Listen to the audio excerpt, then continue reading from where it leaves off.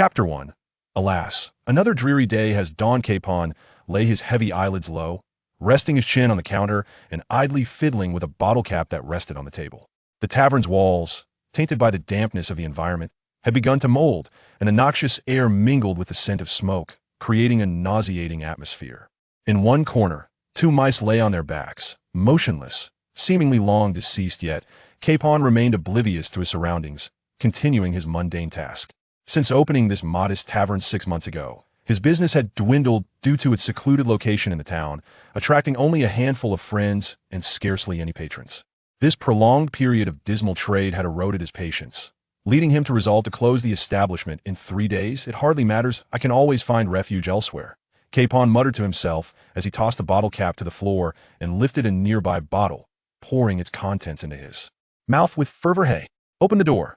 The sudden sound of knocking startled Capon, causing him to sputter the liquid he had just consumed, splattering the table. Before he could utter a curse, the door was kicked open by 2 burly men clad in headscarves, who swaggered inside. One of them bore a heavy burlap sack, his expression betraying the effort it took to carry it. How fares business, Capon? The leading man inquired, plopping down onto a wooden chair, a broad grin stretching across his face. A massive spiked iron club rested on his shoulder, gleaming under the dim light. Same old story, Peter, Capon replied, his frown returning upon recognizing a familiar customer. What about you? Any luck? This time we captured quite the catch. Green, Peter called out to the man carrying the sack, who gently set it down and untied the rope at the opening. A human face soon emerged. The face belonged to a man with dark skin, appearing to be in his early 20s, rugged in features and robust in stature, clad in a pitch-black jacket, most notably adorned with a pair of long horns atop his head. At that moment, the man lay with his eyes tightly shut, occasionally emitting heavy snores, seemingly lost in slumber. He was bound in thick chains, wrapped tightly, as if he were a parcel. Upon encountering such an extraordinary figure, Capon felt a jolt of surprise, and, with a tone laden with curiosity, whispered, impressive indeed. How did you manage to capture such a specimen? Peter, brimming with pride, replied, It's a long story. This morning, my brother and I were patrolling the beach when we stumbled upon a wrecked wooden raft, battered beyond recognition. Nearby, we discovered this fellow, likely a victim of a shipwreck, who had fortuitously washed ashore and fainted. We determined he would not awaken anytime soon, so we brought him here. Behold, this is his weapon, though it's a bit heavy, it wields quite well. With that, he brandished the spiked club, swinging it through the air, producing a whistling sound. Do not smash anything in my establishment, Capon said with a furrowed brow. And what business do you have bringing him here? I do not traffic in human flesh, no. Consider this. The man possesses an extraordinary appearance and seems quite robust. We could certainly fetch a handsome price for him, Peter replied, gesturing toward the man. On the ground, with that money, the 3 of us could open a larger tavern in the town center and strike it rich. That is indeed a valid point, Capon nodded, finding the logic compelling. However, a thought suddenly struck him, and he inquired, But the boss has issued strict orders forbidding the slave trade. Are you not concerned about facing repercussions? What is there to fear? You and I are keeping this under wraps. Who would know? Peter clapped a hand on Capone's shoulder, speaking with pride. In a couple of days, we 3 will disguise this as a delivery, secure him in a barrel, and smuggle him to the nearest underground trading post. It will be a job well done. Is that so? Then it cannot be better. At that moment, a hint of a smile appeared on Capone's tense face. He dashed into the back room and swiftly emerged with 3 large barrels of ale, calling out to the 2 patrons, Fear not to eat and drink to your heart's content today. I shall cover the tab. Now this is the generous Capone I know, Peter exclaimed, rising to accept a barrel without hesitation, drinking heartily. Brother, I have been meaning to ask. Green, who had remained silent until now, cautiously took a barrel and inquired, Why do I feel as though I've seen this fellow somewhere before? Ah, now that you mention it, he does seem familiar. Peter wiped his mouth. However, if he happens to be a wanted criminal, our reward will only increase. There is no need for concern. Brother Peter is right. With all these chains binding him, he cannot possibly escape. Capone raised his barrel, unable to contain his joy, and sat beside Peter, declaring loudly, To the prosperity of our trio, cheers, cheers. As the 2 began to drink heartily, Green could no longer hold back, grabbing a barrel and gulping it down. In an instant, a delightful aroma of ale filled the air, enticing even the man lying on the ground, who involuntarily inhaled the scent. Ah, such fragrant ale! A gust of wind blew in from outside, lifting the curtain hanging above the front desk, revealing a menacing skull emblem. This is Beehive Island, located in the New World, A veritable paradise for pirates here. They are free from any regulation, indulging in whatever they desire. Even the Navy dares not approach easily, and it is dubbed the most dangerous island by the world. The gathering of ruthless pirates relies solely on the prowess of one man tall and short buildings sprawled like a spider's web, densely clustered in every corner of the island. At the heart of this architectural ensemble stood a colossal stone sculpture shaped like a skull. The nasal cavity of the skull was adorned with a grimy glass window, behind which two individuals were engaged in conversation. I have recently learned that the king of the kingdom of Magyaskia intends to pay a substantial sum of heavenly gold to curry favor with the celestial dragons. The naval vessels transporting this wealth will pass near Honeycomb Island. I trust you know what to do, Newgate. The man named Newgate scoffed derisively. I already know without you telling me we need a significant amount of money to expand our territory. But judging by your expression, I suspect you have more to say. One of the dogs in this affair is particularly vicious. The voice paused momentarily before continuing. Surely you have heard of the righteous Sir Crocodile? Newgate furrowed his brow, momentarily taken aback. Is he the one personally overseeing the Navy? That man is no trifling adversary. Many of our comrades have perished at his hands. If I were to take him down personally, it would be a trivial matter, however. Such an action would leave Honeycomb vulnerable given that Ling and the others are currently occupied with other tasks and cannot spare any assistance. I am entrusting this mission to you. Fine, I understand. What's the approximate location? Before he could finish, a pirate rushed in, panting heavily. This is bad. An explosion occurred at a tavern in the west part of the town. A longhorn man wielding an iron rod emerged, and our men are no match for him. A most unwelcome guest has arrived. The voice's owner did not chastise his subordinate for the intrusion, but continued addressing Newgate. You should investigate the situation.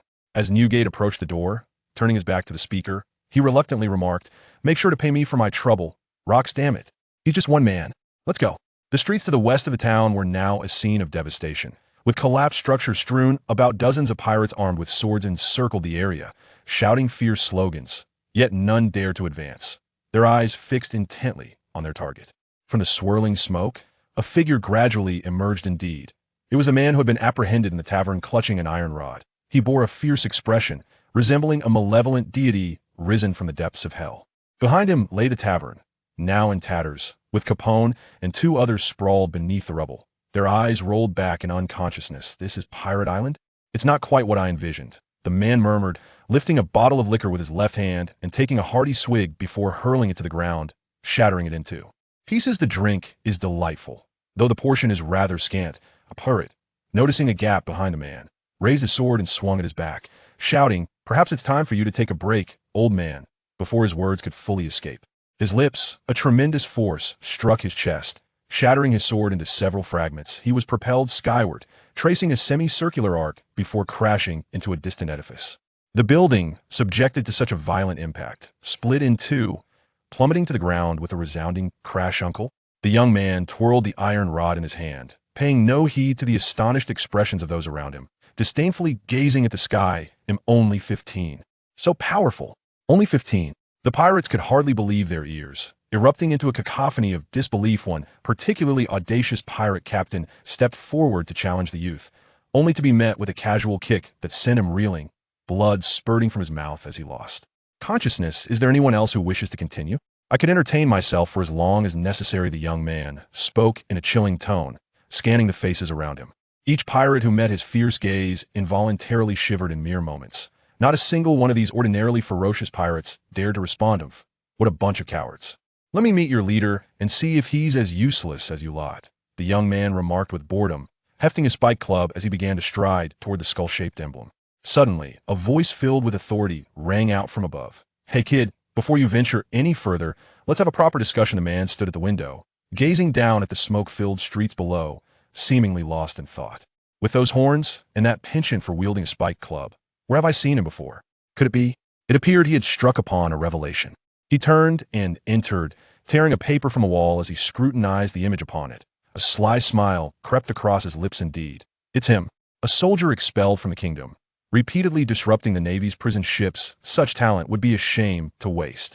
He laughed heartily. Ha ha ha. The crowd below, upon hearing that steady voice, instinctively looked upward. Atop a towering stone pillar stood a robust man, wielding a naginati, donned a white pirate hat, and a cloak indicative of his rank as captain. Most striking was his white beard that resembled a crescent moon. Oh, it's Captain Newgate. Kid, you're done for.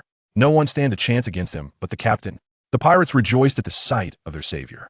The young man, indifferent to the commotion surrounding him, pointed his spiked club upward and coldly declared, "Looks like an interesting opponent has arrived.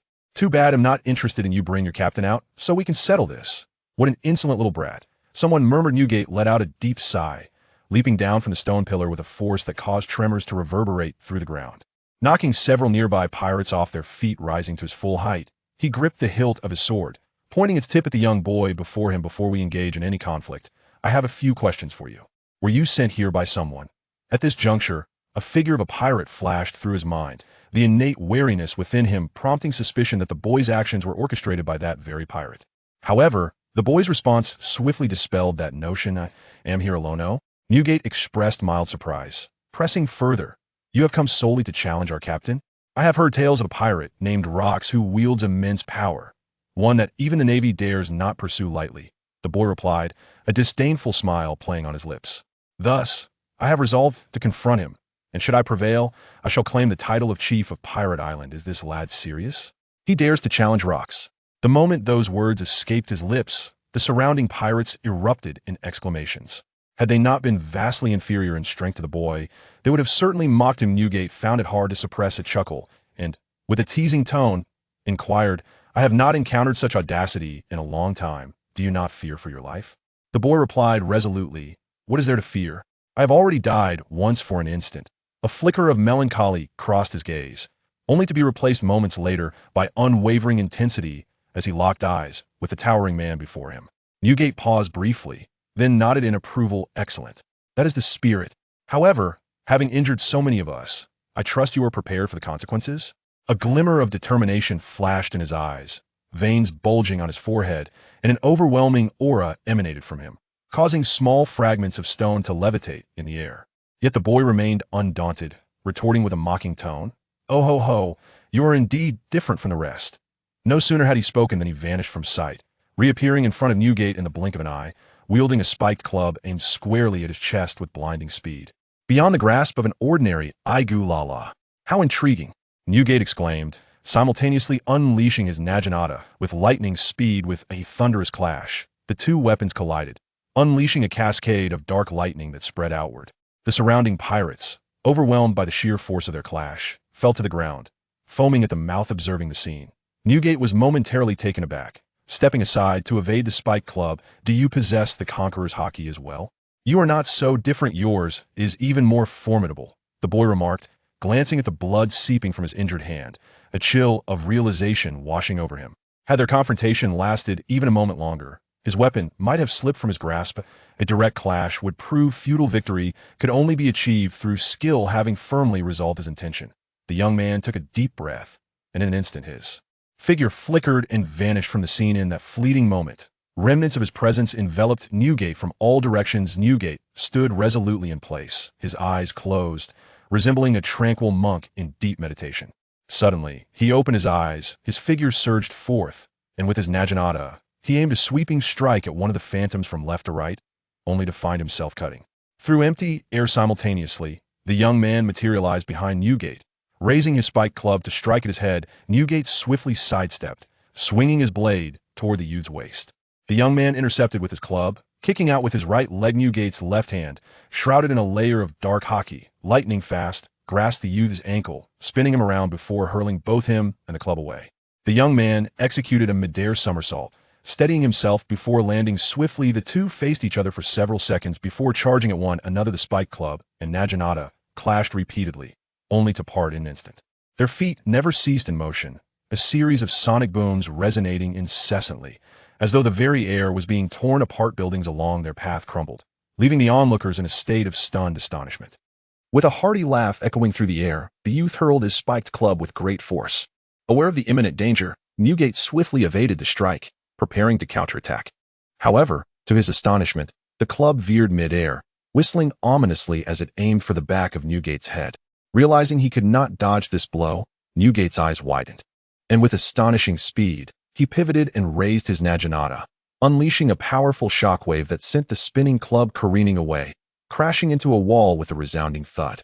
In that fleeting moment, the youth surged forward, his right fist charged with formidable haki, striking Newgate's chest with tremendous force.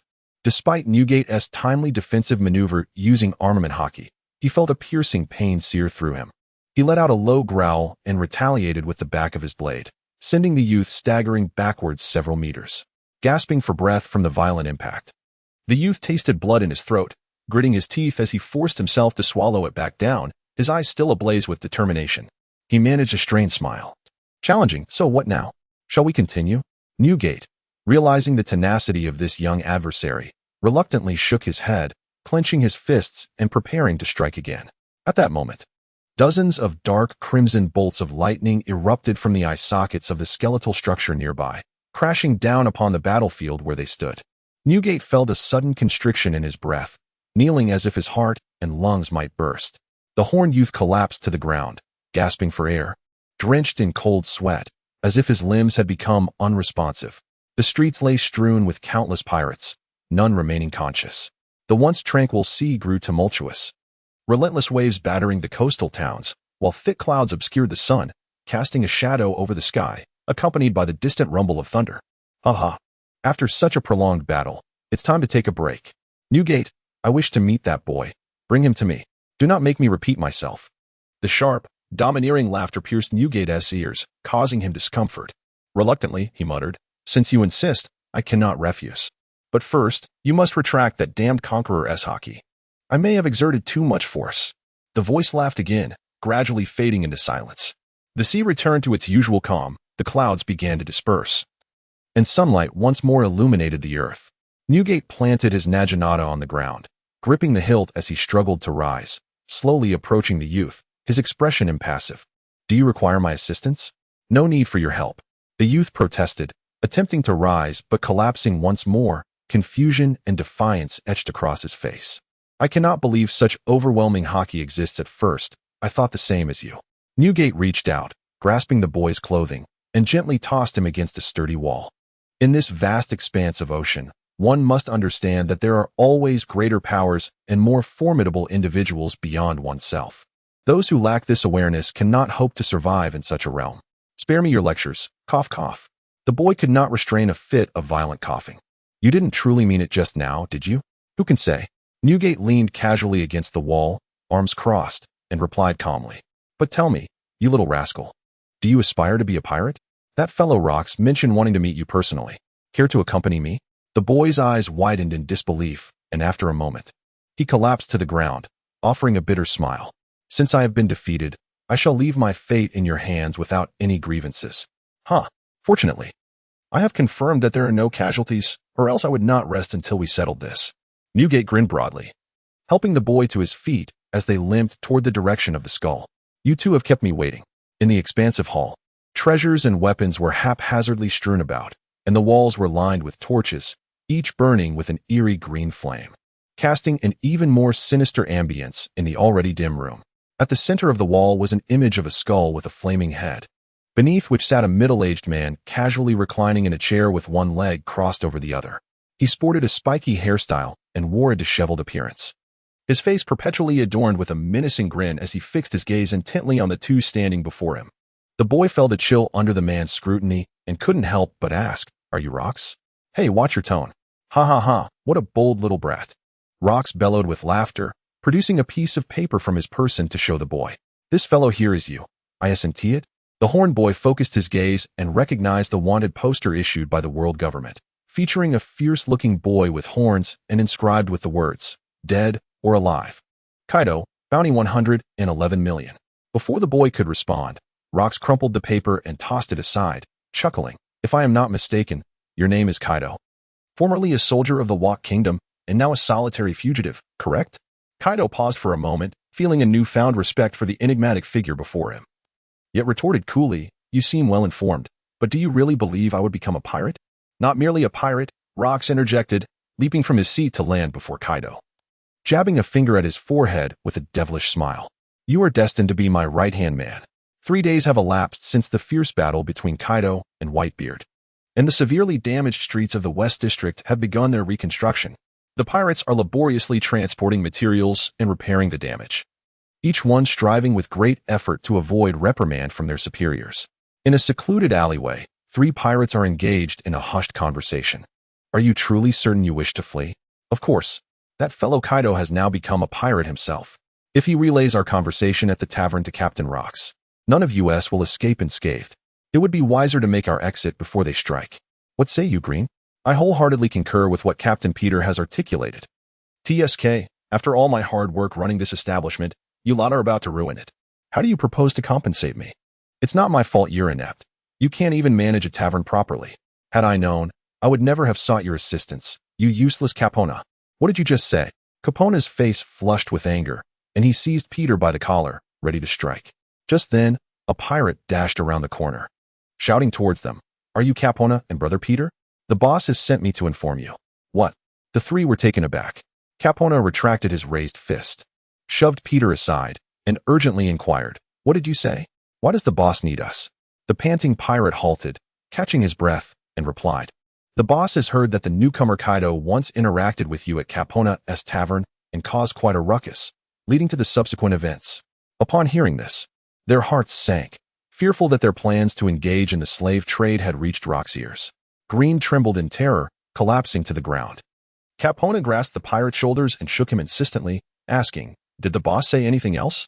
Noticing that the man was on the verge of fainting from the shaking, he released his grip, and the pirate, regaining his composure, looked curiously at the three of them before clearing his throat and saying, "The boss mentioned that Kaido feels remorse for damaging your tavern and has personally contributed funds to assist in the establishment of a new tavern for you three, which is already under construction in the town center."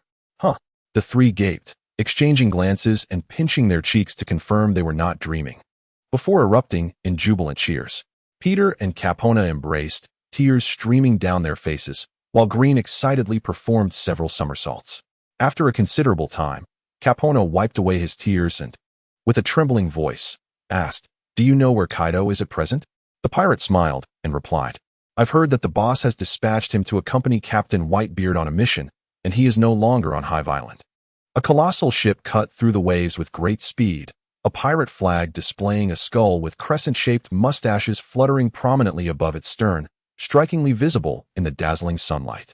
At the bow of the ship, Newgate gazed intently ahead and remarked without turning back, "Those three individuals are unrelated to you. Why do you speak on their behalf?" "Oh, indeed, I cannot deceive you." Kaido reclined on the deck, reveling in the gentle sea breeze that caressed his face. With a languid tone, he replied, "It's quite simple. I still wish to savor the wine from their establishment. It would be a pity to close the doors just like that, unexpectedly. You are so young yet already a connoisseur of spirits, though I suppose I am not in a position to judge." Newgate turned his head and, with a serious demeanor, remarked, "You haven't forgotten the tasks entrusted to you by Rocks, have you? If you were to forget such trivial matters, then perhaps I should reconsider my path as a pirate." Kaido slowly rose to his feet, indulging in a leisurely stretch, finding amusement in that intriguing man. A hint of a smile played at the corners of his mouth as he recalled the conversation from 3 days prior. "You wish for me to be your right hand?" Kaido was taken aback by the audacious proclamation made by Rocks, instinctively retreating a few steps as beads of cold sweat formed on his forehead. He exclaimed, "You cannot be jesting with me, right? Once I utter my words, I shall never retract them." Rocks, undeterred by the youthful bravado in his speech, continued to smile broadly and remarked, "I have witnessed all your battles. To speak candidly, your combat prowess is unparalleled among those I have encountered. None of my subordinates can compare in this regard." Upon hearing this, Whitebeard furrowed his brow in displeasure. "Although you still have a considerable distance to cover before reaching the pinnacle of mastery, with time, you shall undoubtedly grow to be dozens of times stronger than you are now." As he became increasingly animated, he drew his sword and swung it toward Kaido's neck, laughing maniacally, "You may even surpass me. Ha ha ha ha." Kaido had never anticipated that Rocks would suddenly strike. As the blade's momentum surged towards him, there was no time for contemplation. He hastily raised his staff to block. In the fleeting moment when their weapons clashed, Kaido felt a tremendous force ripple through his body, propelling him backward and crashing him into the wall, creating a large hole.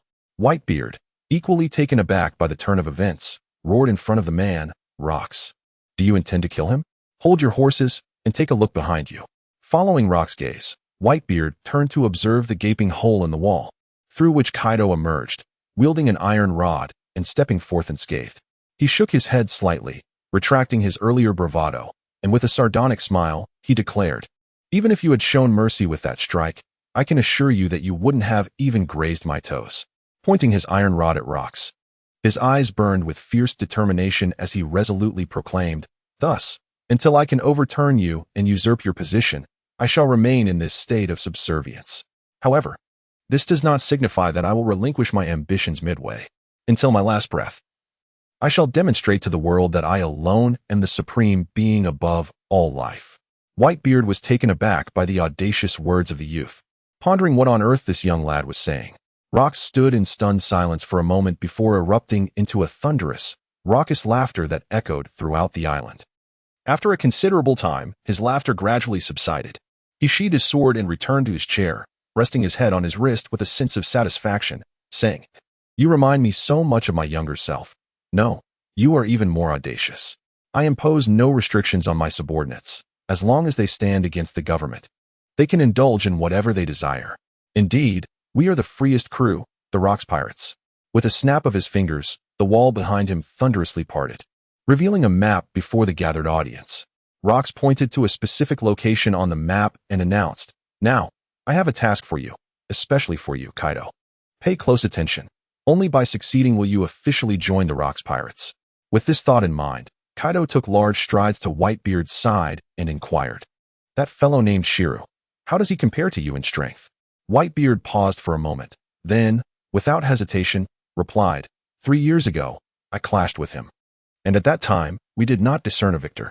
I am far stronger now than I was then. And I assume that fellow has also engaged in considerable training since." Upon hearing these words, Kaido could not help but swallow hard. A formidable adversary like Newgate was indeed a difficult opponent to contend with. Seemingly divining Kaido's thoughts, Newgate remarked, "Therefore, at that time, you shall lead a contingent to hold off the other Navy forces while I confront Shiryu. That fellow can effortlessly annihilate enemy vessels during naval warfare. And to prevent him from seizing the upper hand, we must preemptively ambush at the Sandregic Strait, finding an advantageous position to catch them off guard. For this, we shall require the expertise of a specialist, Stussy." "Ah, did you call for me, Newgate?" A soft, melodious voice emerged from the cabin, and shortly thereafter, a woman adorned with a top hat gracefully stepped forward. She bowed to Newgate before standing still, her youthful visage, likely in her 20s, radiated beauty. And her alluring figure was accentuated by brown leopard print trousers that showcased her exquisite legs. Taken aback by the sudden appearance of such a stunning woman, Kaido leaned closer to Newgate and inquired, "Is she your old flame?" Newgate exhibited no sign of anger, replying slowly, "Her name is Stussy Gombakin. A valuable subordinate of mine, adept in reconnaissance and the development of pharmaceuticals. One might say she is indeed my lover. Hee, I have been Newgate's for life." Stussy remarked with a charming smile. Then, noticing the imposing horned giant beside her, she curiously asked, "Newgate, is this the newcomer you mentioned?" "Well, he hasn't officially joined yet. But he is quite powerful, albeit not the easiest to communicate with." "Oh, is that so?" Stussy's gaze sparkled with warmth as she regarded Kaido, her lips curving into a gentle smile. "It's a pleasure to meet you, little brother Kaido. Since we are members of the same pirate crew, you may call me Sister Stussy." Kaido merely felt a shiver run down his spine and bellowed in a gruff voice, "Get lost, you wretched woman." Stussy, unaccustomed to such intimidation, hurriedly clung to Whitebeard's leg, tears welling in her eyes as she plaintively pleaded, "Wah, Whitebeard, he is being so mean to me. Please help me." "Come now, you are no longer a little girl." Whitebeard comforted her with a gentle touch to her hat, his expression softening with tenderness. It seemed Stussy noticed something. As she abruptly ceased her sobbing, her tone shifting to one of calm resolve. "Whitebeard, we are nearing our destination. Prepare the ambush as per my instructions." "Excellent," Whitebeard proclaimed, clapping his hands together to gather everyone on deck. He announced loudly, "Our mission is to seize the celestial gold escorted by the Navy. Everyone, prepare for battle." Before long, two majestic mountains loomed into view, resembling fierce beasts locked in a stare, undoubtedly the renowned throat of pirates, the Sandregic Strait. The waters beyond the strait surged violently, littered with jagged rocks, where the remnants of vessels battered by waves could be seen. Only a narrow passage between the two peaks allowed for safe passage. As the pirate ship entered the mouth of the strait, Whitebeard directed the helmsman to dock the ship in a concealed cave according to the map provided by Rocks. Enjoy my latest invention, little devil, which will last for an hour," Stussy chimed, a charming smile gracing her lips as she produced a pistol adorned with a mischievous face. She aimed the weapon at all the pirates, including Whitebeard and Kaido, and fired. The bullet detonated upon contact with the air, enveloping the entire pirate ship in a cloud of pink smoke. Strangely, the pirates inhaled the mist without discomfort, and soon dark wings sprouted from their backs. They had no time to marvel at their transformations as they swiftly darted towards the two mountains. Genetic replication is indeed a convenient marvel, Stussy mused, holstering her pistol. She removed her hat, revealing a pair of massive bat-like wings sprouting from her back, elongated horns adorning her head, and a tail extending behind her. Resembling a demon from a storybook, she licked her right hand before unfurling her wings and soaring towards the peak on the left. Whitebeard was the first to reach the summit of the right mountain, retracting his wings. He waved to the pirate crew trailing behind him, and they silently followed their captain. Halting at a cliff surrounded by rocks, crouching behind the stones, Whitebeard scanned the glistening sea below, keenly observing for any passing ships. Turning back, he whispered to his comrades, "When I raise my weapon, you shall commence the assault. Victory is our only option." "Aye, Captain." The pirates, brimming with anticipation, grasped their respective weapons and crouched on the massive rocks at the edge of the cliff, each one eagerly awaiting the impending battle. Kaido, too, was no exception, his wrist trembling slightly as he tightly clutched his spiked club. Time ticked away, and all remained motionless, silently awaiting the arrival of their quarry. At last it came. From the southern 60-degree direction, Stussy called out softly, and the pirates perked up, turning in unison to the direction she indicated. As expected, a cargo ship, laden with substantial goods, slowly approached the entrance of the canyon. Its flag bore the image of a seagull, unmistakably marking it as the Navy vessel transporting the celestial gold. The world government, established 8 centuries ago by the kings of 20 nations, has since evolved into a vast organization comprising 170 member states, persistently wielding control over the entire world. Each year, member nations are required to pay a hefty tribute of treasures to the noble class of celestial dragons in exchange for naval protection and the right to participate in the World Conference, known as the Celestial Gold. Should a nation fail to fulfill this obligation punctually, it risks losing its privileges as a member state, ultimately descending into a lawless territory overrun by pirates and human traffickers. Thus, no member nation dares to defy the government's edicts, with some monarchs going so far as to deplete their national resources to submit the celestial gold, acutely aware of the horrors that accompany the loss of human rights. The steep cliffs here serve as an ideal ambush point. All must remain vigilant, guarding the celestial gold with utmost diligence, allowing not even the smallest insect to approach. "Yes, Colonel." Hundreds of Navy personnel raised their right hands in a solemn salute, their voices resonating powerfully, armed and marching with steady strides. They stood around a bulging black cloth bound tightly with heavy iron chains, their backs as straight as pines, eyes gleaming with resolute determination, seemingly unafraid of any challenges that lay ahead. "Excellent. This is the hallmark of the Navy headquarters soldiers." The colonel nodded in satisfaction, then turned respectfully toward the ship's cabin, addressing, "Mr. Sherlock, you may engage in battle at any time." "Ah, such fundamental matters do not require my report," came a languid, deep voice as the cabin door was forcefully pushed open. A figure strode out, his facial features sharply defined, with well-proportioned features and thin lips adorned with fine stubble.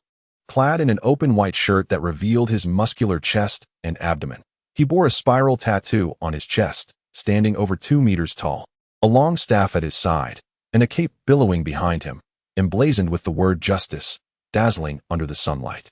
Yawning, the man cast a sweeping glance at the Navy personnel, unsheathed his staff, and with a resounding thud, planted it firmly on the deck. In a commanding tone, he proclaimed, "I trust you are all aware of the significance of this mission. The celestial dragons are the supreme deities of this world. Their commands are absolute and cannot be defied. Only through obedience can one aspire to be an exemplary Navy officer." The naval officers exchanged glances, at a loss for how to respond, while the colonel's expression was equally awkward. "Admiral, I have a question." A newly enlisted soldier raised his hand and expressed his confusion. "As soldiers who embody justice, it is our mission to eradicate pirates who harm civilians. Why must we act according to the whims of the celestial dragons? I implore you to answer." The other naval officers changed color upon hearing this, and Skyrock seemed taken aback by the soldier's inquiry. With a forced smile, he addressed the young man. "Indeed. That is a valid question. The answer is quite simple, and I shall provide you with the correct one. As he spoke, he raised his right hand and pointed forward. In an instant, the soldier's face contorted in agony as his right leg twisted grotesquely, blood spurting forth. A heart-wrenching scream echoed through the air. "Ah, my leg. It's deformed." The soldier writhed on the ground, clutching his mangled limb. Skyrock, unsatisfied, lifted 2 fingers and inflicted the same torment on the soldier's left hand, declaring, "For the celestial dragons are justice. Defying their commands equates to evil. You have forfeited your right to be a Navy man, and you shall now face military justice, death." His right index finger twisted another 360 degrees, causing the soldier's entire body to contort violently, limbs intertwining until he curled into a ball. Moments later, the ball erupted, showering the deck with blood. The naval officers, having witnessed countless battles, were nonetheless horrified by such a gruesome spectacle, their faces pale with fear. Skyrock, however, remained unfazed, casually seated in a chair, his expression impassive as he stated, "Should anyone else voice such inquiries, I trust you understand the consequences?" In unison, the Navy officers responded, "Yes." What a cruel individual he is, truly deserving of the title of Twisted Man after consuming the twisting fruit. Observing the scene through her telescope, Stussy felt a shiver of dread. She leaned toward Whitebeard and whispered, "Is it time to strike?" "Wait." Whitebeard gestured for her to pause. Despite his seemingly brutish demeanor, he was astute. Acting now would easily ensnare them in a trap. "Let us wait until their ship reaches the middle of the strait. You are quite similar to him." Stussy teased, then fell silent, continuing to observe the naval vessel through her telescope. Whitebeard glanced at the opposing mountain, reassured to see that the burly man he was most concerned about had not made any noticeable moves, allowing him to relax slightly. "You little brat. Don't make a mess of things at a critical moment." In the blink of an eye, the naval ship had entered the midpoint of the strait. The 500 pirates lying in ambush on the mountain felt a surge of energy as they tightened their grips on their weapons. As the opportune moment arrived, Whitebeard prepared to raise his naginata. At that instant, the naval vessel abruptly decelerated, coming to an immovable halt upon the surface of the sea. "What?" Whitebeard found himself perplexed by the Navy's actions. He exchanged a knowing glance with Stussy, who grasped the situation and lifted her telescope, intently observing Shilruck's every movement. She noticed him engaged in a conversation with a transponder snail. Shortly thereafter, he stowed it away and abruptly shifted his gaze towards the camera, revealing a predatory intensity akin to a hawk spotting its prey. This is not good. A chill coursed through Stussy as she realized their position had been compromised. She was about to inform Whitebeard when she witnessed several pirates being shot from behind, plummeting off the cliff into the sea, never to resurface. What is happening? The suddenness of the events caught the pirates off guard. Whitebeard, seeking the source of the gunfire, looked upward and saw the clouds above densely populated with Navy personnel, encircling the strait in overwhelming numbers, tenfold that of the pirates. Each soldier donned a cloak, clearly holding ranks above ensign. Just as Rear Admiral Shilruck had surmised. There indeed lay a pirate ambush, prompting the naval forces to deploy their airborne units via an alternate route. A naval colonel, weapon in hand, descended rapidly, his legs propelling him through the air as he unleashed a barrage upon the pirates, his face alight with triumph. Unable to restrain his mockery, he jeered, "Are you not the subordinates of rocks? Hardly impressive. Surrender now, and you may yet preserve your lives." The coordination was impeccable, truly befitting the military of the world government. Shilruck regarded the soldiers' maneuvers with admiration, a smile curling at the corners of his mouth. With a sweeping gesture, he commanded loudly, "Soldiers skilled in moonwalk, flank those pirates.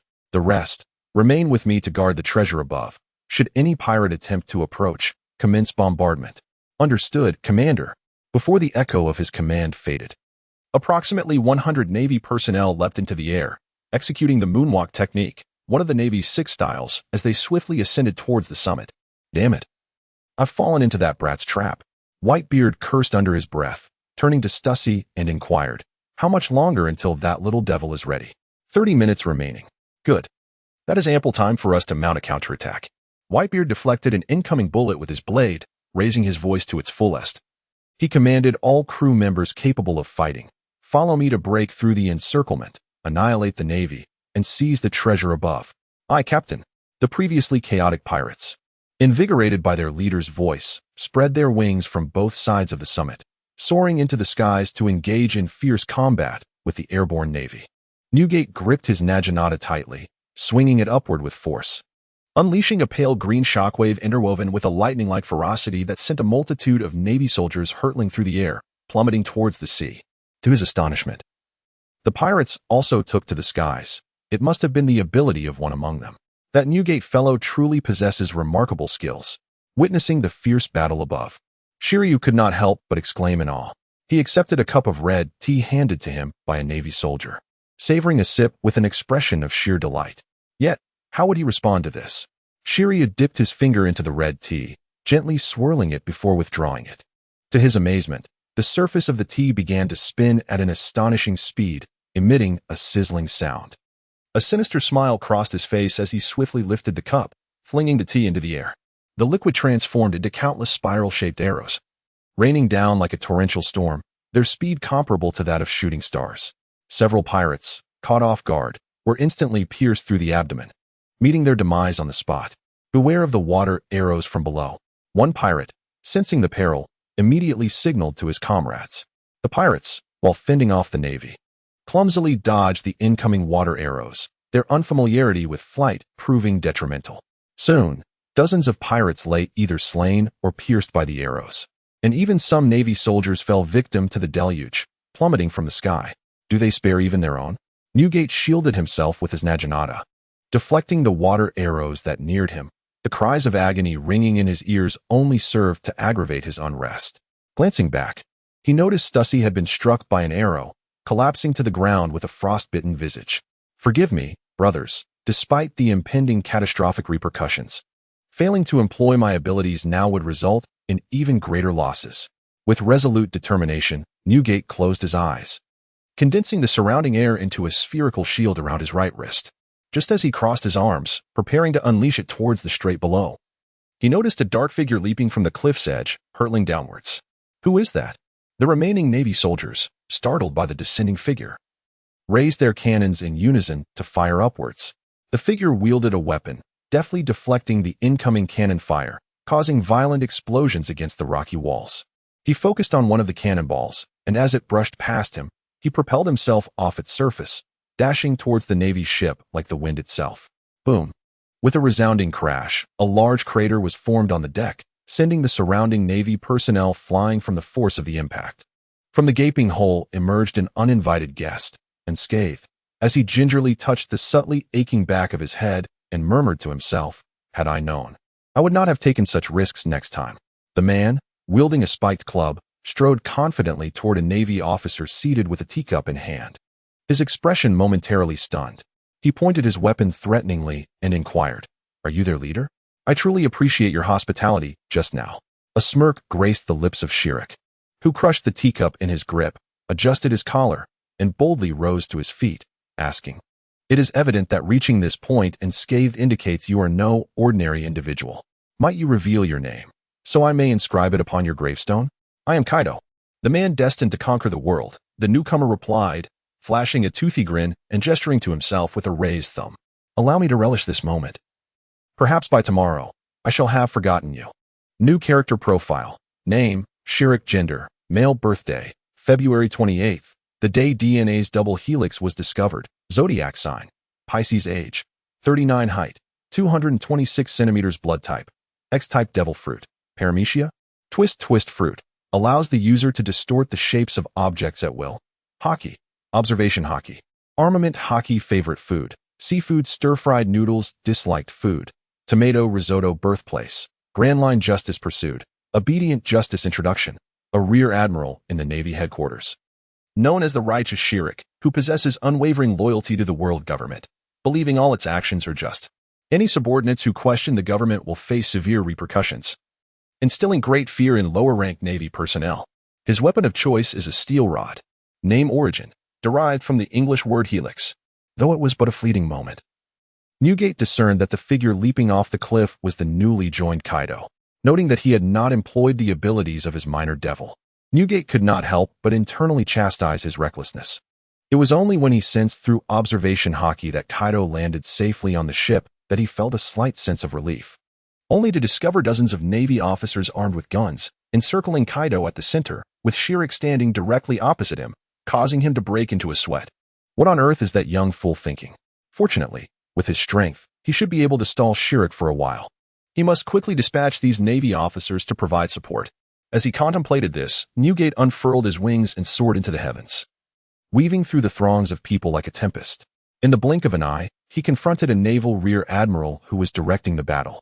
Taken by surprise, the admiral received a grievous stab to the chest, blood gushing forth into the air, and with a piercing scream, he plummeted straight towards the sea. The pirates, struggling to hold their ground, witnessed their captain's formidable strike against an enemy commander, and their spirits surged, prompting them to retaliate against the Navy. Stussy slowly rose, retrieving a syringe from her garments, and injected it into her wounded arm. In an instant, the injury healed rapidly, returning to its former state. "Ah, what manner of punishment shall I bestow upon you?" she mused, delicately tucking a strand of hair behind her ear before vanishing like a specter into the ranks of the enemy. She bit into the necks of several Navy soldiers, who felt a slight itch at the sight of the wounds. Just as they raised their weapons to fire, their muscles began to dehydrate and wither, ultimately leaving behind mere husks that drifted down with the wind. "Do not fear. We still have the advantage in numbers. We must hold them off until Vice Admiral Shirek arrives," a naval colonel shouted, kicking away an attacking pirate. The remaining Navy personnel, inspired by his rallying cry, drew their swords and charged fiercely at the encroaching pirates, igniting a fierce and unpredictable clash in the air. "It seems quite lively up there," Shirek remarked, observing the multitude of unconscious Navy and pirates cascading into the sea. Turning to the young boy before him, hands clasped behind his back, he inquired with curiosity, "By the way, I feel I have heard the name Kaido before. Could you briefly share your story with me?" A lieutenant with a firearm responded, "Admiral, that is the infamous fugitive responsible for the destruction of several prison ships 2 years ago. His strength is formidable, and many rear admirals have fallen to his might. Please exercise caution." "Ah, it is he," Shirek exclaimed, striking his left fist into his right palm as realization dawned upon him. "I do not consciously memorize the appearances of wanted criminals. It slipped my mind for a moment. This situation may become quite troublesome." Kaido appeared somewhat impatient, extending his leg to the ground and creating a shallow pit as he bellowed, "Stop with the trivialities. I have no time to indulge your antics." Sherlock spread his hands, revealing an expression of resigned amusement, and teased the young boy. "What an audacious little rascal you are, to utter such words in this circumstance. Do you not find it a tad bold?" Kaido surveyed the surrounding naval forces, a confident smile gracing his lips. "Do not worry. It will soon be just the two of us." With that, a fiery crimson glint flickered in his eyes, as dozens of serpentine strands of Conqueror's haki radiated outward from his being. The surrounding Navy personnel, unable to withstand the overwhelming pressure, fell to the ground, frothing at the mouth. In an instant, only Kaido and Shirita remained aboard the ship. "Ah, you possess Conqueror's haki? I must admit, I feel a tinge of envy," Shiryu remarked, drawing his weapon from his waist. He gripped the steel staff with both hands, assuming an offensive stance. "However, this alone did not signify your ability to defeat me. I hope you remember why I have ascended to this position."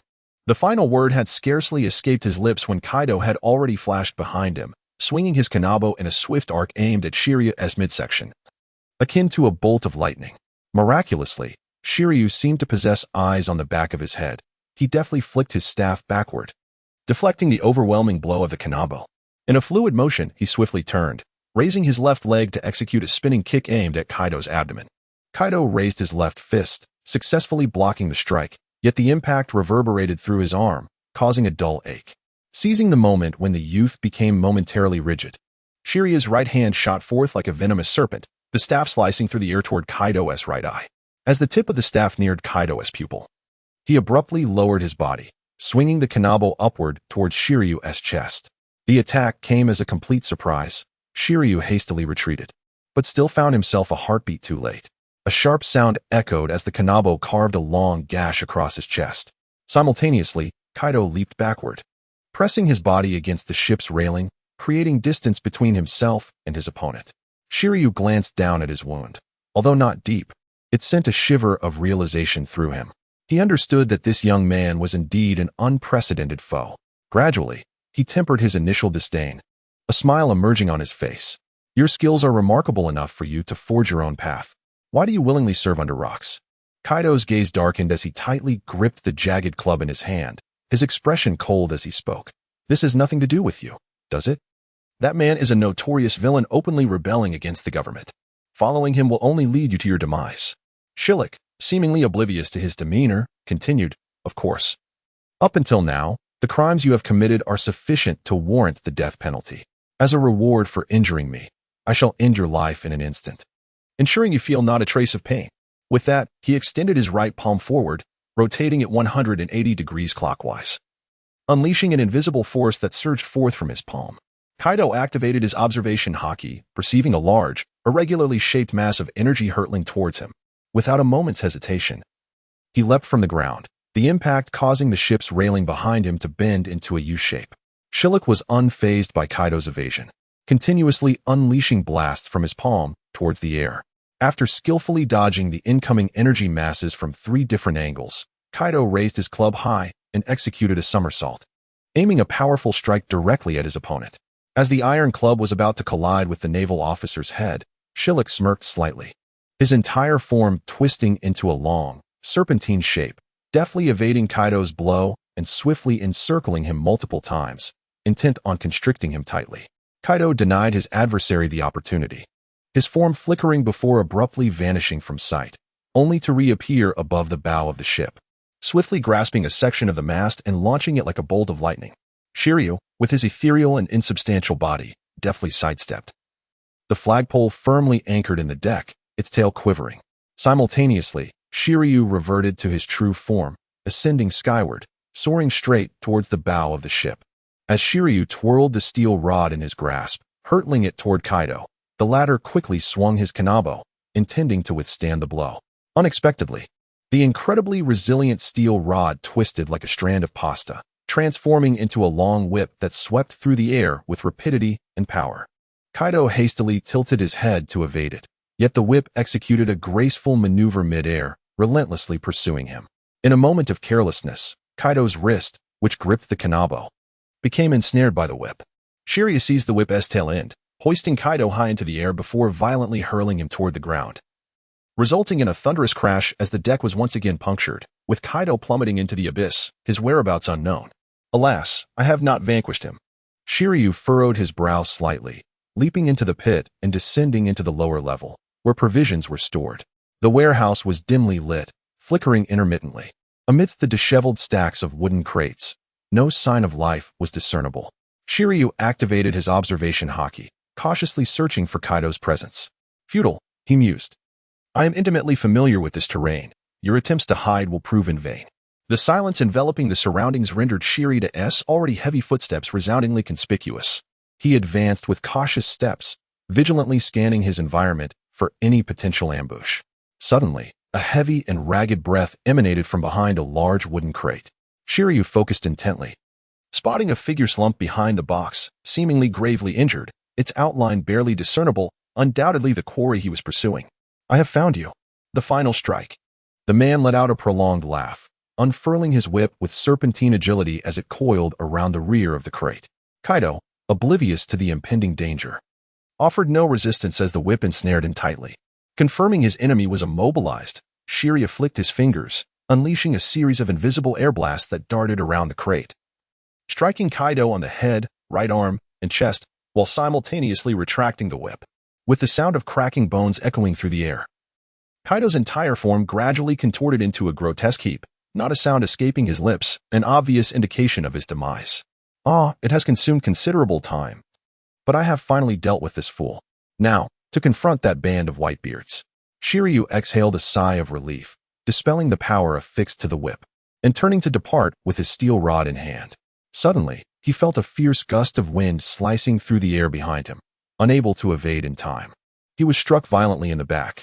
The steel rod slipped from his grasp, shattered by the force of the wind, sending him hurtling forward, crashing through several crates with a heavy thud.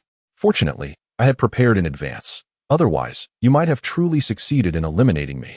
In the darkness, a robust silhouette wielding an iron rod gradually emerged. It was Kaido. He strode purposefully to the rear of a wooden crate. Observing the fragments scattered across the ground as they slowly deflated, he murmured to himself, Expressing surprise that this contraption could indeed be of use, Newgate's woman was truly remarkable. Rewinding time to an hour prior, Newgate's pirate ship had just navigated into the strait. Shiryu's ability to manipulate matter freely posed a significant risk for anyone who approached carelessly. I had managed to maintain my safety by countering him with my haki. Although I had asserted that I would handle Shiryu, circumstances are ever-changing. And it is inevitable that others among us might encounter him. Among them, you are the most likely candidate. Upon hearing Newgate point at him, Kaido felt a surge of pride and exclaimed, "Perfect. I too wish to confront that fellow." Ahem, before that, Stussy. Newgate cleared his throat gently twice, gesturing for the alluring woman to approach. Stussy carefully placed the box she held on the ground and extracted a soft, translucent pouch, tossing it towards Kaido, who was enveloped within it. What is the meaning of this? Kaido struggled as the skin suit was forcibly removed by Stussy. Upon contact with Kaido, the suit began to swell and expand, revealing vibrant colors on its surface. In a matter of moments, a remarkably lifelike replica of Kaido stood before the onlookers. Upon seeing this uncanny likeness of himself, Kaido's eyes widened in astonishment, leaving him momentarily frozen in place. Stussy continued to manipulate the doll, crumpling it into a small bundle, from which she produced a glass vial. Placing the bundle inside, she handed the vial to Kaido with a wink and a smile, saying, "Dear Kaido, this is my creation. The decoy.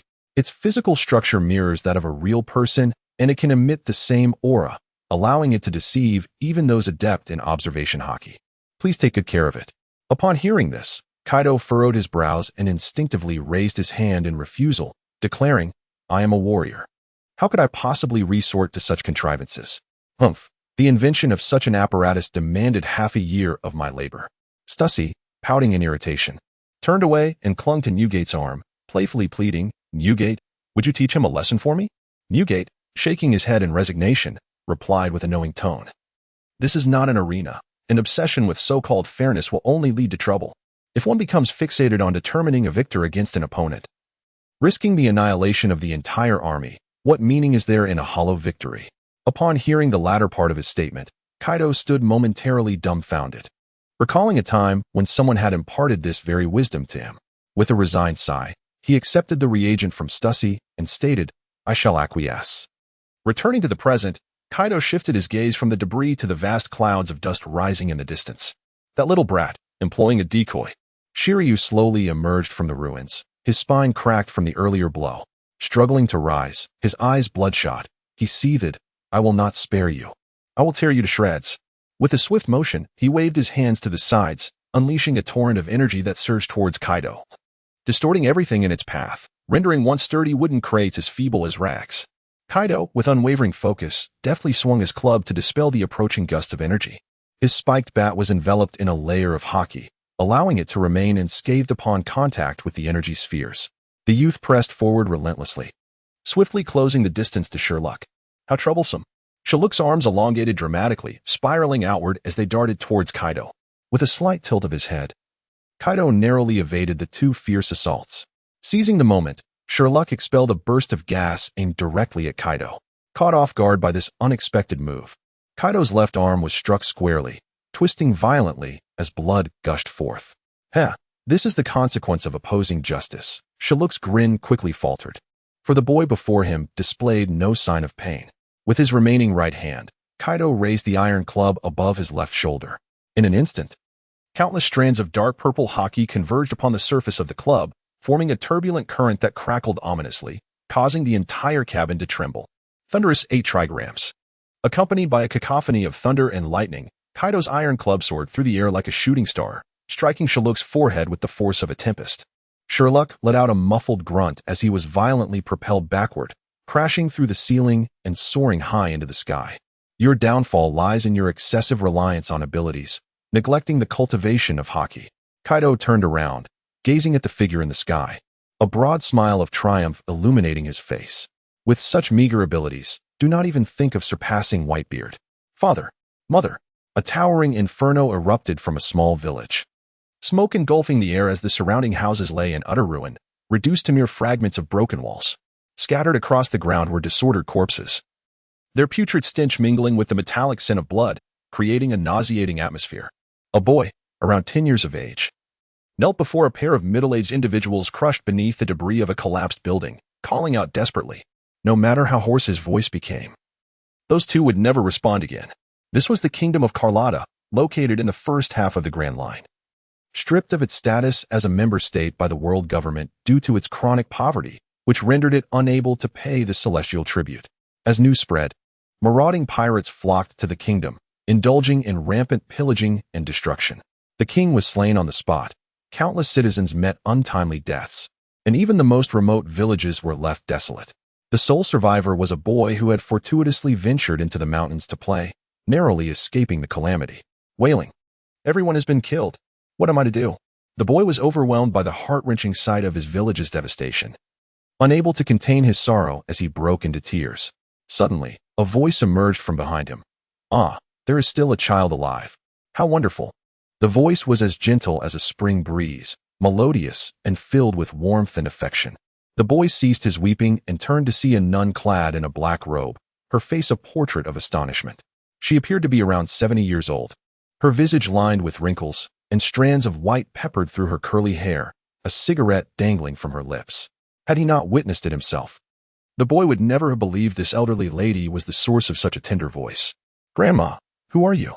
I don't think I've ever seen you before," he stammered, his swollen eyes betraying his confusion. The nun placed her hands over her heart and spoke softly. "I am merely a wandering nun passing through this country, intending to spread the teachings of my faith. Little did I expect such a tragedy to unfold. It truly pains my heart." Her voice trembled with emotion. "Dear nun, could you tell me why, despite the presence of pirates, the Navy has not come to protect us?" The boy asked, tugging at her robe with a choked voice. In his youth, he had heard his parents speak of the Navy as the righteous enforcers of justice, always ready to punish wrongdoers wherever they appeared. Thus, in his innocent heart, the Navy had left an indelible impression, and it had long been his dream for the powerful Navy to safeguard his family. The nun paused, coughing lightly, and forced a smile. "Ah, that is because this country is not a partner of justice." "A partner of justice? You will understand when you grow older." The nun extended her hand, a gentle smile gracing her face. "Come with me. I shall take you to a wonderful place where many children, like you, who are homeless, reside. I am certain you will become good friends." The boy, previously engulfed in despair, seemed to glimpse a ray of hope. Wiping away his tears, he eagerly nodded in agreement, taking the nun's withered yet warm arm as they ventured beyond the village. Thus, they departed from a nation that had faded from history, crossing the sea to the majestic Isle of Elbaf, where the Lamb House, a sanctuary for orphans from around the globe, awaited. The boys swiftly integrated with the other children, adapting to this new environment in no time. 2 years passed, and many children gradually left the Lamb House. The boy, perplexed by their departures, approached the nun to inquire about the situation. "Ah, you see, kind-hearted individuals have reached out to me, expressing their desire to adopt these children. They are heading to their new homes." The nun encouraged him to join the other children in play, though the boy wished to voice more questions. The warmth radiating from the nun's kind face dispelled his lingering doubts, and he refrained from probing further. Another 2 years elapsed when 2 men in plain clothes arrived, specifically requesting to take the boy away. The nun readily acquiesced, personally escorting him to the ship, bidding him a heartfelt farewell. The boy followed the men across the ocean, catching sight of a foreign and magnificent edifice, its exterior emblazoned with the word, "Marine." "Everyone, listen closely. Our Navy serves the celestial dragons, and all actions must adhere to the directives of the world government. Nations that do not align with the world government are unworthy of human rights, and thus, we have no obligation to protect such places. However, if the celestial dragons are attacked, we must eliminate every last perpetrator without exception." From that day forth, the boy was confined to a solitary chamber, subjected to the incessant lectures of an instructor displayed on the screen of a din-din mushi. The haunting memories of his past and the radical ideologies continuously stimulated his mind, gradually transforming him into a different person. He became obedient to the world government's commands, faithfully executing task after task, eradicating numerous factions opposed to the government, which earned him the favor of the higher-ups and propelled him to the rank of rear admiral within the headquarters. The world operates in accordance with its inherent order. Only by adhering to the rules can one live rightly and deserve to be a partner of justice. All pirates must be eradicated, and those who dare to question the government's commands are equally deserving of punishment. This is my path of righteousness, and no one shall obstruct it. Embracing these notions, The man known as Shirik, with his unwavering integrity, instilled terror in the hearts of many ruthless pirates upon the seas, gradually earning the respect of the naval forces. It was well understood among the populace which types of individuals were best left unprovoked. At this moment, Shirik rolled his eyes, his teeth missing several fragments, and his cloak of justice tattered beyond recognition. He spun around and ascended into the sky, only to plummet swiftly and directly onto the upper structure of a ship, which could not withstand the force of his descent and collapsed with a thunderous crash, sending clouds of dust soaring into the air. The combatants engaged in the aerial skirmish were suddenly taken aback by this spectacle, momentarily forgetting to breathe as they ceased their actions. After a fleeting silence, a resounding cheer erupted from above, reminiscent of thunder. It was unmistakable. That was Shirik. I have seen his likeness in the newspapers. Oh, that lad has done it. The pirates raised their weapons high, jubilantly cheering, while the remaining Navy personnel were struck dumb, their jaws agape in disbelief, utterly at a loss. Witnessing this scene, the normally stoic Newgate allowed a faint smile to play upon his lips, causing his beard to twitch slightly. That little brat, he possesses quite the flair. He mused appreciatively, turning to the nearby Stussy and inquiring, how much longer until the effects of the drug wear off? The female pirate, having drained the blood from a Navy soldier and carelessly tossing him overboard, wiped her crimson lips and replied with a smirk, 10 minutes. That will be ample time for us to seize the gold from the skies. Newgate nodded, then called out to the rest of the pirates. Shirik has been defeated. The injured should follow Stussy back to the ship, while the rest of us will storm the Navy vessel. Following your command, Captain Newgate. The wounded pirates supported one another as they gradually made their way to the docking area behind Stussy. Newgate led the charge, cleaving down any Navy personnel attempting to obstruct their advance as he and a dozen pirates swiftly approached the naval ship. TSK, those rascals are quite the noisy bunch. Kaido spat onto the ground, a scowl etched upon his face as he leaped back onto the deck. His left arm was a gruesome sight, twisted and mangled, the flesh so shredded that even the bone resembled a wrung-out rag. Yet, he shrugged off the pain, moving his right arm with nonchalance before striding briskly to the rear of the ship, where he came to a halt. The layer of black cloth, having endured the recent fierce battle, remained unscathed, tightly bound by heavy chains.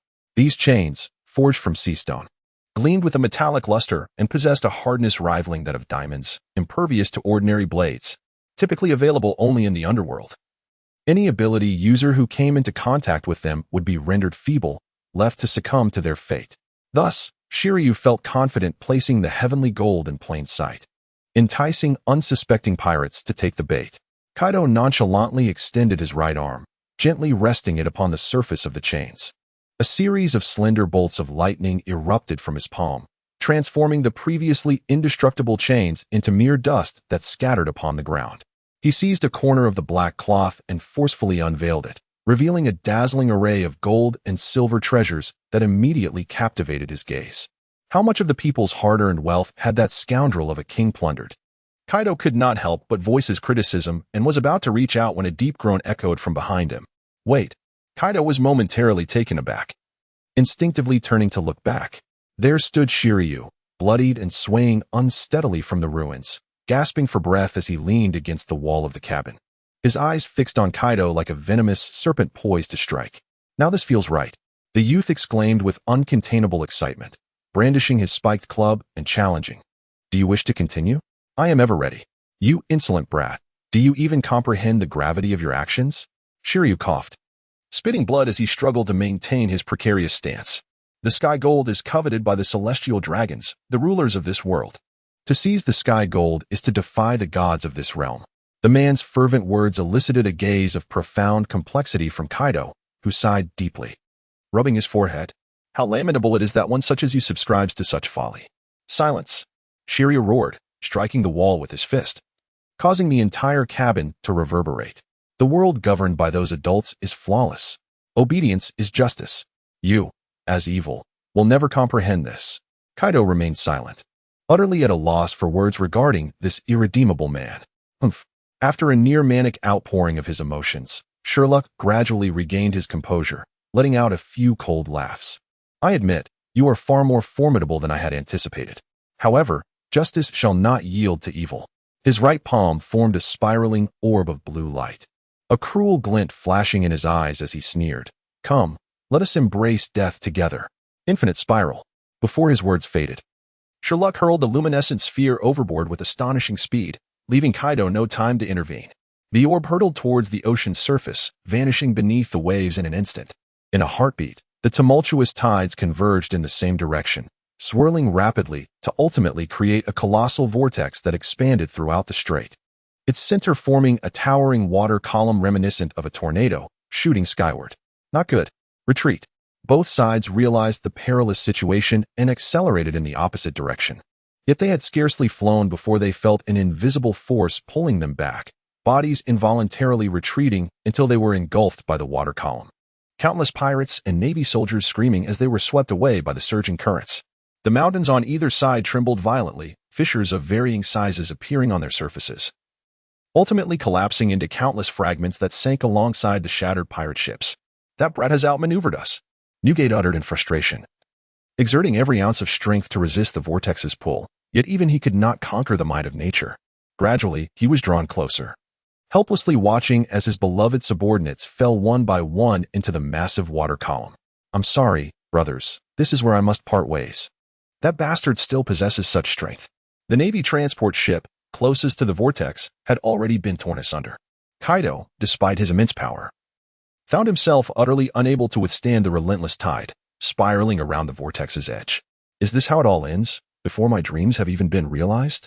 The youth's gaze began to dull, his consciousness fading, an expression of unyielding regret upon his face as he was abruptly drawn into the unfathomable depths of the vortex. Akin to a black hole, become mere remnants in the sea, pirates. Even if I cannot enforce justice, you shall not prevail. To oppose justice comes with a steep price. The body of Sherlock plummeted straight to the ocean floor, succumbing to the weight of the water which drained him of his strength. Yet a cruel smile of victory lingered upon his bloodied visage. However, reality did not unfold as he had envisioned. At the very moment when a luminous orb coalesced in Sherlock's grasp, a shadowy figure surged forth with astonishing swiftness, arriving before him in the blink of an eye. With a clenched fist radiating a faint green light, it struck heavily against Sherlock's chest. Tiny fissures erupted like a shattered mirror, sprawling through the air and suddenly bursting forth, causing the entire naval vessel to sway perilously with the undulating waves, the thunderous sound resonating in the ears of all present. How could this be? Sherlock gasped, expelling a copious amount of blood, his eyes wide with disbelief. The orb of light in his hand began to wane, his chest deeply concaved, and after staggering 2 steps forward, he collapsed onto the ground, his head tilting at an unnatural angle, eyes rolling back, as he succumbed to unconsciousness. Kaido stood frozen in place, his face a mask of disbelief. After a considerable pause, he finally reacted, shouting at the person before him in exasperation, "Hey, I finally cornered him, and now you come to steal my thunder? Moreover, it seems you've been concealing quite a bit of your strength, you scoundrel." "Oh, my apologies," the man replied with a dismissive gesture, his tone nonchalant. As he regained his footing, an unsettling premonition washed over me. I instinctively employed my observation haki to glimpse into the future, and fortunately, I managed to avert a disaster. Had I not acted in time, the repercussions would have been dire. The memory of that harrowing scene still lingered in my mind, leaving me with a sense of lingering dread. Kaido found it hard to believe his ears, his expression exaggerated as he pressed on. "Huh? You can foresee the future with observation haki? You must be jesting with me." "Whitebeard, you will understand once you engage in battle with stronger foes," Whitebeard replied, turning his back on Kaido and calling out towards the strait, "All naval forces, heed my words. Sherlock has lost consciousness. Without prompt medical attention, he will perish. If you still value his life, take him and leave at once." His voice reverberated through the sky, echoing across the strait. The Navy personnel exchanged glances, uncertain of how to proceed upon hearing their leader's decree. The Naval Brigadier General, now commanding the aerial forces, shouted in frustration, "What nonsense is this? We still have the advantage in numbers. Everyone, follow my orders." Just as his raised hand descended, a serpentine bolt of lightning struck, piercing through his flesh. The Brigadier General let out a harrowing scream, enveloped in black smoke, plummeting towards the sea. Then, a boisterous female voice resonated from the skies. Well, this place is indeed lively. I dare say I shall collect a plethora of intriguing souls." "Wouldn't you agree, Zeus?" "Absolutely, Mama. I'm eagerly anticipating new companions." Dark clouds swirled ominously, thunder rumbling as a woman gradually emerged from within. She donned a chic white sun hat and a deep blue coat, a sharp cutlass resting upon her shoulder, her cape billowing in the wind. Unmistakably adorned as a pirate captain. Beneath her feet, she stood upon a fluffy white cloud, soft as a feather, while a cherubic face peeked from the cloud. Eyes glancing upward with a giggle, clearly the one conversing with her. The naval officers seemed to recognize the identity of the female pirate. A wave of astonishment sweeping through them. The pirates, upon sighting her, exhaled in relief, as if they had found their savior. That troublesome Rox is at it again. Whitebeard mused, a hint of understanding dawning upon him at the sight of the woman, his brow furrowing slightly. He then called out to the sky, "Big Mom, I promise to spare those naval forces. For my sake, please do not trouble them any further." The woman known as Big Mom licked her lips, a greedy smile spreading across her face. "Oh, you remain as naive as ever. How can one ignore prey so readily at hand?" She twirled the knife in her hand, her brow furrowing before stowing it behind her, reluctantly saying, "Well, it seems too early to engage in battle with you. Listen up, government dogs. Get as far away from me as you can. If I discover anyone lingering nearby..." The Navy, having lost their will to fight after Shalluk's defeat, displayed expressions of relief upon hearing her words, hastily retreating into the distance. A contingent of the Navy cautiously descended upon a naval transport vessel, casting wary glances at two burly pirates to ensure they posed no hindrance. They hoisted their unconscious companions and swiftly vanished from sight, leaving behind only the feeble figure of Shirak. "They have left you here. It seems your treatment of your subordinates leaves much to be desired," Newgate remarked, shaking his head. Kaido, standing nearby, sneered, "I've encountered many brainwashed fools like this before. There's no need to remember them. Rather, let us focus on how to transport these treasures. Ma, leave it to me." Just as she spoke, a woman named Lingling leaped from her cloud-like steed, landing deftly on the deck. Spotting Shirak on the ground, she seized him as an eagle would a chick. Newgate gasped in alarm, hastily intervening, "Lingling, stop." Lingling paid no heed to his words, vigorously shaking Shirak while reciting, "Life or money." The violent motion jolted Shirak awake, and he was met with the sight of a fierce woman gripping him, her eyes dark and profound, swirling with countless eerie illusions. A wave of fear washed over him, and as he attempted to struggle, a viscous liquid erupted from within him. Lingling's eyes sparkled with delight as she grasped the liquid's apex and pulled with force. As the substance was drawn out gradually, Shirak's consciousness began to fade. Yet, inexplicably, he felt a strange sense of comfort, a burgeoning closeness. "Ah, this sensation, is it the Holy Mother? So, you still exist in this world? Holy Mother, do you see how well I have fared? I have strived to become an exemplary Navy officer, bringing justice to many nefarious villains. Alas, my strength was insufficient, and I ultimately fell to evil, but I firmly believe that more will come to inherit my will. After all, the Navy is a companion of justice." Shirak's body gradually slumped to the ground, motionless, a smile still gracing his face. Newgate felt a pang of sorrow and let out a profound sigh. What a tragic creature molded by the world government. If only you could confront yourself, you would not blindly adhere to an abstract notion of justice. Ma, this fellow's soul is rather remarkable," Lingling remarked as she deposited the fully extracted liquid onto the deck. Before long, a face emerged from the bow of the transport vessel, smiling as it inquired, "Mother, what are your commands?" "Return to Hive Island immediately." "Yes, Mother." Under Lingling's command, the transport vessel began to move slowly toward the outer strait. Upon witnessing the unfortunate fate of the naval admiral with whom he had just engaged in fierce combat, even a ruthless individual like Kaido felt a shiver run down his spine. His gaze inadvertently drifted towards her, scrutinizing her closely. She appeared to be around 25 years of age, standing at a height comparable to his own, with a strikingly beautiful countenance that exuded a sense of valor.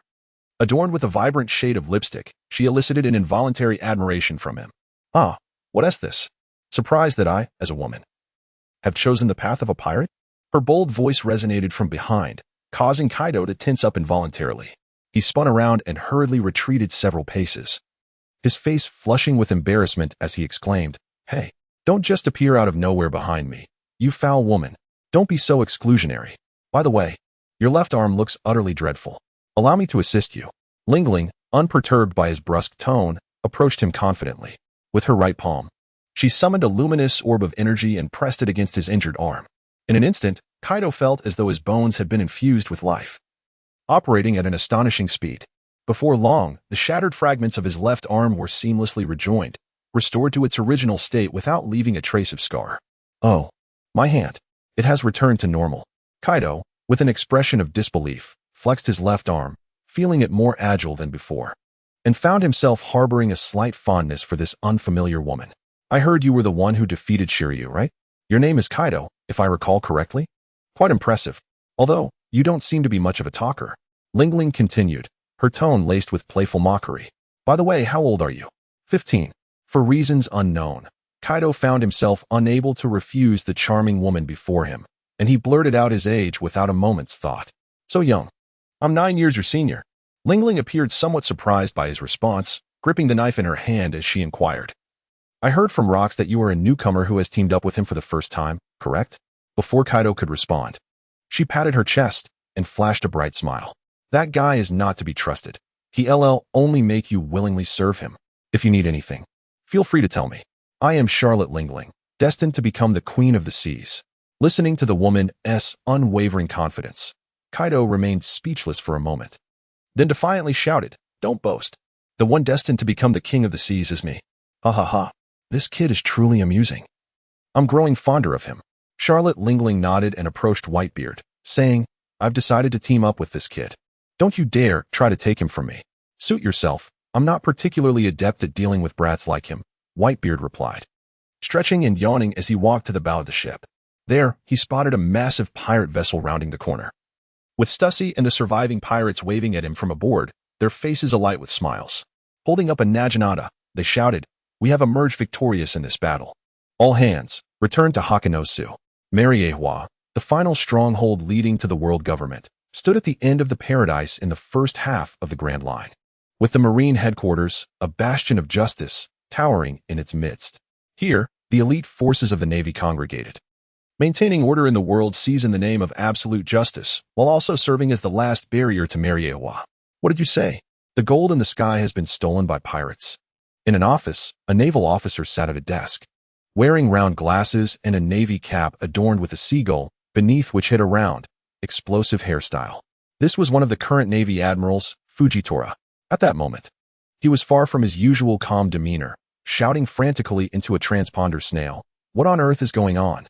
How could we fail with Shiryu in command? Where is he now? Report to Admiral Fujitora.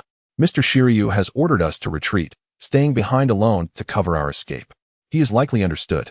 Fujitora calmed slightly and asked, Only they could have forced you into such a predicament, right? Waha. I had long warned that scoundrel Shiryu not to traverse the route near Beehive Island. Yet, he not only ignored my counsel but audaciously proclaimed his intent to deal with those pirates. And now, behold the consequences. A boisterous and hearty voice echoed nearby. Sengoku turned his gaze toward Carp, who lounged nonchalantly on a small stool, idly chewing on a biscuit. Noticing his carefree demeanor, Sengoku forcibly suppressed his rising ire and admonished, Do not interject while I am conversing with others, Carp. Come now, is that truly necessary? I find myself quite intrigued by that lot from Rocks. Were it not for pressing duties, I would certainly seek them out for a brawl. Sengoku disregarded him and continued to address the denizen on the other end of the transponder snail, asking, Is there anything further you wish to report? Indeed. The enemy is led by Newgate of the Rocks pirates, comprising 500 pirates in total. Recently, they have recruited a new member, the one who defeated Shiryu, known as Kaido. Kaido. At the mention of this name, Sengoku momentarily faltered before nodding. He had not anticipated that Kaido would align himself with Rocks, and it was no wonder you were unable to prevail. I commend your efforts. Return swiftly. As he terminated the call, Carp slowly rose from his stool, taking a bite of his biscuit and mumbling, That must be the ruckus maker from the prison ship, right? Rocks has truly acquired a formidable force. Speaking of which, do you genuinely believe their account, Sengoku? Sengoku, taken aback, adjusted his glasses and inquired, Are you referring to Shiryu's role in their retreat? Who else? Given that lad's usual conduct, he would undoubtedly drag his subordinates to their demise alongside him. He would never sacrifice himself for their sake. Carp took a sip of the red tea on the table and remarked with solemnity, It is likely that his subordinates harbored resentment against him and ultimately abandoned him. But do not be too hard on them. Shiryu's rigid demeanor often leads to the execution of anyone who offends him, resulting in considerable dissent among his ranks. This fate is indeed of his own making. You certainly do not shy away from bold statements. However, I must admit, I envy your straightforwardness. Sengoku mused. I still have to report to Admiral Steelbone shortly to ascertain his directives. Glancing at the table, he noticed 2 unsealed packages carelessly strewn aside, and his temper flared. His hair bristled as he shouted at Carp, "You rascal! While I was distracted, you pilfered my cherished biscuits and tea. Just wait until I teach you a proper lesson." "Hey, hold on. Let us discuss this calmly." In an instant, the entire naval headquarters trembled with exaggerated fervor, resonating with sounds of combat, explosions, and anguished cries. The outer naval guards, tasked with surveillance, were left astonished by the apocalyptic scene unfolding within, bewildered by the terrifying events transpiring. Unexpectedly, you returned quite swiftly. "Pray, enlighten me regarding the particulars." Newgate. Within the skull of Beehive Island, Rock sat regally upon his exclusive throne, surveying the 4 individuals below him. Newgate cast a glance at the other 3 before recounting, in meticulous detail, the events that transpired from their ambush in the Sandreach Strait to their return bearing treasures from the heavens. After absorbing the information, Rox was momentarily taken aback, then erupted into hearty laughter, pointing at Kaido and exclaiming, "I knew I was right about you. Your inaugural mission has exceeded my expectations. Henceforth, you shall be my ship's apprentice." This declaration left everyone present astonished, with Kaido particularly flabbergasted, his jaw nearly grazing the floor as he incredulously protested. "Why am I suddenly being made a deckhand? I refuse." "Do not misunderstand," Newgate interjected, shaking his head. "If someone as formidable as you is merely an apprentice, then we, the officers, must surely invoke dread in our adversaries. Am I correct, Rox?" "Ah, truly, Newgate, you never fail to impress." Stussy chimed in with a playful tone. Rox nodded in agreement, stating, "Precisely. The title of apprentice is but a facade. What we truly require is to instill fear in the hearts of the world." With that, Lingling stepped forward, a smile gracing her lips as she declared, "Then let me take Kaido under my wing. I find this little fellow rather appealing." Rox hesitated slightly, pondering. You already have several other youngsters to oversee, but one more should not be a problem. I entrust him to you. No objections, I hope?" The last remark was directed at Kaido. Kaido let out a scoff, feeling quite exasperated. He pondered the earlier familiarity of the woman, still unable to fathom her thoughts. Upon reflection, he noted that compared to the rigid demeanor of Whitebeard, Lingling seemed remarkably more open. Thus, he spoke, "Should you fail to meet my expectations, I assure you that I shall not let you off easily." "Fear not. I guarantee you shall not be disappointed," replied Rox. Shifting his gaze towards the mountains of treasure piled behind them, a dramatic smile spreading across his face. "Now, let us deliberate on how to allocate the spoils." As dusk descended, the sun painted the horizon with hues of crimson, casting a gentle light that draped the town in a golden afterglow. Ugh, how frustrating. I certainly exerted considerable effort, yet I ended up with so little. Lingling grumbled, her thoughts lingering on settling the score with Rox. On the northern street, Lingling trudged along, discontentedly clutching a small pouch. She turned to Kaido, who bore empty hands, and inquired, "And you, why did you not take even a single gold coin?" "I have no interest in money," he replied nonchalantly. You are truly peculiar. What can you accomplish without money? We are pirates. Is it not more convenient to seize what we desire through plunder?" Taken aback by his unhesitating response, Lingling gazed at him in surprise for a moment before breaking into a grin. "Well said. As pirates, we must rely on thievery." As they proceeded, 3 figures emerged from the alley, blocking their path. Kaido recognized them as Capone, Peter, and Green, the very trio that had previously captured him. "What brings you here?" he inquired with curiosity. The 3 exchanged glances, then knelt before him, hands clasped, their faces alight with excitement as they exclaimed in unison, "Congratulations on your resounding victory, Kaido. Might we become your loyal subordinates?" Kaido widened his eyes, momentarily at a loss for words, while Lingling patted his shoulder and chuckled. "I never imagined you were so popular." Capone respectfully presented a wine jug, exclaiming, "This is your esteemed favorite wine. Please accept it."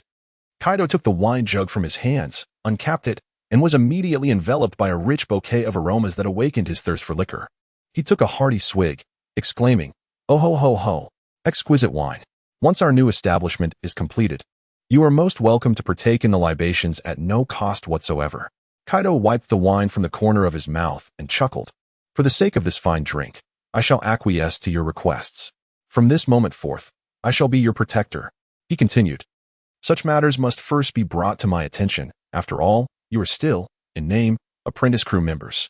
That said, these three were among the lowest ranks within the pirate crew, unaccountable to any officer. Linlin approached the trio, crouching down so closely that her face nearly brushed against theirs. Thus, I agree to accept you as my subordinates, but do not celebrate too soon. Each month, you are required to present me with a substantial tribute of sweets. Otherwise, a sinister smile crept across her lips, sending chills down the spines of the Capone trio, causing them to instinctively retreat several steps, nodding fervently. We are immensely grateful, Lady Linlin. We shall fulfill any of your demands. Now, depart. I shall summon you when needed. Yes, Captain Kaido. As they watched the trio's retreating figures, Kaido toyed with the empty wine jug, reflecting, these three are indeed amusing. Ho ho ho. I shall soon show you something even more intriguing. They halted before a building, its roof adorned with a thick layer of cream. The air filled with an enticing aroma of dairy that made one's mouth water. The faade of the house bore the visage of a kindly woman, her gaze fixed intently on the entrance. Open the door, Corn Laura. I have returned with a new companion. Yes, mother. A soft, melodious voice emanated from within, and the grand door slowly swung open. Upon entering, Kaido was greeted by a lively scene he had never witnessed before. Hey, that's mine. Daifuku. In the expansive living room, two children were in hot pursuit of one another. One child held a piece of cake, taking a bite and turning back to make a face that ignited the fiery determination of the other, whose hair was styled in three distinct sections, urging him to run faster. Seated at the table, another child of similar age, sporting sharp fangs, sat with legs apart, eagerly stuffing donuts into his mouth, his face alight with delight as he exclaimed, delicious. Enough, you two. A boy in a top hat leaped between them, his long tongue protruding, appearing slightly older than the others.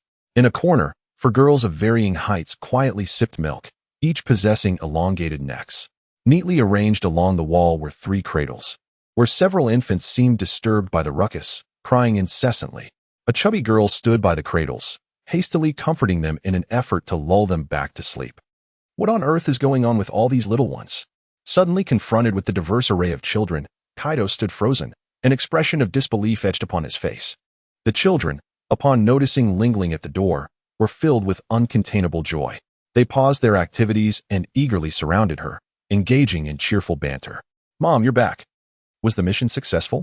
Did you bring us anything to eat? Seeing the children's expectant gazes, Lingling shook the bag in her hand, her eyes nearly squinting into slits as she smiled, and said, this time, I earned quite a bit of money, and I'll buy you some delicious treats soon. Wow. Thank you, Mom. You're the best. A chorus of cheers erupted within the room. Lingling turned around, placing the cloth bag on the floor, and introduced Kaido, who was still in a state of astonishment. Welcome to the Charlotte family. These are all my beloved children, and from now on, let us live harmoniously together. Who would have thought that someone so youthful has already been a mother for several years? Kaido wiped his nose, a look of discomfort etched across his face. Suddenly, a thought struck him, and he hurriedly inquired, where are the fathers of these little rascals? His intuition seemed quite sharp. Since I turned 18, I have gone through several husbands, having once held deep affection for them. Lingling stepped closer to Kaido, a mischievous smile playing on her lips. However, once they fathered children, they became utterly useless. Who knows where they are now, perhaps drinking the cold winds of the Northwest. Kaido's heart raced upon hearing these words. A shiver ran down his spine as he realized that beneath Lingling's beautiful and graceful exterior lay a heart of cold indifference. Considering the purpose for which she might have brought him here, he took a few steps back, trembling as he asked, are you intending to make me? Lingling spread her arms wide. How could that be? I have no feelings whatsoever for a mere child like you. She stepped forward, resting her hand on Kaido's shoulder, smiling sweetly as she added, in my eyes, you are like a younger brother to me. Please, spare me such nauseating sentiments. Kaido instinctively shook off her hand, pointing towards a direction, and inquired, by the way, is that lad sitting over there also your son? He doesn't seem to match the age, does he? Lingling followed his pointed finger and noticed a door at the end of the eastern corridor, slightly ajar, from which faint sounds of metal clinking emanated. With a smile gracing her lips, she replied, your eyesight is quite sharp. That young man, like you, is an apprentice sailor. Allow me to take you to meet him. Kaido followed closely behind her, traversing the elongated corridor before pushing open the door. A pungent, metallic odor assaulted his senses, prompting him to instinctively cover his nose. He cast a careful glance into the room, where an array of mechanical contraptions lay scattered in disarray. The very carpet was fashioned from metal. A figure sat with his back to them at a desk, diligently using a wrench to secure a screw into the arm of a robotic toy. The incessant chatter of children echoed in the background, yet he appeared utterly oblivious, wholly engrossed in his task. "Ah, it's finally complete," he murmured, gently raising the robot's arm to ensure its mobility, nodding in satisfaction. Stretching, he turned slightly and noticed the two at the doorway. Well, you remain as diligent as ever." "Ah, Miss Lingling, I apologize for not noticing your arrival. Please forgive my rudeness." The young man hurried forward, bowing politely to Lingling. In stark contrast to Kaido's towering stature, he was several heads shorter, resembling a typical boy of his age. His face was clean and delicate, retaining traces of youthful innocence. Appearing to be around 12 or 13 years old, he wore an oversized, oval silver helmet that obscured his forehead, along with a green shirt emblazoned with the word machine and black shorts. His gentle and affable demeanor made it easy for one to feel a fondness for him. Lingling pointed to the youth and addressed Kaido. "This is Uno, who just turned 13. Despite his tender years, he has served as a pirate under my command for 2 years now, making him your senior. He excels in intelligence gathering and mechanical modifications. A word of caution, he dislikes others touching his helmet, so do remember that. Otherwise, you may find yourself in quite a predicament." "Is that so?" "I was just about to poke his helmet," Kaido mumbled. Uno turned his gaze to Kaido, extending his right hand with polite enthusiasm. "Greetings. I believe you are Mr. Kaido, the recent addition to the Rocks Pirates. I've heard commendable tales of your exploits. It's astonishing that you could even defeat a monster like Shirak.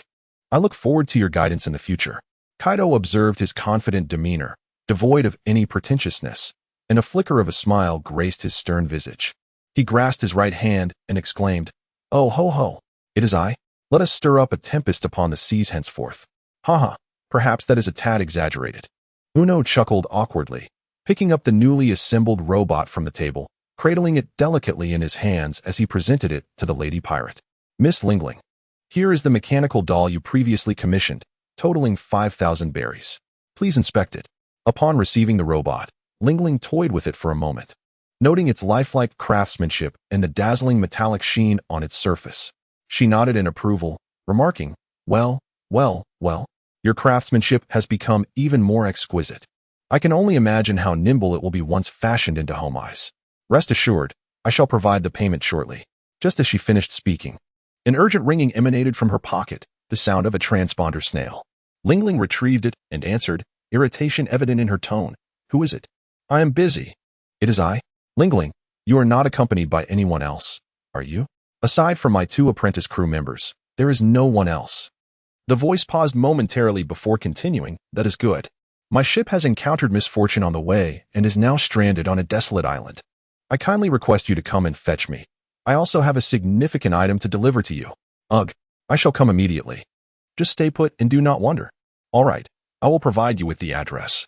Once the transponder snail was silenced, Lingling muttered impatiently, "That long-faced fellow is quite the nuisance." She returned the robot to Uno, addressing them in a commanding tone. "I must step out for a while. I will not be back anytime soon. You two are in charge here for the time being, so do not let me down." "Understood, Miss Lingling." With a resounding slam, the door closed behind her, leaving only Kaido and Uno in the room. Kaido ambled about, his gaze wandering as he took in the surroundings, his eyes alight with astonishment. "What? Are you also a mechanical enthusiast?" A gentle and affable voice pulled Kaido back to reality, and he quickly waved his hands in explanation. "No. This is the first time I have encountered such a dazzling array of mechanical parts. I am merely curious." "Ah, relax. We are all comrades aboard the same ship." Uno replied with a leisurely smile, gesturing to the myriad mechanical creations on the table. Machinery holds boundless possibilities when applied for noble purposes. It can bring myriad conveniences to humanity, yet when wielded in warfare, it can effortlessly claim countless lives. Ultimately, it is the user's attitude that determines its fate. In a certain sense, observing the destiny of a machine is indeed a fascinating endeavor. Is it? Kaido was momentarily perplexed by the implications of his words, and, harboring another curiosity, inquired, "What does Lingling want with the robot? Does she have a penchant for collecting machinery?" Uno shook his head, saying, "Not quite.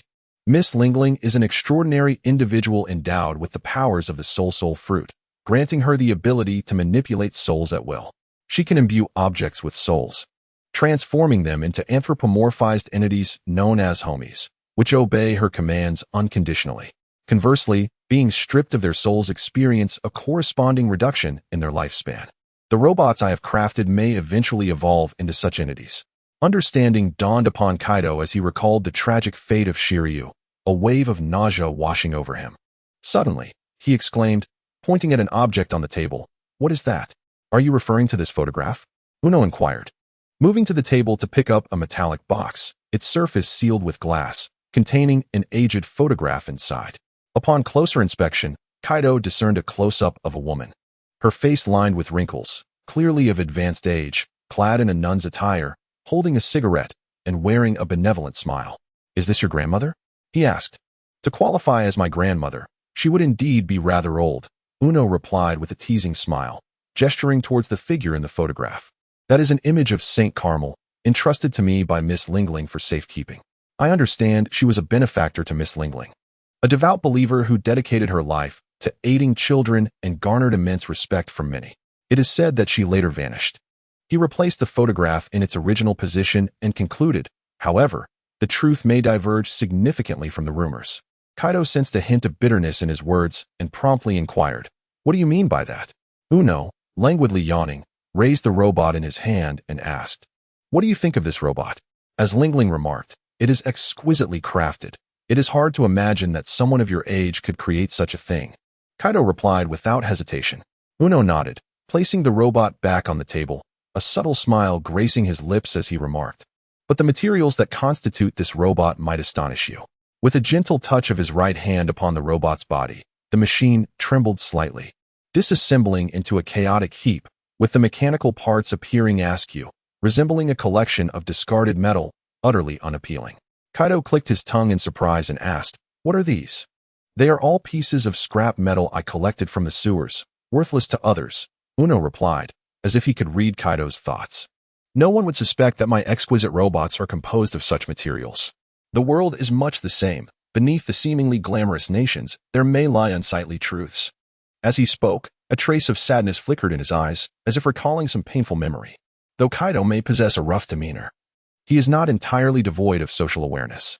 He promptly shifted the conversation, inquiring, "Are you not concerned that Lingling might blame you for this robot's current state?" "Rest assured, I have ample time to rectify this situation," Uno replied as he took a seat, meticulously assembling the mechanical components laid before him. He continued with a measured tone, "Allow me to caution you. Miss Lingling is not an easy individual to contend with. I have endured my fair share of difficulties at her hands." Kaido was taken aback, rubbing the back of his head and asking, "Have you perhaps lost a portion of your lifespan to her?"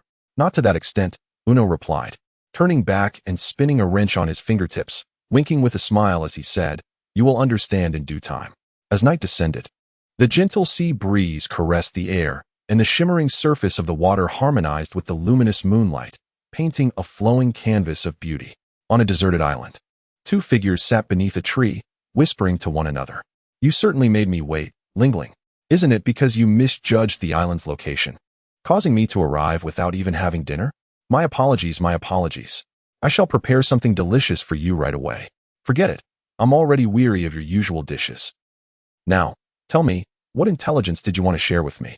"Hee, this time we've encountered a remarkable quarry," the man said, producing a scroll from his bosom. Lingling took it, unrolling it to peruse the contents, and suddenly burst into laughter. Well, this is quite a windfall. But you summoned me via the telephone bug for a specific reason, didn't you?" The man gave her a thumbs up, exclaiming, "Indeed, Lingling, you discerned it so easily." He leaned closer to her ear, whispering, "Once we achieve our grand design, we shall abscond with that fortune from the Rocks pirates and establish our dominion in seas untouched by rocks, freeing ourselves from dependency." Such audacity. Lingling gazed at him for a moment, her face betraying a glimmer of greed. "Well, it's not a bad idea. I can arrange for the children to be safely on the ship, lest they be taken hostage." "Very well. By the way, you mentioned 2 apprentice crew members beside you. Aside from the trustworthy Uno, who is the other?" "It's Kaido, who recently joined. I believe you've heard of him." "To think it would be him. I've read of his exploits in the papers. He's said to be the architect of the destruction of the Wok kingdom. The man spoke with fervor. What fortune? Lingling. If he joins us, this operation will proceed even more smoothly. Don't be too eager to celebrate. That brat is not as easily manipulated as I imagined. He may not cooperate. Then what shall we do? Should we eliminate him first? No need for that. Lingling shook her head, a cold smile curling her lips, rendering her visage even more sinister in the darkness. If he wishes to ally with us, that would be splendid. Otherwise, I shall resort to a soul-binding curse to make him my eternal slave. After all, I consider him as my own brother. Having him by my side forever isn't such a bad fate. The next morning, before dawn broke, Kaido was stirred from his dreams by a persistent knocking at the door. Rubbing his sleepy eyes, he groggily descended from his bed and shuffled to the bedroom door, grasping the handle and opening it while muttering, "Who is it?" Before he could finish his words, he quickly retracted them. As the door swung open, he was met with the sight of Lingling, Uno, and an unfamiliar man leaning against the opposite wall, all gazing at him intently. "Oh, it is you all who have sought me out at this hour. I surmise there must be a matter of great significance at hand?" Kaido inquired, feeling a touch uneasy under their scrutiny. "Before divulging the details, allow me to introduce my subordinate," Lingling said, tilting her head towards a short, middle-aged man on the left, who was munching on a slice of bread. "This is Long Bread, the very architect of my transformation into a pirate, and he is also responsible for the provisions of the Rock's pirates. He encountered some unforeseen circumstances while procuring supplies, but fortunately, he managed to return with his life intact." "Come now, there's no need to be so dramatic," Lingling, Longbread retorted, pulling out a piece of paper from his pocket. He pointed to the words inscribed upon it as he spoke slowly. "This is intelligence I recorded from a trusted informant. Recently, I dispatched him to the Eater Kingdom as an undercover agent. He contacted me yesterday and revealed that the ruler, King Pecunia, is insatiably greedy. In his 3 years of reign, he has amassed an unimaginable fortune in gold and silver, while imposing heavy taxes, leaving the populace grumbling in discontent. Yet, out of fear of his power, none dare to rebel against him." Upon hearing the name King Pecunia, Uno lowered his head slightly, a peculiar glint passing through his eyes before he quickly regained his composure. Longbread, oblivious to Uno's expression, continued, "I have thoroughly investigated the military capabilities of that nation. They boast a total of 50,000 soldiers, yet due to rampant corruption among the higher-ups, they lack proper training. The only formidable force among them is their commander, Needle Yamahelzok. Given our strength, dealing with him would be a mere trifle. With my subordinate acting as an insider to incite the masses, breaching this kingdom will be as effortless as a walk in the park. Indeed, the plan is that simple. Do you have anything to add?" Lingling remarked, her gaze fixed on Kaido, lingering without deviation. Uno casually replied, "We shall adhere to your arrangements, Miss Lingling. This woman seems to be testing my resolve. Could it be that she is concealing something from me? Nevertheless, I shall take it one step at a time." With this thought, Kaido lifted his head and answered straightforwardly, "As long as I can indulge in battle, you may proceed as you wish." A smirk graced Lingling's lips as she turned towards the door, waving her left hand, and without looking back, declared, "Come with me. I still need to consult that fellow who remains cooped up in the skull all day." "Are you implying that you will personally lead the charge against the Eater Kingdom?"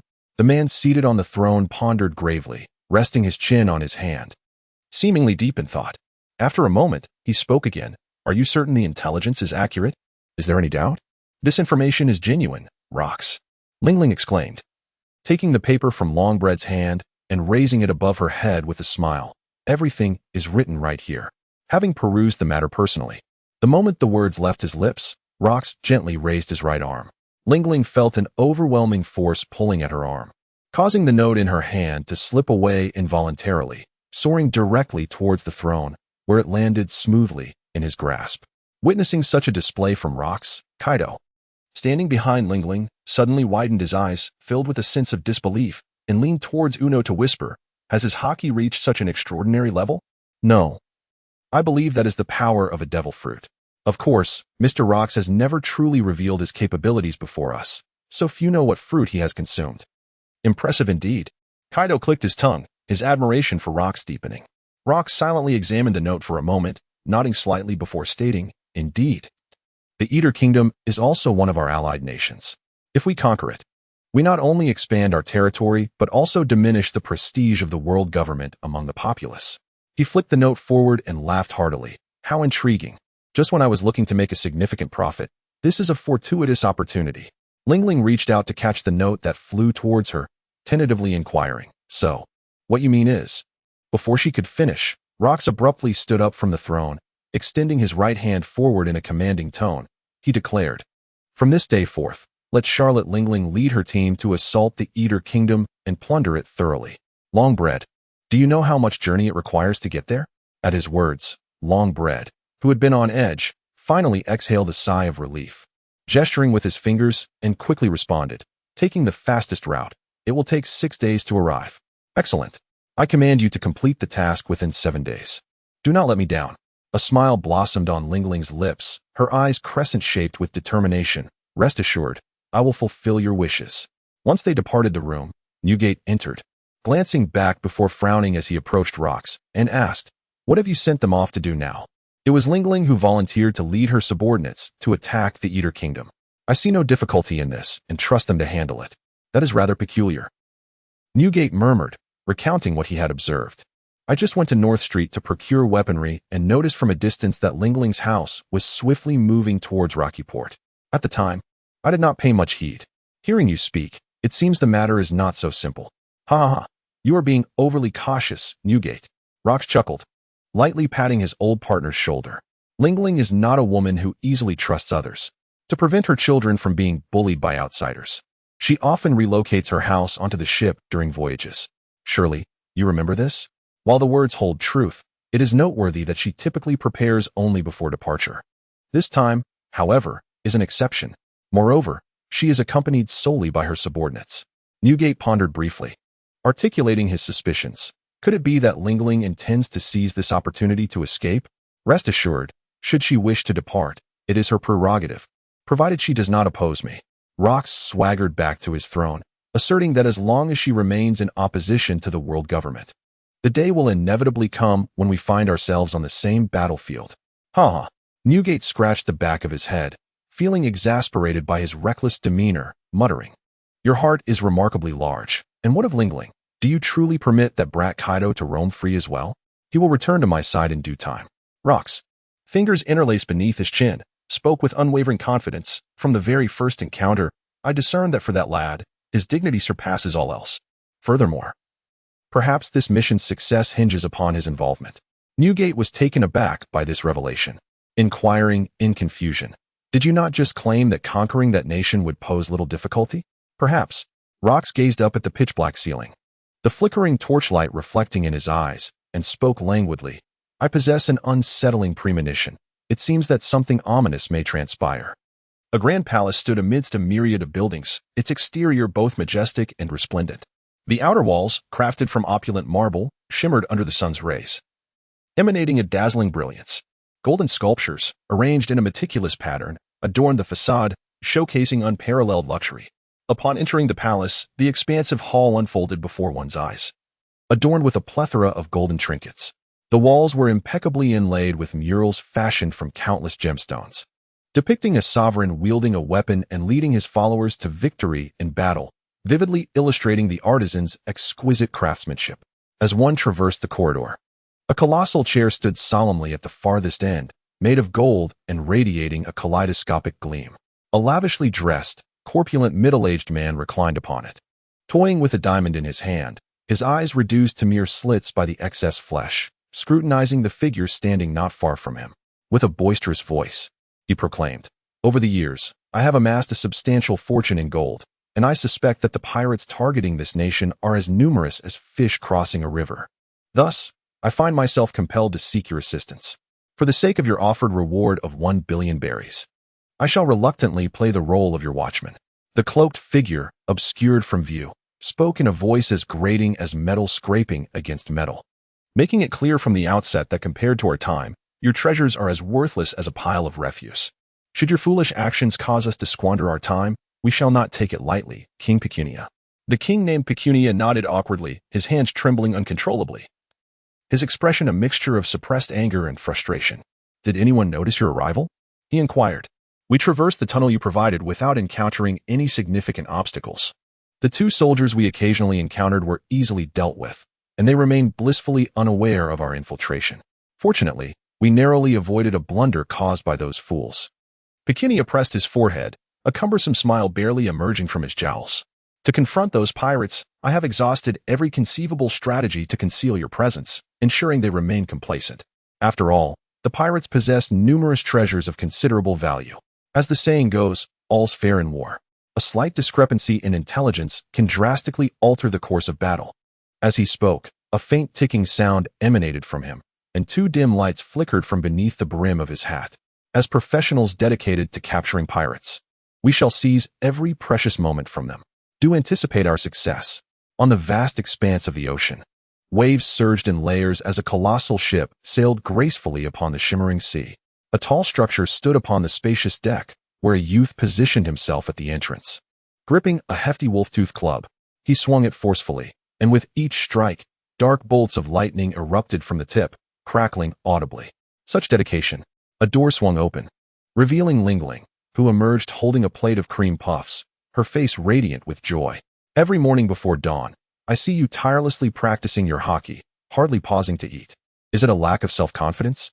The boy halted his movements, wiping the sweat from his brow, and shot her a cold glare. This is none of your concern. Still as unfriendly as ever, Lingling retorted, sitting cross-legged on the ground. She casually grabbed a puff and popped it into her mouth, chewing thoughtfully as she spoke. From my observations, your hockey has strengthened significantly since we first met, rivaling even my own. However, compared to Rock's, and especially Whitebeard, you still have a long way to go. It appears you are still not there yet.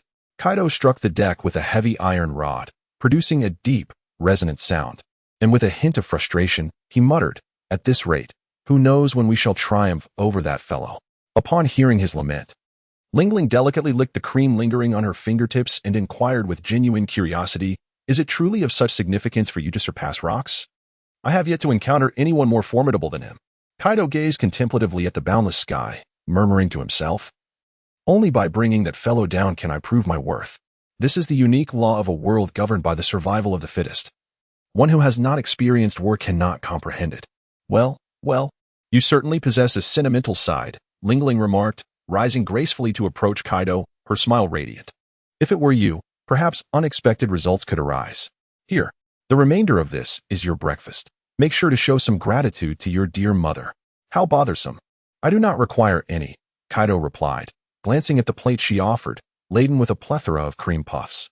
Just as he was about to decline, his stomach betrayed him with a rumble, causing his cheeks to flush a deep crimson. Trembling slightly, he reached for a puff, taking a generous bite.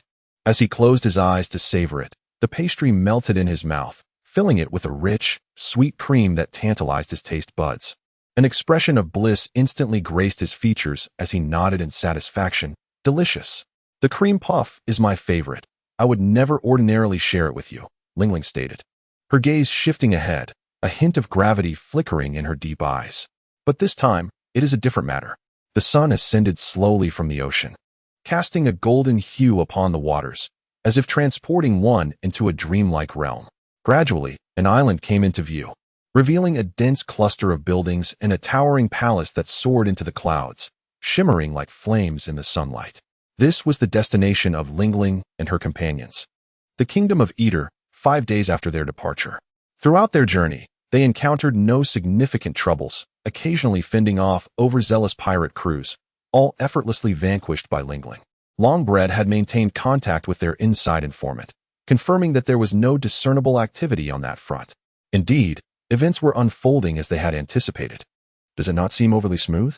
Lingling mused, furrowing her brows as she called into the cabin, "Longbread, hurry up and get out here. We are almost there." "That girl, still as demanding as ever. I have not yet had enough sleep," Longbread grumbled, emerging from the cabin while rubbing his eyes, followed closely by Uno, clad in a dark green bodysuit. Noticing Kaido's wave, he acknowledged him with a nod. The two approached Lingling and halted, awaiting her commands in silence. Well, everyone is here." Despite the fact that there were only 4 of them on the deck, Kaido understood her intent. The homies, born from the fear of the kingdom's soldiers, were formidable enough to rival an army. Lingling scanned them briefly, her gaze resting on the diminutive man as she stated, "When we signal nearby, the insider will create chaos within, correct?" The long loaf, thumping its chest with an air of confidence, proclaimed, "Rest assured, with his assistance, those citizens will seamlessly transform into our formidable force. Weapons will be no concern, for the only genuine threat lies with that military commander."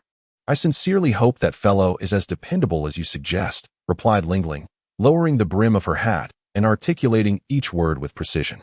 "When the operation commences, I shall confront that scoundrel Helchoch, while the three of you can extract that rogue king at your discretion. I'll take care of everything. However, Mr. Longloaf, there is a matter that has piqued my attention since earlier," Uno interjected, pointing ahead. "Typically, allied nations, in a bid to deter pirate incursions, not only engage the navy for patrols nearby, but also deploy a contingent of troops to safeguard the vicinity. Yet, I observe that there are hardly any naval vessels present, which seems rather peculiar, does it not?" The group followed his gaze towards the distance. Just as Uno had noted, the waters surrounding the island were eerily tranquil, devoid of any naval ships. A few warships were sparsely docked near the harbor, indicating an insufficient number of stationed troops. Mr. Longloaf, perplexed, scratched his nose and remarked, "Strange, my informant told me just yesterday that numerous warships were amassed at the port. He is certainly a trustworthy source. Yet, the enemy's actions appear as if they wished to facilitate our landing on the island." In other words, Lingling mused, resting her knuckles against her chin with a grave expression, "I fear this is a cunning ploy by the adversary to ensnare us all at once." "You are being overly cautious," retorted another. Kaido waved the iron rod in his hand, dismissively stating, "What can those useless fellows possibly accomplish?" "That may not be the case, Mr. Kaido," Uno replied, shaking his head, articulating each word with precision. "Perhaps our intelligence has overlooked some crucial information." At 6:30 in the morning, with the sun yet to fully rise, Nozaken donned a neatly pressed suit, styling his long, horn-like hair before the mirror. Satisfied with his appearance, he strode purposefully out of his bedroom. This marked the second occasion since he became the mayor of the capital, Orlame, that he would address the public. Despite having held the position for merely a month, his exceptional oratory skills and his strategy of light taxation had garnered him substantial support among the citizens, establishing him as the most popular figure in the Kingdom of Eder. However, all this was merely a fade. His true identity was that of the deputy to the pirate gourmet knight, Bread. It was indeed challenging to masquerade as a beloved mayor, a feat that would have been unattainable without his father's influence. He couldn't help but sigh inwardly, having unconsciously traversed the lengthy corridor to the podium, whereupon his appearance elicited exuberant cheers from the crowd. "Ah, it's Mr. Nozaken. The wait has been worth it. Well, he remains as handsome as ever. I wonder what he will share with us today." Gazing at the throng of people below, Nozaken felt a swell of elation. Clearing his throat, he raised the microphone and addressed the assembly with fervor. "Dear citizens, I am delighted that you have come to hear my speech. Before we proceed, there is an important matter I must share with you. I kindly ask for your silence." At the sound of his voice, the crowd fell into a profound silence.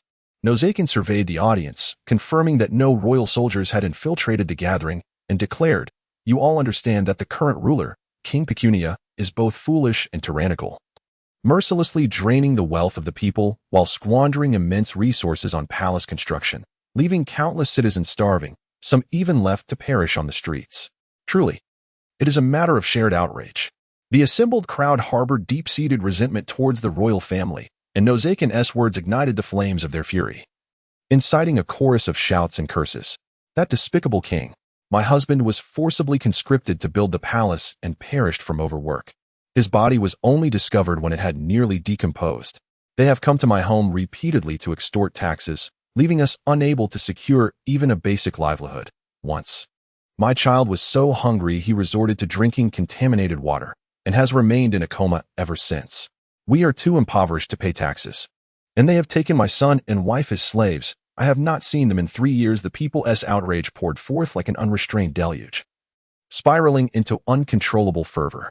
Upon witnessing the unfolding situation, Nozaken felt a clandestine thrill within, yet proclaimed aloud, "Ladies and gentlemen, please be silent. I can empathize with your sentiments, but mere vitriol will not resolve our issues. Though this place lies on the fringes of the city, inciting the king's army could lead to catastrophic repercussions." His words resonated, causing the crowd to shudder at the thought of the severe punishments decreed by the king, and they quickly subdued their tumult. As the cacophony of curses gradually diminished, Nozaken earnestly remarked, "I appreciate your cooperation. To shatter our current predicament, we must mount an armed resistance against the tyrant.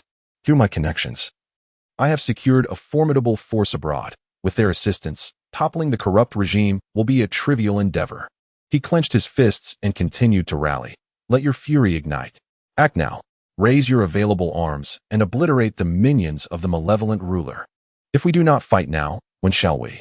Nozaken's impassioned rhetoric deeply captivated every individual present, and the air filled with resounding cheers as his name echoed throughout the city. Some individuals seized their blades and sprinted towards the royal palace. Excellent, just like that. Let chaos reign. This will provide them with an opportunity. Those who survive will become allies of rocks, and I shall ascend further in rank. Suddenly, a thunderous explosion jolted Nozaken from his reverie. He beheld the nearby street transformed into a desolate ruin, billowing smoke enveloping the scene.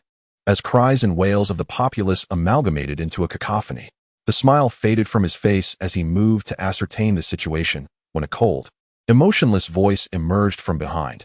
Fear not, the thoroughfare has merely been destroyed. There are no casualties. He swiftly turned to see a gaunt figure gliding silently from the side of the podium, akin to a specter, a large burlap sack slung over his left shoulder, within which something alive writhed and squirmed. The eerie aura emanating from the individual instilled a sense of trepidation in Nozaken, beads of sweat forming on his brow. He took a step back and forced a smile. May I inquire who you are? I do not believe I have encountered you in this realm before. Before I disclose my name, allow me to present you with something. The figure loosened the sack's mouth, and 3 men tumbled out, tightly bound by coarse ropes, each bearing bruised faces, their voices barely audible. Forgive us, we have failed. Nozaken vaguely recognized them as his trusted confidants embedded within the crowd. They had been the first to incite the populace, and now they lay in this pitiful state. A sense of foreboding gripped him, yet he maintained his composure, stating, so you were sent by the king. Alas, it is too late for you now. Reinforcements will arrive shortly, and your actions will merely be a futile resistance. Just as we anticipated, indeed a significant catch has been made, and the timing aligns perfectly. The man drew forth a pair of weapons from behind, 2 silver needles of varying lengths, and advanced step by step. Moreover, it appears you have misunderstood. We are not mere subordinates of the king, but rather individuals who, having accepted remuneration, are obliged to fulfill our duties. This principle, I trust, is not lost on you. Humph, do not underestimate me. I have fought on the seas. He cast aside the microphone, leaped backwards, and with both hands unleashed 3 small hazelnut bombs that surged forth in an upper, middle, and lower trajectory. It seemed as though the man had forgotten to evade, standing still as if rooted to the spot. Just as the bombs were about to strike him, he smirked slightly. Yet in a flash of silver light, the 3 bombs disintegrated into countless particles that fell to the ground. Norskin was taken aback, and as he reached into his pocket for another bomb, the figure of the man flickered like a specter to his left, calmly stating, General. With that, the long needle in his right hand gently pricked Norskin's forehead, and in the blink of an eye, Norskin's once handsome visage began to visibly age at an alarming rate. His hair thinned and turned gray, his face became a canvas of deep wrinkles, and his eyes gradually sank into their sockets, transforming him to appear as though he had aged 50 years, collapsing to the ground like a puddle of mud. The man returned his weapon to its place, bent down to retrieve the microphone, and approached the bewildered crowd, announcing, Ladies and gentlemen, please remain calm. The recent explosion was merely a false alarm. The instigator of this incident, Norskin, has been subdued by me. He was in clandestine collusion with pirates, intending to sell this nation. The pirates are on the verge of landing. I implore you all to seek refuge immediately, wasting not a single moment. His magnetic voice emanated from his lips, possessing an irresistible allure that compelled the gathered individuals to regain their composure. One person, perplexed, inquired, What evidence do you have to substantiate Mr. Norskin's betrayal? I do not wish to squander time in explanations. You may inquire of those unfortunate souls. He gestured towards the 3 hapless individuals, raising his voice. But for now, find a safe place to hide. There are more pressing matters awaiting my attention. With that, his figure vanished in an instant, leaving the people exchanging glances, bewildered by his seemingly irresponsible demeanor. After a considerable time, they finally reacted, hurriedly racing home. And in the blink of an eye, the once crowded audience was left desolate. Who could have imagined he would also appear in this nation? Cough, cough. It is imperative that, I urgently convey this message. Cough, cough. Norscan raised his emaciated right arm, trembling as he retrieved a telephone bug, struggling to dial the numbers. BRR, BRR, BRR. At that moment, Longbread paced anxiously on the deck, his impatience mounting. When he suddenly heard the ringing of the telephone bug in his pocket, he quickly took it out to answer. Is this Mr. Longbread? This is Norscan. Cough, cough. Due to unforeseen circumstances, I have encountered a setback. Cough, cough. It is imperative that you exercise caution, for there are formidable individuals present on the island. Cough, cough.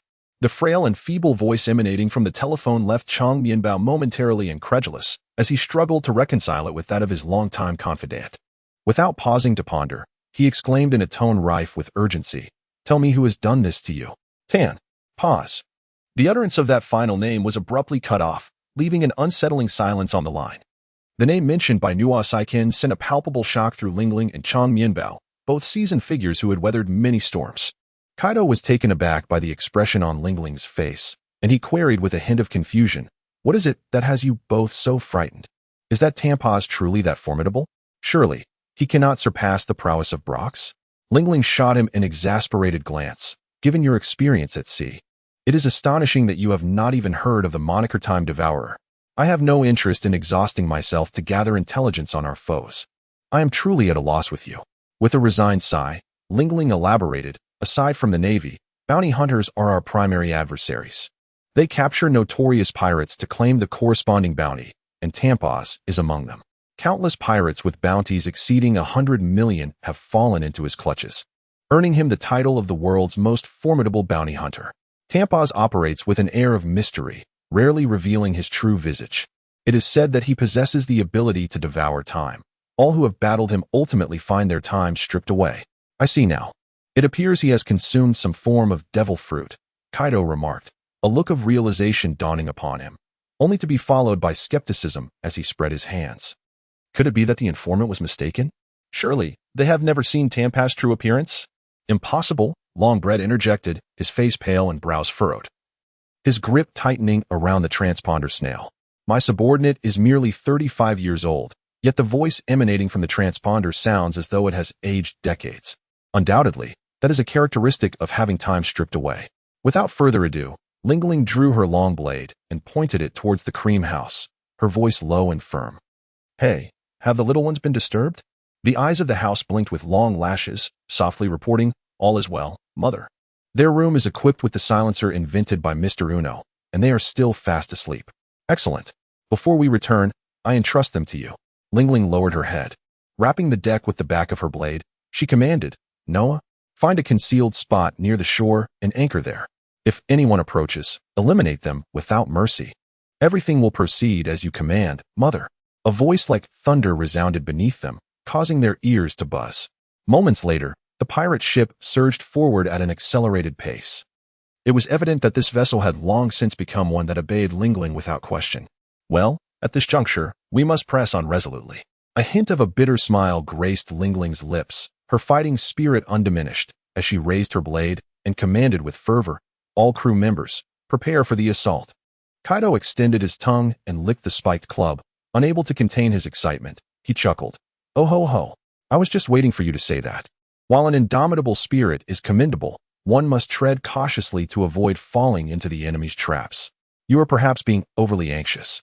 Kaido, dismissing Uno's cautionary words, raised his right thumb toward himself, brimming with confidence, proclaimed, No matter what cunning schemes the enemy devises, I shall shatter them one by one.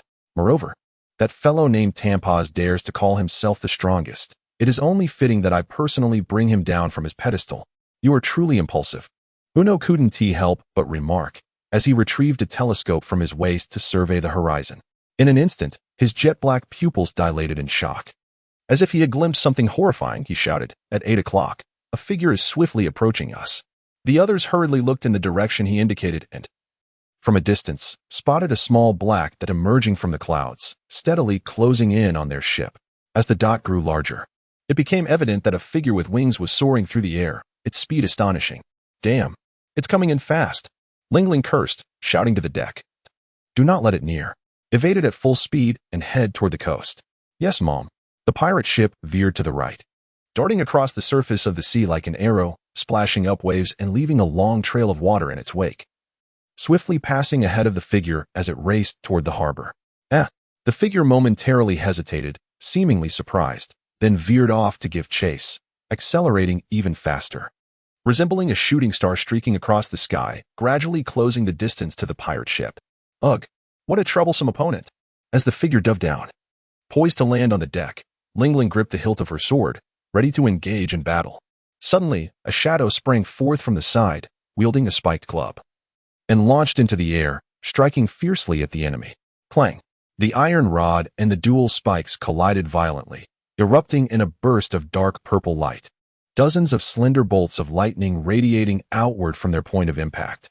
The surrounding waves churned wildly under the force of their clash, causing the entire ship to sway violently. That little brat is out of control. Zeus. At Lingling's command, a multitude of air currents converged upon her shoulder, forming a white cloud with a child's face, lazily inquiring, "Mom, is there something you need? Go retrieve that horned fool." "I understand." With that, Zeus spiraled upward, hastening into the sky.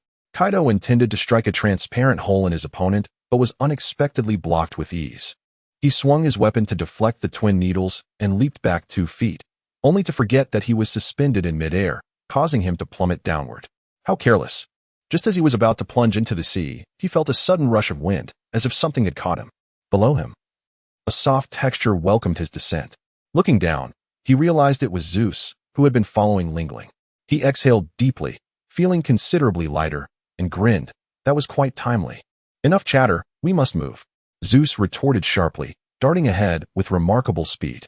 He infused his weapon with an aura of dominance, guarding against any potential erosion from fruit abilities. Observing the unfolding scene below, a figure hovered in the air, waving his slightly numb arms as he mused aloud. That little brat has some skill. Any ordinary person would have lost their weapon by now. I truly wish to inquire about his name, though it won't be long before I find out. It won't take much time. He gently flapped a pair of metallic wings, producing a rhythmic ticking sound, and swiftly pursued. With a thunderous crash, the pirate ship collided heavily with the dock, shaking the entire harbor violently, causing several scattered crates to soar into the air, enveloping the surroundings in a cloud of dust. Coughing, Lingling was momentarily choked by the thick smoke. Regaining her composure, she surveyed the area, spotting the disoriented Longbread and Uno, who was still clinging tightly to the ship's railing. She felt a sense of relief and smiled brightly. "We landed safely, after all. Nothing is ever truly fine," Longbread remarked, scratching his head as he and Uno followed Lingling off the ship and onto the shore. The streets lay eerily quiet, devoid of any human presence. Not even a single soldier stationed for defense. Lingling, visibly displeased, kicked a stone at the edge with irritation, exclaiming, "They clearly anticipated our arrival and evacuated the residence beforehand." As they spoke, Zeus arrived with Kaido at their side. Longbread eagerly inquired, "Has that fellow followed us?" Kaido leapt down from Zeus and declared, "I just turned back several times to confirm, and I saw no one pursuing us." "Is that so? How strange." Observing the hesitation among the group, Uno proposed, "We have no time to waste. We must hasten to the royal capital before the pursuers arrive." A cold, disdainful voice echoed through the air, sending chills down everyone's spine as they searched for its source. Suddenly, a figure appeared silently, blocking their path from a distance of 10 meters. It was only then that Kaido could discern the man's appearance, having previously acted too hastily. The individual was tall and slender, with a head of black hair streaked with a few strands of white, his complexion alarmingly pale.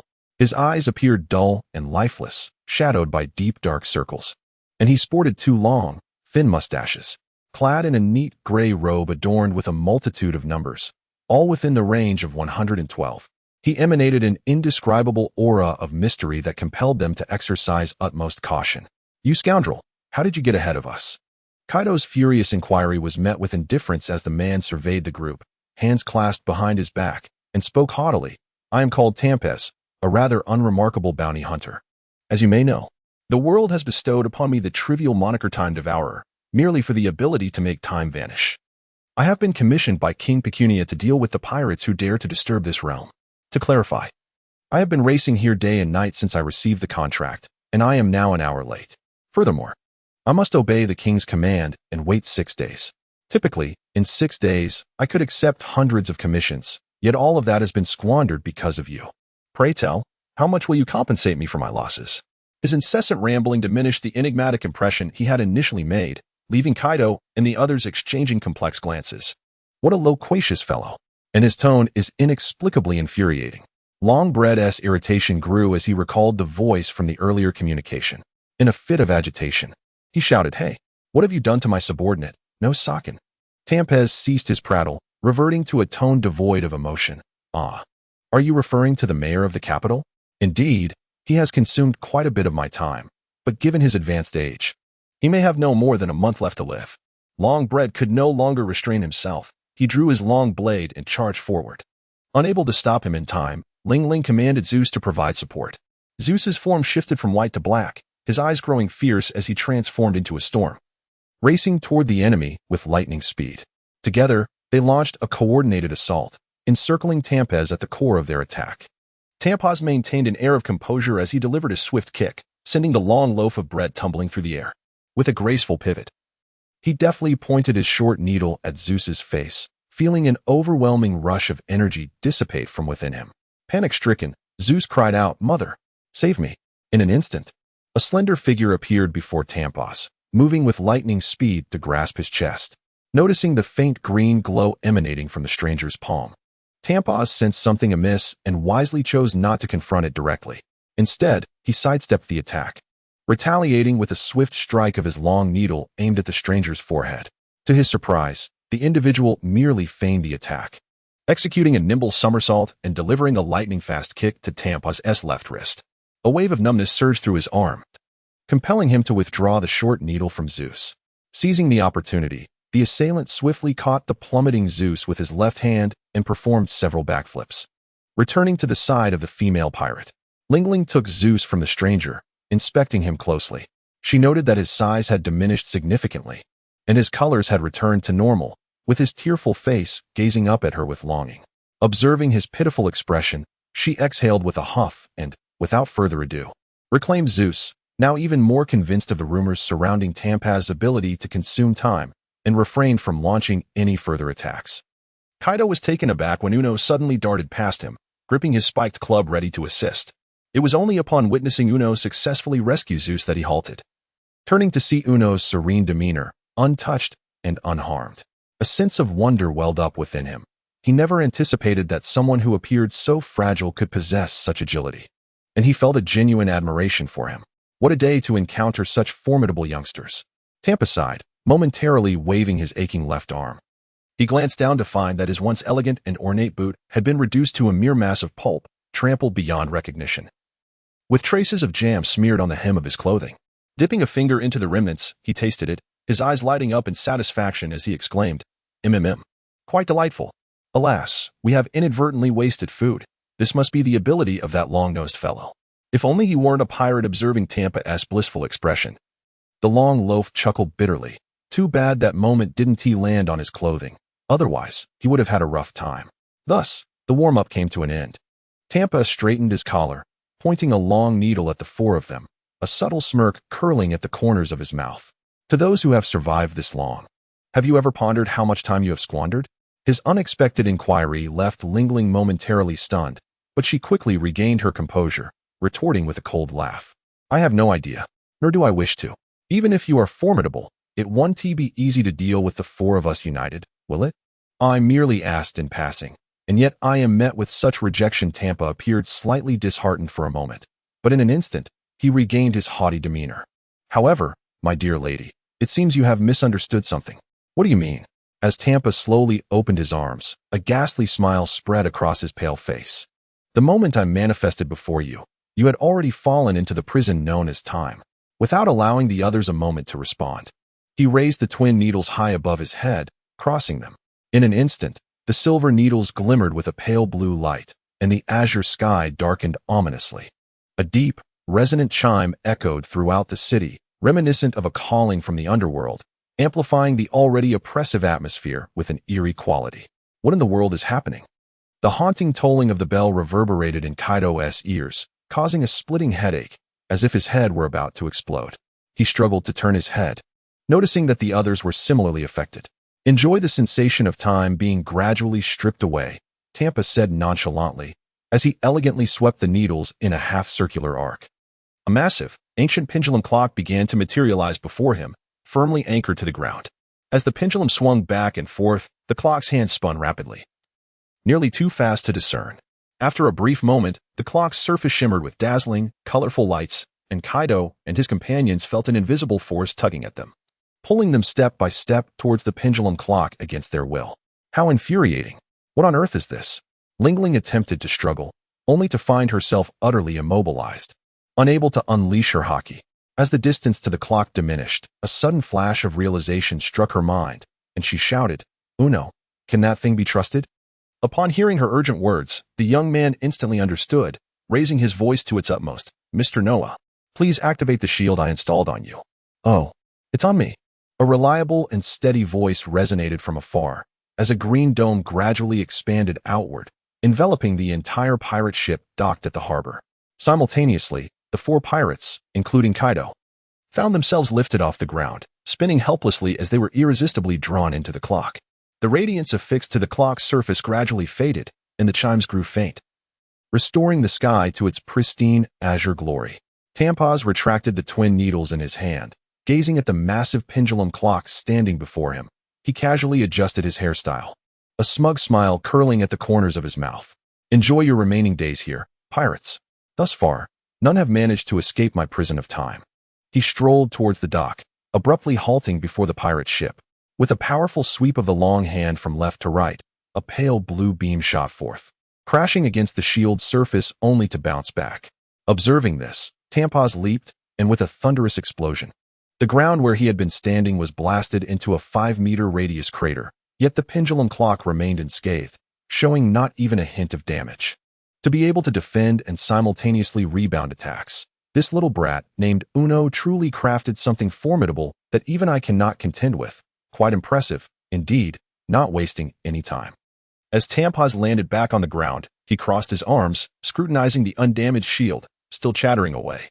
"What a pity we cannot leave them alive. Otherwise, we could have profited even more at the Navy headquarters. Speaking of which, we are quite fortunate. Charlotte Lingling with a bounty of 815 million. Her subordinate Longbread with 427 million. And that fellow named Uno, who hasn't appeared on any bounty list, likely just an apprentice. As for the horned little brat, I feel I have encountered him somewhere before. I believe his name is." Just then, the sound of a transponder snail echoed from his pocket. Reluctantly, he answered the call, and the voice of his employer, grating to his ears, came through. "Tampaz, how goes the task I assigned you?" "All is proceeding smoothly. The enemy consists of 4 individuals, all of whom have been captured by us." "Oh, I was right to choose you. Now, can we bring those thieves over?" Tampaz replied expressionlessly, "I deeply regret to inform you that once our prison of time is activated, it cannot be destroyed or moved. Even we are unable to intervene directly. We must await its automatic release after 1 day. Moreover, by that time, there will be nothing left of them, not even ash." "Indeed, that is truly unfortunate," the voice responded, tinged with disappointment. After a brief silence, it continued, "In that case, you should return to the palace. I shall host a lavish celebration in your honor."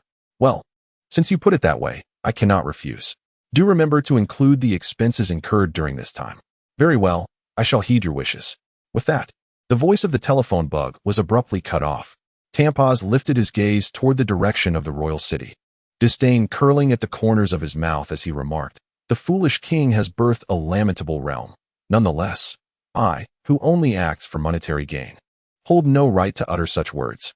As soon as he finished speaking, his figure vanished from sight, leaving behind only the ancient and enigmatic pendulum clock. After a prolonged tumult of chaos, Kaido reopened his eyes, feeling the jarring ache in his muscles as he found himself seated on the ground. Regaining his composure, he abruptly propped himself up and surveyed his surroundings. Darkness enveloped him, stretching endlessly ahead, occasionally revealing fleeting numerical phantoms. The sole solid ground beneath him was a colossal circular disk, more accurately, a clock, accompanied by its incessant ticking. He rushed to the edge of the clock, attempting to leap off in search of an escape, but the moment he sprang upward, he collided with an invisible barrier, rebounding violently and rolling several times before regaining his balance. "This won't work. We must destroy this place," he murmured, It appears we are all trapped in this wretched location. A familiar voice drifted from behind him, prompting Kaido to retract his half-extended spiked club and turn around. He saw Lingling wearily approaching, her long sword in hand, followed by Longbread and Uno. He exhaled in relief and waved at her, inquiring, "Do you have any means to escape from here?" Lingling plopped down onto the ground, nursing her throbbing fists as she grumbled, "If I did, I would have fled long ago. I've struck this cursed clock countless times, and not a single crack has appeared. Oh ho ho ho. It's amusing to witness you at a loss for solutions." Kaido jested lightly, attempting to alleviate the tension, and shifted his gaze toward the helmeted youth. Uno instantly comprehended his intent, letting out a soft sigh as he explained to the trio, "The only entity present in this space is this absurdly large clock. Beyond it, any attempt to escape would result in being forcefully returned. In other words, the exit can only be found within this confines. Given this, why not simply shatter it?" "Please allow me to finish my thought," Uno interjected, shaking his head to dismiss the youth's reckless notion. He continued, "Since Tampa believes we cannot escape, it implies that the structure of this clock is undoubtedly intricate, as demonstrated here." Before he could finish, he spread his right hand wide and pressed it firmly against the clock's surface. A web of green light radiated from his wrist, and after a moment, the glow gradually faded, revealing no trace of damage upon the clock's face. Observing his right arm, he remarked, "The fruit of decomposition that I consumed possesses the ability to disintegrate any object it touches in an instant. Even formidable hockey users would find it challenging to counteract this power. Yet, the clock remains utterly unscathed. This indicates that conventional methods will yield no harm to the clock." Moreover, he gestured for their attention. Following his gaze, the others beheld the clock continuing its clockwise rotation, while the 12 digits displayed an astonishingly rapid and irregular flickering, rendering the current time indiscernible. Uno commented on the erratic numbers. Although the digits are in disarray, the minute hand is clearly positioned at 3 minutes past midnight, which does not correspond to the time outside.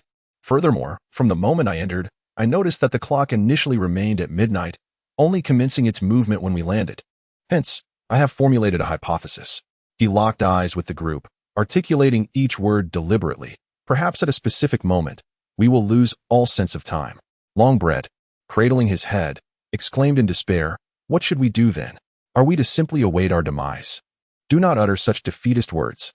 Lingling sprang to her feet, striking the clock with her blade, producing a resounding metallic clash. With one hand on her hip, she coldly declared, "Anyone daring to speak of surrender shall face my wrath first."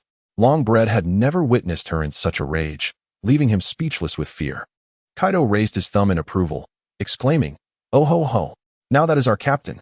After venting her frustrations, Lingling felt a considerable sense of relief. She sheathed her sword and turned to Uno, asking, "Do you have any brilliant ideas for our escape?" "I regret to say that at present, I cannot conceive a solution," Uno replied, shaking his head, his finger resting thoughtfully on his chin. "For now, we must observe the clock for any weaknesses." As 20 more minutes passed, the group felt as though they had endured a century in their anxious wait. Kaido languidly stretched his limbs, his gaze inadvertently drifting to his right hand. At first, it seemed inconsequential, but upon closer inspection, he was taken aback. His arm had inexplicably thickened, now adorned with a dense growth of sweat-soaked hair. "What on earth?" "My hand." He halted mid-sentence, realizing that his voice had also taken on a notably grizzled timbre. "Goodness, why do you suddenly resemble a gorilla?"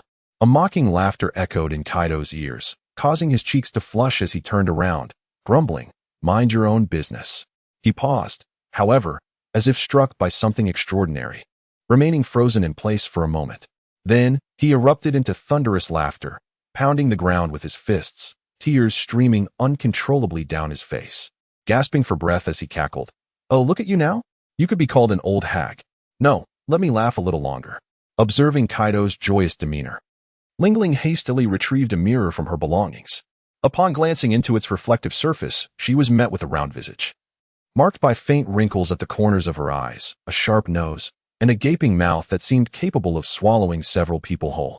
Her figure had also become quite distorted, resembling a deflated ball, starkly contrasting with her former vibrant appearance.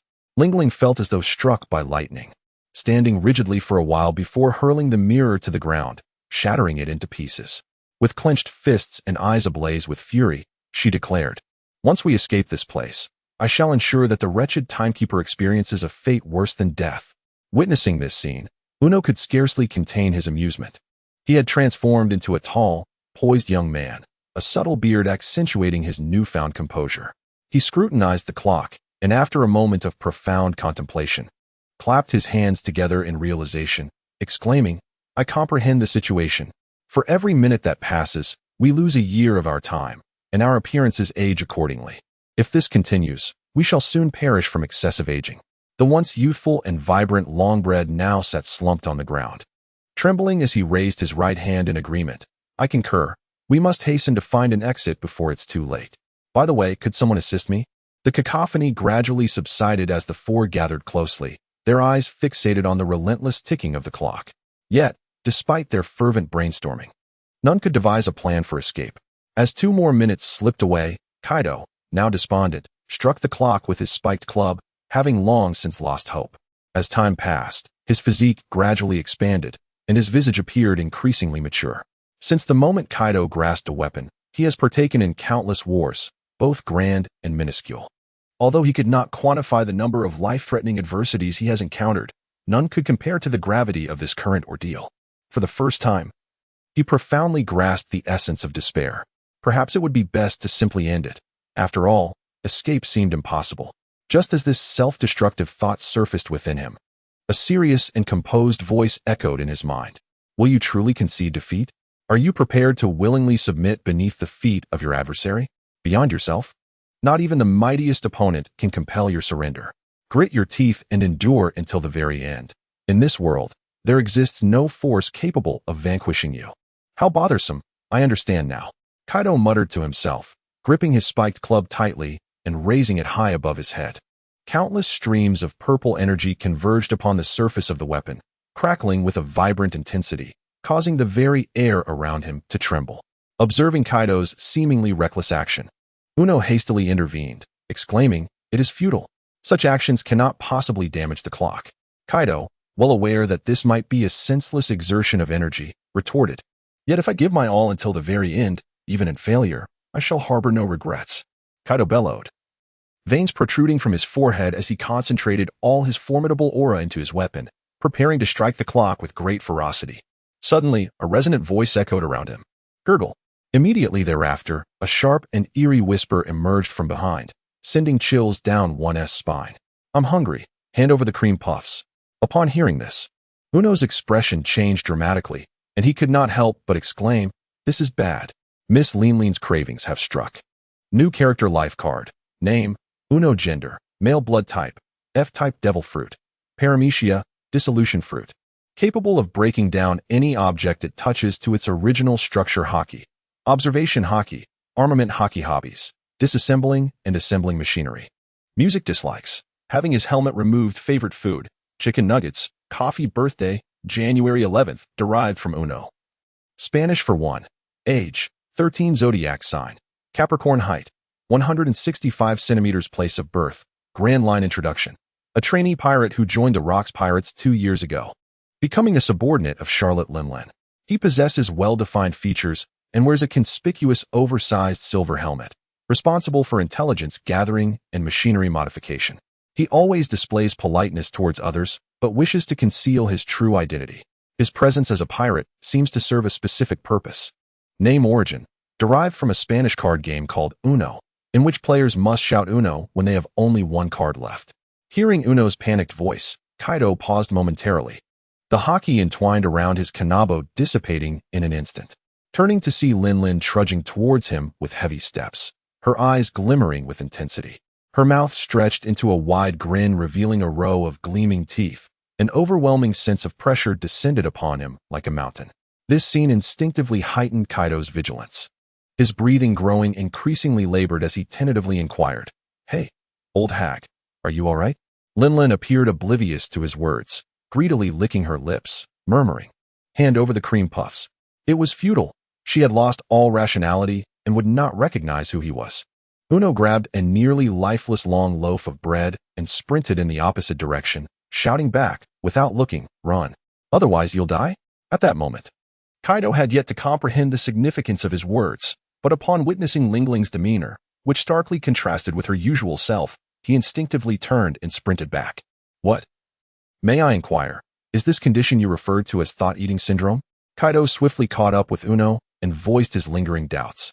Uno, without providing a direct answer, replied as they ran. Mr. Longbread possesses decades of pirate experience and wields considerable strength, yet he has not ascended to the ranks of an officer. Do you know the reason behind this? How would I know? What does that have to do with? Kaido abruptly halted mid-sentence, suddenly recalling a crucial matter, and gasped in shock. Could it be for the sake of food? Indeed. Interrupting his words, Uno solemnly interjected, Mr. Longbread is a superhuman?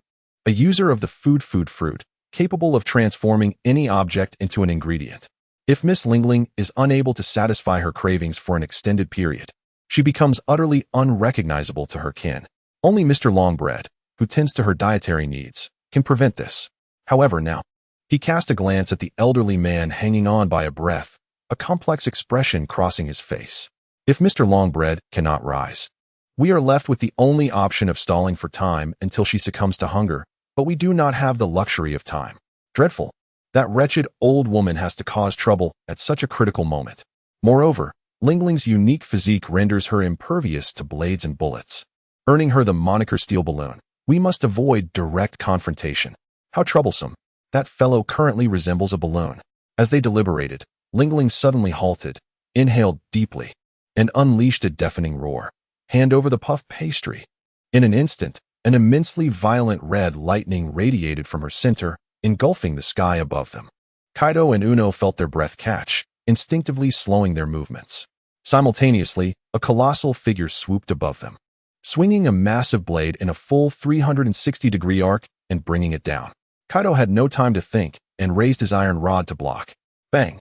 At the moment of impact between the blade and the mace, sparks flew, and both parties involuntarily staggered back a few steps. Kaido's expression darkened, his arm numbed from the shock, nearly losing grip on the mace. In contrast, Lingling remained unfazed, brushing off her dress without any sign of distress. That wretched old woman possesses such strength. Direct confrontation is futile. I must find a way to hinder her. Resolute, he grasped the rod firmly, slowly rotating it counterclockwise, positioning it horizontally across his chest, standing still and poised for action. Ha ha ha. You think you can challenge me? You're 500 years too early. Lingling, taken aback by the boy's seemingly reckless behavior, raised her right hand, conjuring a massive flame before her, which bore a menacing visage, grinning at its mistress. Mama, how may I serve you? By the way, you've changed quite a bit. Enough chatter. Incinerate that horned gorilla completely, Prometheus. At your command. As the last word escaped her lips, the fiery orb inhaled deeply and unleashed a searing torrent of flames, aimed directly at Kaido. Bring it on. Confronted by an overwhelming inferno, Kaido displayed not a trace of fear in his eyes. He wielded his spiked club with the grace of a windmill, deflecting the encroaching flames with ease. Seizing the opportunity, Lingling circled behind Kaido, delivering a fierce strike aimed at the back of his head. The blow cut through the air with a swiftness that startled Kaido, who felt a rush of wind at the nape of his neck. Enveloped by an aura of dominance, he swiftly pivoted, his right horn barely intercepting the blade with a resounding clang. Utilizing the momentum, Kaido executed a backward somersault, landing behind Lingling. He grasped his iron club, adopting a home run stance, and sent her flying like a baseball, scattering the flames in her wake. Prometheus, taken aback by the colossal figure hurtling towards him, widened his eyes in terror, momentarily forgetting to evade, and was consequently struck down to the ground with a pained cry. Kaido offered no respite to his adversary. Lunging forward with a swift stride, Lingling propped herself up, shaking her head, and as she observed Kaido leap into the air, swinging his iron club towards her face, she quickly rolled aside to evade the blow. Grasping a long blade from the ground, she aimed a diagonal strike at his left side, intent on severing his arm. In the blink of an eye, Kaido sidestepped, thrusting his weapon forward and striking her wrist. Despite Lingling's indomitable physique, the impact sent a wave of excruciating pain coursing through her, causing the long blade to slip from her grasp. Reflexively, she unleashed a left punch enveloped in haki. But Kaido deftly deflected her strike and retaliated with a kick, infused with a flicker of lightning, that struck her squarely in the face, propelling her body into the air. Nearby, Prometheus, witnessing her impending fall, hurriedly soared to catch her securely. Lingling steadied herself, glaring down at the youth who had thrust her into this fierce struggle. Kaido observed that although she was at a disadvantage, not a single blemish marred her form, deeply grasping the essence embodied in the steel balloon. He mused that had it not been for her loss of reason, which diminished her combat prowess, he might not have found it so facile to gain the upper hand.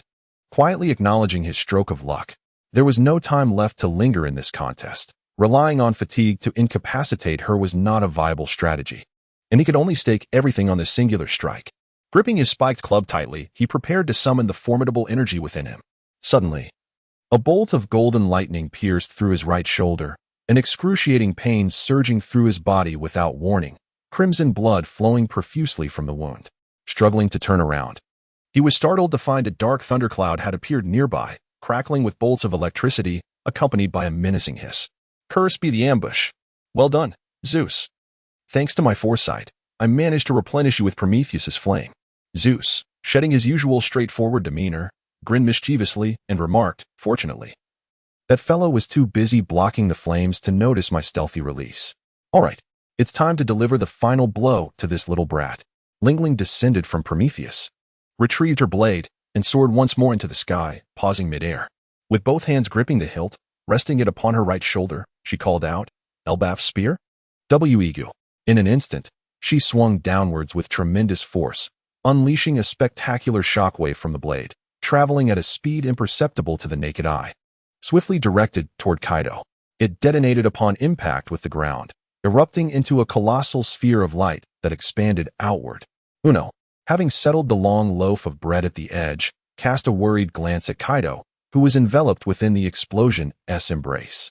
Suddenly, his gaze inadvertently shot toward the epicenter of the blast, as if he had stumbled upon something of great significance, his eyes brightening instantly.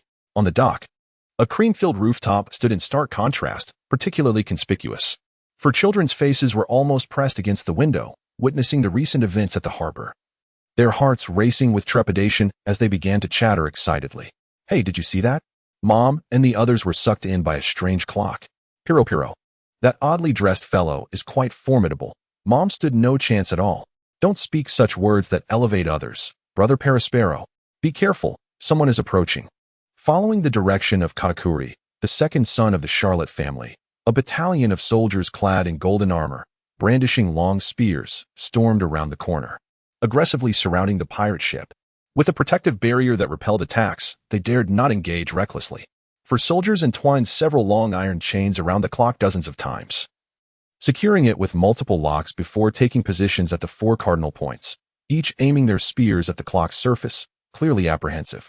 One soldier seemed to notice something, abruptly casting his gaze toward the ship. As his gaze drifted towards them, the 4 children instinctively shrank back, pressing against the wall while panting heavily.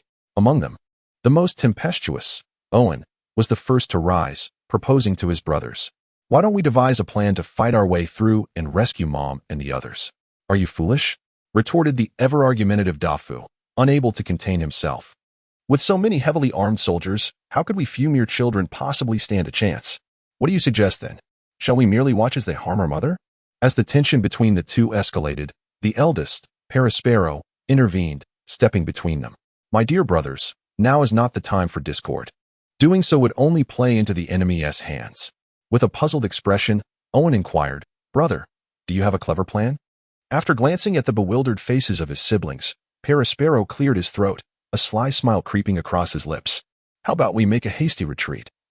With me as the new captain? Go to hell," they chorused, resulting in Perispero receiving a couple of punches, sending him sprawling to the ground, his head swelling as he lay there, dazed, muttering, "Peros, there are so many candies flying in the sky." Enough of this foolishness, Katakuri, who had remained silent thus far, stated calmly, arms crossed against the wall. "What we can do now is observe and wait. The shield can hold for no more than half an hour. After that, we must rely on Noah and fight them with our backs against the wall." "Truly, Katakuri, you are far more reliable than some," Dafu and Owen praised earnestly, having always held deep respect for their elder brother. Perispero, unsteadily rising to his feet, murmured, "You mustn't speak ill of your elder brother. Since you wish to assume the mantle of the big brother," Katakuri replied with a hint of a smile, "why not go and tend to the crying younger siblings who have been awakened? It's quite a challenge for Confort and the others." "Fine, I shall go. Perispero, feeling somewhat thwarted, donned his hat and stiffly made his way to the door. Katakuri turned back, his cold gaze once more fixating on the clock on the shore. A look of concern etched on his face. Mother, please do not come to harm. After all, you are destined to become the pirate queen. Uno was confident that he had not misperceived the situation, although it lasted only a fleeting moment, when the sword energy released by Lingling made contact with the ground. A faint cracking sound accompanied the appearance of tiny fissures on the surface of the clock. Simultaneously, he noticed that the flickering numbers on the clock transformed into a coherent sequence at that very instant. However, this phenomenon was but a brief spectacle, amidst the billowing smoke. The cracks on the clock began to mend at an astonishing pace, quickly returning to their original state, leaving no trace of damage. The numbers on the clock then resumed their chaotic dance. Prior to this, he had confirmed that no matter how one attacked this peculiar clock, it remained unscathed. Not even a dent would form, even when faced with the destructive force capable of annihilating an entire town. Though he had observed the numbers restoring themselves several times before, he had not paid it much heed. Thus, only one conclusion remained: when the numbers on the clock aligned with those of the real world, it was possible to inflict damage upon the clock. The interval of the numbers' fluctuations was approximately 2 seconds, with a new sequence commencing every 5 minutes. Yet, even with this knowledge, Miss Lingling's formidable power could not obliterate the clock in one fell swoop, and after a second, the clock would swiftly revert to its original form. Even if the numbers aligned several more times, insufficient damage would yield no beneficial outcome. Perhaps, the combined strength of Mr. Kaido and Miss Lingling could achieve such a feat. However, the question of how to resolve the conundrum of the Thought Eater remained. You managed to evade that strike, but your luck will not hold out for long. Lingling laughed heartily, surveying the ground shrouded in swirling dust, brandishing her great sword in the air with abandon as she descended slowly with Prometheus. Ahem, that cursed old hag. Should she land a direct hit, she would likely find herself in another world. Just as the formidable blow was about to strike Kaido, his eyes glimmered. He wielded his spiked club with lightning speed, unleashing a tremendous shockwave that deflected the fierce sword energy slightly off course, causing it to explode upon hitting the ground not far from him. The force of the blast sent Kaido tumbling through the air, rolling several times before he regained his footing, panting heavily, casting a glance at his now immobile right arm, and unable to suppress a bitter curse. How unfortunate that this arm should fail him at such a critical moment. He feared he might meet his end at her hands before even aging into oblivion. Enough with the chatter. Hand it over quickly. Lingling leapt down from the fireball, landing heavily in front of Kaido, her blade aimed menacingly at his head, a grotesque and avaricious expression creeping upon her somewhat plump visage. Life or puff, choose one. Her pupils shimmered with spirals, whispering incantations that exuded an eerie aura, instilling a sense of dread in anyone who beheld her. This was Lingling's signature technique, the soul spell. When a hint of fear crept into the hearts of her listeners, their remaining lifespans would be swiftly claimed. With this formidable art, she had vanquished countless foes upon the seas, causing the mere mention of Charlotte Lingling's name to evoke trepidation among the masses. Apart from a select few formidable adversaries, none could maintain their composure in the face of her chilling presence. Alas, she had not anticipated that every situation harbors an element of unpredictability. Kaido stood resolutely, his gaze icy as he fixed his stare on Lingling, his expression betraying not a hint of fear. He spoke with deliberate clarity.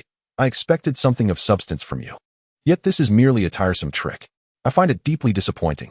His tone was laced with arrogance, yet Lingling seemed to momentarily forget her anger, her expression a mixture of surprise and uncertainty. She could hardly fathom that this newcomer felt no trepidation in her presence, and even dared to speak so disrespectfully, a first for her. Uno, who had been apprehensive on Kaido's behalf, widened his eyes in astonishment at this unexpected turn of events. Momentarily forgetting his own predicament, it was hard to believe that for the first time, Miss Lingling's soul incantation had failed. Mr. Kaido certainly possessed a remarkable ability. Just as he was lost in thought, a faint melody drifted from somewhere nearby. A soft, sticky life does not exist. He glanced down to see the long baguette, previously feeble, now mustering the strength to remove its cloak. With trembling, emaciated arms, it reached upwards, its cracked lips moving weakly. Suddenly, the expansive cloak overflowed with rich cream, spreading rapidly in all directions and beginning to take shape. In no time, an abundance of cream puffs filled the ground. Not nearly enough. Fortunately, I had the foresight to bring this. The long baguette retrieved a package from its pocket, tearing it open with effort, and shakily sprinkled a generous amount of powdered sugar over the puffs. Instantly, each puff appeared more exquisite, their surfaces gleaming with a lustrous sheen and exuding an intoxicating aroma. Though the long baguette's culinary fruit could transform all things into ingredients, the resultant dishes often lacked flavor. To remedy this, it had devoted decades to perfecting a secret blend of sugar, one of its proudest creations as a chef. Even the blandest food could become delightful with just a sprinkle. Not to mention an entire bagful. Uno fought the urge to devour one, wiping the drool from the corner of his mouth, and called out energetically to the distance, "Hey, there are delicious cream puffs here. If you don't hurry, we'll finish them all." "Well done. I need not remind you of your next steps," he added, as the elderly baguette, its beard white and eyes nearly mere slits, weakly gave a thumbs up before collapsing again, utterly unconscious. Uno cradled it and dashed to the side, observing the unfolding scene. "Are there puffs?" Lingling, following the call, turned her gaze in confusion, quickly spotting the delectable treats she had longed for. Her eyes lit up, drool trickling down her chin as she declared fiercely, "Those are all mine. No one is allowed to take them from me." Before her words had faded, she charged fiercely towards the direction of the cream puff, completely oblivious to Kaido, who stood opposing her. "It is truly perplexing to comprehend that woman," Kaido murmured to himself, retracting his spiked club, and sank contentedly to the ground. Though fatigue was evident on his face, he had finally resolved one troublesome matter. Meanwhile, in the blink of an eye, Lingling had devoured the mountain of cream puffs, her round belly now a testament to her indulgence. She licked the sesame oil from her lips, her eyes closed in sheer delight, exclaiming, "Although a tad sweet, it certainly fills the belly." Then, noticing the gazes directed at her, she queried, "Why is everyone staring at me? And Kaido, what happened to you? Who inflicted such grievous wounds upon you?" Kaido and Uno exchanged glances, their hands raised in a gesture of resignation. Uno stepped forward, sporting a rather awkward smile. "Allow me to elucidate," he began. "You mean to say that at the precise moment when the clock strikes a normal hour, unleashing a formidable aura, there exists a possibility to escape this wretched place?" "Indeed," he affirmed. "Only through your mutual cooperation can this be achieved. It is our sole means of liberation." After listening to Uno succinctly recount the events that had transpired, Lingling furrowed her brow in contemplation for a moment before speaking.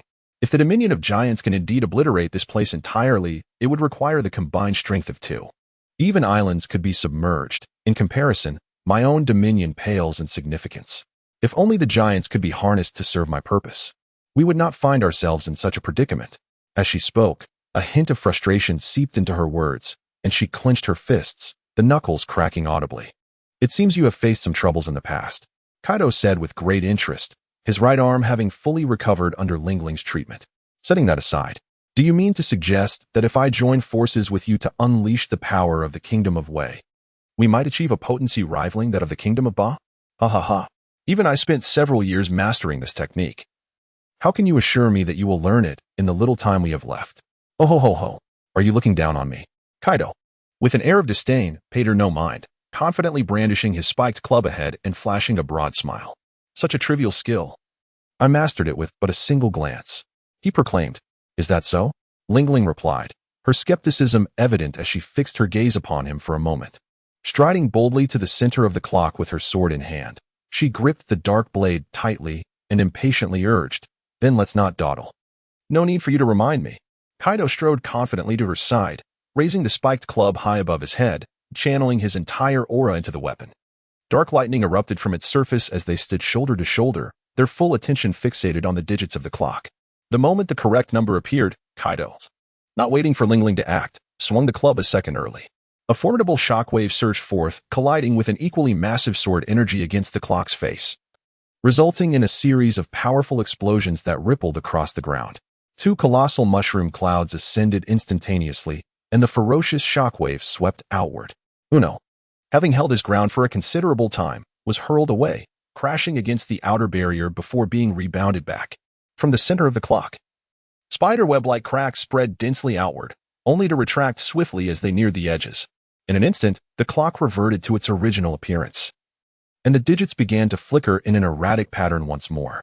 It was evident that this endeavor had concluded in failure. "What on earth are you doing?"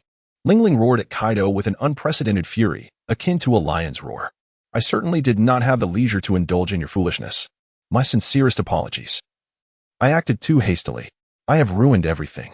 Kaido, abandoning his usual arrogance, flustered and disoriented, sincerely apologized to her, pleading for another chance. Observing his earnest demeanor, Lingling's expression softened slightly as she turned to the young boy who had just risen from the ground, inquiring, "How much time remains until the next opportunity?" Uno, still somewhat dizzy, gestured with his fingers, indicating that approximately 4 minutes were left. For years? Never mind. I am already of the venerable age of 69. A few more years won't make a difference. Lingling raised the blade imbued with her formidable aura, her expression stern as she articulated, "However, should another mishap occur, I shall not spare you." Time trickled by, the prison enveloped in an eerie silence, as if the very air had solidified. The ticking of the clock, in this stillness, resonated sharply. At this juncture, 48 minutes had elapsed. Kaido's rugged visage began to reveal creases, his thinning hair peppered with strands of gray, yet he appeared oblivious. Standing resolutely with a grave countenance. Should they falter this time, their vigor would inevitably wane, and their formidable aura would gradually diminish. Even with optimal coordination thereafter, the resultant assault would pale in comparison to their previous endeavors. Thus, the next strike would be pivotal, to disrupt the clock in a mere instant. They must be flawlessly synchronized with Lingling's rhythm, neither hastening nor lagging. He slowly closed his eyes, endeavoring to attune himself to the flow of aura within his counterpart. 1 minute remained. Uno, anxiety etched upon his face, watched the two intently as beads of sweat trickled down his forehead, disappearing into his thick beard. You two must not fail. Half a minute. The scene before him blurred. The long loaf of bread, barely clinging to life, could still discern their actions. He stared intently ahead, mouth agape as if to utter something, yet unable to release a single breath. Lingling, my future rests solely in your hands. 10 seconds. Lingling still held the blade aloft, her nerves taut, oblivious to the fatigue coursing through her arms. You little rascal, do not dare to mess this up. The numbers on the clock, once more, aligned in their correct sequence, came to a halt. Now is the moment. Kaido and Lingling shouted in unison, simultaneously wielding their weapons. The scene rewinds to 20 minutes prior. In a lavish banquet hall, the diamond chandelier hanging from the ceiling cast a dazzling brilliance, illuminating the golden bricks that shone even brighter. Exquisite dining tables were neatly arranged on the floor, adorned with a sumptuous array of fine wines and delicacies, alongside tableware and goblets crafted from gold. Nobles from the Ethel Kingdom gathered here, with women donning splendid gowns that harmonized with their jeweled adornments, while the men sported pristine black suits complemented by elegant ties and bow ties, engaging in lively conversation at the banquet. "Ah, is that not Lady Moina? You appear even more radiant than the last time we met." "Oh, you flatter me. I merely used the rarest pearl powder available on the market. It is said to be found only on a perilous island in the North Sea, so I dispatched a few of my strongest slaves to collect it. Though only one returned with the pearl powder, he was nearly at death's door. I deemed him of no further use and fed him to my dog." "Oh, but won't that leave you without anyone to continue gathering?" "What's the worry? I can always procure more slaves. Tools are easily replaced." "Truly, you are the epitome of Lady Moina. I shall endeavor to follow suit." As melodious music filled the air, maidens gracefully approached, swaying their waistlines like silk, dancing in rhythm with the melodies. Their glances flickered, and their movements were light and ethereal, captivating all in attendance, who could not help but applaud.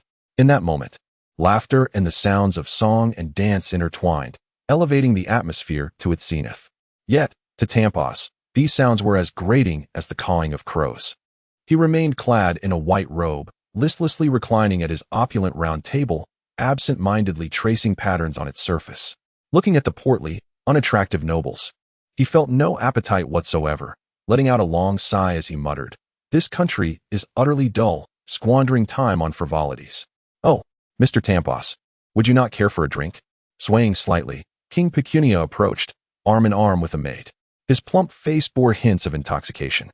Witnessing his indulgent demeanor, Tampos felt an inexplicable aversion, frowning as he coldly replied, "I am not adept at drinking, nor do I relish the sensation of alcohol clouding my mind." "I beg your pardon, your majesty. Do not be so rigid, my friend." With the assistance of the maid, King Pecunia seated himself opposite Tampos. unabashedly lifting a goblet from the table and downing its contents. With a tipsy grin, he proclaimed, "You have aided me in vanquishing those treacherous fools who sought to overthrow this kingdom. My gratitude knows no bounds. The reward you seek will be dispatched to your residence without fail. Rest assured, that would be most commendable. I am profoundly grateful." Tampa spoke softly, his face devoid of any joy. "With your presence, no fool would dare to oppose me. I shall rely on you henceforth." As they were conversing, a towering officer strode in with great confidence, clad in silver armor adorned with sharp spikes. He approached King Pecunia, saluted, and announced loudly, "Your Majesty, I have arranged for the soldiers to secure the port, rendering it impenetrable. The clock has been firmly sealed, and no citizen is permitted to approach even a step closer." King Pecunia turned around, his dreamy eyes fixated on the officer, who maintained a fierce glare. After a moment, he recognized him as his most capable subordinate and praised, "Well done, Heljorg. With this, even if they have allies, they will be powerless. What of the ship now?" "Yes," replied Heljorg, the commander of the Eater Kingdom's army. His gaze flickered towards Tampos before he continued his report to the king, as the Time Devourer stated, "That ship remains encased in a protective shield. Our men have been unable to breach it by any means, and I have heard that several have even had their limbs shattered by the rebound. I warned them not to engage. It is infuriating." He ground his teeth, his hair bristling, even piercing through his helmet, his eyes ablaze with fervent anger. How can such disobedient fools still call themselves soldiers? "Dear brother, before you unleash your wrath, it may be prudent to observe your surroundings," Tampos interjected. Unable to contain himself, Heljorg was taken aback, then noticed the astonished gazes directed at him, which led to a wave of embarrassment. He cleared his throat, lowering his voice. "I apologize for my rudeness. I possess a naturally volatile temperament, and I tend to react strongly to provocation. I beg your pardon, Your Majesty. There is likely nothing of interest aboard the ship. No need to dwell on it." King Pecunia seemed unfazed by his subordinate's outburst and instructed a maid to arrange a seat for him. "We should celebrate during such times. Sit down and indulge yourself. And you too, Tampos." Heljorg, having not eaten since he rose, felt his stomach grumble several times. Hearing the king's words was like receiving a pardon. He seized a few roasted porcupine skewers from the table and devoured them ravenously. Seeing King Pecunia's warm hospitality, Tampos reluctantly lifted a golden goblet and took a small sip, gazing at the intricately decorated clock on the opposite wall, falling into a contemplative silence. It seemed that their adversaries had aged significantly by now. Despite being enemies, he felt an unexpected sense of nostalgia. The presence of formidable foes on rocks was undeniable. Perhaps he should visit them on Honeycomb Island another day, as it would not require much of his time. Now is the moment. Open fire on the shore. As the protective shield vanished, Karakuri stood resolutely upon the deck, issuing a command that unleashed a barrage of cannonballs from the pirate ship's artillery. The soldiers on watch, caught off guard, were thrown into disarray, suffering countless casualties. In an instant, chaos erupted along the shore, seizing the moment while the soldiers were still reeling from the confusion. Katakuri waved his hand once more, launching several cannonballs that rained down upon the harbor, each strike meticulously avoiding the large clock, anxious to spare the delicate Bruley from harm. That insufferable brat! Prepare for a counterattack. Under the command of their leader, the remaining soldiers hastily unsheathed their spears, aiming toward the pirate vessel and pulling the triggers. In a flash, the spearheads, connected by chains, shot forth like lightning, piercing each cannon port of the ship with precision. Before long, the pirate ship was firmly anchored in place. The soldiers gripped the rear ends of the spears, tautening the chains, determined to maintain their hold without a moment's relaxation. "This is bad. We've been outmaneuvered by those scoundrels," Daifuku exclaimed in alarm. "Damn it. Move now." Oven paced the deck frantically, but a hand restrained him. "It's futile. The artillery is rendered useless. I've observed the soldiers' chain-throwing technique. It's evident they have practiced it many times before. Or they wouldn't have captured us so effortlessly. Are we to simply wait for our doom? I cannot allow my siblings to remain in peril." Katakuri glanced back toward the shore, a wry smile escaping him, acknowledging that some would not grant them the luxury of time. "Those brats are said to be the children of Charlotte Linlin. Offering them to the Navy could yield a handsome reward." The soldiers, freed from their constraints, cried out in excitement as they leapt onto the ship's bow, ravenous as wolves, charging toward the 4 children on the deck. Katakuri remained unfazed, propelling himself off the ground with a forceful kick, soaring above a soldier's thrust. He delivered a swift kick to the soldier's chin. eliciting a pained cry as the spear slipped from his grasp and clattered to the ground. Katakuri deftly landed, seizing the fallen spear, and with a quick thrust, drove it through the soldier's chest, emerging from his back as the man fell, blood gushing forth in a relentless torrent. What manner of child is this? He appears no older than 4, yet possesses such formidable strength. The remaining soldiers, witnessing the gruesome scene, were struck with fear, instinctively retreating a few steps. Among them, an older soldier, steeling his resolve, shouted to his comrades, "What is there to fear? They are merely 4 snot-nosed children. Together, we shall surely subdue them." His fervent words ignited a spark of courage among the soldiers, who raised their spears once more and charged forward. Faced with a multitude of adversaries, Katakuri and his 3 companions dared not underestimate their opponents, brandishing their respective weapons and engaging in fierce combat. The Charlotte brothers, having inherited Big Mom's lineage, possessed extraordinary physical prowess, rendering ordinary soldiers no match for them. It wasn't long before several soldiers found themselves either impaled by Katakuri's trident or knocked down by the combined might of Daifuku and Oven. One soldier, witnessing his side's inability to gain the upper hand, suddenly harbored a nefarious thought upon spotting a cream-decorated house, charging forward with his spear. After ensnaring 2 soldiers in sticky candy liquid, Perispero inadvertently caught sight of the rushing soldier and exclaimed, "Someone is attempting a sneak attack." Hearing his brother's shout, Katakuri swiftly dispatched an enemy to his right, weaving through the throng like a tempest, and in an instant, he was behind the man. Thrusting his trident just as the soldier was about to kick open the door, the soldier felt a stab of intense pain in his abdomen, coughed up a mouthful of blood, and then darkness enveloped him. Forget about those small fry. There must be others inside that house, taking them as hostages. The soldiers, emulating their comrades' actions, surged towards the house in a frenzy. Corinne, determined to protect the other children of the Charlotte family, felt the weight of caution bearing down on her, silently lamenting the situation. Witnessing the enemy resorting to such despicable tactics, Katakuri and his companions steeled themselves to withstand the relentless assault. Unfortunately, the sheer number of enemies proved overwhelming, and Perispero, Daifuku, and Oven struggled to cover each other, quickly losing their weapons and being pinned to the ground by several soldiers. "Brother!" Hearing the soldiers' cries, Katakuri turned anxiously, only to expose a critical opening in his defense, which a soldier seized upon with a fierce blow from his machete. Blood gushed forth in an instant. "Katakuri!" The subdued brothers cried out in unison, desperately struggling against their captors, who held their heads down with unyielding force. Katakuri's pupils quivered as he coughed up blood, his back a bloody mess, his body swaying precariously, and his consciousness fading. "No, if I fall now, others will surely perish. I must fight for them until the very last moment." Resolute, he gritted his teeth, forcing his faltering body to remain upright, and his eyes flared with determination. In an instant, a surge of red-black lightning erupted from within him, wildly spreading outward. Some soldiers were struck by the intense force, foaming at the mouth and collapsing to the ground in a cacophony of thuds. "I am Charlotte Katakuri, the second son of Charlotte Linlin, a man destined to echo across the seas." Katakuri staggered to the front of the house, standing tall and unwavering, clutching his blood-soaked trident. He surveyed the encircling soldiers, a glint of cold determination flashing in his eyes. "If you wish to harm my siblings, you must first tread over my corpse. Regardless of the circumstances, my back shall never touch the ground in battle. Bring it on." Amidst the thick layers of clouds, rays of sunlight gradually pierced through, illuminating Katakuri's bloodstained visage, rendering him remarkably resolute. The formidable Perispero pushed aside the soldiers who had collapsed upon him, gazing in astonishment at the unfolding scene. Utterly taken aback by the sight before him, the soldiers appeared momentarily paralyzed by his fearsome demeanor.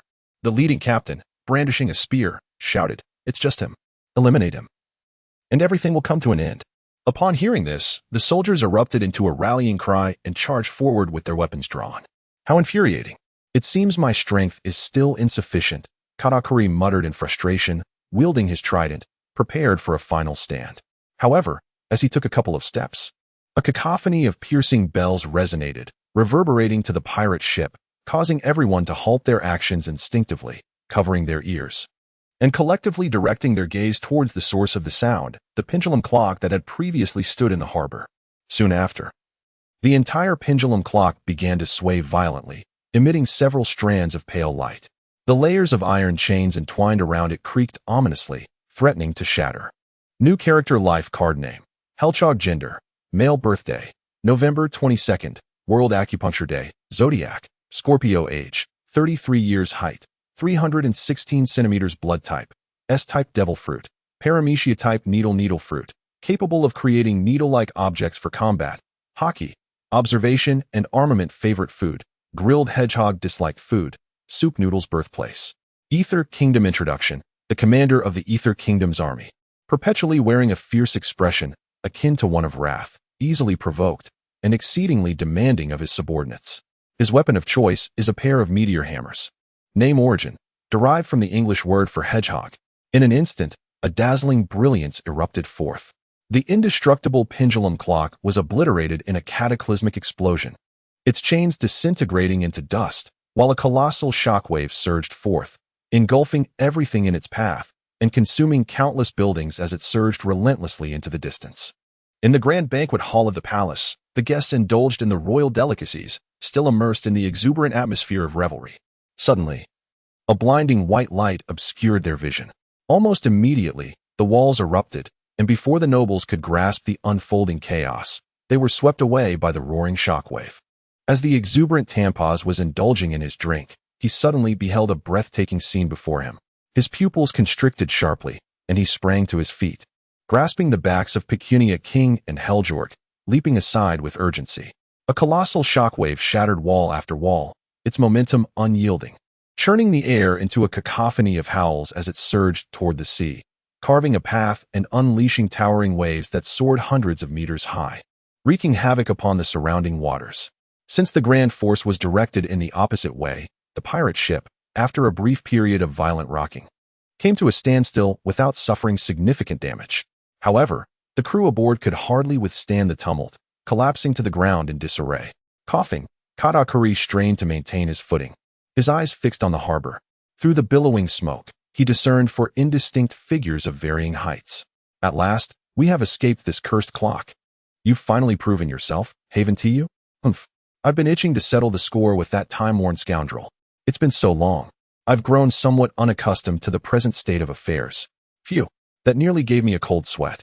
Oh, my robust physique has returned. As he spoke, Kaido and Linlin emerged from the smoke, striding forth, followed closely by Uno and a bouncing long loaf of bread. In that moment, the four of them returned to their former selves. The two towering giants each hefted their weapons, their gazes instinctively directed toward the horizon. Wherever their eyes landed, all structures had been swept away, and the ground was gouged with a massive trench, spanning a width of 100 meters, extending all the way to the ocean on the opposite side of the island. The magnitude of this event was indeed a stark contrast to the first. Kaido knelt on one knee, gripping his kanabo tightly, panting heavily. It was evident that even his formidable aura could be swiftly depleted. Yet, the effect he exhibited might surpass that of the legendary Dominion of the Sea. Wiping the beads of sweat from her brow, Big Mom chuckled and proposed. Why not name our technique Dominion of the Sea? Kaido slowly propped himself up, revealing his signature grin. Oh ho ho, an ocean countless times larger than the nation? Your ambitions are indeed grand. Without such aspirations, how could one establish themselves upon the seas? However, it appears that there are still some unresolved matters at hand. Kaido and Linlin simultaneously turned around, their gazes shifting to the pirate ship secured by iron chains. What? How could they possibly have escaped? Did Mr. Tampaz not assert that his prison of time could never be breached? Surely, he was merely boasting. Outsiders are ultimately unreliable. The soldiers aboard the ship struggled to rise, only to be rendered speechless upon witnessing the four emerging triumphantly from the clock, before the air erupted into chaos once more. Katakuri, observing this scene, felt an indescribable exhilaration surge through him, and along with the Charlotte brothers, rushed to the bow of the ship, excitedly calling out their mother's name. Mother, Mama, I can't believe you managed to hold on until now. Truly my children. Linlin waved at them, laughter spilling forth uncontrollably. In the next moment, however, her gaze shifted to the soldiers, her expression darkening, a sardonic smile gracing her lips. To have harmed my children so, I trust you are prepared for the consequences. Katakuri, why do you linger? Hurry back inside. She cast a knowing glance at Uno, who immediately understood. He tore 4 strips from his gloves and handed them to the long-faced man, instructing him to stuff them into his ears, then exchanged a significant look with Kaido, saying, I believe you have no need for this. What? Uno chuckled, leaving Kaido, whose face was a canvas of confusion, without a response, and stuffed the remaining fabric into his own ears. The Charlotte brothers exchanged puzzled glances, unsure of their mother's intentions, yet they complied. Swiftly darting back indoors while the coast was clear, Linlin took a deep breath and unleashed a thunderous roar, reverberating like a clap of thunder, life or servitude. Choose one. Her haunting voice echoed around them, leaving the soldiers of the Itel kingdom dizzy and convulsing, their consciousness gradually fading. Soon after, a fluid substance began to rise from within them, swiftly flying in the same direction. Linlin seized the oncoming fluid in her grasp and hurled it to the ground. As the substance melded into the debris below, the bricks seemed to come alive, sprouting features and standing upright in unison, calling out, "Mother, what are your orders?" "Immediately assault the palace. Any who dare obstruct shall be dealt with ruthlessly." "Yes, Mother." Amidst the joyous shouts, the bricks bounced eagerly toward the palace. At the dock and aboard the pirate ship, the soldiers lay sprawled in disarray, their eyes vacant, as if reduced to mere shells. What a startling surprise. Uno exhaled deeply. Just as he removed the fabric from his ears, a voice filled with disdain and coarse language pierced through. Was the outcome the same as before? What a false alarm. Kaido stood with arms crossed, his expression utterly unfazed. Uno smiled awkwardly. "Not everyone possesses the same resilience as you, Mr. Kaido." Kaido nonchalantly picked his nose. "Is that so?" The two engaged in a conversation, and one could hear Lingling's astonishment, her grip on the knife nearly faltering. "That little brat. During my moment of unconsciousness. Did he dare disregard my soul curse? Only Rocks, Whitebeard, and that scoundrel Roger had the audacity to achieve such a feat. Perhaps that boy truly harbors the potential to become a king. What am I thinking? I am the one and only queen." With this thought, Lingling's mood gradually calmed, her long blade directed towards the chasm as she declared with vigor, "Leave the long loaf here to guard the pirate ship. The rest of you shall accompany me to claim the head of Pecunia. Oh ho ho ho. I have been eagerly awaiting this." Kaido laughed boisterously. Not waiting for Lingling and Uno to act, he stepped onto the chasm and rushed forward, the shouts and curses of the women echoing behind him. "Your Majesty, are you unharmed?" "I am well. But, what is happening?" King Pecunia collapsed onto the ground, slowly rising with the support of Heljorg, his eyes wide with shock as he stared at the pit created by the shockwave, which offered a clear view of the distant sea. That was truly perilous. Even we would vanish in an instant if struck directly. Tampos surveyed the surroundings. The once resplendent hall had transformed into ruins, with a gaping abyss extending to the walls. The nobles, who had just been chatting and laughing, had mostly vanished, while the remaining scattered individuals lay across the unaffected ground, groaning incessantly. Tampos, unfazed by the scene, shifted his gaze to the initial pit and pondered for a moment. Such terrifying destructive power. There are few in this world capable of such feats. Could it be Rocks?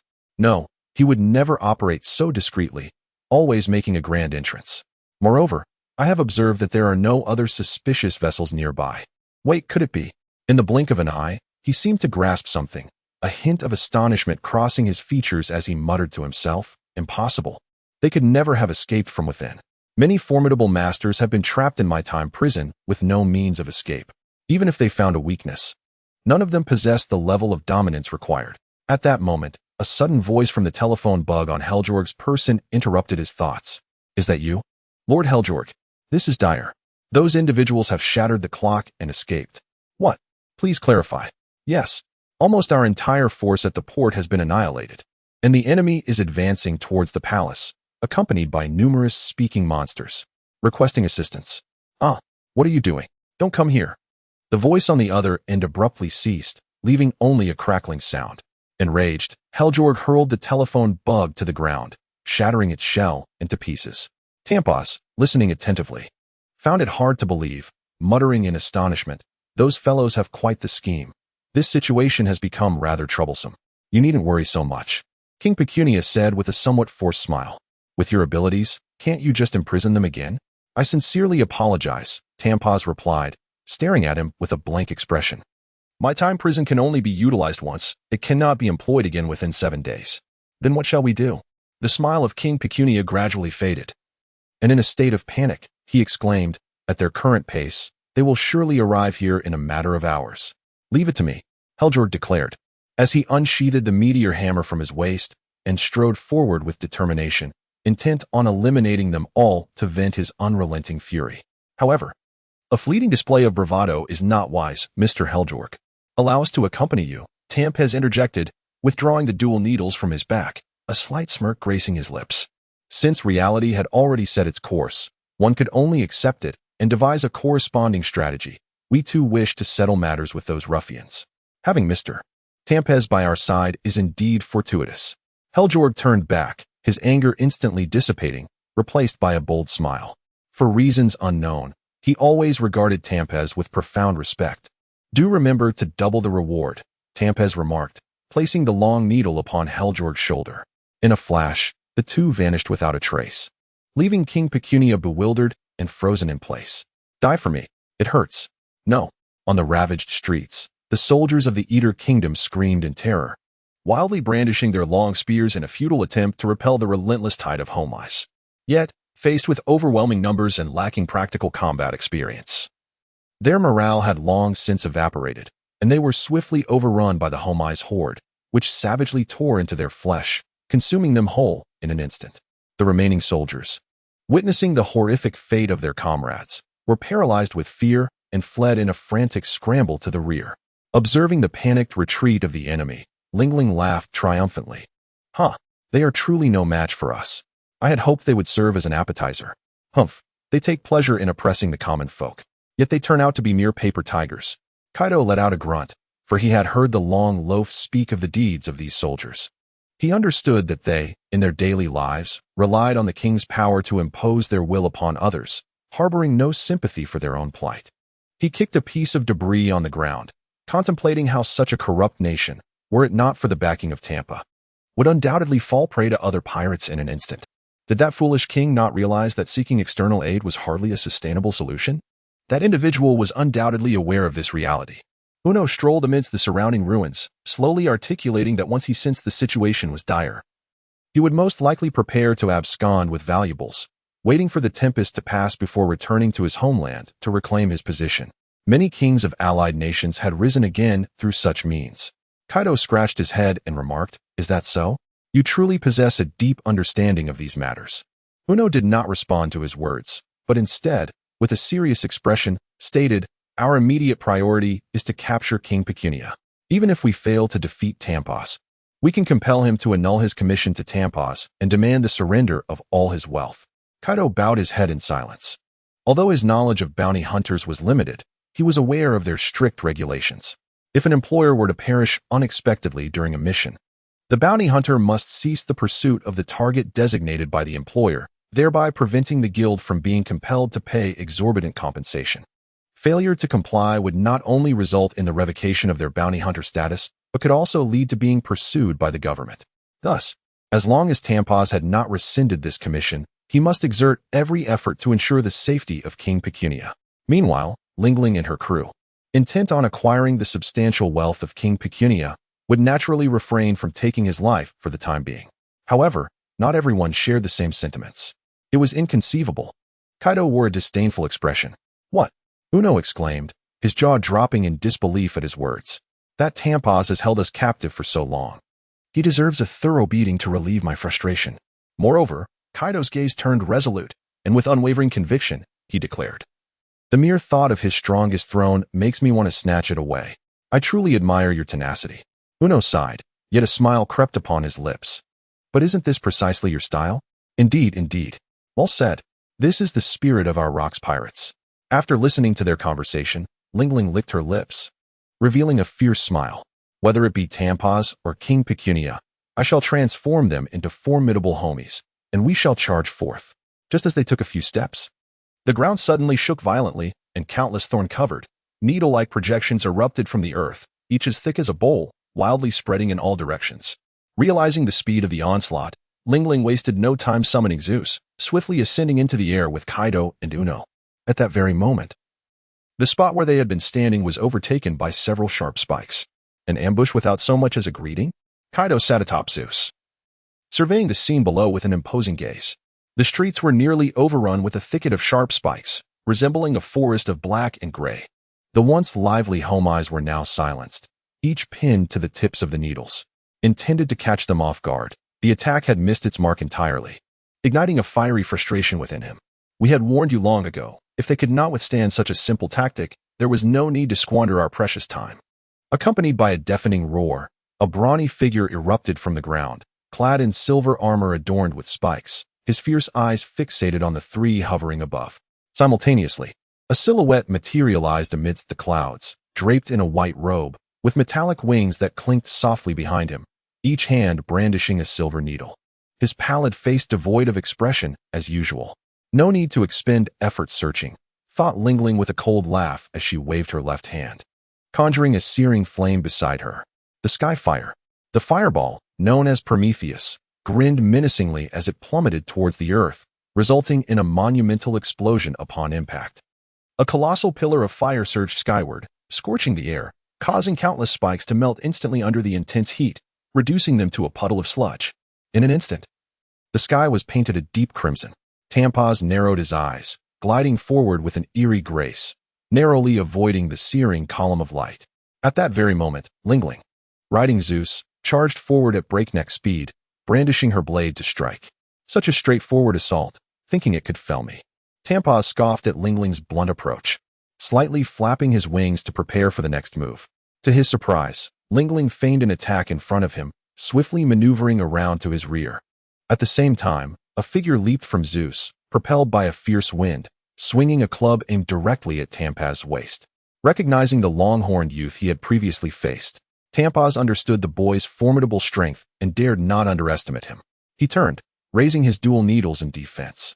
However, upon the clash of their weapons, Tampaz sensed the impact from the iron club was far less potent than before, and then he noticed the peculiar smile that had crept across Kaido's face. Unfortunately, it was too late. Feeling a rush of wind behind him, Tampaz instinctively kicked backward with his right foot, landing a precise strike against his assailant's abdomen. The individual let out a muted grunt, and just before being sent flying, his hand darted out to make contact with Tampaz's wings, accompanied by the incessant sound of cracking. The surface of Tampaz's metallic wings developed countless fine fissures, which soon splintered into several fragments.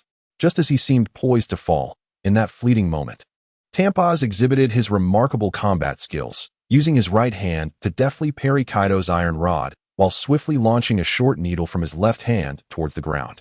As the needle made contact with the ruins, all the debris rearranged itself into towering edifices once more. Tampaz then dove down, targeting a building. And with a firm step upon its surface, he utilized the recoil to execute several somersaults before landing gracefully. Zeus, having made a swift turn in midair, raced forward to catch the descending Kaido and Uno, swiftly guiding them to the ground, where they faced off against Tampaz. We have heard that the relationships among the Rock's pirates are rather tenuous. However, your cooperation is surprisingly effective, which now renders us without aerial superiority. Tampaz lowered his head, his expression momentarily crestfallen, but soon raised it again, a faint smile gracing his cold visage, coupled with the reward for breaking the prison of time. I must concede that you are indeed the most formidable adversaries we have ever encountered. TSK, can't you be a bit more generous? Kaido struck the ground several times with his spiked club, sneering, for instance, surrendering your head. Tampaz feigned hesitation, responding, well, that seems rather difficult for us. Of course, if you truly manage to defeat me, that's another matter. Tampaz, stop wasting time with them. Hellgeorge, filled with fury, brandished his mace. Having deactivated the protective spiked barrier that shielded them from the fiery onslaught from above. Let us resolve this quickly. The thought of my breakfast being ruined by these ruffians is infuriating.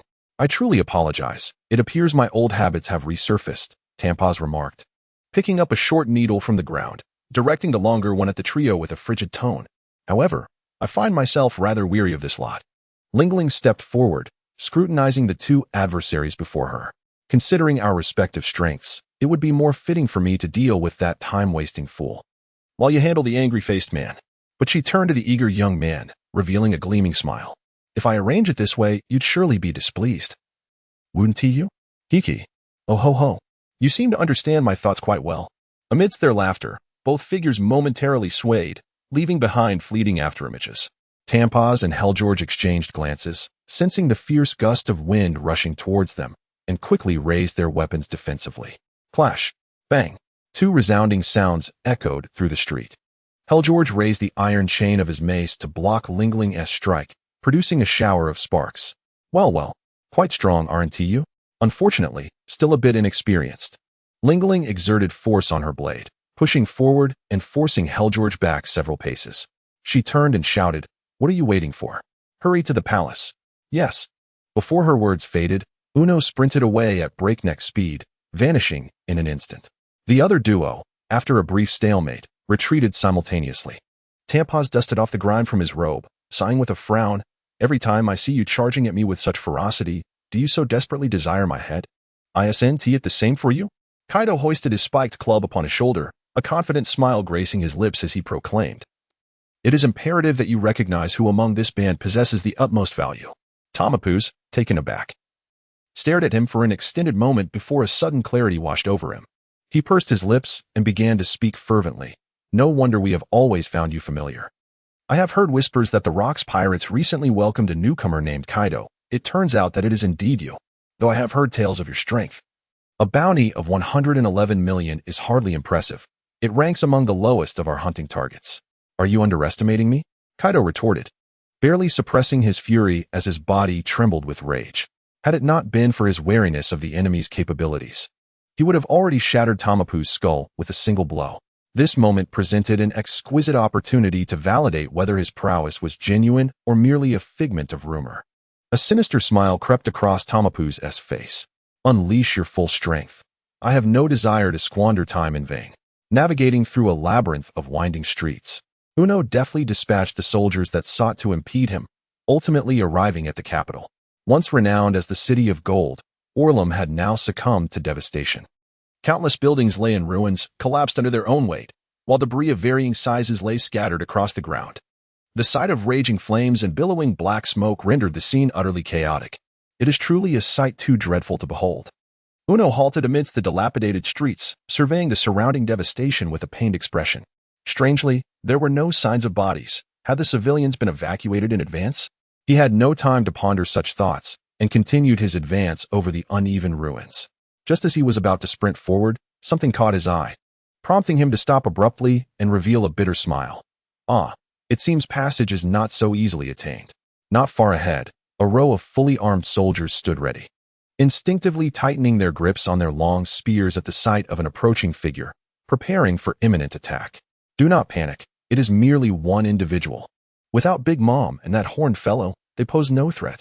The soldiers jeered, "You little brat, what can you possibly achieve against our King's royal guard? Surrender now. With your looks, perhaps you could become the new favorite of His Majesty, haha?" Their taunts echoed, eliciting laughter among the ranks. Yet, Uno remained undeterred. Slowly removing his somewhat tattered gloves, a knowing smile playing on his lips, "So I have been underestimated to such an extent. However, there is no need to maintain a facade of gentility here. It is time to embrace a more ruthless demeanor." With a unified shout, the soldiers surged forward, spears thrusting towards the solitary youth. Meanwhile, on another battlefield, the clash of combat raged on with fervor.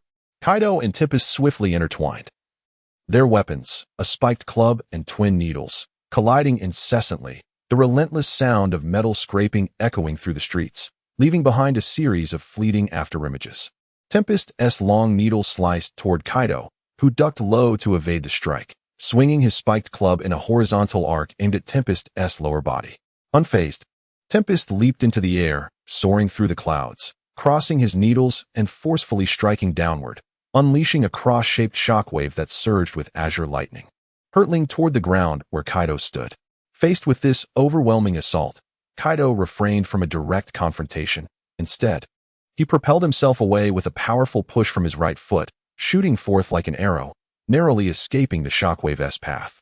With a resounding crash, the street was instantly carved into a deep, cross-shaped chasm. Seeing his attack evaded, Tempest was not surprised. He dove downward, his weapon-clad hands thrusting straight ahead, while his body began to spin, gaining momentum, resembling a miniature tornado as he barreled toward Kaido, intent on slicing him into fragments with his keen cutting force. In a swift counter, Kaido raised his spiked club high, spinning at an equally rapid pace, transforming into a dark tempest that surged upward to meet Tempest. The collision of black and white storms erupted into a cascade of sparks, creating colossal waves of air that rippled outward, distorting the very atmosphere. The two forces held their ground for a moment before rebounding away from each other, ceasing their rotations. Seizing the advantage from above, Tempest launched a lightning-fast kick aimed at Kaido's head. Anticipating this move, Kaido tilted his head to the side, narrowly avoiding the strike, and gripped Tempest's right leg firmly with his left arm, preparing to toss him aside. However, Tempest's left leg swept in unexpectedly, landing a powerful blow to Kaido's face, contorting his formidable visage almost beyond recognition. Kaido was engulfed by a sudden and intense dizziness, causing his hand to involuntarily release its grip on his right leg. Seizing this moment, Tampaz unleashed a flurry of kicks, striking Kaido's chest with the ferocity of a tempest. With a swift backflip, he executed a spinning kick that landed squarely on Kaido's abdomen, propelling his entire form backward at an astonishing velocity. He crashed through a building, only to tumble headfirst into the rubble, raising a cloud of dust into the air. That fellow is truly merciless. Kaido emerged from the rubble, shaking his head, with several bruises adorning his body, feeling a searing pain radiating from various parts of himself. However, there was no time for reflection, as he beheld Tamps charging towards him like a straight arrow. Kaido swiftly rolled to the side, causing the long needle in Tampaz's hand to puncture the rubble behind him, which instantly crumbled into a pile of dust. Seizing the moment, the young man picked up a nearby spiked club and struck upward towards Tampaz's waist. Tampaz, with a graceful arc of his left hand, deflected the club imbued with dark, oppressive energy and executed a sudden spinning motion, his right hand needle sweeping toward Kaido's wrist with lightning speed. In a critical moment, Kaido infused more of his domineering energy into the spiked club, abruptly raising the short needle by several degrees. With a resounding clang, the long needle was deflected, striking Kaido's wrist guard instead. Taking advantage of Tampaz's momentary astonishment, Kaido transformed his sweeping motion into a forceful strike, enveloped in violet lightning, delivering a solid blow to his opponent's midsection. Tampaz's body twisted unnaturally as he was sent flying into the distance, crashing against a wall, which collapsed thunderously, burying him within its debris. Kaido stood up, shaking off the remnants of battle, gazing at the iron ring that had shattered and scattered upon the ground. A sense of trepidation still lingered in his heart. Had it not been for the formidable power of his haki, he would have likely suffered a grievous injury to his arm. Indeed, his capabilities exceeded what we had previously imagined. Tampaz slowly emerged from the ruins, his once pristine robe now marred with damage. He wiped the blood that had trickled from the corner of his mouth, his panda-like eyes gleaming with admiration. That last blow had nearly fractured his ribs. Although we had yet to unleash our full potential, you were undoubtedly the first to compel us to this extent. Your words continue to provoke irritation, Kaido remarked, unable to suppress his sarcasm. It is time for us to take this seriously. I hope not to waste your precious time. No sooner had he spoken than Tampaz vanished from sight. In an instant, it seemed as though shadows of Tampaz surrounded Kaido from all directions, leaving him bewildered and utterly unable to gauge the opponent's speed. Kaido pinched himself, using the sensation of pain to regain his composure. He closed his eyes, perceiving countless white threads intricately woven throughout the dark expanse. Tensing every nerve in his body, Kaido focused intently to detect the presence of his adversary. In an instant, one of the white threads snapped, breaking into two fragments. Kaido abruptly opened his eyes, turning to swing a club with great speed. However, just as the iron rod was about to strike, Tampaz accelerated once more, leaping behind Kaido in the blink of an eye. Twin needles shot forth with the swiftness of a startled hare, emitting two magnificent beams of azure light. Kaido, unable to evade in time, found himself enveloped in the blinding radiance. That brat, Lingling, hearing a series of explosions, quickly glanced back to see a haze of smoke billowing in the distance, extending almost to the end of the street, her concern for Kaido's safety growing. It was ill-advised to lose focus during battle. Auntie, the sound of rushing wind behind her announced Helgeorg's swinging meteor hammer aimed at Lingling's back. She deftly sidestepped to the right, her left hand gripping the iron chain connecting the twin hammers. Helgeorg felt an overwhelming force surge towards him, pulling his body into the air. Before he could struggle, Lingling whirled the chain several times, hurling him against a building, which collapsed thunderously, burying him beneath a cloud of dust. Hell of needles. With a roar from under the rubble, Helgeorg summoned a multitude of long, thick needle-like spikes that surged towards Lingling. Seeing the rapid proliferation of the spikes, Lingling opted not to destroy them directly. Instead, she summoned Zeus, mounting him as they raced forward, weaving deftly through the dense array of spikes, evading every attack. She positioned her long blade on her right shoulder, dark haki coalescing upon its surface. Elubaf's spear, the might of the nation, with a mighty swing of her blade. A colossal wave of sword energy shot forth, piercing through the obstructing spikes and carving a path straight to the ground, resulting in a violent explosion that sent countless debris flying. TCH missed. Ahead, the ground was blasted into a crater with a radius of 100 meters. Yet through her observation haki, Lingling sensed no enemy presence within. As she muttered her frustration, a massive sphere covered in iron spikes suddenly emerged from behind a spike, hurtling towards her with a whistling sound. Lingling, focused on the area around the pit, failed to notice the ambush nearby and was caught off guard as the spiked ball struck her fiercely in the back, sending her tumbling off Zeus. The momentum of the spiked ball remained relentless, crashing down with her and producing a resounding boom, scattering shards of stone in all directions. Mother, seeing Lingling collide with the ground, Zeus hurriedly descended, only pausing to notice a slight tremor in the rubble, allowing himself a sigh of relief. Lingling pushed aside the debris pinning her down, propping herself up and shaking her head, her gaze fixed intently ahead. Instead of anger, a smile crept upon her lips. Well, I initially thought you were merely a foot soldier, but it seems you are far more capable than I had anticipated. The colossal spiked ball extended its neck and limbs, reverting to the imposing figure of Heljorg. He gazed at the several fractured spikes adorning his armor, his brow furrowing in discontent. Typically, a person struck by my projectile would suffer either shattering fractures or be crushed into a pulp, yet she, astonishingly, had not even a scratch, let alone any bloodshed. Indeed, the rumors of the steel balloon were true. Given this revelation, I must strive to restrain her, though it is exceedingly frustrating. Heljorg lifted his gaze, swiftly wielding his morning star with his left hand while his right hand spread wide across his chest, declaring with fierce determination, "You shall soon discover the consequences of underestimating me."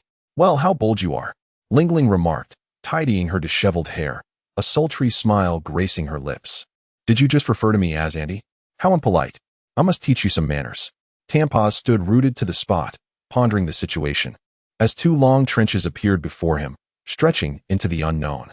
As the billowing smoke gradually dissipated, a look of astonishment crept onto his almost expressionless face, as if he had witnessed something truly extraordinary. Kaido crossed his arms over his chest, his feet firmly anchored in the ravine, his entire being enveloped in a layer of dark purple dominance. Wisps of white smoke rose from his form, emitting a hissing sound. To my astonishment, I managed to withstand it. He forced out a few words, feeling as though his very insides were about to turn inside out, every muscle in his body ablaze with pain. Had he not swiftly dispersed the gathered armament throughout his body, the previous strike would have been unimaginable. It seems you have diligently trained your haki. Typically, even the most skilled individuals would be reduced to nothing under such circumstances. Tampaz hesitated for a moment before inquiring. Yet given your current state, it seems quite challenging to continue battling us, does it not? Oh ho ho ho. I not only can continue to fight alongside you. Kaido stretched his slightly numb body and laughed heartily, exclaiming, "I have discovered the flaw in your abilities." Oh, Tampa placed his hand to his ear, ensuring he had not misheard. In all my years, I have never encountered such a hilariously absurd statement. However you choose to frame it, the time for verification has arrived. No sooner had the words left his lips than Kaido surged forward, resembling a streak of black lightning, heedlessly charging towards Tampa. Taken aback by Kaido's reckless advance, Tampa swiftly sidestepped as Kaido closed in, thrusting forward with the long needle of his right hand. The needle pierced Kaido's head effortlessly, yet there was no sensation of impact. Just as Tampa registered this anomaly, a fierce gust of wind whipped behind him. He turned in haste, only to find Kaido had somehow maneuvered above him, his right hand raised high, wielding a spiked club. Meanwhile, the Kaido on the ground began to fade, becoming transparent until he vanished without a trace. A mere afterimage, perhaps. But that will not deter me. Tampa let out a sharp whistle, his left hand guiding the short needle through the air, ascending with urgency. Suddenly, a shadowy object appeared within his line of sight, landing squarely upon the needle. What? Tampa was taken aback, his words caught in his throat, as a bead of cold sweat trickled down his forehead. Indeed, it was just as he feared. Kaido observed as his discarded coat transformed into a pelt before his very eyes, and in that moment, enlightenment dawned upon him. No wonder my previous strikes could not be evaded. No wonder you, despite having the ability to age me with your long needles, chose instead to unleash your conqueror's haki. Your vulnerability lies in your inability to exert your powers in two places simultaneously. With a thunderous roar, Kaido gripped his kanabo firmly against his right shoulder, enveloped by crackling purple lightning, and swept forward with ferocity. After extensive observation, Kaido deduced that during the duration of Tamapaz's ability, he could not maintain his almost supernatural speed. Thus, he employed the vest as bait, diverting Tamapaz's attention while launching a fierce assault. Kaido concentrated a vast amount of haki into the body of his club, enveloping the entire spiked mace in a surge of violet lightning, sweeping forward with tremendous force, poised to determine the victor of this confrontation. In a critical moment, Tampa's arms unfurled, seamlessly bringing the tips of two needles together. At that instant, a bizarre phenomenon transpired. Where the needles met, concentric ripples formed and radiated outward, accompanied by the resonating sound of a clock's hands turning in the air. In that fleeting moment, Kaido's movements faltered, as if struck by an unseen hammer to his chest, propelling him through the air, rolling upon the ground for quite some time before ultimately crashing into a crumbling wall. Cursed be it. What just transpired? Kaido coughed up a copious amount of fresh blood. Lowering his gaze, he discovered a deep gash on his abdomen, the pain excruciating. Had it not been for his extraordinary physique, he would have surely succumbed to a fatal injury. Grasping his wound, he struggled to rise, dismayed and enraged that the tremendous effort he had accumulated over time had been rendered futile. Tampos, leaning heavily on his long needle, clutched the area around his heart with his left hand, bending over and gasping for breath. His complexion had grown even more pallid, drenched in sweat that soaked through his skin as he labored to speak. It is indeed our first foray into actual combat, to experience such a significant depletion. In that fleeting moment, time seemed to come to a complete halt. Tampaz's clock fruit bestowed upon him the ability to manipulate the flow of time. The long needle accelerated the enemy's temporal experience, while the short needle allowed time to reverse, enabling him to alter his own speed at will. As the name suggests, it was a power capable of devouring time itself. However, the sole flaw in this power was that one could not simultaneously seize time and accelerate it. Naturally, few upon the vast ocean possessed the insight to discern this. Upon mastering the judicious application of his abilities, Tampos unearthed another revelation. When the tips of the long and short needles made contact, time would cease to flow globally, centered around him, allowing him to move freely within the stasis. However, invoking this temporal halt required absolute concentration, costing him several years of his lifespan with each use. Thus, he would never resort to this tactic unless absolutely necessary. You truly discern my weakness in such a brief span of time. I beg your pardon for my earlier rudeness. Tampos slowly rose to his feet, bowing to Kaido and wiping away the sweat that had trickled to the corner of his mouth. Our physical resources are nearly depleted. Let us engage in one final contest. I have taken a rather long time this time. Are you jesting? Kaido muttered under his breath, as he perceived through his observation haki that although Tampez's aura had diminished significantly, it still far surpassed his own. Even if he were to engage in combat with Ling Ling once more, he would be more than capable. Fortunately, since he had failed to unleash that one decisive strike, he retained a considerable amount of haki within him. If he could release it all at once, perhaps he might still possess a glimmer of hope for victory. The condition is that he must make Tampez believe he is utterly exhausted and incapable of utilizing his haki. It is only at the moment when Tampez reveals another weakness that he can deliver a surprise attack. Will it be possible? He could only pray he survives until then. Kaido muttered to himself, tearing a strip from his shirt to bind his wound before seizing an iron rod and charging once more toward Tampos. What happened to the fighting spirit from before? Don't disappoint me now. Amidst her maniacal laughter, Ling Ling accelerated her assault, her blade slicing through the air with relentless precision, pressing forward against Hellchorge, denying him even a moment to catch his breath. Hellchorge could only weakly parry with his meteor hammer, his body retreating with each blow. With each clash of the blade, a numbing sensation coursed through his arms, threatening to dislodge the weapon from his grasp. Suddenly, a cunning idea struck him. He swung the hammer's head forcefully forward. Ling Ling, noticing the metallic hammer hurtling toward her, raised her blade, assuming he was making a desperate gamble, attempting to cleave it in two. However, the hammer veered mid-air, the attached chain wrapping around her blade. and Helgeorg seized the opportunity to pull on the other end of the hammer, causing it to snap taut. A mere trifle, Lingling scoffed, enveloping her blade with a layer of armed energy, ready to deliver a crushing blow. Yet, the hammer's head suddenly detached from the chain, shooting forth like an arrow. Lingling felt her balance falter as she was struck, sending her flying. As she attempted to dislodge the hammer from her person, the surface of the sphere erupted in a brilliant display, its spikes trembling violently. With a deafening boom, the hammer detonated, sending countless spikes flying outward. Some struck the elderly lady, leaving her in tatters, while others disappeared into the rubble. Infuriating, despicable fool. He is far more cunning than he appears. Lingling shook off the iron filings clinging to her clothes, seething at being outmaneuvered.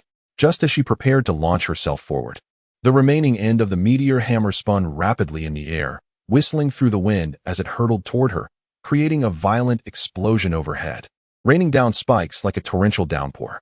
Undeterred, Lingling wielded her long knife with impenetrable precision, deflecting the incoming spikes. At that moment, propelled by a gust of wind, a massive stone, its surface bristling with sharp spikes, soared toward her. Without even glancing, she casually threw a punch, shattering it into fragments, laughing as she declared, "Is that all you've got?" Helgeorg approached her silently, empty-handed, which surprised Lingling. She teased, "Have you had enough of your tricks? Do you intend to confront me directly now? Indeed, soon we shall determine the victor." Though Helgeorg's face remained a mask of fury, his tone had grown eerily calm. "You're not wrong there. I shall finish you off without allowing you a moment of suffering." Lingling gestured, and Zeus, who had been circling, swiftly positioned himself behind Helgeorg, creating a pincer movement. This moment was what she had been waiting for. She licked her lips, her voice dropping to a low, suppressed tone. "Life or now is the time." Iron needle cage. As Helgeorg clasped his hands together, the spikes that had previously fallen into the ruins surged upward with wild ferocity. Lingling had barely uttered half of her soul incantation when several spikes were abruptly thrust into her mouth, rendering her voice mute. She attempted to struggle, but dozens of spikes converged upon her in a chaotic, intertwining assault. In no time, she found herself firmly ensnared within the dense thicket of spikes. "Mother, I will come to your rescue." Zeus had not flown far when Helgeorg snapped his fingers, and countless spikes erupted from the ground, enveloping Zeus completely, leaving no trace of space, with muffled pleas for release emanating from within. Ugh! Lingling tried to squirm, only to discover she could not move even a finger. The spikes remained immovable, regardless of her efforts, showing not even the slightest fissure. "There's no need to waste your energy." Helgeorg approached her, his voice cold and detached. "These are specially prepared for you. Needles of the utmost hardness, comparable to the sea tower stone produced in certain nations. I have no means to harm you, nor do I wish to interfere in Mr. Tampas's battle. Therefore, until a victor is determined over there, you shall remain here quietly." Lingling's eyes seemed to blaze with fury, her mouth blocked by the spikes, leaving her only able to glare fiercely at him. "By the way," he continued, seemingly unfazed by her intense gaze, "I initially believed myself to be the strongest in this nation. In those days, I was arrogant and temperamental, dismissing everyone and solely focused on serving my country. When I first encountered Mr. Tampas, I was filled with disdain, questioning why His Majesty would appoint such an outsider to protect the nation. Thus, I directly challenged him." Lingling listened, somewhat entranced, as her expression gradually cooled. It was evident she could surmise the outcome. "Indeed," Helgeorg went on, "every attack I launched was deftly evaded by Mr. Tampas. Before I could react, his short needle lightly touched my forehead, and in an instant, I was transformed into an infant. From that moment, I realized how insignificant my former self had been. Hence, Mr. Tampas became the person I respected the most. Whenever he speaks, even my fury dissipates immediately. Alas, he is a bounty hunter, destined to leave our country one day." He fixed his unwavering gaze upon Lingling, articulating each word with deliberation. "Thus, I find great satisfaction in quietly observing everything about him. As for you pirates, it is utterly impossible for you to defeat Mr. Tampas. He is far more formidable than you can imagine." Lingling's eyes took on a somewhat ambiguous glint, as if captivated by his words. Helgeorg slowly turned away, his back to her, declaring, "The idle chatter ends here. You should watch closely how that little brat named Kaido is dispatched by Mr. Tampas." Suddenly, a searing pillar of fire surged upwards, engulfing the cluster of spikes within, leaving nothing but ashes in its wake. "Ah!" How alike you two are in your penchant for conversation. Herzog felt a jolt in his heart and swiftly turned to look. Amidst the flames, Lingling emerged gradually. Her hat charred beyond recognition, revealing a cascade of exquisite pink curls. Although her clothing bore the marks of damage, her modesty remained intact, and her skin bore no trace of burns. With a long sword resting on her right shoulder and her left hand on her hip, her expression was one of fearless mirth. Beside her, a fiery orb descended slowly, its grotesque visage scanning its surroundings, seemingly unsatisfied with the destruction it had wrought. You, when did you? Upon realizing Lingling had escaped, Herzog staggered back a few steps, his face a canvas of astonishment and fury, his speech faltering. At the very moment you transformed into that spike ball and knocked me into the ground, I had already arranged for Prometheus to lie in wait beneath the earth, concealed by the smoke, which you conveniently overlooked. Lingling tossed her curls and smirked slightly, stating that she merely wished to hear what else he had to say, playing along with his little theatrical performance. It is worth mentioning that Prometheus's flames do indeed counter your wretched needles. Vile woman, I will not spare you. Herzog roared, transforming into his spike ball form and spinning downwards like a wheel at great speed. With a flourish, Lingling commanded Prometheus to unleash a fireball, propelling it straight ahead. The rapidly spinning spike ball sidestepped with ease, evading the fireball before crashing forcefully into Lingling, sending her staggering backward. This distance was sufficient to restrain you once more.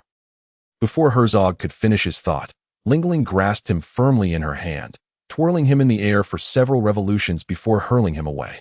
Disoriented, he reverted to his human form, his body still propelled backward. Regaining his composure, he prepared to find a foothold when a thunderous roar erupted behind him. Mother! Charging complete. Zeus erupted from the shattered spikes, transforming into a tempestuous storm cloud that enveloped half the sky.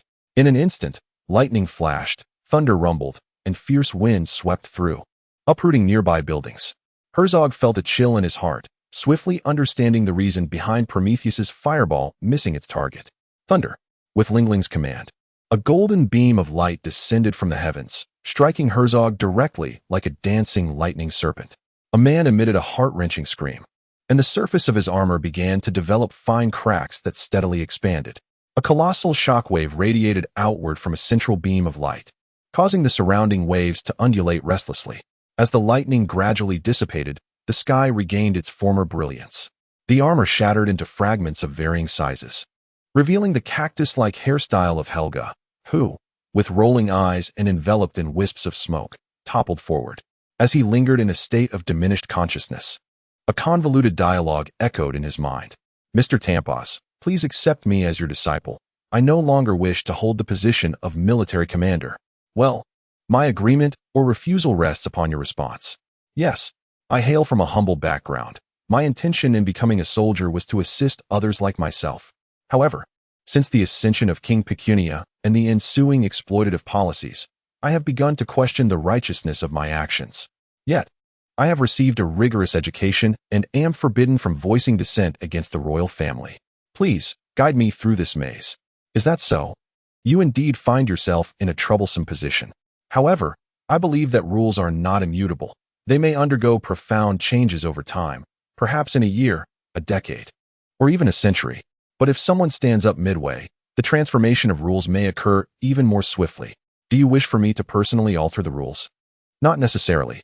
Simply proceed according to your own pace. I shall supervise you when time permits. But should you dare to squander even a moment, I shall ensure you relive the taste of milk. Ah, I understand. Although King Pecunia has not issued an order, I must still prepare for the evacuation of citizens. If, at that time, my dear brother Helga is willing to assist me, I would certainly consider accepting you as my disciple. Yes, I am immensely grateful. Mr. Tampos, no. Mr. Tampos, I have one more request. Please, speak freely. I will do my utmost to assist you within my capabilities. I have only led troops into battle and have never truly explored other islands. Once we vanquish those pirates, could you take me on a journey across the seas? Well, I am a bounty hunter without a fixed residence. If the opportunity arises, I would be willing to take you along. Mr. Tampos, it seems my humble dream is utterly unattainable. Tears streamed down Helga's cheeks as his consciousness gradually faded, slipping into oblivion. Mother, how do you think I have fared? Zeus resumed his form of fluffy clouds, his tone brimming with excitement as he circled in the air several times before soaring toward Lingling's location with a charming demeanor. However, he had scarcely flown a short distance when, with a loud thud, he collided with something, resulting in a painful bump on his head. Ouch, ouch, ouch. Zeus could not help but exclaim, tears glistening at the corners of his eyes. As he focused, he beheld a sun of similar size floating before him, glaring at him with evident displeasure. Zeus, how many times must I admonish you to act with prudence? Had I not intervened in time, you would have once again hindered your mother. Yet, Prometheus, I never anticipated that the enemy would resort to such peculiar tactics, Zeus pitifully explained. Prometheus retorted with irritation. You always say that. When have you ever been vigilant? If they're essaying next time, I shall not concern myself with your fate. Come now. What are you two little rascals arguing about? Hurry back to my side. Yes, mother. They chorused in unison, swiftly returning to flanking her. For a fleeting moment, she felt her movements falter, uncertain of the costs. Never mind. She stretched languidly and strode forward, halting before the fallen man. Gazing down at his slightly trembling form, a contemplative expression gracing her face. I assumed you were merely a pawn, yet it appears you wish to fight for your convictions. How naive the souls upon the sea truly are, she murmured, a wry smile curling at her lips. Well, I don't entirely despise such individuals. Consider yourself fortunate. For I shall spare you, at least until the day I feel inclined to extract your soul. Shifting her gaze from Helgeorg to the distant sounds of clashing and clattering, she couldn't help but smile. I never expected that lad to endure this long. Quite impressive indeed. Since I have nothing pressing at the moment, I shall go and assess the situation. Time rewound slightly. What troubles you? Why do you refrain from striking back? It seems the fierce momentum you displayed earlier has vanished. Tampaz swiftly wielded his twin needles, launching relentless thrusts forward. Kaido gritted his teeth, barely evading each incoming assault, retreating step by step, perilously close to being struck. To deliver a decisive blow, Kaido sought to conserve his haki, accumulating it slowly within himself. However, in such circumstances, his kanabo would be rendered useless upon contact with any of the silver needles. Fortunately, after employing a time pause, Tampaz's enhanced speed was significantly slower than before, allowing Kaido to manage just barely. The only option available to him was to endure, awaiting the opportune moment for a counterattack. Prepare yourself. Tampaz's right needle quivered, a silver flash slicing through the air in a serpentine trajectory, accompanied by a sound like the breaking of air, racing forward like a shooting star. Kaido reacted swiftly, attempting to retreat, but was still a moment too late. A sharp sound echoed as the fabric of his abdomen was torn, leaving a gash. Kaido fell back to the ground, glancing down to discover that the needle had not pierced his flesh. He silently breathed a sigh of relief, realizing that had his reflexes been even a moment slower, he would have likely met his demise at the hands of the general. Time's reign. Without affording his opponent any opportunity for retaliation, Tampaz raised the long needle and executed a circular motion clockwise, conjuring a brilliantly radiant pale green sphere that materialized in the air. A fissure gradually opened at its center, revealing a colossal eye, the pupil resembling a gray clock face, with its minute and second hands rotating in a clockwise manner. In an instant, the clock-like pupil unleashed a barrage of countless luminous points, cascading forward like a torrential downpour of petals. Suddenly confronted with such an onslaught, Kaido's eyes widened in astonishment. Even in his prime, he would have been unable to withstand this relentless rain of light. In a moment of desperation, he summoned every ounce of strength within him, executing a series of backflips to evade the incoming torrents. As the ground met the luminous points, a web-like pattern of cracks began to spread outward, ultimately leading to a devastating collapse. Futile. No matter where you flee, Time's reign will relentlessly track your position. Tampaz slowly maneuvered the long needle, the eye continually spinning, as the dense points of light rained down like bullets, bombarding the earth with merciless precision. In an instant, the ground in the center of the street shattered entirely, leaving behind a gaping abyss of unfathomable depth. The momentum of the luminous points showed no signs of waning, shooting towards their target at an imperceptible speed. As Kaido deftly evaded the incoming orbs of light, he meticulously observed his adversary's position. He soon realized that although Tampaz's hands were engaged in intricate movements, his feet remained seemingly rooted to the ground, never shifting an inch. This was indeed a glaring flaw. A triumphant smile graced Kaido's face as he pivoted, racing along the edge of the street towards the steadfast Tampos, while the luminous projectiles swiftly pursued him from behind. Do they truly wish for us to bear the consequences? Such a simplistic motive.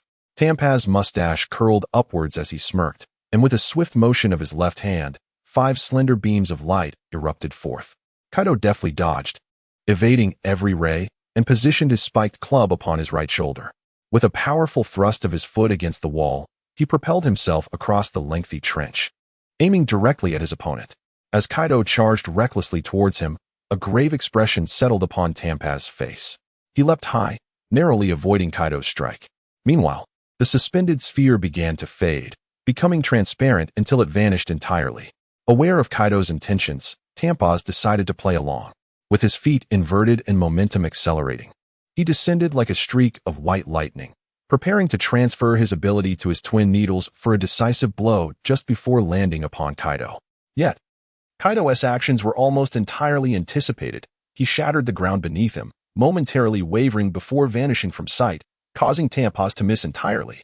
In an instant, Kaido reappeared above his foe, gripping his spiked club tightly as it spun rapidly, crackling with a fierce current of electricity, trailing long strands of purple lightning as it descended.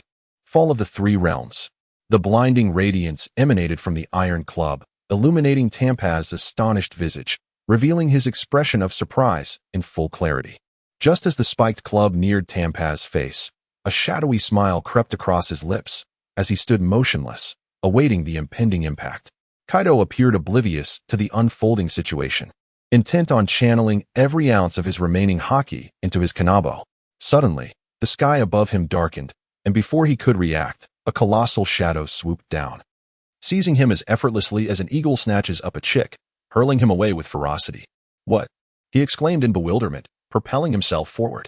Just as he was about to collide with the ground, a fluffy white cloud appeared out of nowhere, catching him with a steady embrace. "Hey, what is the meaning of this? How dare you meddle in another's battle? I was on the verge of finishing him off. You old hack." Kaido lay atop the cloud, recognizing that it was Lin who had thrown him, his fury boiling over. Without uttering a word, Lin rode Prometheus to his side, delivering a powerful punch to the crown of his head, leaving Kaido momentarily dazed. "You imbecile. A brute with the strength of a bull-headed gorilla. You couldn't even perceive that move." Lin berated him vehemently, leaving Kaido utterly disoriented. He scratched the back of his head, confusion etched on his face, and asked vacantly, "What was that move you just mentioned?" Seemingly exhausted from her tirade, Lin sat atop Prometheus, panting heavily, and gestured behind her. Huh. Just look over there." Kaido could not help but gaze in the direction she pointed, his eyes widening in astonishment. At some unknown moment, a faint green luminescence began to emanate from Tampos, as a myriad of numbers swirled incessantly around him. The air was thick with floating stone debris, which, upon closer inspection, could be seen descending at an excruciatingly slow pace. That rascal, when did this happen? The wheel of time. Any substance that encroaches upon my vicinity of 3 meters will experience an extraordinary deceleration. Tampos spoke languidly, raising a finger slightly, as invisible waves radiated outward from his center.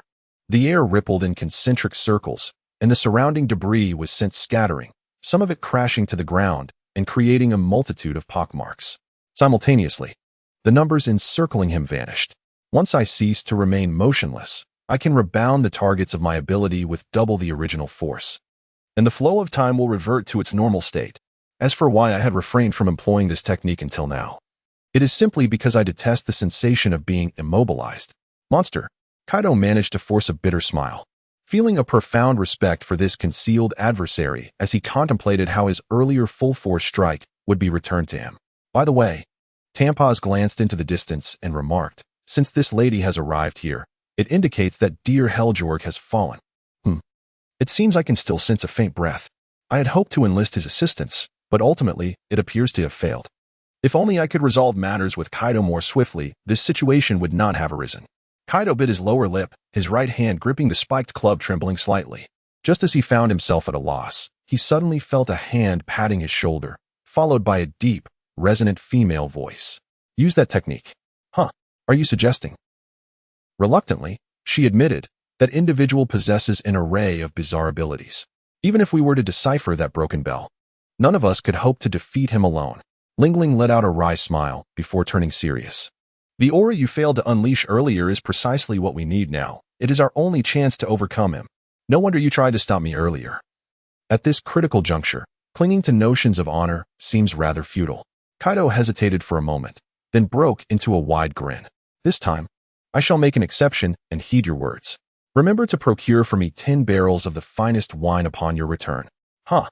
It seems you've finally come to your senses, she exclaimed, her laughter ringing out as she raised her long blade high. Kaido leaped down from Zeus, joining her side and lifting his spiked club in unison. Both weapons crackled with a plethora of dark lightning, the sound of thunder echoing continuously. Enough. We shall cease our combat.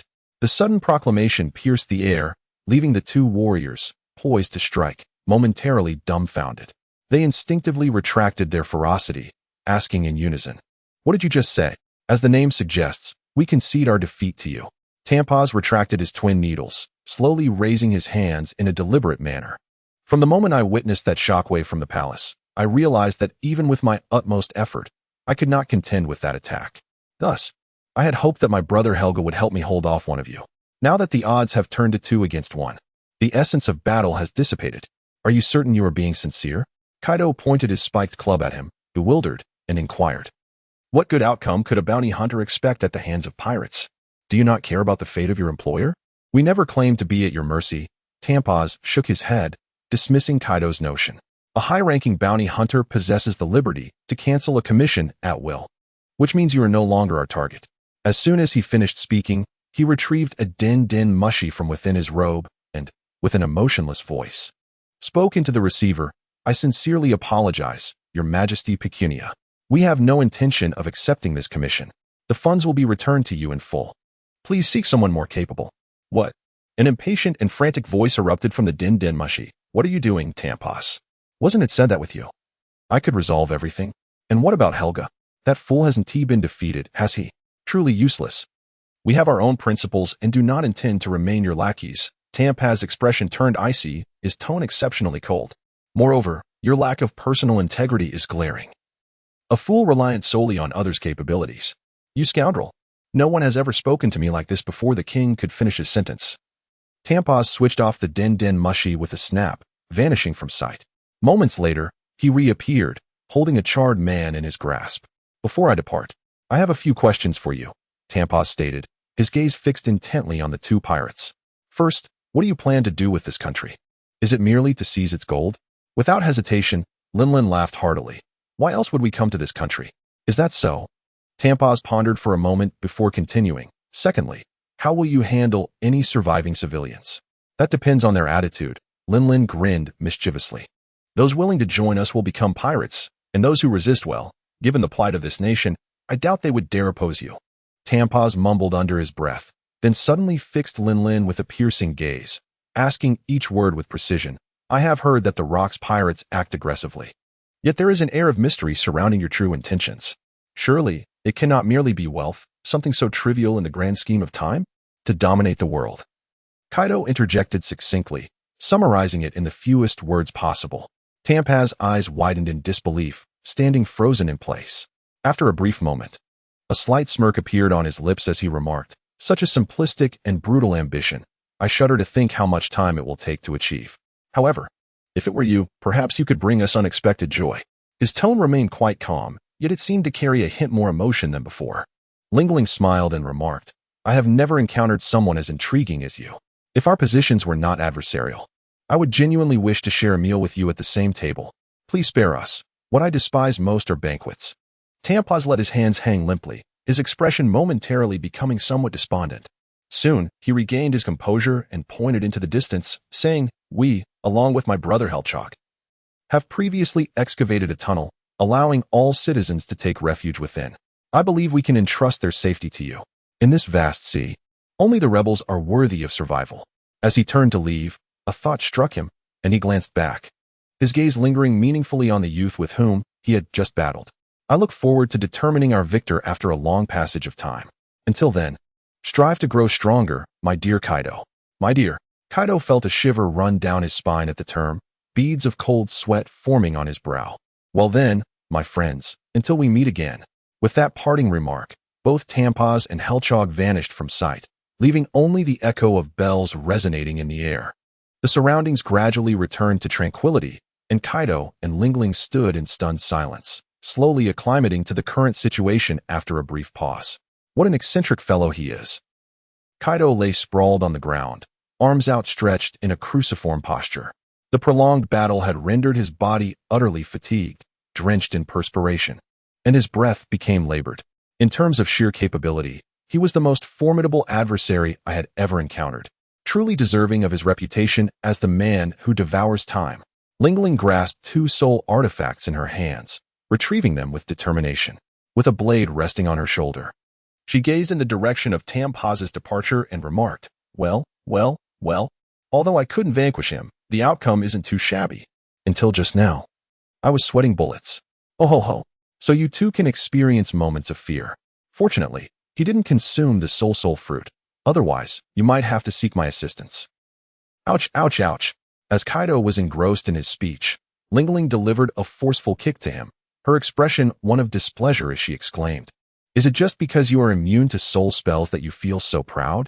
Would you like me to demonstrate the true power of the soul fruit right now?" Kaido rubbed his aching shoulder and defended himself. "I was merely jesting. There is no need to be so angry." This seemed to appease her somewhat. Lingling's fury gradually subsided as she sheathed her dagger back into its scabbard, reflecting on the elusive and formidable abilities of Tampa. A shiver ran down her spine as she murmured, "The devourer of time, undeniably a fearsome adversary. By the end, he likely didn't even reveal all his cards. If we were to encounter him alone one day, we might not be as fortunate as we were today. Wouldn't that be just perfect?" Kaido gazed up at the azure sky, excitement shimmering in his eyes. "By then, I shall vanquish him through sheer strength, face to face." Upon hearing such bold declarations, Lingling felt a tumult of emotions, yet a dismissive smirk graced her lips. Humph, resorting to underhanded means to eliminate foes is the mark of a pirate. Is it fair to say that you men are singularly minded? Your thoughts are consumed with glory and strength, with only Uno being an exception. She stared vacantly towards the capital, murmuring softly, "Only that boy remains an enigma to me. I wonder how he fares now." Meanwhile, as the skirmish on the western street concluded, deep beneath the palace, 100 meters down, chaos reigned. "Hurry, load every last bit of gold and silver onto the carts." The colossal vault at the end of the road stood wide open, radiating golden light that illuminated the passageway. Several burly soldiers toiled to transport heavy gold bars, placing them onto a gleaming cart, while a corpulent man adorned with a crown gesticulated vigorously, directing the operation. Soon, he would bid farewell to the nation he had ruled for many years. This gilded cart was exceptionally robust, capable of withstanding cannon fire from warships, and large enough to accommodate thousands. Yet, given the man's avaricious nature, it was evident he would take his most precious treasures in his flight. Damn it, that wretched bounty hunter is utterly unreliable. He cursed, stomping his foot in frustration, his carefully laid plans nearly in ruins, inciting a deep-seated rage within him. Fortunately, this vault was situated in a highly concealed location, known only to him and a select few confidants, rendering it nearly impossible for outsiders to discover. The western wall of the vault concealed a secret door, large enough to allow a substantial army to pass through, facilitating the transport of gold-laden carts. At the end of the hidden passage lay a clandestine port behind the palace. While Tampa and his companion confronted their adversaries, he had already dispatched his subordinates to prepare the vessels there, and by now, they should be ready. This was his last resort, a desperate measure when cornered. As long as he could preserve his life and wealth, the fate of this nation was of no consequence to him. A loyal guard strode forward, saluting, "Your Majesty. Everything is prepared. We can depart at any moment." "Excellent." King Pecunia cast a glance at the towering piles of gold bars on the cart, nodding in satisfaction. He urged the departure to the hidden port before the pirates arrived. "Remember, anyone who dares to lose even a single gold bar shall face my wrath." "Understood." As the secret door slowly opened above him, King Pecunia felt the tension in his heart gradually dissipate, a triumphant smile spreading across his plump face. As long as his wealth remained intact, he could always rise again. Why not establish a nation in the East Sea? I have heard that the pirates there are rather feeble. With my royal wealth, employing a cadre of skilled warriors to deal with them would be more than sufficient, and I would have no need to worry about rebellious subjects. Ah, what is that? The terrified cries of the soldiers jolted King Pecunia from his reverie. Just as he was about to unleash his wrath, his gaze inadvertently fell upon the direction of the secret passage, and his expression changed drastically. The words he was about to utter caught in his throat. There, sprawled in disarray within the dark passage, lay several individuals, motionless, now lifeless corpses, some with severed hands, others with missing legs, and some even devoid of heads. Any person with a semblance of conscience would find it unbearable to describe their appearance. Blood flowed from the severed limbs, suggesting they had not been dead for long. The air was thick with a pungent scent of blood, causing every person present to feel nauseous. King Pecunia covered his nose and retreated a few steps, calling out in a panicked tone, "Who is there? Come forth." "Oh, it seems I may have gone a bit too far. The target is indeed here." From the shadows, a figure slowly emerged, clad in a dark green bodysuit. Slight of build, with strikingly handsome features. Most conspicuous was the exaggerated oval helmet upon his head. This was Uno, the one tasked with pursuing the king. His face devoid of any emotion, hands stained with blood, a stark contrast to his usual gentle demeanor. A soldier, brandishing a spear, mustered the courage to demand, "You impudent wretch, how did you find this place?" "Surprised? I merely dispatched the guards at the hidden port, planted explosives there, and extracted information about this passage from a captive, following the trail to this very spot." Uno surveyed the surrounding corpses, placing his finger to his lips with a smile, and remarked, "Some acquaintances seem rather unfriendly, aggressively seeking to engage me. Alas, I had no choice but to send them to the realm of bliss. Perhaps the soundproofing of this treasury is too effective. It appears you all were unaware." His seemingly innocent smile sent shivers down the spines of all present. At that moment, a deafening explosion reverberated from afar, causing the entire treasury to tremble, with countless fragments cascading from the ceiling. Uno gazed upward, a grin on his face, exclaiming, "It seems the detonation was successful." King Pecunia could no longer contain his emotions, shouting, "There is but one enemy. What are you all waiting for? Charge together." Upon uttering these words, the soldiers brandished their spears, their hands trembling uncontrollably, not a single one daring to step forward. Merely posturing? Indeed. They are nothing but a bunch of cowards who bully the weak and fear the strong. Before his words could fully dissipate, Uno darted like lightning into the throng of soldiers, who barely comprehended what was happening as their heads were instantly shattered into clouds of crimson mist, one after another collapsing to the ground. "It appears only you remain." Uno licked the blood splattered on his hand, his gaze fixed upon the terrified, corpulent man before him. What do you truly desire?" King Pecunia, crawling in desperation, knelt before Uno, a sycophantic smile plastered on his face. "Is it wealth or status? Surely, a pirate such as yourself covets these. I could even bestow upon you a kingdom." Uno disregarded the shameless flattery, removing his helmet to reveal cascading violet locks. He spoke coldly. "Do you not find my visage eerily familiar, Pecunia?" Upon witnessing Uno's true form, King Pecunia recoiled in terror, as if confronted by a monster. His spirit shattered. He repeatedly bowed his head to the ground, pleading, "Spare my life. I merely leaked information. The destruction of the village was orchestrated by another. I was coerced." Uno's gaze remained icy, reminiscent of one surveying refuse. After a prolonged silence, he inquired, "Do you know the name of that individual?" Pecunia hesitated, an expression of torment crossing his face. Uno seized his right hand, his voice a low growl. "Choose between that man's identity and your life." King Pecunia felt as though his arm was ensnared by an iron vice, the pain rendering him drenched in cold sweat. He gasped, "I'll speak. His name is—" Once Pecunia finished his sentence, Uno released his grip, expressionless as he asked, "Your words bear no falsehood, correct?" "Absolutely," Pecunia replied, massaging his injured arm, a strained smile on his face. "He visited our kingdom a year ago, to reside in the sacred land. I even bribed him with considerable gold, and I regularly send him offerings. Recently, I heard he has not descended for a long time, and I have no means to contact him." "I understand. I appreciate your candor. Of course, should you require my services in the future, do not hesitate to call." Pecunia's words were abruptly cut short as a hand struck his face. In an instant, his entire being erupted, blood and entrails splattering across Uno. Unfazed, he gazed at the remnants on the ground, his tone dripping with mercilessness. "You would do well to embrace death sooner, scum." The voice of the telephone worm emanated from him. After answering, his demeanor transformed back to one of gentleness. "It is I, Miss Lingling. Where have you been? I've tried reaching you multiple times." I refrained from answering, fearing I would delay matters. "Please forgive me," Uno replied with a beaming smile.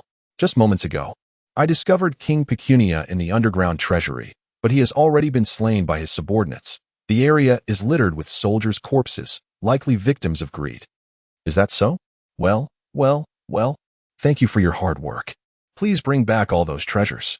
We have concluded our matters here. Inform me of your location, and I shall summon Zeus to fetch you. Currently, I am in." Uno retracted the disconnected phone bug, a faint, almost inconsequential smile gracing his lips. It seems that Tampes has indeed been defeated. That newcomer, Kaido, possesses remarkable skills. To achieve my objectives, I shall make the most of this opportunity. He donned his silver helmet once more and strode purposefully towards the colossal cart, halting before the heap of gleaming gold bars, and contemplatively remarked, "Had I abandoned these riches from the outset, perhaps I could have escaped unscathed. Such an outcome would certainly align with your fate." Uno pushed the cart laden with gold steadily forward, exhibiting no signs of strain. When the vehicle was maneuvered outside the dark door and came to a halt, he pressed his hand against the inner wall of the vault. Accompanied by a resounding tremor, a broad fissure began to spread from the wall, the ceiling fracturing into several segments, cascading downward. Farewell, decaying kingdom constructed from avarice. Without looking back, Uno continued to propel the cart onward, and in the blink of an eye, his figure gradually faded into the darkness, leaving behind naught but the ruins buried beneath debris.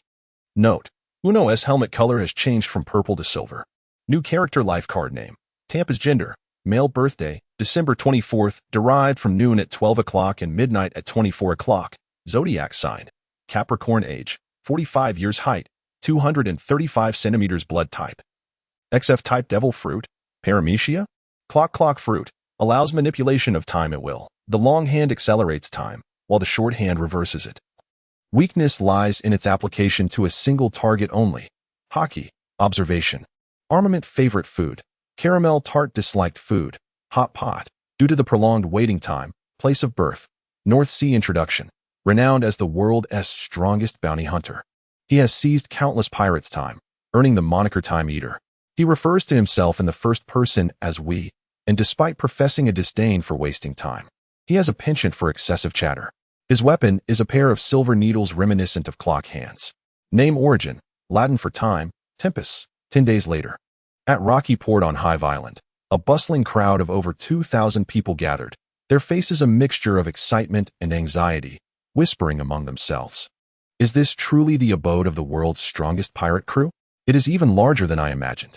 Does the pirate known as Rocks genuinely wish to accept us? Might he not intend to ensnare us all? Nonsense. Miss Lingling and her companions are the heroes who vanquished King Pecunia. Can her words be wrong? Yet, Tampes claims that those individuals come to plunder, and it is indeed a fact that they have ravaged the city. Tampes has abandoned us, so why should we trust him? At best, he is merely a mercenary driven by greed. Alas, I nearly misjudged Mr. Nozakin. They truly are here to liberate this nation.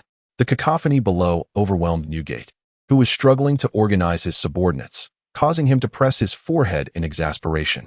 That rascal Lingling has brought such a multitude. While they chose to become pirates of their own volition, how many houses will we need to build on the island to accommodate them all? No matter. I shall bear the financial burden, for most are merely destitute souls without homes, and it would be unjust to neglect them. He turned his gaze toward the most striking skull on the island, catching a glimpse through the window of the hedgehog-headed man, who was laughing uncontrollably, prompting a deep sigh from him as he sank into contemplation. That fellow is as fervent as ever. It is no wonder, for Kaido has achieved another remarkable feat.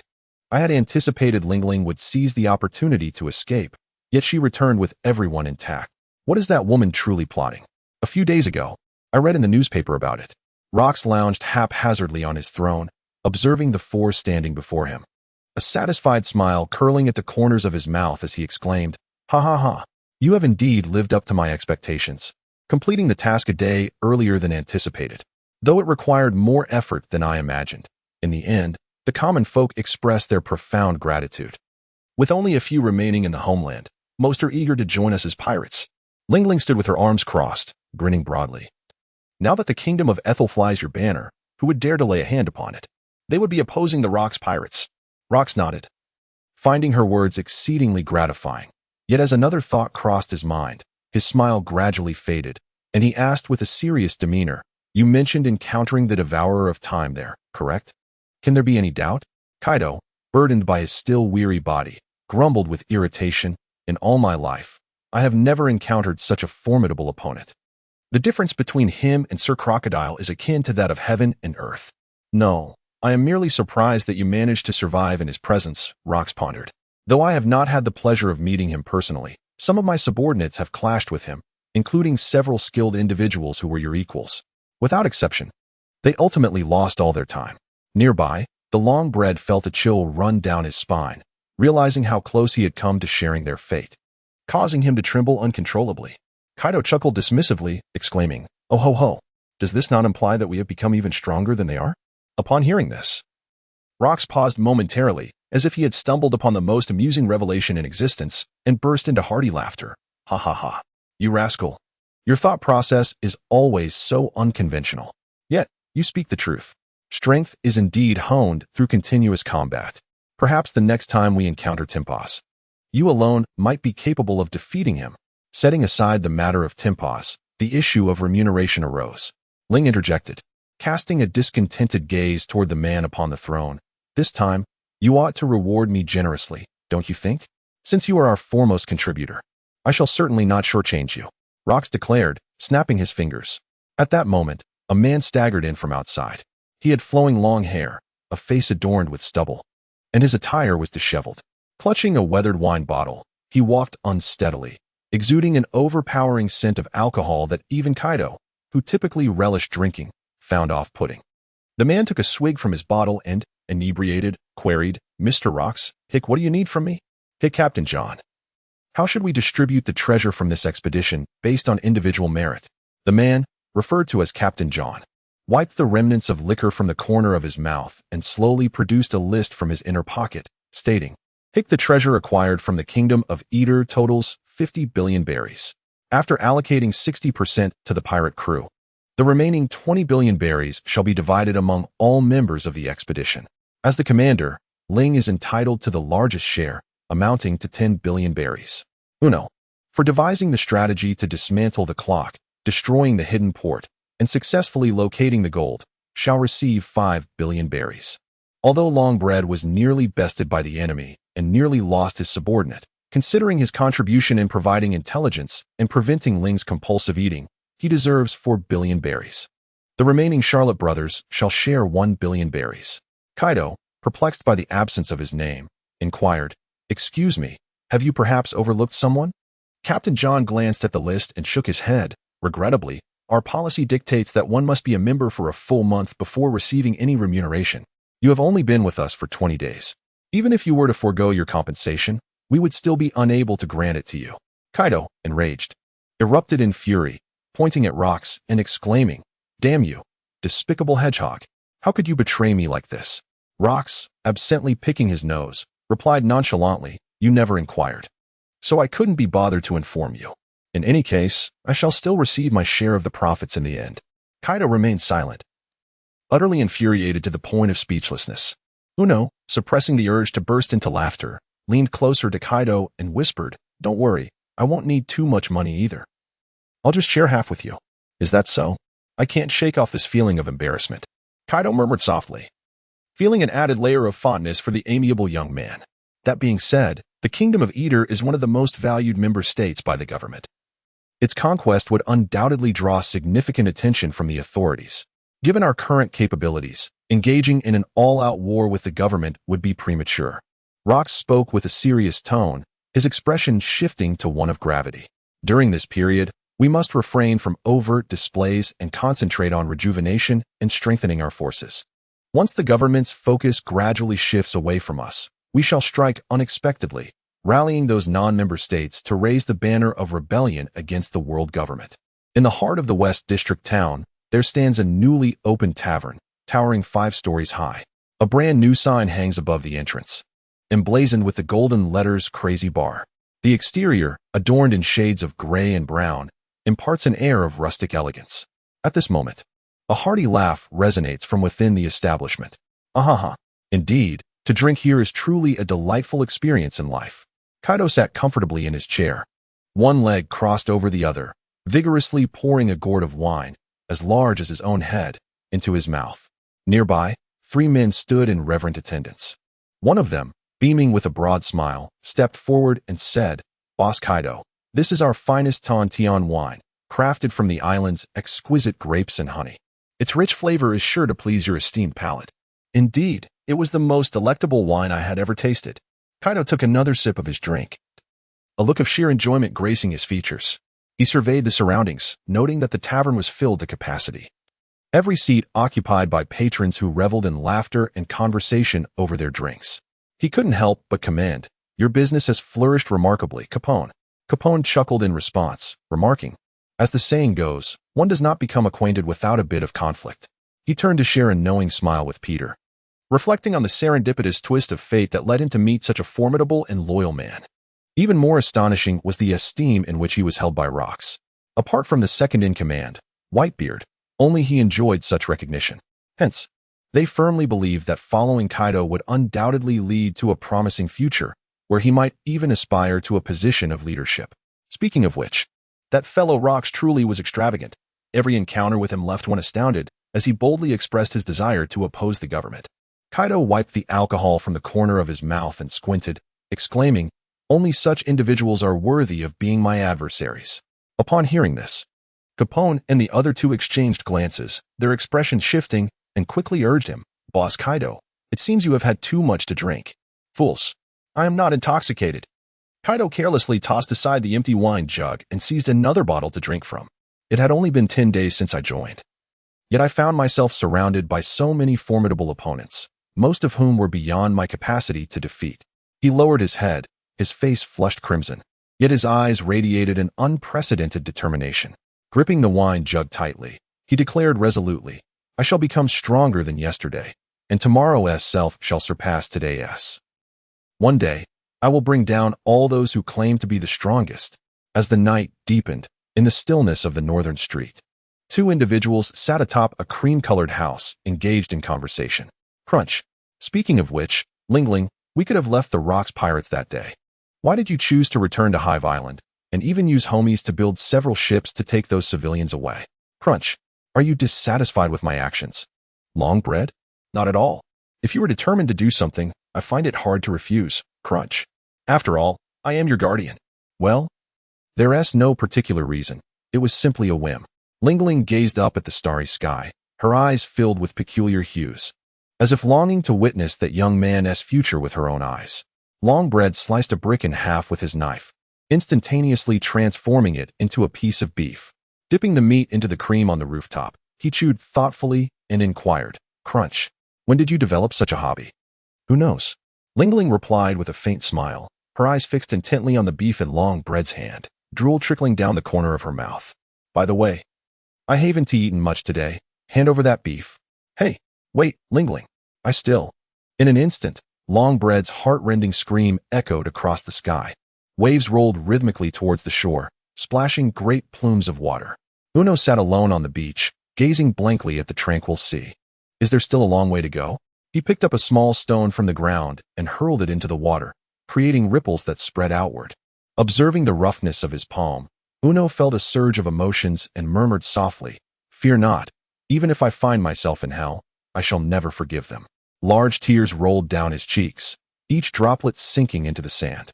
At the naval headquarters in Marineford, a series of furious roars echoed through the office. "What have you done? Why are you only telling me this now?"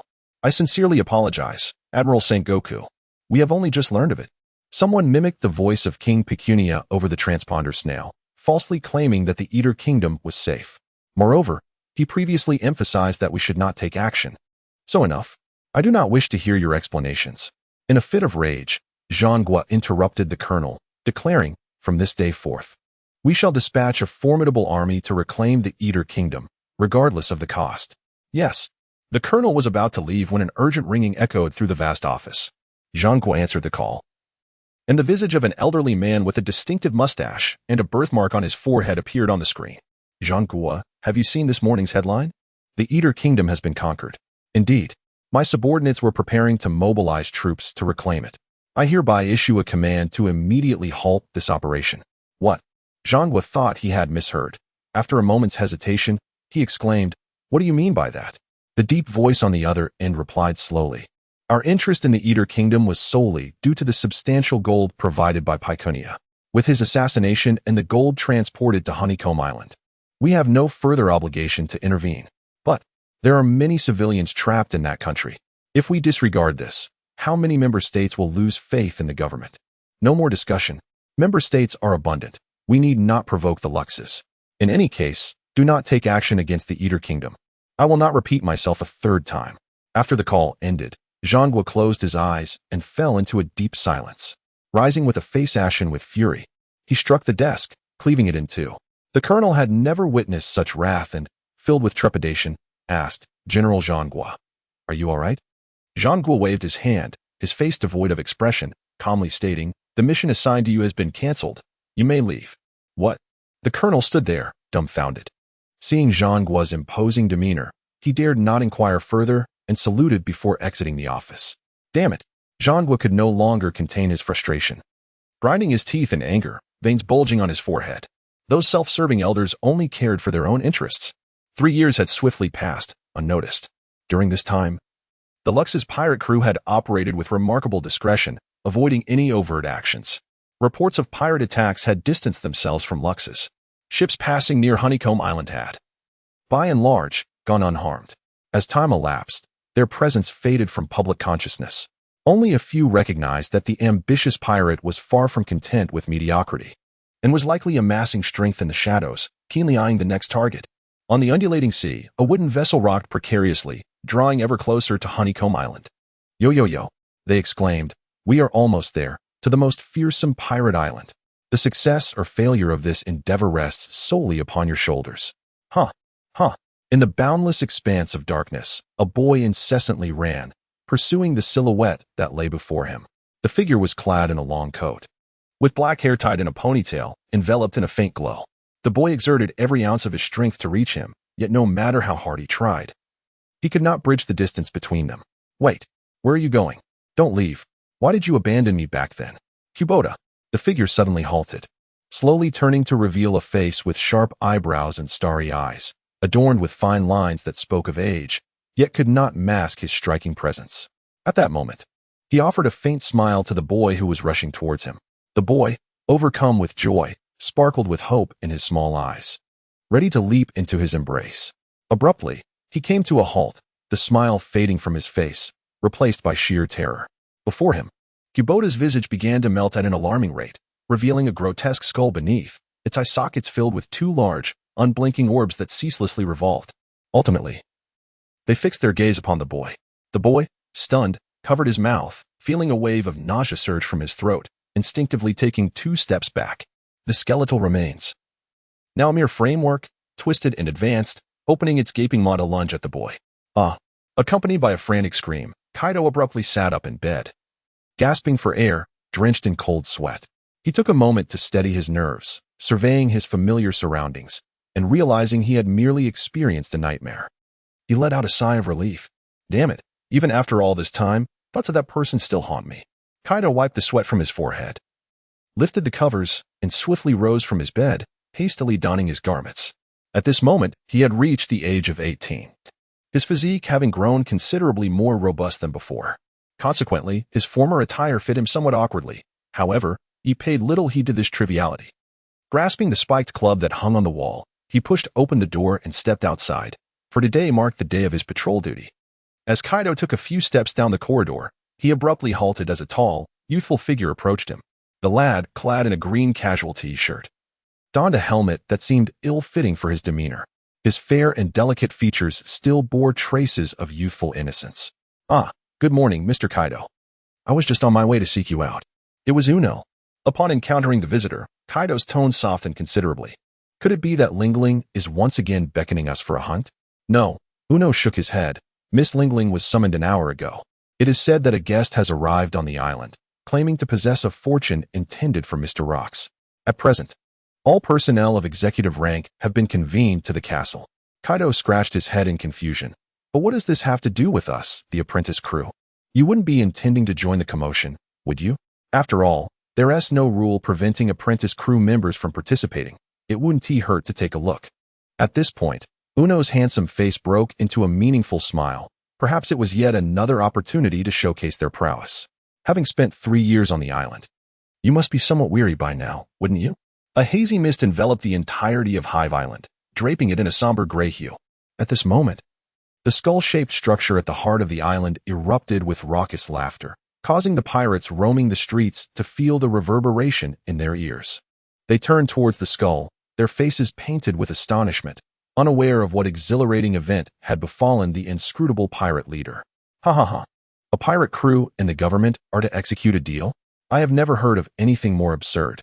Within the spacious hall, Rox sat upon his throne, laughing uproariously, tears glistening in his eyes. Below him stood a ragged, white-haired old woman. Mr. Rox, I speak only of what I have witnessed with my own eyes, she asserted. The old woman, with her hawk-like nose and eyes, bore a multitude of wrinkles on her face, her gnarled right hand clutching a long cane. Under the gaze of rows of towering pirates, she showed no fear, smirking as she recounted, that band of pirates plundered the town completely, and I was the sole survivor. I hid in the shadows and observed as they captured all the townsfolk, discussing plans to sell them into slavery at the Holy Land, Mariehua. Even more astonishing, there was a basket beside them containing several devil fruits. At this revelation, the crowd erupted in uproar. Devil fruits are the most coveted treasures of the sea. Worth at least 100 million berries each on the market. Depending on their rarity, their value could skyrocket. Such a lucrative transaction would certainly draw the government's interest.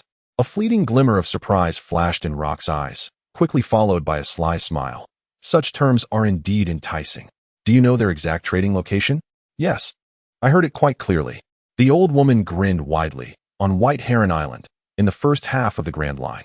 They mentioned they would conduct the transaction there in a month, and now only 17 days remain. Rox clapped his hands in laughter.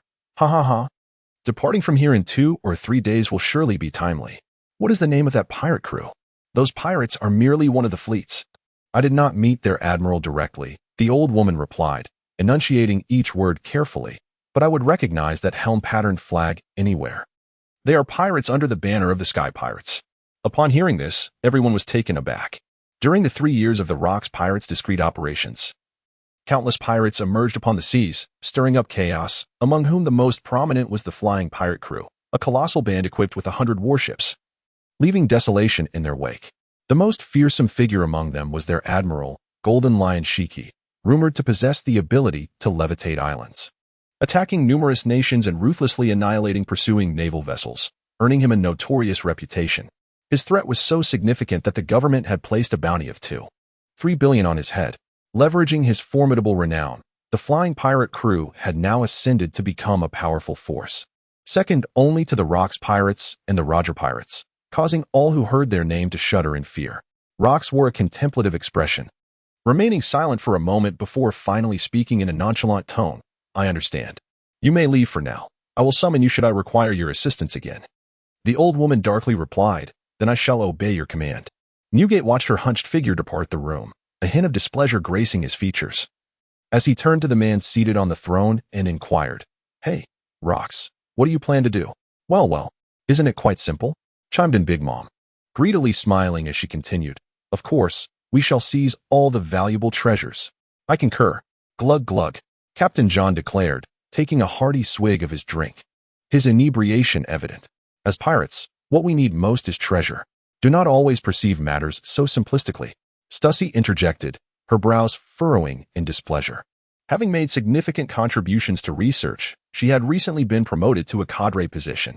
Our adversary is none other than Golden Lion Shiki, who has yet to experience defeat.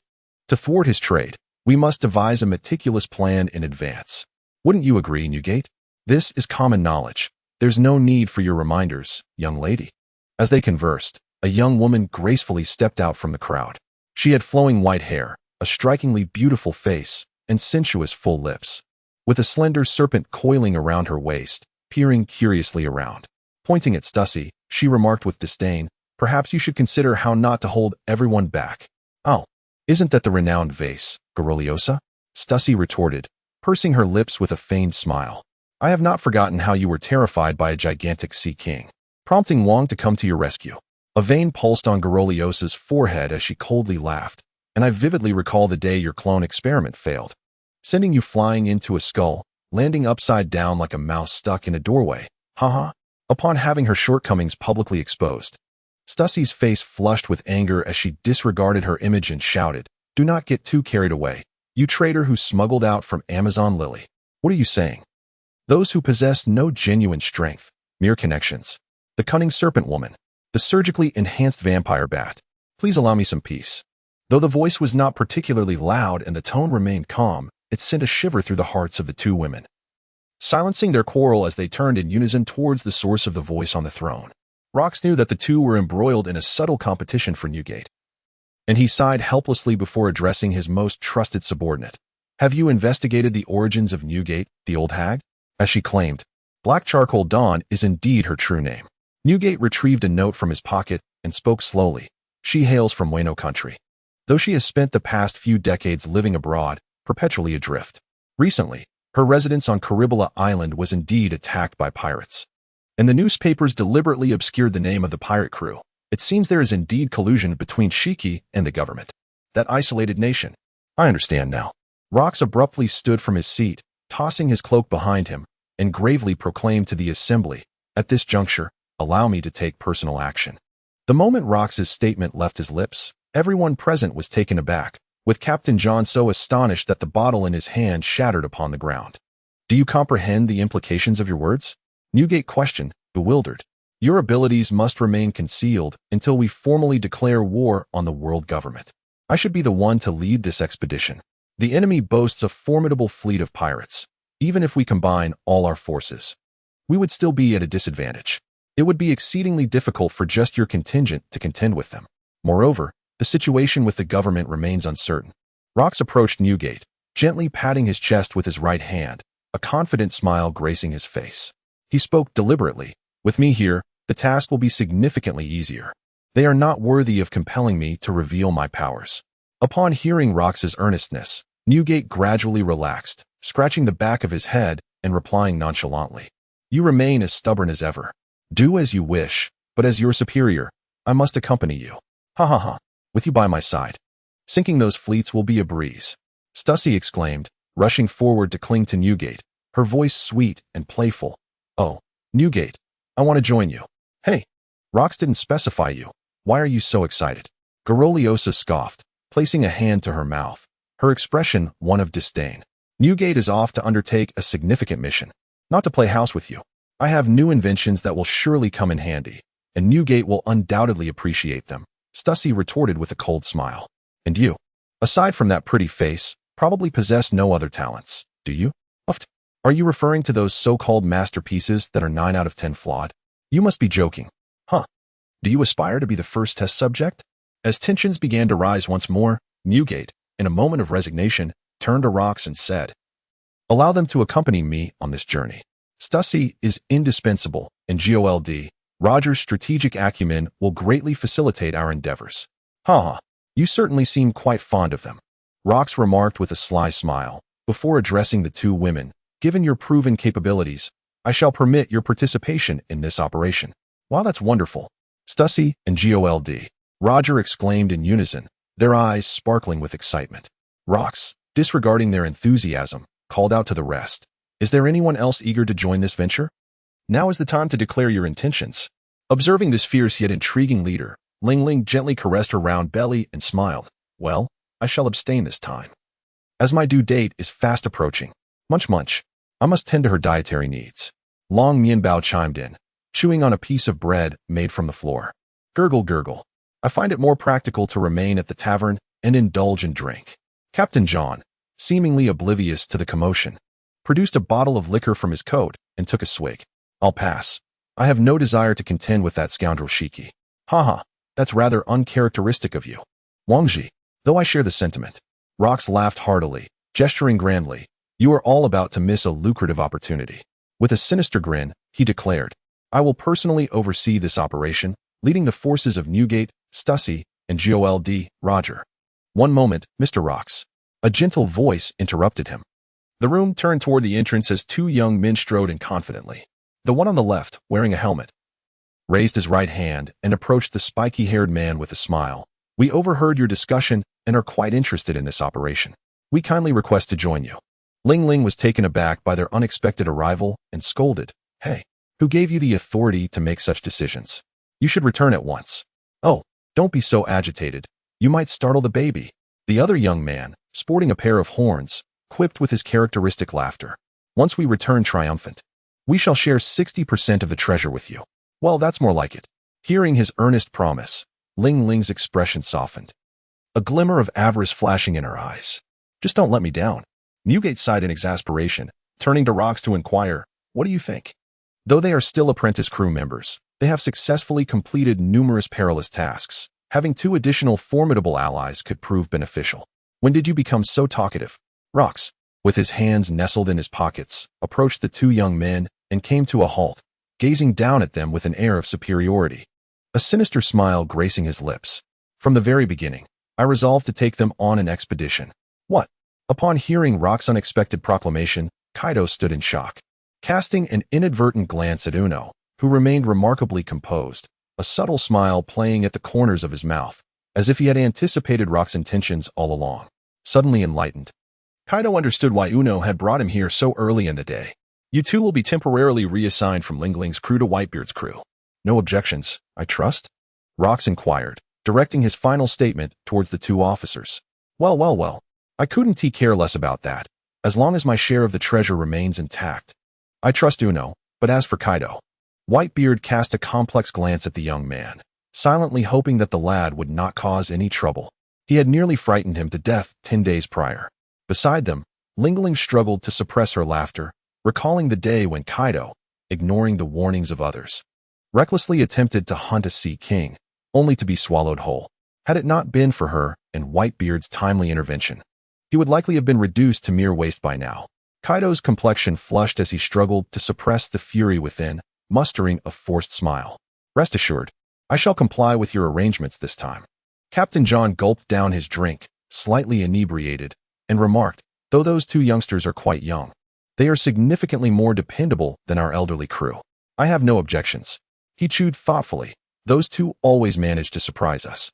The long-faced man, gnawing on a chocolate bar crafted from steel pipes, mused, "Perhaps a new era is on the brink of dawning."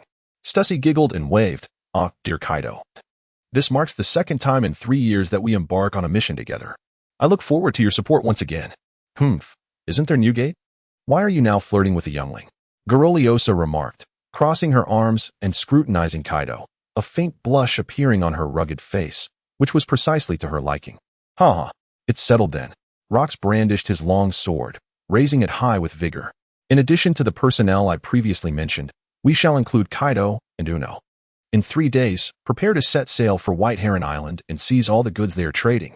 On the streets of Hive Island's western side, an old woman used her coin as a cane, trembling as she moved forward, her aged face perpetually adorned with a sly, cunning smile. "Oh ho ho! This is even smoother than I anticipated.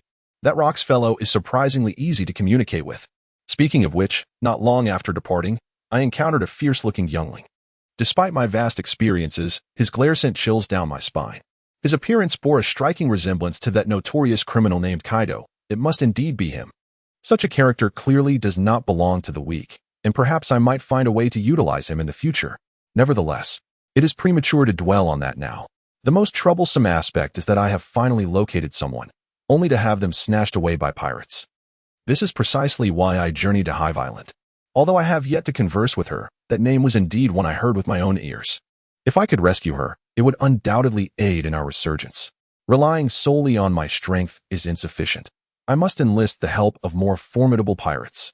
Whether they be pirates or government personnel, let them clash as they will. The one who laughs last will surely be our Kaido family. Just as she immersed herself in her thoughts, she collided with a man, and they both fell to the ground. Damn it. The pirate, adorned with a headscarf and a bushy beard, rubbed his dazed head and grumbled, "Can't you watch where you're going, old woman?" "I sincerely apologize. My vision is not quite what it used to be. I hope you are unhurt?" The old woman stood up, her face alight with a smile as she helped the pirate to his feet, her right hand intentionally brushing against his face. "Very well, I am mostly unscathed."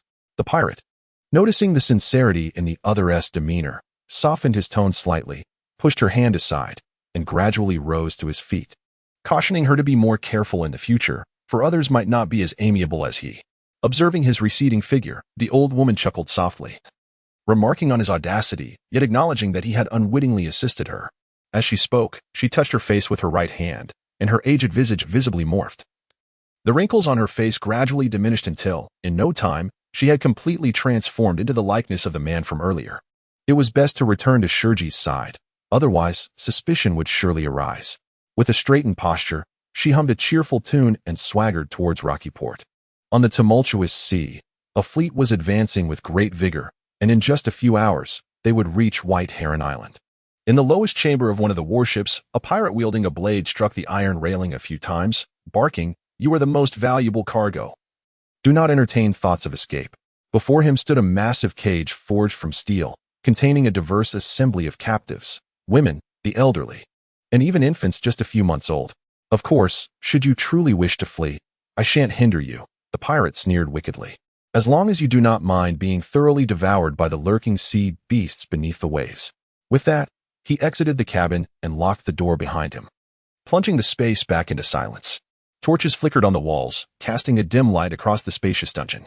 "Mama, I'm so scared," a little girl cried, burying her face in her mother's embrace, who, despite their grim circumstances, gently stroked her daughter's head, offering soothing words.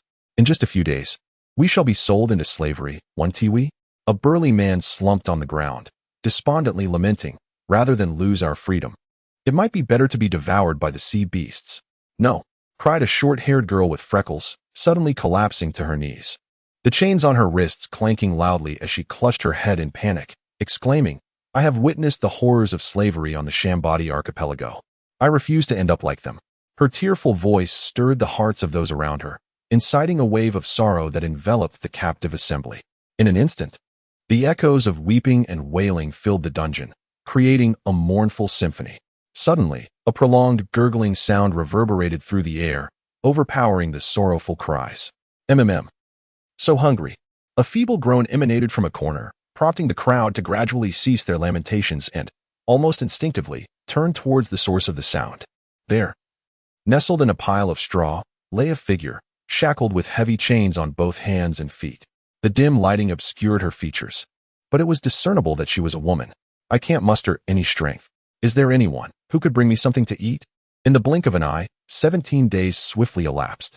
The sky became shrouded in thick clouds, and the rumbling thunder lurked within, resembling the growl of a fierce beast, adding a weighty atmosphere to the sea.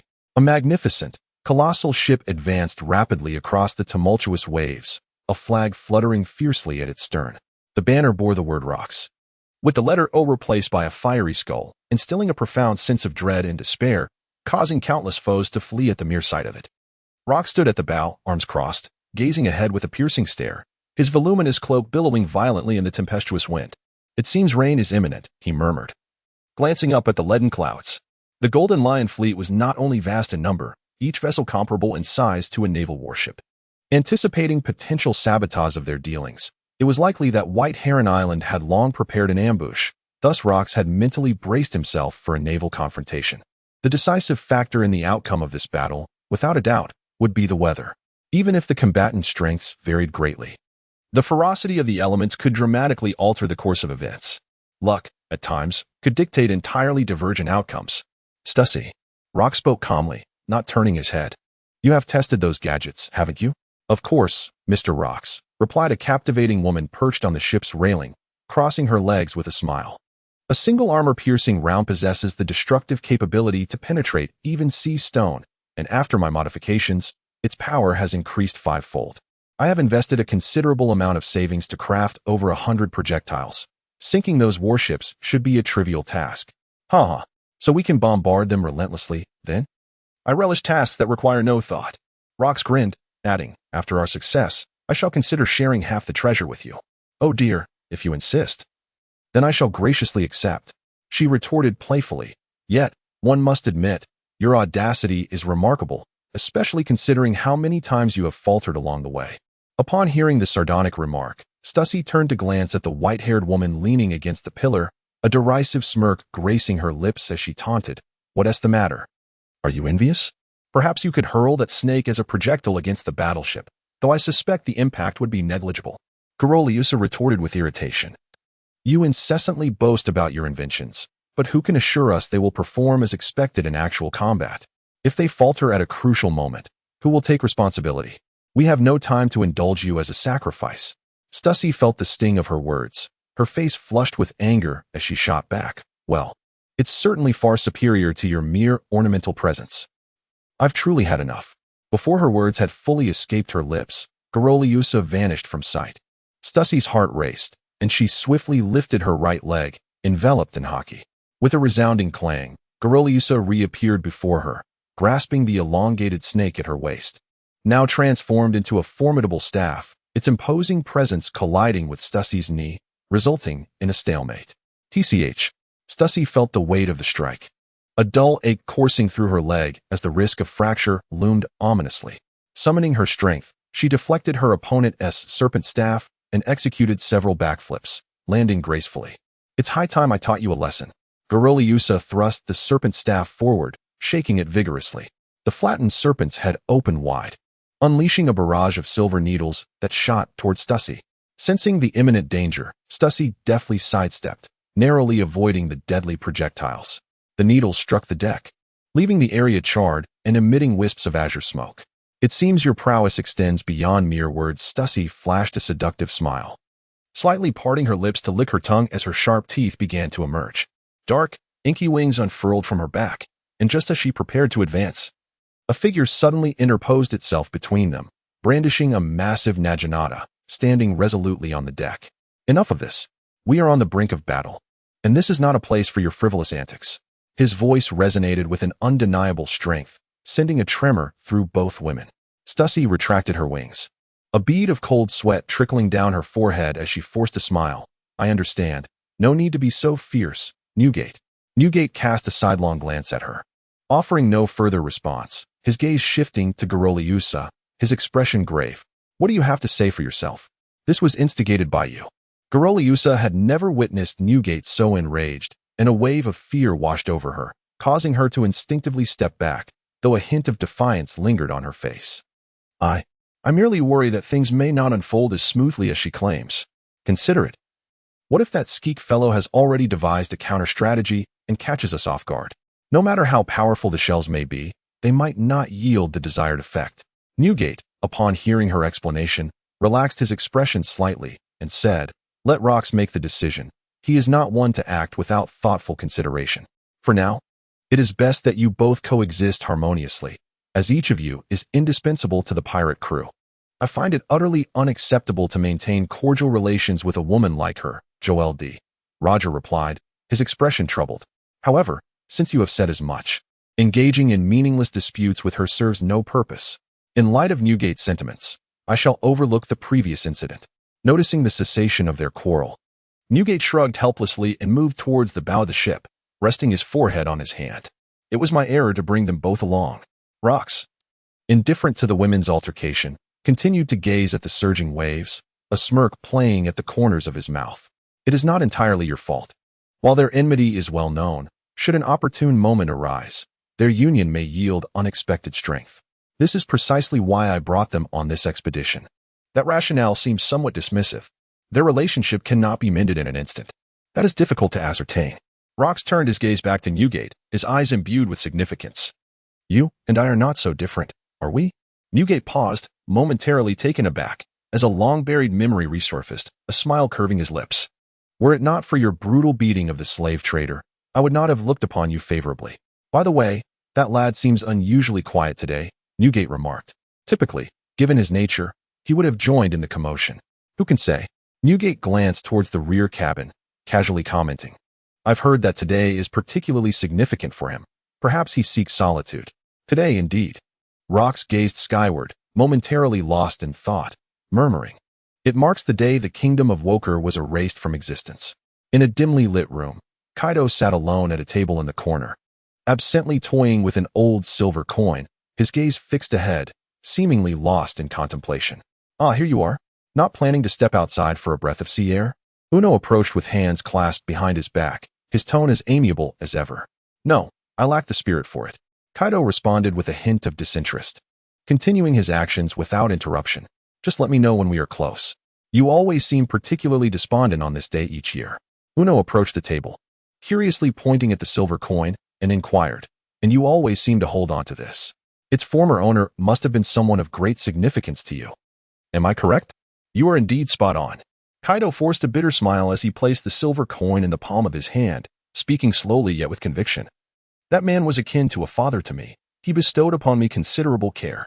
It is fair to say that without him, the person I am today would not exist. At this juncture, a flicker of anguish suddenly crossed his gaze, and his tone grew increasingly urgent. Yet, at the most critical moment, he betrayed me, colluding with the king to sell me to the world government. As he spoke, he hurled the silver coin with great force, and it landed on the ground with a sharp sound, yet the surface of the coin remained unblemished. This display was the first of its kind that Uno had witnessed, and he couldn't help but feel a twinge of anxiety.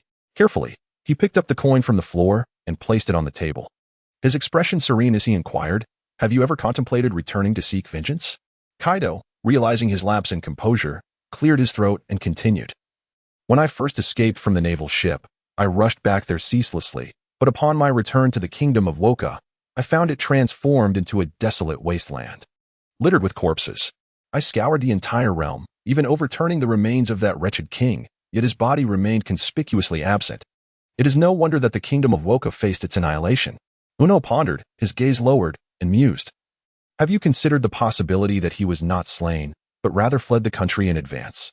Of course, I have contemplated this scenario, given his capabilities. He would not meet his demise here."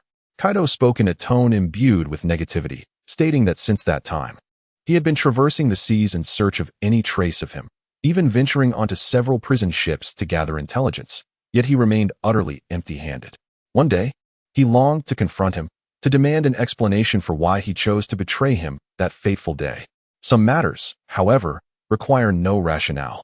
They arise from a fleeting whim of an individual, plunging countless others into tragedy. Uno regarded him with a smile that was both enigmatic and mocking, her eyes flickering with a hint of mischief. "Although I am unaware of your specific circumstances, I advise you to refrain from harboring optimistic thoughts about others, even if they are your kin. You are indeed correct."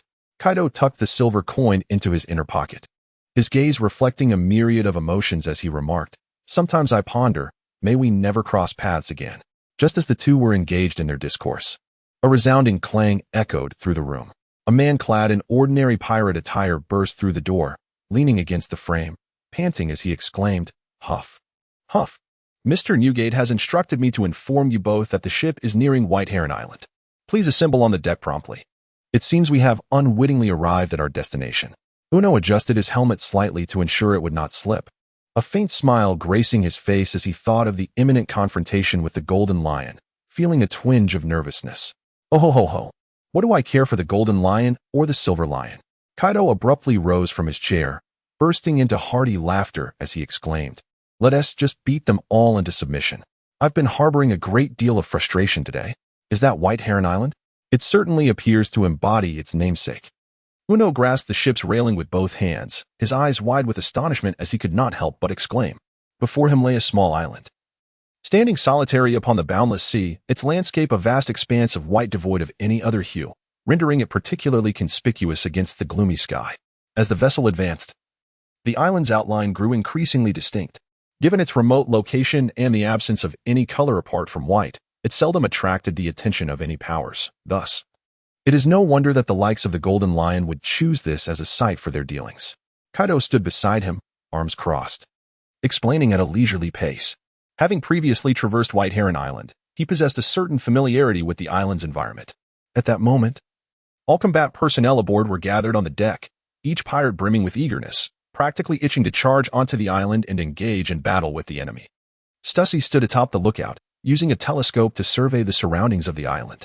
She observed a fleet of warships anchored in the nearby waters, their bows uniformly facing outward, with cannon ports exposed, prepared to fend off any attacking vessels. It seemed they had arrived at the island ahead of time. However, Stussy furrowed her brow, speaking to herself in a tone laden with doubt. She counted a total of 15 warships, which, in terms of scale, was considerable, yet paled in comparison to the fleet of the Golden Lion.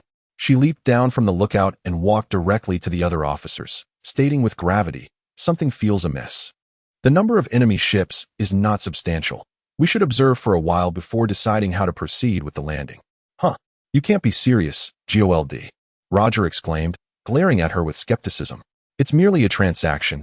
They needn't make such a display. You aren't having second thoughts, are you?" "No, Stussy is correct," Rox interjected, denying Roger's assertion, his expression grave as he gazed at the warships. "I have heard that Shiki is typically flamboyant. This show of force does not align with his usual style. There is likely some hidden conspiracy at play."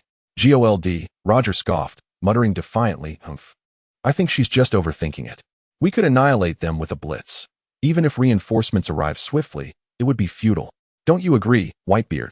As she turned her head, she found Whitebeard staring up at the sky, his face etched with astonishment. She halted mid-sentence, following his gaze upward, her eyes widening in disbelief.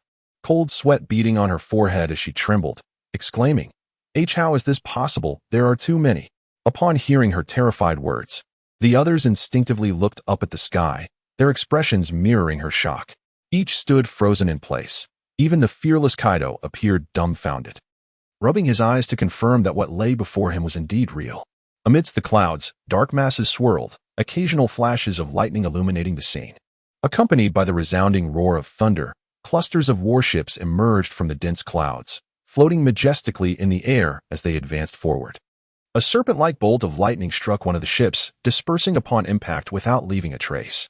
Clearly, these vessels had been equipped with excellent lightning protection, allowing them to navigate unhindered through the stormy clouds. "From the very beginning, we have been mere pawns in their game." Garoliusa collapsed onto the ground, exclaiming in despair, "How on earth did they manage this? It must be Shiki's float fruit." Newgate gazed at the multitude of warships, striving to maintain a calm demeanor as he remarked, "When I first heard about the islands being moved, I thought it was mere nonsense. It seems my imagination was rather limited. No wonder there were so few defenders around the islands. They were concealed within the clouds." Stussy observed in disbelief, a wry smile gracing her lips. It seemed they had scientists capable of constructing such vessels. As a fellow professional, she felt a twinge of envy. Uno silently gazed skyward, his fists clenched. Thus far, most of the enemy's elite forces were likely concentrated here, fully asserting air superiority, should they choose to bombard indiscriminately.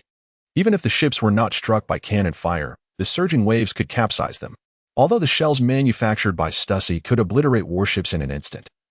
Their effectiveness waned when employed against aerial targets. To mitigate potential disasters, he had requested a protective shield for the ship from rocks before their departure. Compared to the encounter 3 years prior with the Eater Kingdom, the new shield could withstand 2 hours of concentrated bombardment without faltering. However, its drawbacks remained glaringly apparent. Once activated, the ship would be unable to maneuver freely, and the ricochet attacks would lack the range to reach the altitude of those warships. If this continued, the enemy would soon realize the shield was impervious to their assaults, encircling their vessel with an impenetrable net. Moreover, there was no assurance that the transaction at White Heron Island would conclude within 2 hours. If matters progressed in that direction, they would inevitably face a double assault from both the Sky Pirates and the unknown forces of the government. A gamble was their only recourse. Uno raised his right hand, his lips moving, when a somewhat hoarse voice preempted him. Relying solely on the protective shield would be futile. The youth was astonished that his thoughts had been articulated by another, and then Rox calmly interjected, speaking deliberately. "The officers and the 2 youngsters should head to White Heron Island. Our immediate priority is to thwart their transaction. I will handle everything here." The group was taken aback, with Newgate exclaiming in shock, "No, even if you are powerful, taking on these fleets alone is overly ambitious. Together, we might have a chance. Rest assured." "Old friend," Rox waved a hand to silence him, raising an eyebrow, his face radiating unshakable confidence. "Until now, no one had witnessed my true strength. Even so, there is no need for me to resort to my devil fruit abilities." Newgate sighed, resting a hand on his forehead. "You truly are reckless. However, if you are determined to proceed, I cannot stop you."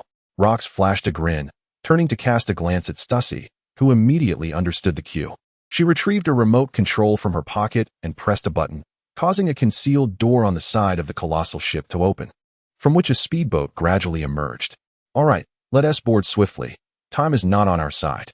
Before Stussy could finish her sentence, she leaped from the ship, landing safely on the speedboat, followed closely by Newgate, Kaido, and Uno, who all secured their positions aboard the small vessel. Goriliosa hesitated momentarily but resolved to leap towards the speedboat. Unexpectedly, during her descent, she twisted her waist and turned sideways, plummeting towards the sea. In that critical moment, a figure sprang forth, catching her in his arms, and with a powerful push against the surface of the giant ship, they returned safely to the speedboat. Thank you. Please. Set me down, Goriliosa stammered. Her cheeks flushed as she recognized her savior to be Kaido, sparking a flicker of affection within her. Kaido averted his gaze, gently placing her in the cabin. Are we ready? Stussy gripped the steering wheel firmly, a rare, exuberant smile illuminating her face. The speedboat hummed, vibrating slightly, poised to surge forth at any moment. Look out. Someone's attempting to escape from there. On board the airborne battleship, a pirate noticed the two speedboats through his telescope and alerted his comrades. The remaining pirates swiftly loaded cannonballs into their cannons.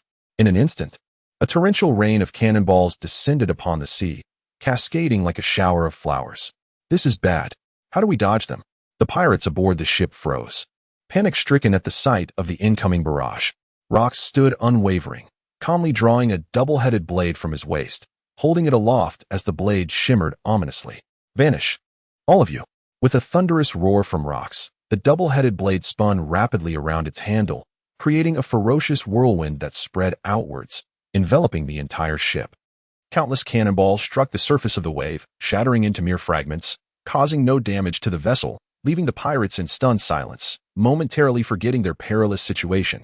Simultaneously, the speedboat surged forward with breathtaking velocity, splashing waves that trailed behind it, leaving an elongated wake upon the sea. Incoming. Prepare for confrontation. The battleship floating on the water unleashed a barrage towards the approaching speedboat, yet it was too swift. The cannonballs fell behind it with every volley. Stussy slammed down on the throttle. The speedboat accelerated once more, darting between the two battleships and racing towards White Heron Island at lightning speed. Ha ha ha. That's the spirit, lads. Rox gazed towards the direction of the speedboat, and at the moment when the barrage of cannon fire ceased, his dual-headed blades swept from right to left, unleashing a magnificent crescent-shaped shockwave that surged upwards. 10 warships, caught unawares, were cleaved in two by this formidable wave in an instant. As he beheld the fireworks created by a series of explosions in the sky, a wicked smile crept across Rox's face. Amidst the jubilant cheers of the pirates, he bellowed, "Prepare for battle, my comrades. If we do not fight now, when shall we?" The snow-capped mountains loomed majestically at the heart of the island, their surfaces smooth and immaculate, devoid of any signs of wear. The gentle white light emanating from them added an air of mystery. At the foot of the mountains, an immense pirate ship lay anchored against the rocky cliff, surrounded by a throng of people. The figurehead, a golden lion, glared menacingly ahead, its expression fierce and terrifying. The colossal sails billowed high on the mast, adorned with a skull sporting a golden beard, flanked by a ship's wheel, undoubtedly the emblem that the Flying Sky Pirates held in great pride. A burly pirate rushed up, shouting towards the ship, "Report to the captain. Under your command, the fleet is concealed above, ready to sink any other pirate vessels that pass by." Ha ha, splendid work. With my abilities, those ships won't stand a chance, no matter how long they fly. A man sat cross-legged atop the lion statue, laughing triumphantly. His thick golden hair cascaded like a lion's mane, and a pipe hung from his mouth, exuding wisps of white smoke. He was none other than Shiki, the captain of the Flying Sky Pirates, known to the world as the Golden Lion. He slightly turned his head, glancing at a man in a white coat with an explosive hairstyle on the deck, asking, "Indigo, how fares the investigation into the recent activities of those prominent figures?" Indigo, the ship's doctor and Shiki's most trusted subordinate, adjusted his sunglasses and replied with a sycophantic grin, "Kala kala." The Roger pirates were in the West Sea just 2 days ago, reportedly searching for something called the Poneglyph. Even if they are aware of our dealings, it would take them nearly half a month to reach here. Humph, that lad remains quite naive. Such things hold little value.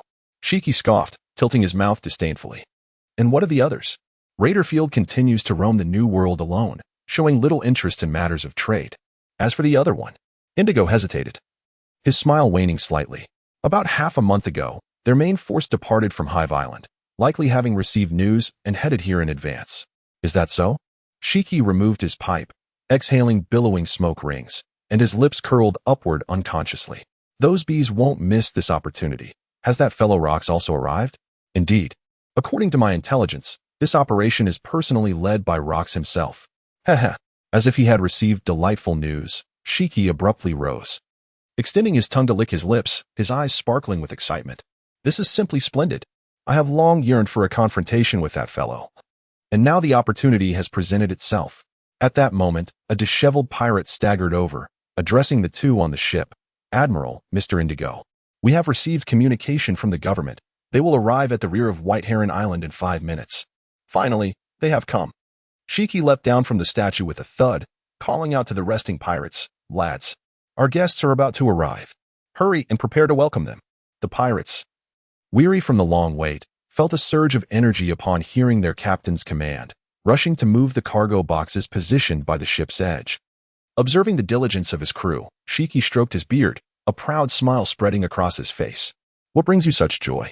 a foreign and indifferent voice inquired, causing Shiki and Indigo to glance at each other, their expressions shifting as they turned towards the source of the sound. There, perched high on the mountainside, stood a figure. To be precise, he was firmly affixed to the rock wall, his body suspended in midair, arms crossed, surveying the scene below. The distance rendered his features indistinct. "Who are you?" "Depending on your answer, I may consider a different approach," Indigo questioned with caution, retrieving a flask filled with bubbling liquid from his person. Clearly hazardous in nature. It seems pirates can be rather oblivious, even failing to recognize their most significant guest, the man remarked, then propelled himself off the rock face, arms unfurling as he executed a graceful somersault, landing smoothly on the ground. As he did, the crowd beheld his appearance, clad in a white uniform adorned with a floral insignia on his chest, draped in a cloak, and topped with a white circular hat. He appeared to blend seamlessly with the surroundings. His face was obscured by a mask that nearly concealed his entire visage, its surface stark and devoid of pattern, evoking an unsettling aura. The man surveyed the aggressive pirates encircling him, shaking his head, before producing a medal from his coat, speaking in a calm tone. "There is no need for such hostility. If I am indeed the liaison for this meeting, you should be able to comprehend, yes?" Upon seeing the emblem of the world government inscribed on the medal, the pirates lowered their weapons, now assured of his identity. Shiki, though slightly apprehensive of the man's stealthy arrival, maintained his authoritative demeanor, boldly declaring, "This is not how it was agreed. I never permitted you to approach the island uninvited. Mr. CP9, spare me, for the upper echelons harbor distrust towards pirates, fearing treachery. Hence they have dispatched me to inspect your cargo first," the man replied. The masked man spread his hands, his tone tinged with exasperation as he sighed. "Additionally, I would like to correct a misconception. I am from CP0. Upon uttering this phrase, a wave of astonishment rippled through the crowd.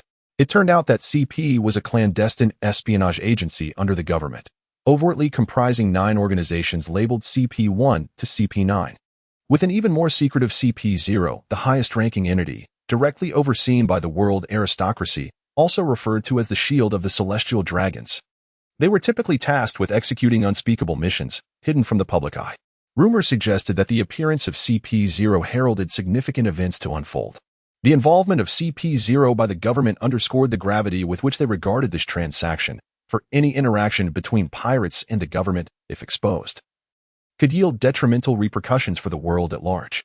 Shiki felt a silent trepidation, yet his countenance remained unperturbed as he leisurely remarked, "There is no difference between 0 and 9. After all, you lot conduct your affairs in such a clandestine manner. Hey, Dast, bring out those goods for trade." The last statement referred to his subordinate. "Yes," replied the disheveled pirate, hastening toward the hold with 3 companions in tow. Shortly thereafter, the hidden door at the bottom of the ship creaked open, and amidst a cacophony of clinks and clatters, a pirate emerged, dragging a chain. Followed by a long line of individuals, each wearing expressions of despair, their hands shackled with heavy iron cuffs, bound together by chains. "Move quickly. Don't dawdle." With the pirate's fierce admonition, the slaves wept and were compelled to advance. An elderly man, overwhelmed, paused momentarily to catch his breath, only to be spotted by the pirate, who seized his whip and lashed out mercilessly at the old man's face, cursing, "You old fool, I told you not to slack off. It was my mistake. I won't do it again." The old man pleaded, tightly shutting his eyes and cradling his bloodied head. "How can you possibly fetch a good price looking like that? Pull yourself together." The pirate lashed out again, and just as the whip was about to strike the back of the old man's head, a flash of white light erupted, severing the whip into several pieces that fell to the ground. Scoundrel! In that fleeting moment, the pirate felt as if his wrist had been struck by a hammer, the pain threatening to fracture his bones. Clutching his aching left hand in terror, he scanned his surroundings, bellowing, "Who is it? Show yourself!" Hiding in the shadows and attacking is no skill. He continued to shout at the crowd, attempting to identify the assailant, but none responded. All right, it was I," CP0 declared, lowering his raised arm and exhaling softly. "If you were to kill him, we would incur a loss of a substantial deposit, so we must prevent that. I kindly ask you to exercise restraint." TCH. The pirate, nursing his injured wrist, suppressed the fury boiling within him, his face still betraying a sense of injustice. Witnessing the earlier scene, Shiki now stood agape, his eyes fixed on the front. He clearly discerned that when his subordinate's whip was swung through the air, CP0 remained a considerable distance away, with his subordinate facing away from him. If it had been CP0's hand that struck, the injury would have certainly been to his back. Yet, it was the subordinate's left hand that bore the severe wound. This indicated that the agent had taken the blame upon himself to avert chaos, while the true culprit was likely unknown, even to me, as I too failed to identify who had acted. Oh well, a bug can be crushed at any time. CP0 turned to Shiki, maintaining a calm demeanor, stating, "My ship will arrive in 3 minutes, and the weapons and gold you desire are aboard, not a single coin less. But you must honor your word." A sinister smile resurfaced on Shiki's face. He had gone to great lengths for this transaction. "Now, bring forth your most significant goods." The tone of the man shifted to one of seriousness. "I need to verify their authenticity." "How suspicious." Shiki couldn't help but mutter, then turned to his subordinate, commanding, "Bring that over." "Yes." Moments later, 2 burly pirates approached, hoisting a heavy iron box step by step, and upon reaching the assembly, they released their grip, causing the box to crash to the ground, leaving a substantial dent. One pirate produced a key to unlock it, revealing a sturdy wooden chest within. After dismantling it, a moderately sized treasure chest emerged. The pirate removed the chest, placing it on the ground, and inserted a small key into the lock. As the chest opened, the treasures it concealed were unveiled before the eyes of those present. Inside the chest lay 3 fruits, their surfaces adorned with spiral patterns, the hallmark of the devil fruits. Each fruit bore a label, from left to right: superhuman type, barrier fruit, superhuman type, ink fruit, and zoan type, snake fruit. Mythical beast form of Yamada no Orochi. Given the rarity of these fruits, each could undoubtedly fetch over 500 million berries in the market. Treasures of immense value without question. However, every person present stood in stunned silence, their faces ashen, unable to utter a word, as the atmosphere descended into an eerie stillness. "What is going on?"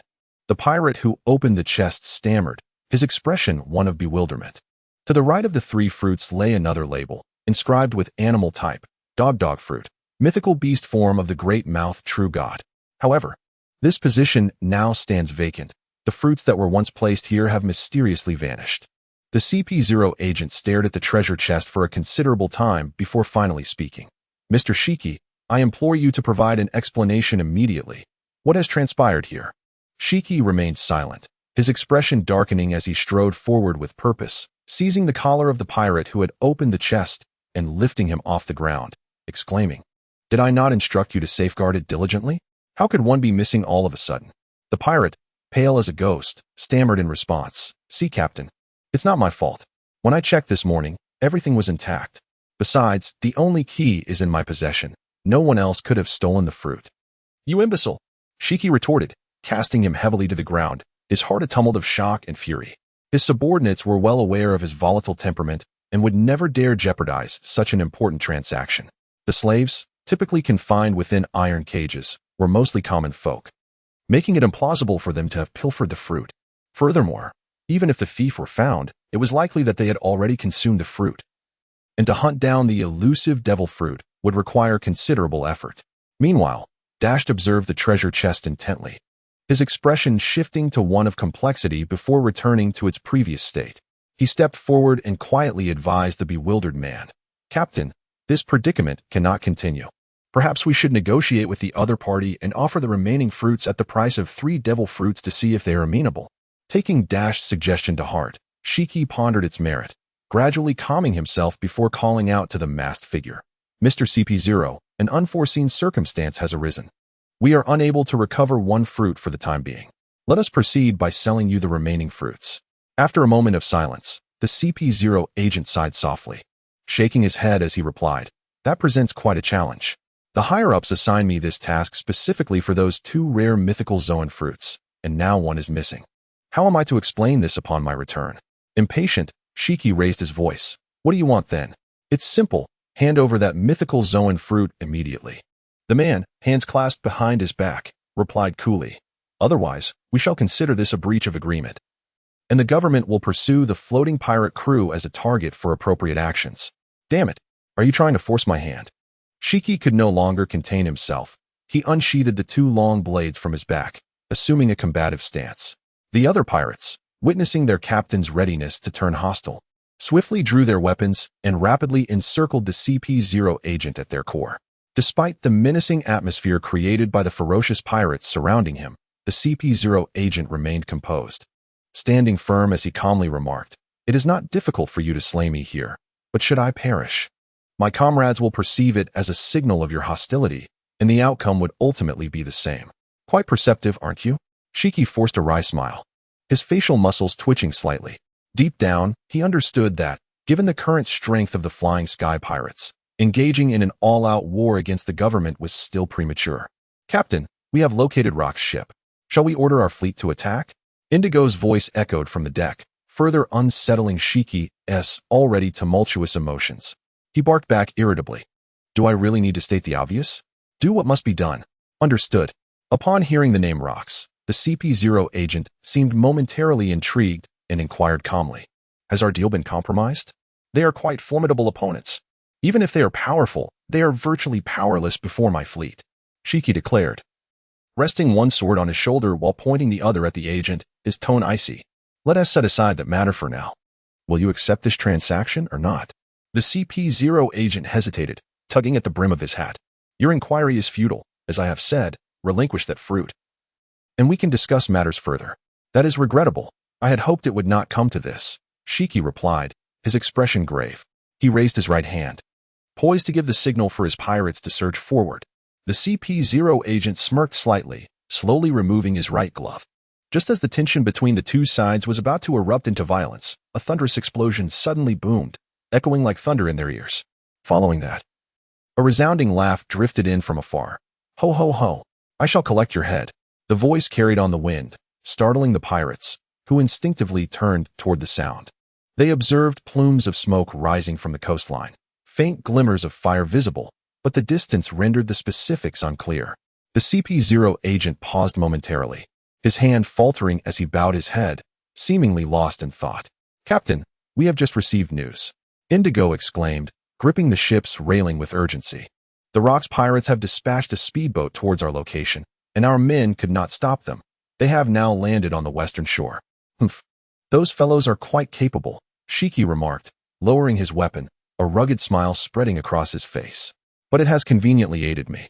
"I share the same sentiment." CP0 nodded, his voice remaining calm. "Engaging in mutual slaughter would yield little benefit for either side. It would be wiser to first unite and repel the enemy before discussing future matters."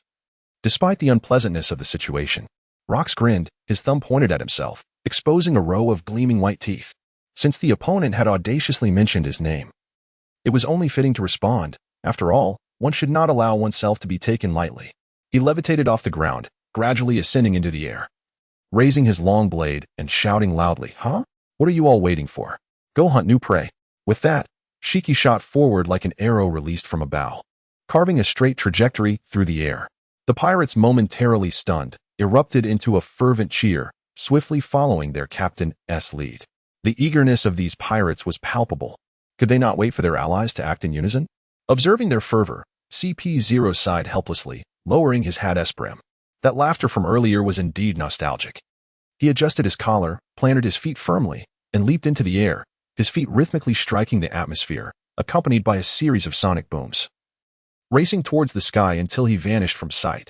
On the scene remained the ever-anxious slaves, the pirates tasked with guarding them, and the ship's doctor still on deck. "How frustrating. I've been left here again," Indigo lamented, plopping down onto the ground. He had lost count of how many times the captain had recklessly charged ahead, leaving him to clean up the mess. "Is it truly all right for us to remain here?" queried a cautious pirate named Castor. "What do you think? With everyone rushing to the front lines, our cargo here is as good as given away." Indigo stood up, commanding them with authority. "You lot, prepare in the vicinity as I instruct, without the slightest negligence." "Yes," the pirates echoed in unison. Indigo shook the flask in his hand, a grim smile appearing on his pale face. As long as a scientist was present, one individual could be worth an entire army. A sharp pain coursed through Stussie's body as she gingerly rubbed her throbbing head, slowly rising from the ground. Her gaze fell upon the roaring flames before her, and she couldn't help but feel a sense of relief. Moments ago, their speedboat had successfully evaded the enemy's blockade. Yet Stussie's lack of familiarity with the controls had caused them to accelerate recklessly, propelling the vessel directly onto the shore and hurtling towards a rocky mountain like a bolt of lightning. In a split second, the crew leapt from the sides of the boat, tumbling away just as the vessel collided violently with the rock face, exploding into a myriad of fragments and unleashing a tempestuous wave. Before Stussie could regain her balance, she was startled by the boisterous laughter of the long-horned youth, causing her complexion to drain of color as she nearly lost consciousness. She lightly struck the back of his head, scolding, "You fool! Haven't you just revealed our position to the enemy?" "Not to worry," Newgate replied, wielding his naginata as he strode forward, a smirk playing at the corners of his mouth. "This will save them the trouble of searching for us." Stussie's ire rapidly transformed into a flirtatious smile as she nuzzled against his sturdy chest. "Since Newgate has said so, let us charge forward with vigor. Have you thought this through? We are but a small number. How could we possibly confront them head-on?" "Gold, Roger." Nursing his aching waist, could not resist a jab at the woman he despised most. Stussie's expression darkened once more, and she turned her head, sneering. "Did not rocks send us here precisely because we could take on 100 foes alone? With Newgate and Kaido, we might yet prevail. Only if the enemy remains unaware." "Gold," Roger retorted, hands on his hips. "Your recklessness nearly cost us our lives. Even if Kaido does not raise an alarm, they will undoubtedly come to investigate the commotion." "You two should cease this bickering," Newgate interjected, his voice firm. "Now is not the time for quarrels." Unnoticed until now, Uno had been silently assessing their surroundings. Calmly, he addressed the group. "Ahead, there are two paths. The left route is relatively flat, suited for large forces. And if we proceed that way, we are likely to encounter them quickly." He gestured toward the right path, continuing, "The other route, though more rugged, is flanked by rocky outcrops that may conceal us from the enemy's sight. I surmise that we could reach the rear of the island undetected, though we cannot guarantee the enemy will not adapt their strategies. Then let me and Newgate hold off their main force while you all take the smaller path." Kaido gently tapped his shoulder with his spiked club, licking his lips in anticipation, eager to confront that scoundrel Shiki. His boisterous laughter echoed through the air like a lion's roar, reverberating in every corner of the island, causing the eardrums of those present to tremble and buzz. Before the laughter subsided, a figure descended from the heavens, crashing heavily onto the ground, causing the earth to cave in and nearby stones to be flung aside. With golden hair and an unusual traditional attire, a pipe perpetually clenched between his teeth, and an audacious demeanor, every attribute matched the photographs frequently splashed across newspapers. Newgate, unfazed, took 2 steps forward and inquired, "Are you alone?" "I'm always impatient, leaving those fellows behind," the Golden Lion remarked casually, his gaze sweeping over the 5 individuals before settling on Kaido. "So, you are the audacious brat who just challenged me? Quite a bold tone." As soon as he finished speaking, his eyes blazed with intensity, and a tempestuous wave of energy radiated from him, sweeping across the surroundings, stirring up dust and gravel from the ground, while the nearby rocky mountains trembled slightly. Stussie, Crocodile, and Uno struggled to maintain their footing, nearly toppling over. Kaido raised his right arm to shield his head, gritting his teeth to steady himself, while Newgate remained resolute, not even blinking. Truly a formidable opponent. "I can feel an overwhelming pressure even before a single blow has been exchanged." Kaido wiped the cold sweat from his brow, revealing an exhilarating smile that spoke of his anticipation. "Now this is interesting. I find myself filled with increasing excitement." With that, he stomped his feet heavily on the ground, propelling himself forward like a cannonball. The tremendous force of his launch cracked the earth beneath him. Gripping his kanabo tightly, he positioned it behind his head, harnessing the darkness of lightning as he surged towards Shiki, ready to unleash a powerful strike. During the 3 years, Kaido had not squandered his time. By day, he assisted other pirates with various tasks, and by night, he dedicated himself tirelessly to his training. Now, his mastery of haki had reached an extraordinary level, capable of shattering even the most formidable fortress walls with a single blow. He was filled with unwavering confidence, convinced that if he struck first, few could withstand the overwhelming force of his impending attack. Clang! In that moment, Kaido's gaze transformed into one of astonishment.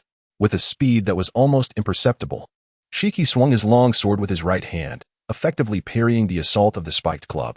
Sparks flew, and he was able to staunch Kaido's ferocious onslaught. What? Kaido's pupils dilated, as if he could scarcely believe the reality before him. Such a domineering strike. It appears you are not merely a braggart. A glimmer of excitement flickered in Shiki's eyes, and he maintained the pressure with his right hand. So, can you withstand my next move? With that, he repositioned his grip on the long sword in his left hand, which was imbued with a golden aura, and unleashed a powerful upward swing. The slash wave. A magnificent surge of golden sword energy materialized in an instant, rushing forth with an imposing grandeur, slicing through the air and soaring beyond the island. After traversing several dozen miles across the sea, it erupted in a violent explosion. The ground was cleaved, creating a chasm of unfathomable depth that extended to the island's periphery, while the ocean surface was split in two by the recent strike, revealing a lengthy and straight trench that remained gaping for an extended period. Shiki cast a sidelong glance, a smirk dancing on his lips, so cumbersome in appearance, yet so agile in movement.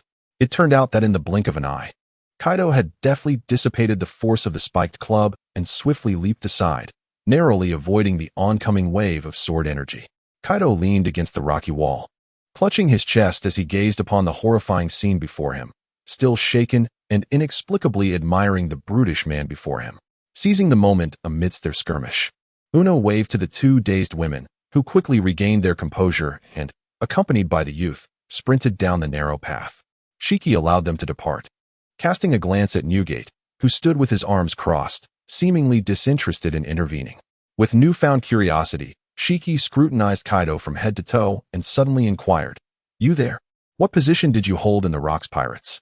Kaido was taken aback by his sudden inquiry, yet he promptly replied without a moment's hesitation, "Just a mere apprentice sailor." "Is that for real?" Shiki gaped in disbelief, looking at him as if he could hardly fathom it. "I would have thought someone like you was at least a mid-ranking officer, but it turns out you are not even a regular cadre? What on earth is that fellow Rocks thinking?" "Who knows?" Kaido responded nonchalantly, twirling his spiked club in his hand, aiming its tip at the proud figure of the man before him, asserting that perhaps even a nameless wretch like himself could best him. Shiki stared blankly for a moment before bursting into laughter. "You little rascal, you are becoming increasingly amusing. Were it not for the fact that my adversaries yearn for a hearty drink with you, I would be inclined to extend my apologies. Alas, I am more eager to confront your governor, so I must express my regrets." He crossed his dual swords, golden aura intertwining at the intersection, revealing a cruel smirk at the corner of his mouth. "Rest assured, I shall ensure you glimpse another world within 5 seconds. Ha ha ha ha."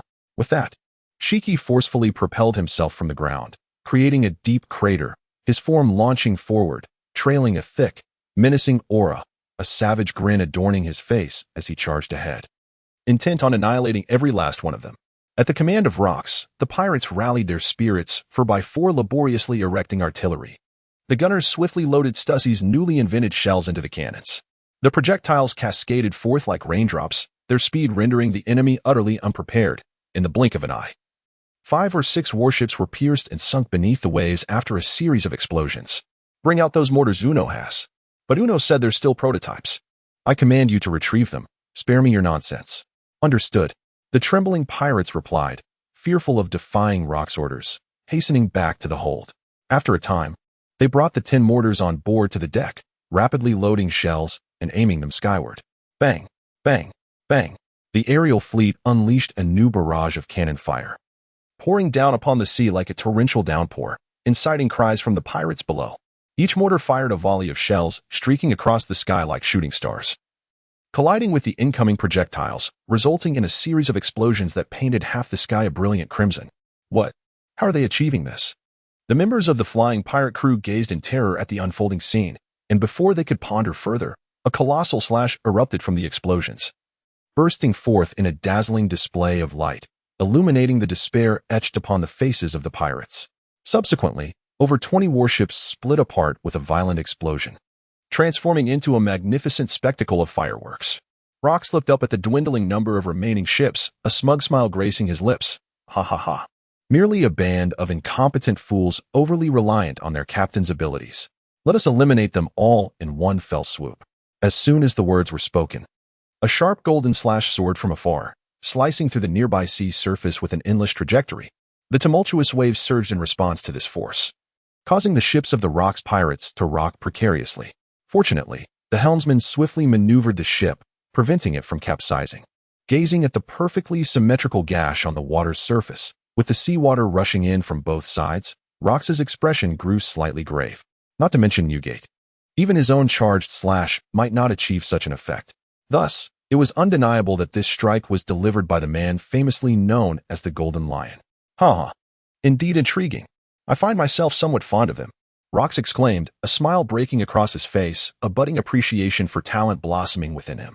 He turned to the swaying crew members and shouted, the officers have engaged the enemy. Lads, muster your strength. Otherwise, the treasure will be snatched away before we can claim it. The crew, momentarily dazed, snapped to attention at the governor's call. Their spirits rekindled as they hurriedly manned the cannons, resuming their barrage against the foes. Shiki unleashed a strike akin to a thunderous bolt, causing the air to erupt in a cacophony of thunderous sounds.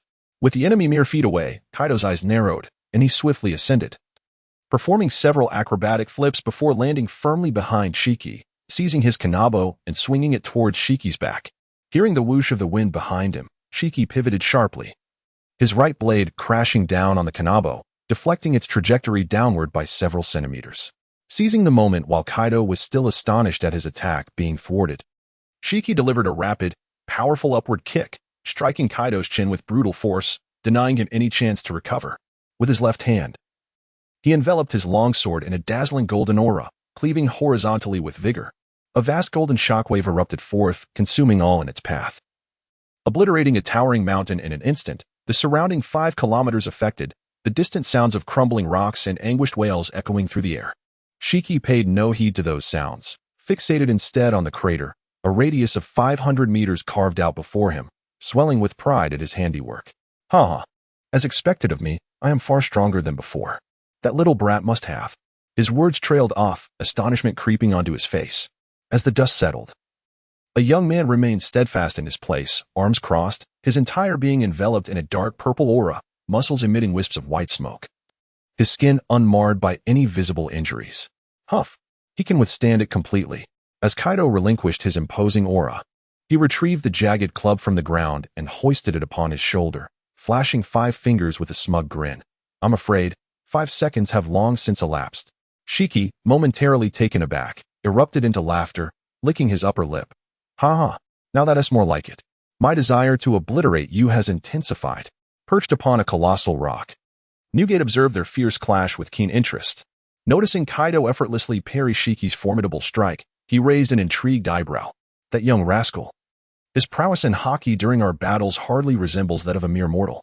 He has undoubtedly engaged in rigorous training over the years. Given time, he could very well become a new luminary upon the seas. However, he still lacks a certain refinement. As a comrade, don't you wish to lend him a hand? Edward, just as Newgate marveled at Kaido's growth, a low, resonant voice cut through the air from the side. He swiftly turned to see a figure standing atop a protruding rock of the mountain behind him, arms crossed, cloak billowing, adorned with an expressionless mask that exuded an uncanny aura. How could I have missed that? The sudden appearance of this shadow startled Newgate internally, yet he maintained a stoic facade, replying, I require no guidance from you. By your attire, it seems you are merely a government lackey conducting business with Shiki? Please refrain from such harsh words, the figure sighed. I'm merely adhering to the directives of my superiors. Frankly, I wish to avoid any entanglement with criminals. Is that so? That truly puts you in a precarious position. Whitebeard tightened his grip on his naginata, his gaze sharpening. Since I find myself rather bored, how about you entertain me with some fun? Spare me, I wish to live a few more years, CP0 said, leisurely sitting cross-legged on the cliff. Speaking in a calm tone, why not let us witness the outcome of this battle? Speculating on another's victory or defeat can be quite an amusement, wouldn't you agree? Newgate scoffed, dismissing him as he shifted his focus back to the fray. At that moment, Kaido and Shiki clashed once more, their weapons colliding in a symphony of sparks and ringing metal, leaving behind a trail of deep fissures in their wake. "Ha! Die!" Shiki cackled, his left sword wreathed in a golden aura as he struck downwards. Kaido countered with his club, deflecting the blow, but the force was so tremendous that it sent him staggering back several steps. Just as Shiki prepared another diagonal slash, Kaido swiftly backflipped, successfully creating distance between them. Positioning the club behind his head, Thunder Bagua, Kaido surged forward with the swiftness of a tempest, his spiked club trailing along. Dark streak of lightning as it swept through the air. Shiki's eyes narrowed in realization this attack could not be met head-on. In a flash, his dual blades were plunged into the ground, and a towering earthen wall rose before him, adorned with 3 vividly lifelike lion heads that glared menacingly at all that lay ahead. Kaido was momentarily taken aback, yet his onslaught did not wane in the slightest. With a strike akin to a bolt of lightning, his weapon crashed against the earthen wall, causing a web-like pattern of fissures to spread from the surface of the lion's head outward, rendering the entire structure instantly fragmented. At that moment, Shiki soared into the air, executing a flurry of kicks that landed squarely on Kaido's face. His body spun rapidly, delivering a final spinning kick that sent Kaido hurtling through the air, crashing violently against a massive boulder. The colossal rock crumbled with a thunderous roar, burying him beneath a cascade of rubble. Quite an impressive display indeed. Kaido emerged from the rubble, wiping the blood from the corner of his mouth. He picked up his spiked club, ready to continue his assault, only to find himself encircled by the figures of Shiki from all directions, trapping him at the center. This guy. Kaido gazed at the rapidly flickering shadows, a sense of uncertainty stirring within him. He activated his observation haki, striving to sense the presence of his adversary, only to discover that the entity was positioned just to his left front. He swung a mighty blow, yet to his surprise, it met only empty air, followed by the boisterous laughter resonating from behind him. "Ha ha ha, you are indeed formidable. Among the young I have encountered, you are the most powerful." Without a moment's hesitation, Kaido swung his spiked club swiftly towards the rear, yet he found himself devoid of the tangible sensation of hitting a target. At that moment, Shiki's voice wafted from the right, ethereal yet piercing. "However, you are far too fixated on enhancing your strength through haki, which has consequently diminished your agility." All the shadows erupted in a cacophony of raucous laughter, resonating throughout the surroundings. "The result is that your haki is rapidly depleting, leading to a significant decline in your stamina. You must be gradually realizing your waning strength." "Ha ha ha ha." Kaido was utterly disturbed by his laughter, bellowing, "Cease your nonsensical prattle." Clutching his kanabo, he prepared to strike once more, only to be suddenly beset by a wave of fatigue in his legs, causing him to drop to one knee, gasping for breath, on the verge of collapse. As Shiki had remarked, the frequent and excessive release of his formidable haki had rendered Kaido unwittingly exhausted. An opening appeared, the lion's might, with the ground quaking violently. For colossal pillars of earth erupted, transforming into 4 fierce, glaring white lions, akin to celestial columns, clawing and roaring as they surged toward Kaido. Caught off guard, he was swiftly ensnared by the lions, their jaws gripping his limbs, forcefully pinning him to the ground. Upon contact with the earth, the lions rapidly merged with it, leaving only Kaido's head and torso above the surface. Countless afterimages converged into one direction, coalescing into Shiki's form, a long blade resting on his shoulder as he chuckled. "Under the power of my float fruit, you are nothing but a feeble, powerless insect." Kaido struggled with all his might, only to find his limbs firmly bound to the ground, rendering him unable to move even slightly. He could only grit his teeth and glare at his opponent. "By the way, I never did ask for your name." Shiki approached step by step, wielding his blade, and halted before Kaido, a hint of regret flickering in his eyes. "Yet, your face, I shall remember well." With that, he raised his long sword, enveloped in a golden aura, and swiftly brought it down toward Kaido's neck. In an instant, a flash of white light appeared. Just as Kaido was on the verge of losing his head, a figure suddenly materialized before him, wielding a weapon to parry Shiki's lethal strike and sending him several meters away. Hey, what is going on? Why are you suddenly intervening in someone else's duel?" Shiki exclaimed, realizing that the newcomer was Newgate, who had been watching the battle until now, and he was instantly filled with rage. Upon witnessing this scene, Kaido stood in a daze for a moment before bellowing at him. "What are you doing here? I do not require anyone's assistance. Leave at once." Despite Kaido's furious tirade, Newgate remained remarkably composed. He slightly tilted his head to cast a sidelong glance at Kaido, a smirk playing upon his lips, causing his crescent-shaped mustache to quiver. Gururara, do not misunderstand. I merely came to take over your shift. With a single hand gripping his naginata, Newgate swiftly executed 4 strikes, shattering the earthen restraints that bound Kaido's limbs in an instant. Kaido slowly rose to his feet, stretching his somewhat numbed limbs. Yet he found himself unable to comprehend why Whitebeard had chosen to involve himself in his battle. Fueled by irritation, he stormed over to demand an explanation, only to suddenly notice Whitebeard holding a gourd of liquor in his left hand, inscribed with the characters for heavenly sweetness in a graceful script. This is the item you entrusted me to safeguard. Drink it all at once. I have no desire to play the role of your caretaker. Without glancing back, Whitebeard tossed the gourd behind him, and it flew through the air until Kaido caught it deftly. Raising the gourd, he tilted his head back and drank heartily. What a fine wine! Kaido could not help but exclaim, wiping the remnants of alcohol from the corner of his mouth before tossing the wine jug aside. He felt an indescribable sense of exhilaration coursing through him. Grasping his kanabo, he swung it casually a few times, sending vibrations through the air that resonated with a low hum. With a grin, he remarked, fortunately, I was prepared for this. My strength has returned completely. Shiki, witnessing the once exhausted youth transform into a lively powerhouse in the blink of an eye, felt his eyes nearly pop from their sockets in sheer disbelief. Is he really recovering his stamina through drinking? This is the first time I've encountered such a method. After all, that lad was renowned as the most formidable drinker on Beehive Island. Newgate, with an expression of unbridled acceptance, spoke with a hint of envy. He recalled a time when Kaido returned from a mission, utterly spent, collapsing into unconsciousness. Despite their best efforts to rouse him, he remained unresponsive until, fortunately, Capone poured the finest wine from the tavern down Kaido's throat, which jolted him awake and restored his vitality in an instant. Perhaps Kaido's constitution had an exceptional affinity for alcohol. Subsequently, Stussy developed a medicinal wine based on this phenomenon, which not only boasted a richer flavor but also allowed Kaido to recover his haki even after intense battles with just a single sip. Of course, this elixir was effective solely for Kaido. Do not impede me. I shall be the one to defeat that fellow Shiki. Kaido, wielding his spiked club, charged forward once more, only to be intercepted by Whitebeard, who extended his arm to block him. With a slow and deliberate tone, he inquired, Did you not hear what I said? It is time for us to switch places. Exasperated by Kaido's obstinacy, Whitebeard rested his forehead and gestured with his naginata towards a specific location, remarking, After all this time fighting, have you not even noticed the presence of another? Kaido was momentarily taken aback, following the direction indicated. He beheld a man clad in white seated upon the precipice, who, noticing Kaido's gaze, beckoned to him. Greetings, I have been waiting for quite some time. When did that fellow arrive? Newgate interjected, cutting off Kaido's astonished remarks. I was startled at first as well. He is an agent dispatched by the government to negotiate with Shiki, evidently one of the most distinguished CP0 operatives. That individual possesses the ability to mask his presence, rendering him undetectable even through observation haki. You must exercise utmost caution. Caution indeed. How amusing that you would utter such words to me.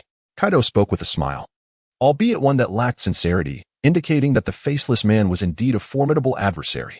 Shiki had maintained a demeanor of effortless confidence until now, and it seemed he had yet to unleash his true power. Without having consumed the fruit, it would be exceedingly difficult for you to contend with such an opponent. Newgate strode purposefully to Shiki's side and articulated each word with precision, saying, I shall confront him. You need only focus on eliminating the other.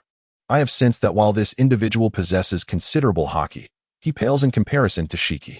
Given your current strength, dealing with him should prove manageable. Kaido remarked with a sardonic smile, Your words leave me quite unsettled. Of course, I am merely making a preliminary estimate. Perhaps that individual is far stronger than I initially presumed. Newgate, disregarding the youth, shifted his gaze to the blond man and spoke in a grave tone. You can accept such a confrontation, can't you? Ha ha ha. I couldn't care less about that. Shiki brandished his twin blades, a scornful smile gracing his lips. Let me clarify. My sole desire is to contend with rocks. I have no time to play with you subordinate types. Subordinate types? You truly dare to utter such words? Newgate's gaze was electric as he swung his naginata in a wide arc. I shall make you regret ever saying that. As his words fell, both combatants unleashed their weapons, resulting in a fierce clash. A tremendous shockwave emanated from their epicenter, shattering nearby rocks into debris that was violently propelled away. The entire island trembled under the force of their confrontation, and the surrounding sea began to churn tumultuously. Kaido thrust his kanabo into the ground, barely stabilizing his stance. The two monsters before him had exchanged merely a single blow, yet their clash erupted with an earth-shattering intensity. A mixture of astonishment and admiration surged within him, realizing that what Whitebeard had said was indeed entirely true. I am still vastly inferior to any one of them, is what you are thinking now, isn't it? Hearing the sound, Kaido swiftly turned his head and saw that the CP0 had leaped down from the stone platform, striding towards him. He hurriedly withdrew his spiked club from the ground, raising it to his chest with a vigilant expression, and inquired, "Have you finally decided to engage in battle?" "Not at all. I was merely startled by their strength and accidentally fell," replied CP0, shaking his hands in a seemingly aggrieved manner. "Rest assured, I have no intention of fighting you. However, should you wish to engage, I am more than willing to oblige. It is hard to perceive any potential in you to provoke others." Kaido instinctively tightened his grip on the kanabo, his unwavering gaze fixed upon the masked figure as he queried, word by word, "I have been wanting to ask this since earlier, although your voice is considerably hoarse. Upon closer inspection, it bears a striking resemblance to someone I know. Who exactly are you?" In response to the youth's nearly desperate inquiry, CP0 remained unfazed, lightly caressing his mask. Though the expression beneath remained obscured, a hint of mirth was discernible in his voice. "Oh, is it such a coincidence? I am merely an ordinary government agent. Perhaps my voice merely resembles his. Should you wish to confirm this personally, you are welcome to do so, provided you possess the capability." Before the words had fully escaped his lips, Kaido's form flickered, and in an instant, he stood before CP0, swinging his weapon towards the masked man's face. Yet, CP0 remained motionless, his upper body twisting with the fluidity of clay, deftly evading the strike. With a subtle push of his right hand, he sent Kaido hurtling backwards, who tumbled across the ground several times before managing to regain his footing. "The 6 styles," CP0 stated, resuming his composed demeanor, "are techniques we have been trained in since childhood within the government. The paper drawing I just employed is merely one of them. Such flashy tricks." Kaido brushed the dust off his body, realizing that the recent blow had inflicted no harm upon him. With a sudden surge of power from his legs, he shattered the ground beneath him and leapt into the air, his hands spinning the spiked club with relentless vigor as he descended rapidly towards his target. Descend through the 3 realms? Embrace the abyss. The club trailed a long streak of black lightning, descending with the force of a tempest. CP0 gazed upwards at the figure drawing nearer, arms crossed, seemingly unfazed. In the instant the spiked club was about to make contact with his hat, CP0's form abruptly vanished from sight. The club crashed down onto the ground, sending jagged fissures spiraling outward, as stones of various sizes tumbled and rolled. The once solid earth fractured instantly, becoming a treacherous landscape, while the surrounding mountains trembled in response. Had he truly vanished? Kaido, bewildered by his failed strike, was caught off guard as CP0 reappeared behind him, delivering a powerful kick that swiftly formed a magnificent blade of wind. The gale foot, the immense wind blade, accompanied by a deafening roar, shot forth at a velocity that rivaled lightning. A fierce glint flickered in Kaido's eyes, disregarding the awkwardness of his stance. He rolled to the left. A thunderous crash ensued as the ground was cleaved, creating an extensive chasm, and a nearby mountain crumbled in 2. The astonishing might before him compelled Kaido to abandon any thoughts of underestimating his opponent. Rising abruptly, he launched a frenzied assault with his kanabo, the weapon whirling with the ferocity of a tempest. Yet, each strike was deftly evaded by CP0, who remained unscathed, not even a corner of his garment touched. "What are you doing?" "I'm on the verge of yawning," CP0 taunted while evading, inciting further fury within Kaido. In a fit of rage, he swung another powerful blow. However, CP0 unexpectedly chose to forego evasion, standing firm in place. Clang! The kanabo struck him with a heavy thud, akin to hitting steel, sending tremors through Kaido's arm, nearly dislodging his grip. Yet, CP0 remained unmoved, not a single bruise marring his skin. "Iron block," he declared, his body rendered as unyielding as iron. "Be cautious when I stand still." While he spoke, CP0's hands were far from idle. His left fist swiftly struck Kaido's chest, causing the latter's muscles to cave in painfully. Enduring the excruciating agony, Kaido retaliated with another swing aimed at CP0's wrist, but the adversary's form twisted like a dragon, deftly evading the blow.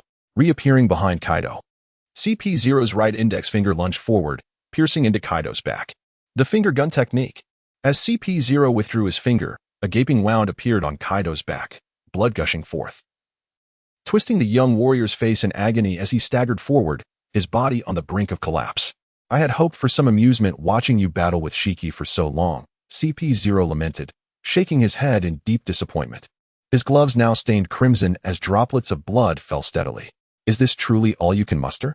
Kaido gritted his teeth, striving to maintain a lucid awareness as he regained his footing. With each word uttered by the other party, his suspicion deepened, as though this individual resembled a long-lost acquaintance. A persistent unease settled within him, significantly diminishing the potency of his strength. What am I even contemplating? That person has long since perished, even if they were still alive. It would be inconceivable for them to be in a place like this. Kaido consoled himself in this manner, taking a deep breath as he turned to face the approaching agent. Now this feels more appropriate. I have no desire to engage in childish games with you. The figure flickered momentarily before vanishing once more, leaving behind only a series of relentless sonic booms in the air. Kaido closed his eyes, quietly attuning himself to the flow of the air. Suddenly, he opened his eyes wide and swung his mace forcefully to the left. The CP0 agent transformed into a thin sheet of paper, swiftly darting to the opposite side.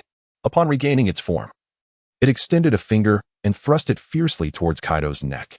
However, Kaido's spiked club, after swinging halfway, executed a sharp pivot and struck powerfully to the right. The CP0 agent, taken aback by this unexpected maneuver, found itself unable to summon its iron block in such a short span of time, resorting instead to crossing its arms for defense. Accompanied by a flurry of sparks, the mace collided with the agent's arms, overwhelming it with tremendous force and sending it hurtling through the air. Just as it was about to crash into the rocky wall, the agent performed a mid-air roll, landing heavily on the wall with its feet, using the rebound to stabilize itself back on the ground. The surface of the rock wall it had touched instantly erupted with intricate fissures. Kaido, filled with pent-up frustration, could not resist the urge to mock. I've only been slightly serious, and yet you are hardly impressive. The CP0 member remained silent, standing steadfastly on the ground, as cracks began to appear in the mask on his face, spreading outward like a sinister web. With a resounding crash, the mask shattered instantly, disintegrating into tiny fragments that fell to the earth. In that moment, Kaido appeared to witness a devil, his expression transforming into one of utter astonishment. The kanabo slipped from his grasp, hitting the ground with a dull thud, as he staggered backward several steps, tremblingly uttering, "I never expected. It truly is." The rain poured torrentially, and the wind howled fiercely, a deluge engulfing a city that had already succumbed to ruin, rendering everything indistinct. Oh dear. This downpour came quite suddenly. Who knows how long it shall last? On the dilapidated streets, a middle-aged man, approximately 35 years of age, ambled forward with his hands tucked in his pockets. He gazed skyward, emitting a sigh of contemplation as the fierce wind lifted the bangs that shielded his forehead, revealing a face that bore the marks of time, yet remained strikingly clear. His long, raven-black hair was tied back in a ponytail, and he donned a blue and white long coat, now dampened by the relentless rain. Following closely behind him were dozens of armored soldiers, brandishing swords and vigilant against their surroundings, prepared for any unforeseen dangers. One soldier held an umbrella, cautiously shielding the middle-aged man from the elements. It seemed as though this place had endured a cataclysm. The brutality of the pirates was indeed ruthless. A lean soldier, observing the corpses strewn across the street, furrowed his brow and remarked, as the pungent scent of blood mingled with the stench of decay filled the air, causing him to instinctively cover his nose. Be careful. They might be lying in ambush nearby. Let us not fall into their trap. What is there to fear? We are the elite of the Wakata kingdom. A rotund soldier patted his ample belly, dismissively addressing his anxious comrade. Besides, with Mr. Kubota here, even 100 pirates would stand no chance against him. Do not elevate me to such heights, Paul, replied the middle-aged man with a hint of awkwardness, smiling gently. Without your willing support, I would not dare confront those fiends of the ghost pirate crew alone. You remain as humble as ever, Commander. Who does not know that you are the mightiest in our land? Every soldier looks up to you, Paul exclaimed, his thumb raised in admiration, clearly holding deep respect for the man known as Kubota. The soldier holding the umbrella cleared his throat, attempting to divert the conversation. According to reports, After the ghost pirate crew seized Brandy Island, they established it as their stronghold, with approximately 1,000 pirates stationed there. Although most are merely a rabble, the true threat lies in their captain, the gnawing Kaido Maru. Upon the mention of that name, the soldier's countenance grew significantly graver, his lips trembling slightly. Is it Kiyotaka? That individual is indeed quite formidable. Paul repressed his earlier mirth, beads of perspiration trickling down his forehead. It is rumored that he is an exceedingly ruthless pirate, possessing a jaw strength capable of effortlessly crushing even steel into fragments. Countless civilians and naval personnel have fallen victim to his merciless onslaught, prompting the government to place a bounty of 250 million on his head. Undoubtedly, the infamous Phantom Pirate crew has risen to notoriety largely due to him. One soldier cast a glance at a grotesquely mangled corpse on the ground, a wave of nausea washing over him as he nearly retched, his face a mask of panic. Can we truly overcome such a monster? I heard that not long ago, the Navy dispatched a warship to confront him, only for it to be torn asunder in no time. What? Are you afraid, Ford? Paul leaned closer, playfully nudging the man's breastplate with an insidious grin. There's still time to turn back, provided you allocate your share of the reward to me. Who said I'm afraid? Ford retorted, his face flushed with indignation. Yet his voice quivered uncontrollably. I merely find Kiyotaka's cruelty too overwhelming to bear at this moment. Haha, you can't even speak without stuttering. At that moment, the lean soldier interjected, shaking his head in exasperation. Enough of your bickering. Have you forgotten the purpose of our journey to Brandy Island? This pertains to each of our lives. Albert's statement resonated with truth. Kubota turned his face slightly, revealing a gaze both profound and piercing. The kingdom of Woka is in dire need of substantial funds to pay the heavenly tribute, lest we face the revocation of our status as a member state. The treasures amassed by the pirates could prove to be our salvation. Have you forgotten the orders bestowed upon us by His Majesty, Paul? Typically the most loquacious. Paul found himself at a loss, scratching the back of his head with an awkward smile. I know. I just thought Ford was easy to tease. So I wanted to take the opportunity to have some fun. Kubota chose to disregard him, turning his attention resolutely forward. In any case, do not let your guard down.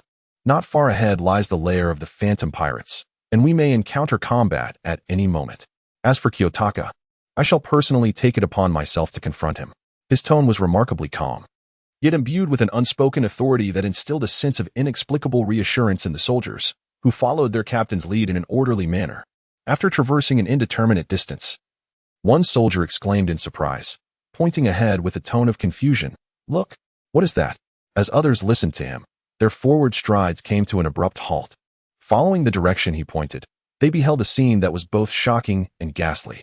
A stretch of blood-soaked earth lay before them, littered with lifeless bodies. Their forms sprawled haphazardly. The relentless rain had turned the area into a disordered tableau, and from their attire, it became evident that these individuals had once belonged to a band of pirates. The pungent scent of blood assailed their senses, causing a collective shudder. Ford was the first to exclaim in horror, "They are all dead." Albert, with keen eyes, quickly recognized their identity through the belt of one corpse, which bore the image of a grotesque, horned skull. He gasped in disbelief. They are all members of the fearsome ghost pirate crew. The soldiers, upon hearing the news, were rendered speechless, each having envisioned countless scenarios before the expedition, yet none had anticipated such an outcome. Paul felt a tumult of anxiety within, though his face bore a mask of nonchalance, forcing a smile. Could it be that they had quarreled over the spoils and turned upon one another? His words trailed off abruptly, as if he had been struck mute, his eyes wide with terror, his complexion turning a sickly hue, his fingers trembling as they pointed in a certain direction. Not far away, amidst the smoke-filled ruins, an enormous figure lay motionless on the ground, resembling a small mountain. Upon closer inspection, it was the body of a gargantuan man, his long horn broken, his eyes rolled back and bloodshot, a row of sharp teeth missing, and blood oozing from the corners of his mouth. His massive head was deeply indented, clearly having been deceased for some time. Perched upon the giant's back was a diminutive figure clad in a black leather vest, smeared with blood, wielding a spiked club, most strikingly adorned with a pair of short horns atop his head. A flash of lightning illuminated his youthful yet fierce visage. In that instant, the soldiers seemed to halt their breaths, frozen like lifeless statues, their faces ashen as they stared in disbelief at the scene before them. Undoubtedly, the giant's features matched those of the notorious Gitangmaru depicted on the wanted posters. It was this rugged visage that had plunged numerous nations into chaos, instilling dread in the hearts of many, silencing crying children upon the mere mention of his name. Yet, this once feared pirate and his crew had been vanquished by a mere child, their proud steel fangs utterly shattered. This harrowing reality was one that no one could readily accept. The boy suddenly noticed someone approaching, his eyes widening as dark lightning erupted from them. The soldiers, caught off guard, rolled their eyes back, frothing at the mouth, one by one collapsing to the ground.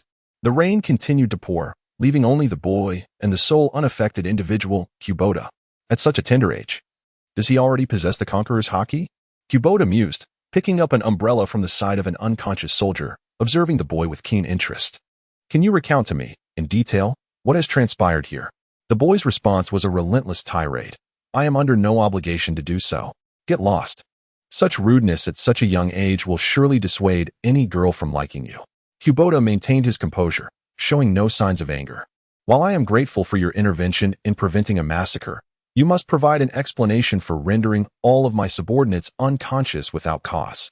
Before he could finish, the boy, wordlessly gripping his spiked club, leaped down from the giant's corpse and charged towards Kubota, slicing through the air with a fierce gust of wind.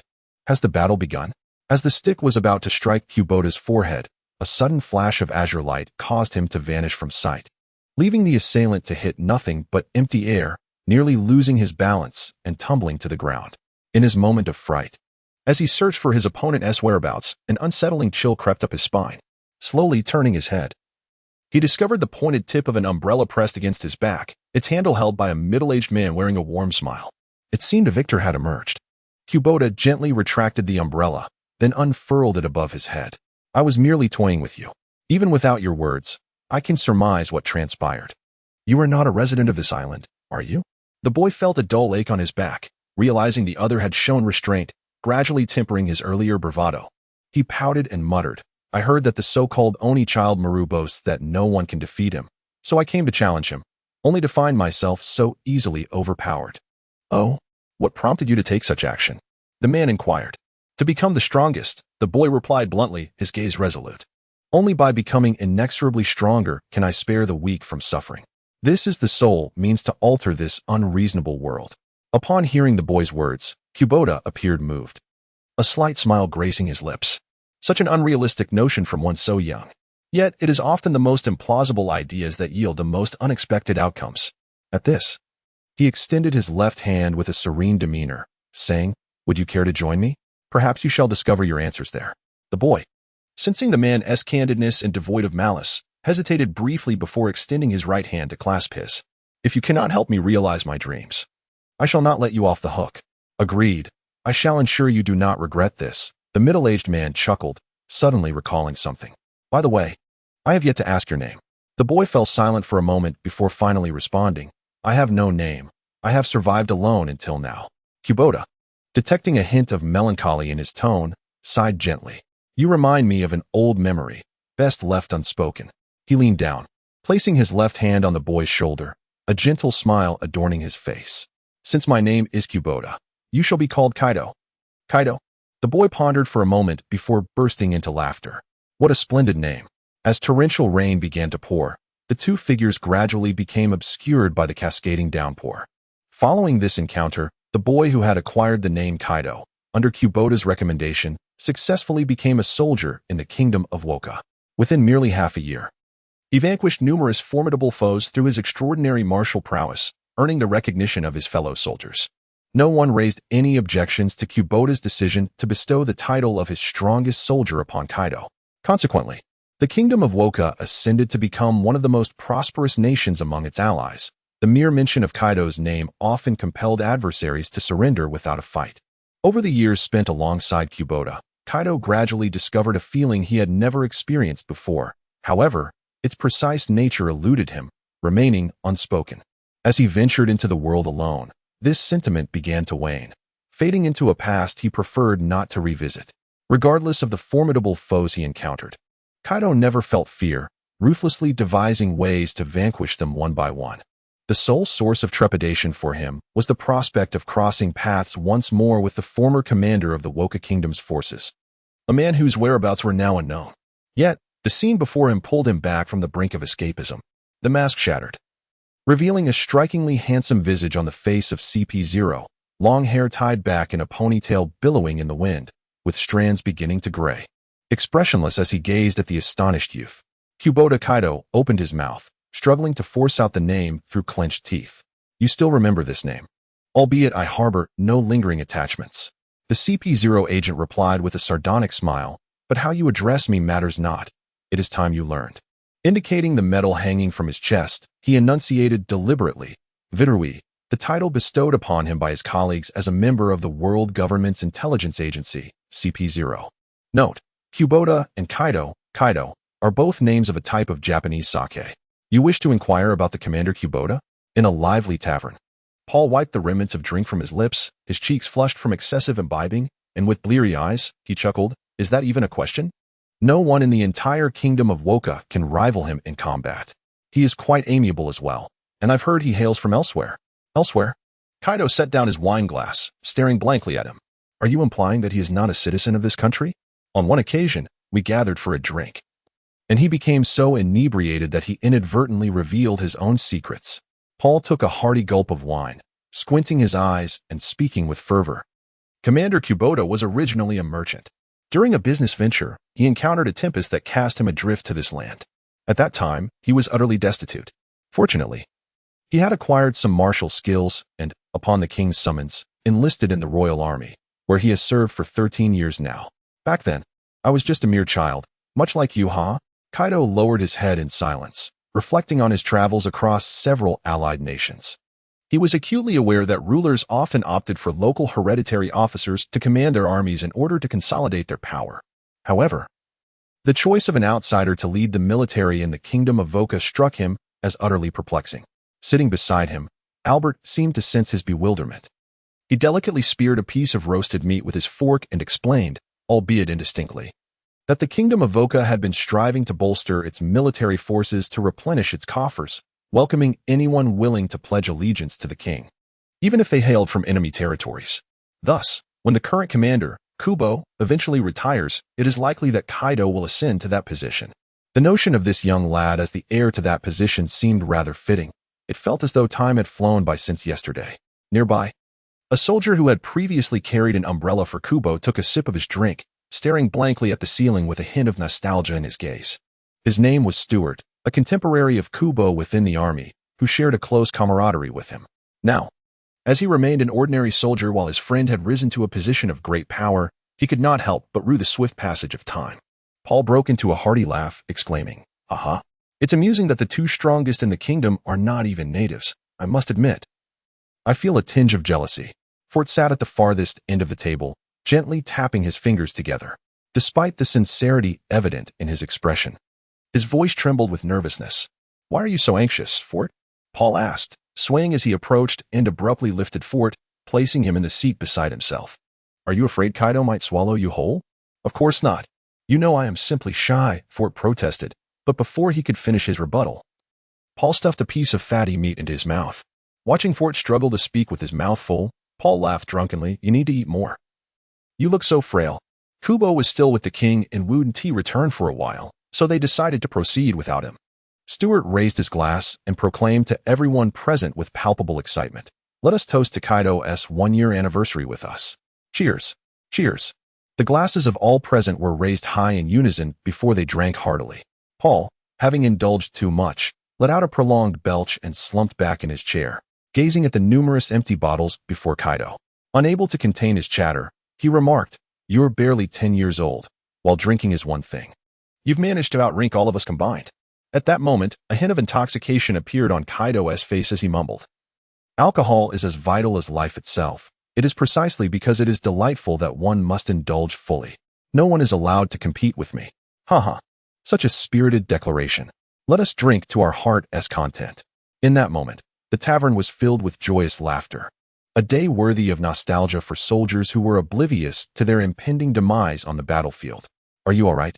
It was as if he had suddenly become dazed. The cold and familiar voice pierced through him like a chilling wind, abruptly pulling Kaido back to reality. He steadied his mind, finally managing to regain a semblance of calm. His gaze fixed intently on the middle-aged man standing before him with his hands clasped behind his back. In a low voice, he stated, "Before I smash your head, I have a question for you." His right hand, gripping the spiked club, trembled uncontrollably as Kaido, with a fierce intensity, pressed. "Did you become an agent after leaving the kingdom of Woker, or have you been a member of CP0 from the beginning?" To his astonishment, the man named Vitaru responded as if he had heard the most amusing question in the world, raising his thick eyebrows and allowing a shadow of a sinister smile to play at the corners of his mouth. Of course, it was from the very start. This revelation struck Kaido like a thunderbolt, draining the color from his face and sending shockwaves through his heart. Is that so? Although I had considered it, I was unwilling to accept it as truth. His voice trembled as he uttered a series of hushed murmurs, stifling the intense pain surging from his chest. Overwhelmed by sorrow and rage, he demanded loudly, "Then I want you to tell me, in full detail, the reasons behind your actions that day." Kaido's roar echoed endlessly between the valleys, and a haunting memory surged forth in his mind, one he dared not contemplate, yet could never forget. "Hey, what are you doing? Let me go?" Inside the spacious and opulent palace, several Navy officers clad in white grasped iron chains, binding Kaido firmly in the center, with dozens of chains entwined tightly around him. Despite his relentless struggles, the chains, forged from the most resilient sea prism stone, resisted all his efforts to break free. His eyes blazed with fury as he glared at the middle-aged man seated high upon the throne, shouting, "I do not recall committing any offense worthy of such treatment." This once feared monarch, now seemingly stripped of his former authority, stared blankly down at the soldier who had once brought him countless victories, his expression betraying no sign of wavering. After a prolonged silence, he finally spoke, "You have been conscripted into service. Our temple is too small to accommodate such a monumental figure as yourself. Why should I become a mere pawn of the government?" Kaido retorted vehemently. "Because an agreement has been reached," the leading Navy officer replied, observing his impotent rage with an impassive demeanor. "If you surrender Kaido, this nation shall obtain the right to participate in the next World Conference. This is the pact we have forged with the king of the Vodka Kingdom." "What kind of jest is this? I am no political instrument." Kaido roared in a fit of rage, the chains that bound him rattling ominously. His immense strength nearly overwhelmed the Navy personnel tasked with restraining him, who struggled to keep their footing and were on the brink of being dragged down. With a collective shout, the soldiers exerted their strength, forcing Kaido to the ground, and one robust Navy officer planted a heavy boot on his back to prevent his escape. "Congratulations, Kaido." A light-hearted applause broke through the tension. Becoming a member of the Navy is a dream cherished by many. The moment he heard this voice, Kaido's fury intensified, and he bellowed, "How could you betray my trust after all this time? You spoke of confidential matters to discuss with me. Yet it was all a ruse to conspire against me with the government. Answer me, Kubota." "There's no need to speak so harshly," Kubota replied, standing to the side clad in armor, his hands clasped behind his back, a peculiar smile gracing his face. "For our Wokai kingdom to gain a voice in this world, sacrifices are essential, and you, who have no ties to this nation, are the most fitting candidate. How dare you betray me so brazenly?" Kaido nearly crushed a steel tooth, his eyes bloodshot with fury. If he could move even slightly, he would rush forward and beat that detestable man half to death. There would be no mercy, absolutely none. "Captain Kubota, this is not what was agreed upon." The stout man standing behind the figure, witnessing this entire scene, was drenched in sweat, his heart racing as he anxiously inquired of his superior. Wasn't it supposed to be that Kaido would accompany those departing the Navy on a mission? Yet, from what I just heard, it seems he is being forcibly coerced into becoming one of them. "What? Do you have any dissatisfaction with my methods, Paul?" Kubota turned. His tone as calm as ever, though his gaze was sharp as a dagger, seemingly capable of piercing the very soul. Paul, having followed Kubota for many years, had never seen such a look in his eyes. Feeling a chill, he stepped back slightly, clearing his throat as he stammered, "No, I was just wondering. Shouldn't the Navy seek the individual's consent in such matters? Since this is the command of the captain, let us not quibble." Albert, standing beside him with arms crossed, shot him a glare and coldly remarked, "We need only to obediently follow his orders. TCH, what s with everyone's cryptic attitude?" "If that is the case." Paul did not wait for their response, drawing the long blade from his waist and stepping forward. The soldiers guarding the palace and the Navy, seeing his sudden move, quickly drew their weapons and surrounded him in the center. "Hey, Paul, what are you thinking? Put down your weapon." Albert shouted anxiously, gripping a flintlock, concerned as he typically had an amiable rapport with Paul, but now he hurried to halt his violent intent. Undeterred by the soldiers' menacing stares, Paul approached Kaido, who was bound by numerous Navy members, his demeanor no longer frivolous. He glared fiercely at them. "Get away from me." The Navy members, intimidated by his fierce gaze, felt a tremor of fear, their grip on the chains loosening, just as Paul was about to step forward to rescue him. The king, suddenly alarmed and disoriented, shouted hoarsely, "What are you all still doing? Get over there and tear this traitor to pieces. Kubota, I need you to lend a hand as well." The last part of his command faltered, his tone weakening, as if their sovereign-subject relationship had inverted. "Yes, your majesty." Kubota replied curtly with a bow, turning calmly to Paul. "Given your many contributions to the kingdom of Orca, I shall overlook your current rudeness, provided you refrain from any further foolish actions. This time, I must respectfully decline, Captain Kubota." Kubota, having repelled the soldier, was about to release the iron chains binding the youth when he spoke in a grave tone. "Though Kaido is not a native of this land, he has shared in our trials and tribulations as a companion. I cannot bear to witness his abduction." "Is that so? That is a lamentable sentiment," came the reply. Before the words had fully escaped his lips, Paul felt a searing pain in his back, a sweetness rising in his throat as he expelled a copious amount of blood. Looking down, he discovered a gaping wound where his heart once resided. He collapsed forward with a thud, his wide eyes nearly bulging from their sockets, clearly unable to fathom that the most esteemed commander would suddenly turn against him. "I am deeply sorry, brother," Kubota remarked, observing his bloodied right hand, his expression unfaltering as he wiped his palm clean. "I merely fulfilled my duty." As he witnessed his former comrade lifeless on the ground, Albert's eyes twitched, the gun slipping from his grasp and clattering on the floor. Trembling, he uttered, "Paul." Blood splattered across Kaido's face, his pupils quivering violently. No one could forget that day, the palace echoing with piercing screams. "Do you wish to know the reason?" Vidarui observed the pained youth with keen interest, deeming it permissible to reveal the fate of a dying man. A glint of malice flickered in his gaze, a peculiar smile forming at the corners of his mouth. "To use the allure of heavenly gold as bait, exploiting the kingdom's fear of the celestial dragons to transform this nation into one solely loyal to the world government. This has been my purpose for years in this realm." At that moment, Kaido harbored no doubts. His pent-up fury erupted. He swung his spiked club downward with tremendous force, unleashing a dark purple shockwave that surged forth. Bidarui effortlessly tilted his head to evade it, the shockwave igniting a violent explosion upon the mountainside, debris scattering across the ground. "Have you forgotten? All your skills were taught by me," Vidarui chuckled. "Thus, I am intimately familiar with every technique you possess." Thunderbagwa. Kaido shot forth like an arrow, his spiked club shimmering with layers of electric light as it mercilessly crushed everything in its path, carving a deep chasm into the ground. Yet, Vidaru's expression remained unchanged, as if he had foreseen the trajectory of the attack.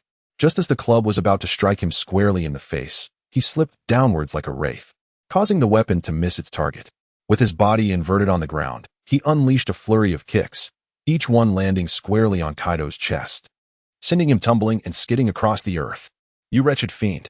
Kaido wiped away the blood staining his lips, astonished to discover that his strength had transformed remarkably compared to before. "To render my performance as authentic as possible, would I truly reveal my true prowess before you?" Beidrouet seemed to penetrate his thoughts, smiling slightly. "Your thunderous 8 trigrams has become significantly more formidable than in the past, yet it still lacks a certain finesse. Do not condescend to me as if you are some exalted sage. Speak now, for later there may be no opportunity." Beidrouet cast aside his hat and removed his white uniform, revealing his iconic blue long coat, with one foot slightly turned inward and the other extended outward. His legs spread apart by nearly 3 feet, arms naturally hanging down with palms facing forward, shoulders parallel and opened wide. He faced straight ahead, exuding the demeanor of a grand master. "When I complete this set of flowing body 8 trigrams, it will herald the end of your life." Kaido's relentless pursuit of the title of the strongest, seeking prominent challengers to defeat one by one, has always been his unwavering approach. He firmly believes that by securing his position atop the world, he can wield overwhelming force to intimidate all, including the world government, compelling them to submit to his will, thereby reforming this long-decayed world. When he encounters someone stronger than himself, his desire to prevail intensifies, and he is willing to go to any lengths, even sacrificing his dignity and life, to utterly annihilate his opponent. The man named Kubota, whom he met in that torrential rain, became Kaido's first target of relentless pursuit. After a year of serving as a soldier in the Vorka Kingdom, convinced that his strength had significantly improved, Kaido challenged Kubota to a duel, which the latter willingly accepted. It was an extraordinarily fierce battle, vividly etched in Kaido's memory to this day. The two exchanged blows, evenly matched, leaving the arena in ruins. After 5 hours of combat, with no victor emerging, the battle was ultimately declared a draw. Thus, the strongest duo of the Vorka Kingdom was born, a result that earned Kaido the recognition of all the soldiers. Yet, deep down, Kaido knew he had lost that fight. The flowing body 8 trigrams, as it is said, was a technique learned by Kubota during his trading ventures in the West Sea due to a fortuitous encounter. As the name suggests, it is a form of palm technique that revolves around constant movement and evasion. Should the opponent be struck even once, the corresponding acupoint will be sealed, obstructing the flow of blood and rendering them unable to continue the fight. As he stepped onto the battlefield, every enemy who dared to engage him in close combat faced dire misfortune. Initially, Kaido had managed to evade Kubo's relentless pursuit, leveraging his own size to avoid being touched even once. However, prolonging the encounter would inevitably lead to an unfortunate downfall. Furthermore, there were several instances where Kubo could have struck Kaido, yet at those critical moments, he fortuitously revealed vulnerabilities that allowed Kaido to effortlessly evade his attacks. It was evident that throughout the battle, Kubo had skillfully concealed his true capabilities. Only those who clashed with him could sense the underlying nuances, leaving outsiders oblivious to the reality. Perhaps for him, it was merely child's play. In the aftermath, Kaido repeatedly sought clarification from Kubo, yet he was consistently sidetracked. And as time passed, the matter faded into obscurity. Thus, the true extent of Kubo's prowess remained a mystery to Kaido until the latter's disappearance. At this juncture, Kaido finally grasped the answer. Suddenly, with a thunderous roar, the man once known as Kubo, now CP0 member Vidlu, flashed a fierce glint in his eyes. An overwhelming aura emanated from him as he crushed the ground beneath his feet, propelling himself forward with lightning speed, launching a powerful palm strike. The force of the blow was fierce and swift, accompanied by a howling wind, starkly contrasting the power he had displayed in previous encounters with Kaido. A chill ran through Kaido as he realized the disastrous consequences of being struck. He swiftly dodged to the left. However, Vidlu, unfazed, pivoted and unleashed 2 rapid counterstrikes. Kaido, quick-witted and agile, raised his spiked club to block, and with 2 resounding clashes, Vidlu's palms struck the weapon. Kaido felt an immense weight bearing down on him, his arms numbing from the impact, nearly fracturing his grip, while the club trembled violently, even developing a crack on its surface. "Only 3 strikes, little brat," Vidlu declared, his hands never pausing as he seamlessly transitioned into a barrage of 12 lightning-fast strikes. Witnessing the storm of blows approaching, Kaido dared not absorb them as he had before, instead resorting to evasive maneuvers, dodging left and right. Each strike grew increasingly ferocious, causing the air to crackle with energy. Initially, Kaido managed to hold his ground, but gradually, he found himself overwhelmed, his defenses fraying and his situation growing increasingly dire. "What has happened to you? Where has the strength from our earlier battle gone?" Vidlu bellowed as he executed a powerful counterstrike. Kaido hastily sidestepped, narrowly avoiding the blow, yet the ferocious gust of wind from the strike surged towards him, causing his blood to rush and nearly robbing him of breath. Observing his momentary hesitation, Veterwai seized the opportunity to execute a swift turning palm strike downwards, aimed directly at his chest. In that fleeting instant, Kaido decisively hurled his spiked club forward. Veterwai, taken aback by this unexpected maneuver, swung his right palm in a semicircular arc, colliding with the oncoming club, which shattered into 2 pieces, each crashing to the ground with a dull thud. Simultaneously, the young man's right fist surged forward, enveloped in a dark purple aura of dominance, unleashing a torrent of lightning as it hurtled towards Veterwai. This was a desperate tactic conceived by Kaido, a do-or-die strategy that involved the risk of his weapon shattering, but he launched a surprise assault nonetheless. At that moment, all his formidable power coalesced within that single punch, its force rivaling even his ultimate technique, the thunderclap 8 trigrams. If he could strike before Veterwai unleashed his 6 forms, the damage inflicted would be incalculable. An illusionary tactic, perhaps, a bit more astute than before, but still insufficient. Veterwai scoffed, swiftly pressing his left palm outwards to deflect Kaido's arm, altering the trajectory of his punch. In the next heartbeat, He pivoted and delivered a powerful palm strike directly to Kaido's right shoulder, causing Kaido to lose his balance and tumble backward like a cannonball, crashing heavily to the ground and creating a substantial crater. I truly underestimated you, you scoundrel. You are nearly unrecognizable compared to our encounter in the kingdom of Vorka. Kaido unsteadily rose from the pit, his left hand pressed against his right shoulder. Aside from the searing pain radiating from his shoulder, an overwhelming numbness engulfed his entire right arm, rendering it utterly immobile and hanging limply by his side. Must I persist? I have struck the acupoint on your right shoulder, inhibiting even your formidable aura from flowing freely. It is safe to say that you now resemble a mere shell of your former self. Veteru stood at ease, his hands clasped behind his back, observing the scene with an air of nonchalance, akin to a cat relishing the plight of a cornered mouse. With a smirk, he remarked, "Now is the time to surrender. Considering our past, I might grant you the privilege of enjoying a life and impel down. Spare me your insincere words." Kaido clenched his left fist, advancing step by step, gritting his teeth as he fixed his furious gaze on the man before him.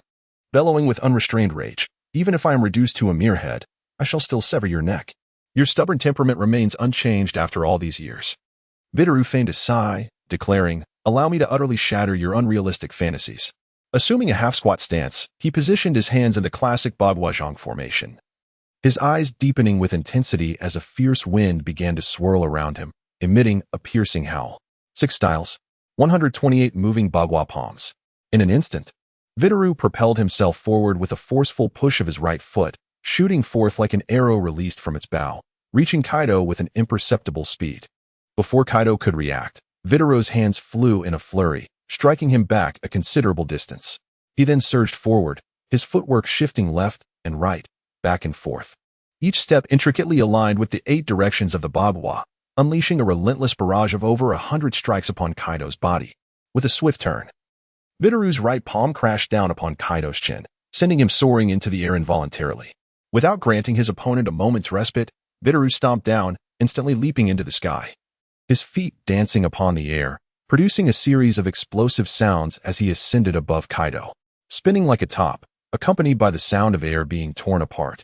He delivered 2 powerful strikes to Kaido's abdomen, causing Kaido to expel a torrent of blood, his muscles caving in as he hurtled backward like a shooting star, crashing through a series of rocky formations before slamming into the ground.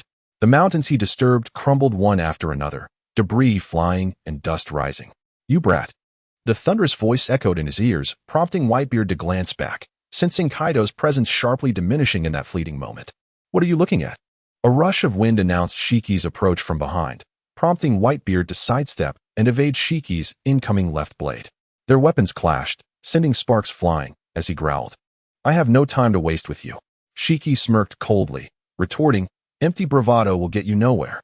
Just like that, brat, you shall meet with a disastrous fate." Behind him, a dense throng of pirates emerged, each wielding blades, their faces etched with ferocity as they advanced rapidly. It's the notorious Whitebeard with a bounty of 1.96 billion. If we take him down, we'll gain fame. Rumors of several accomplices reached their ears. They vowed not to let any escape. Seeing the reinforcements multiplying, Whitebeard's lips curled into a wry smile. This has dragged on far too long, though I am loath to employ my abilities at such a time. In the distance, a massive pit had formed in the ground, with Kaido lying at its center, his back covered in an array of stones and dirt, blood streaming from his head, and his eyes vacant, clearly having lost consciousness. The bright moon cast its reflection upon the ocean's surface, evoking boundless yearnings in the hearts of men. Veteru descended slowly onto an intact stone platform, gazing down at the fallen youth with a contemplative expression, remarking that those who aspire to capture the moon often find themselves submerged in the depths of the sea, unable to resurface. A hint of complex emotion flickered in his eyes, reflecting on the absurdity of a life that ultimately culminates in such a tragic denouement.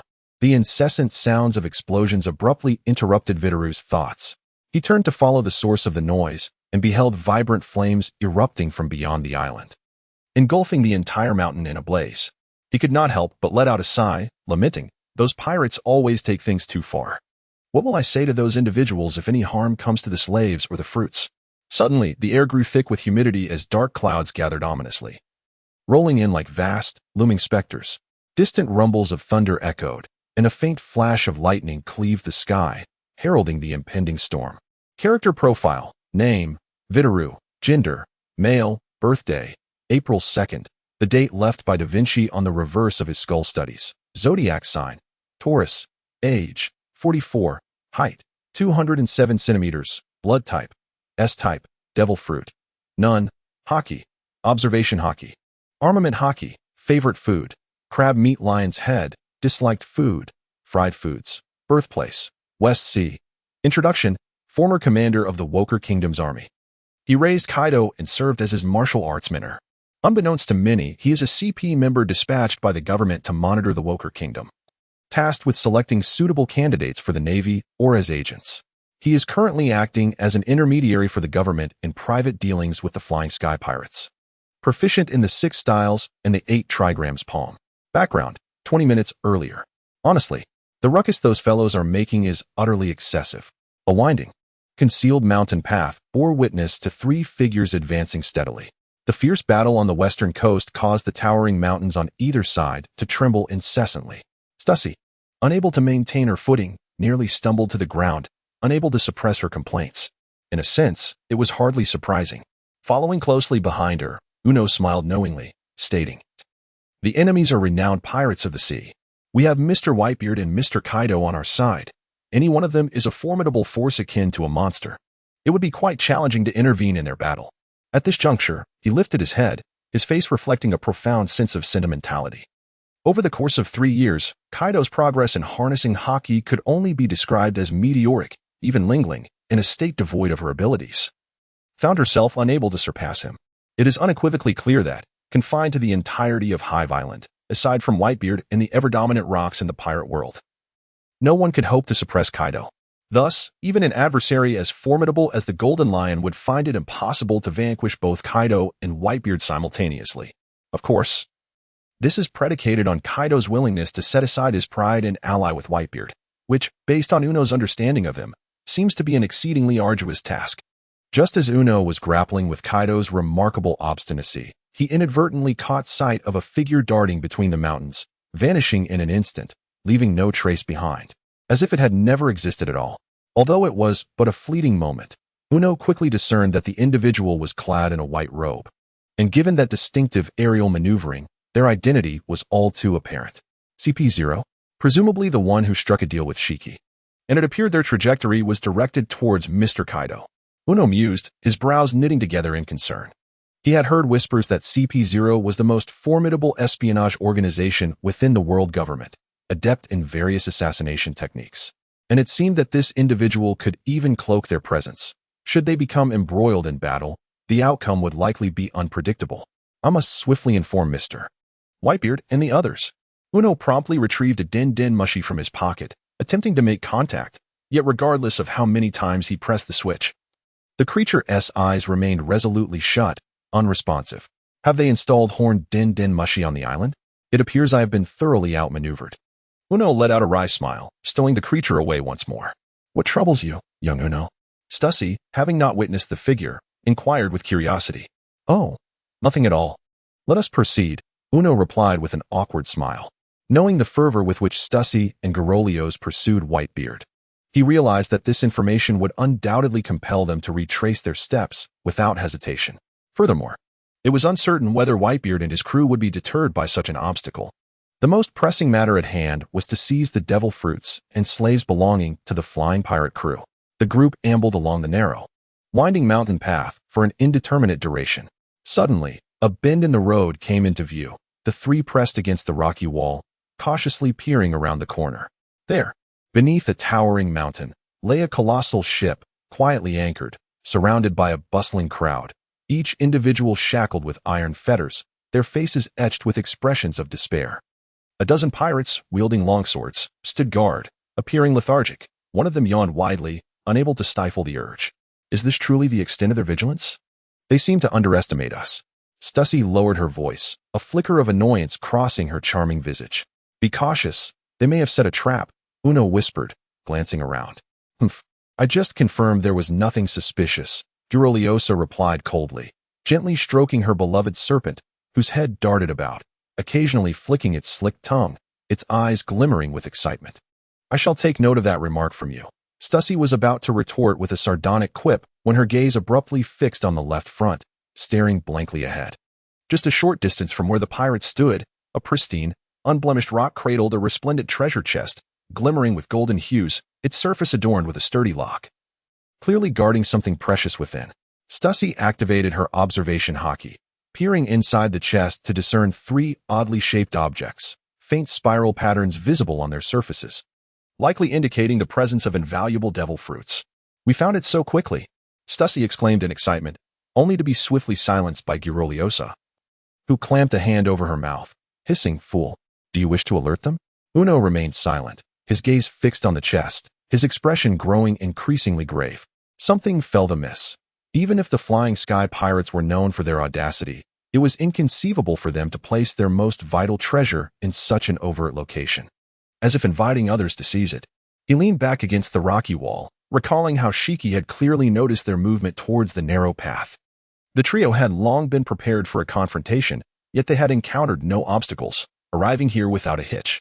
The enemy must have reached the island before them. Naturally more familiar with the terrain of White Heron Island, and it made no sense that they would not have laid an ambush along such an easily accessible route. Everything felt too seamless. The more Uno pondered, the more alarmed he became. He gently raised his right hand, intending to signal the 2 women to retreat, when suddenly, a sharp, mocking laughter echoed from above. "Welcome, fools of the Rocks Pirates. The world's foremost genius, Indigo, has prepared splendid gifts for you. Enjoy." The laughter subsided. Iron chains snapped into fragments, and the lavish treasure chest abruptly opened on its own. What lay inside was not devil fruits, but rather 3 spherical bombs. They were painted in red, yellow, and blue, each adorned with a whimsical, grinning face. The blue bomb on the far right began to swell like a balloon, expanding to a size comparable to the flagship of the Flying Sky Pirates before it suddenly detonated with a faint sound, releasing a dense, blue-purple gas that swiftly enveloped the entire valley. The pirates, slaves, and the massive ships that remained in place shimmered with a faint white light, and with a whoosh, they vanished entirely. "This is bad. It's an illusion created by the enemy." The speed at which the gas spread was alarmingly rapid. Stussy, caught off guard, inhaled a portion and choked several times, turning to see that Uno and Giroliosa were similarly affected. The smoke lingered, transforming the once pristine white valley into a deep shade of blue, with the 3 of them now coated in a layer of blue pigment. "What on earth is this?" It won't come off. Stussy vigorously wiped at the pigment on her skirt, only to find it deepening with each stroke. Uno remained as composed as ever, moving slightly and noticing no significant harm, cackling. "That was merely a scare for you. This is a dye bomb, a brilliant invention of mine, capable of staining everything it touches with an indelible blue hue. What do you think? Are you not awestruck by my genius?" That detestable laughter echoed once more, infuriating Giroliosa, who roared, "Don't hide like a coward. Come out and face us."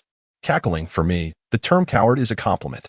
While the dye bomb lacks offensive capability, it is indispensable for launching the solidification bomb. Prepare yourselves for the forthcoming spectacle.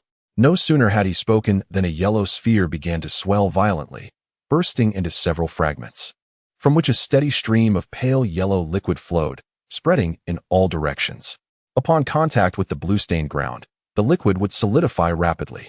Uno's expression shifted dramatically.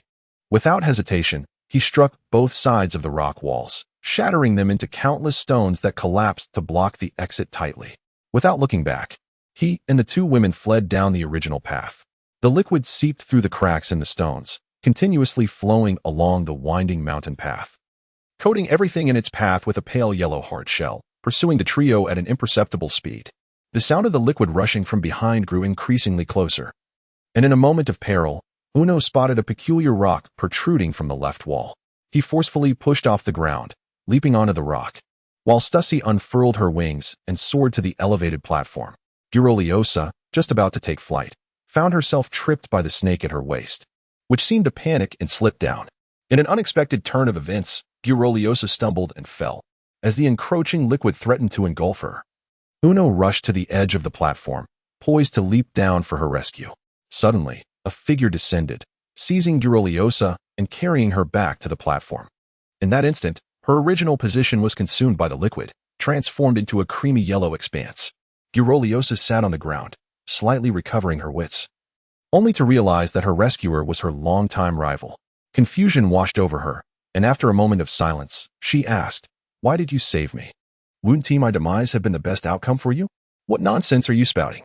Stussy retracted her wings, crossing her arms disdainfully as she cast a sidelong glance at her opponent. "I merely find it somewhat regrettable that my rival has perished so easily. Until you are wholly convinced of my superiority, I shall not allow any unforeseen surprises." Gorillio's eyes widened in disbelief, momentarily frozen in place, at a loss for words. "Phew. Miss Stussy has indeed rendered me a great service," Uno remarked, equally taken aback by her actions, as he wiped the cold sweat from his brow. At that moment, the insufferable fellow named Indigo erupted into laughter once more. "Ha ha ha. Truly, you are illustrious figures hailing from Pirate Island. As a reward for your unwavering efforts thus far, prepare to witness my final performance, Sticky Fireball." Before he could finish his proclamation, the last red orb atop the treasure chest rapidly swelled and burst forth. Flames, viscous as glue, spiraled in multiple arcs before shooting towards the mountainside at an imperceptible speed, igniting the surrounding peaks in a kaleidoscope of colors. Thick smoke billowed upwards, encasing the platform where Uno and the others stood. Even the spaces above them were shrouded in flames. Cough, cough. It's so hot. Ah, my clothes are on fire. Gorillio's choked on the acrid smoke, while Stussy's cloak was singed by the flames. In a moment of peril, she swiftly removed the cloak and cast it aside. Remarkably, the garment showed no signs of damage. Yet the flames clung to it, hissing ominously as they refused to dissipate. As he stated, "Once we come into contact with these flames, we become utterly ensnared." Uno wore a bitter smile. Even he could not conceive of a solution in such dire circumstances. Nearby the eastern coast, a massive pirate ship lay anchored at the foot of the mountain. A man with a blue, explosive hairstyle stood at the bow, holding a large megaphone in his left hand, gazing up at the raging inferno with a satisfied grin upon his pale visage. "It's the first time I've used all 3 primary color bombs, and I never anticipated such a pronounced effect. Even Rox himself might struggle to unravel this," Indigo exclaimed, dancing with excitement as he vigorously shook the glass bottle in his hand. "Once they are utterly exhausted, we shall capture them as test subjects. Perhaps we can invent even more formidable chemical weapons, perhaps lost in the euphoria of victory." He failed to notice the faint sound of metal scraping emanating from within the ship's cabin. In the lower deck of the Flying Sky Pirates flagship, a girl of approximately 13 years pressed cautiously against the window. Through the glass, she could clearly see the viscous flames engulfing the valley, the intense heat illuminating her dirt-streaked, frightened face. The girl's name was Chloe, hailing from the kingdom of Conconot in the South Sea. Despite the overwhelming poverty that enveloped her family, life was nonetheless rich and fulfilling. However, when she turned 10, the family of 3 found themselves unable to afford the exorbitant fees demanded by the ruling monarch, leading to their expulsion from the kingdom and an endless journey of wandering. Along the way, her mother succumbed to the exhaustion brought on by the prolonged travels, falling gravely ill and ultimately passing away. After enduring countless hardships, the father and daughter finally reached the island of Caribula, also situated in the South Sea, a year later. Tragically, the father collapsed on the beach from sheer fatigue and never regained consciousness. Yet, in spite of such profound loss, the young Chloe refused to succumb to despair. She quickly emerged from the shadow of her parents' demise and embarked on a life of self-reliance. Initially, she struggled with household chores, nearly causing their humble abode to collapse on several occasions. However, the thought of her deceased parents spurred her to persevere. Fortuitously, Caribula was not under the jurisdiction of the world government, and the island was home to others who, like her, had been exiled for similar reasons. Consequently, the townsfolk treated her with remarkable kindness, often bringing her clothing and food. Chloe felt a sense of happiness that seemed almost miraculous until one fateful day when this hard-won joy was shattered. A band of fearsome pirates invaded the town, brazenly pillaging and leaving nothing in their wake. Strangely, they did not take any lives. Instead, they bound the living and tossed them onto their ships. The pirates claimed that the government's demand for slaves had surged in recent years, with prices skyrocketing beyond comprehension. As a result, many pirates had developed an insatiable appetite for the slave trade. Chloe, though somewhat oblivious to these grim realities, understood that a hellish existence awaited her. She had already come to terms with this harsh reality, finding solace in the thought that she would soon be reunited with her parents in the afterlife, which lent her an unexpected sense of serenity. On one particular day, After spending an extended period in the damp, gloomy confines of the ship's hold, several slaves, including Chloe, fell ill with a cold. While not a severe ailment, the pirates feared that their weakened states would jeopardize the transactions. Thus, they were confined to a room by the window, awaiting recovery before being sold at a high price. While the interior of the room was hidden from view, the outside world was perfectly visible to them. The arrival of the white-clad figures, the deafening explosions, the departure of Shiki and a throng of pirates, and the inferno engulfing the valley. This chaotic series of events unfolded before Chloe's eyes, causing her already trembling body to shake even more violently. Where had the pirates gone? Why was the mountain ablaze? Chloe's wide, round eyes were filled with wonder, and her heart raced to the brink of panic. Could it be that someone had come to rescue them? Don't be foolish, little girl, she admonished herself. A middle-aged man, his face adorned with stubble, sat hunched at the side, his visage perpetually etched with a look of despair. White Heron Island, rife with scarcity and located in a remote region, posed insurmountable challenges for anyone who might chance upon it, as they would inevitably fall prey to the formidable sky pirates. However, Uncle Marquis, Chloe turned her head, her brow furrowed in curiosity towards this once optimistic neighbor who had lent her assistance on numerous occasions. Although I didn't catch every word, it seemed that the blonde pirate mentioned Rox. Do you know who Rox is? As the name slipped from the girl's lips, the man's countenance paled dramatically, only to revert to his previous listless expression in the next moment, a bittersweet smile flickering at the corners of his mouth. Another ruthless pirate, I suppose. Well, it's no different from being sold by the Golden Lion. Our fates were sealed the instant we were captured. Chloe parted her lips, poised to utter more, when a soft, feeble voice reverberated in her ears. Hey, uncle, stop with the morose talk. We must not relinquish our hope for survival until the very last moment. In unison, Chloe and Marquis turned towards the source of the voice, spotting a slender figure reclining in the dim corner of the room. The person's face was turned inward, obscuring their appearance, yet their long, flowing hair revealed their gender. Chloe recognized her as a traveler who had passed through Beehive Island a month prior, fortuitously captured by the pirates. For reasons unknown, she had become utterly drained that morning, and the pirates, believing her to be afflicted by a chill, had unceremoniously cast her aside. Despite their lack of familiarity, Chloe felt compelled to express her concern. Suikitsu, are you feeling all right? I'm fine, the woman replied, her voice tinged with pride, then swiftly waned into weakness. I managed to give those ruffians a taste of their own medicine earlier, but alas, I succumbed to hunger after stealing a piece of fruit this morning. As she spoke, she stuck out her tongue, gasping for breath. Chloe glanced back at the almost imperceptible tiny hole in the window, silently grateful for the woman's earlier gesture, had she not tapped the glass. That poor old gentleman would likely have endured even harsher treatment. By the way, it's Chloe. Oh, Chloe, could you assist me with a favor? The woman spoke intermittently, slowly raising her smooth and delicate left arm, trembling as she pointed at the iron shackles binding her right wrist. Use that trinket around your neck to help me pry these shackles open, and I shall never forget your kindness. Chloe paused for a moment, glancing down at the iron wire hanging from her neck. She recalled that it was a birthday gift from her father on her 11th birthday. With nothing of value on their modest boat, he had fashioned the wire salvaged from the sea into a charm, serving as her talisman. Though the gift could no longer be described merely as simple, it remained the most treasured possession Chloe had ever received. She caressed the wire, and the thought of her parents, long departed from this world, filled her with sorrow. Tears welled up, cascading down her cheeks, soaking the patched fabric of her skirt. All right, let me give it a try, she said, wiping her eyes. Removing the charm from around her neck, she cautiously approached the woman, gently inserting the iron wire into the lock of the shackles on her right hand. She turned it several times, but to her dismay, there was no response. No, you need to apply more force. I am trying my best, Chloe replied, her small face flushed with exertion, yet her efforts proved futile. Allow me, came a voice, and before she knew it, Marquis had propped himself up and approached her side. He took the wire from her hand, squatting down to pry at the iron shackles on the woman's wrist. Unlike before, his demeanor was resolute. As he twisted the wire, he quipped with a hint of self-deprecation. If you two ladies are putting in this much effort, I can't afford to wallow in despair any longer. Chloe stood stunned for a moment, then nodded vigorously, yes. Please take charge.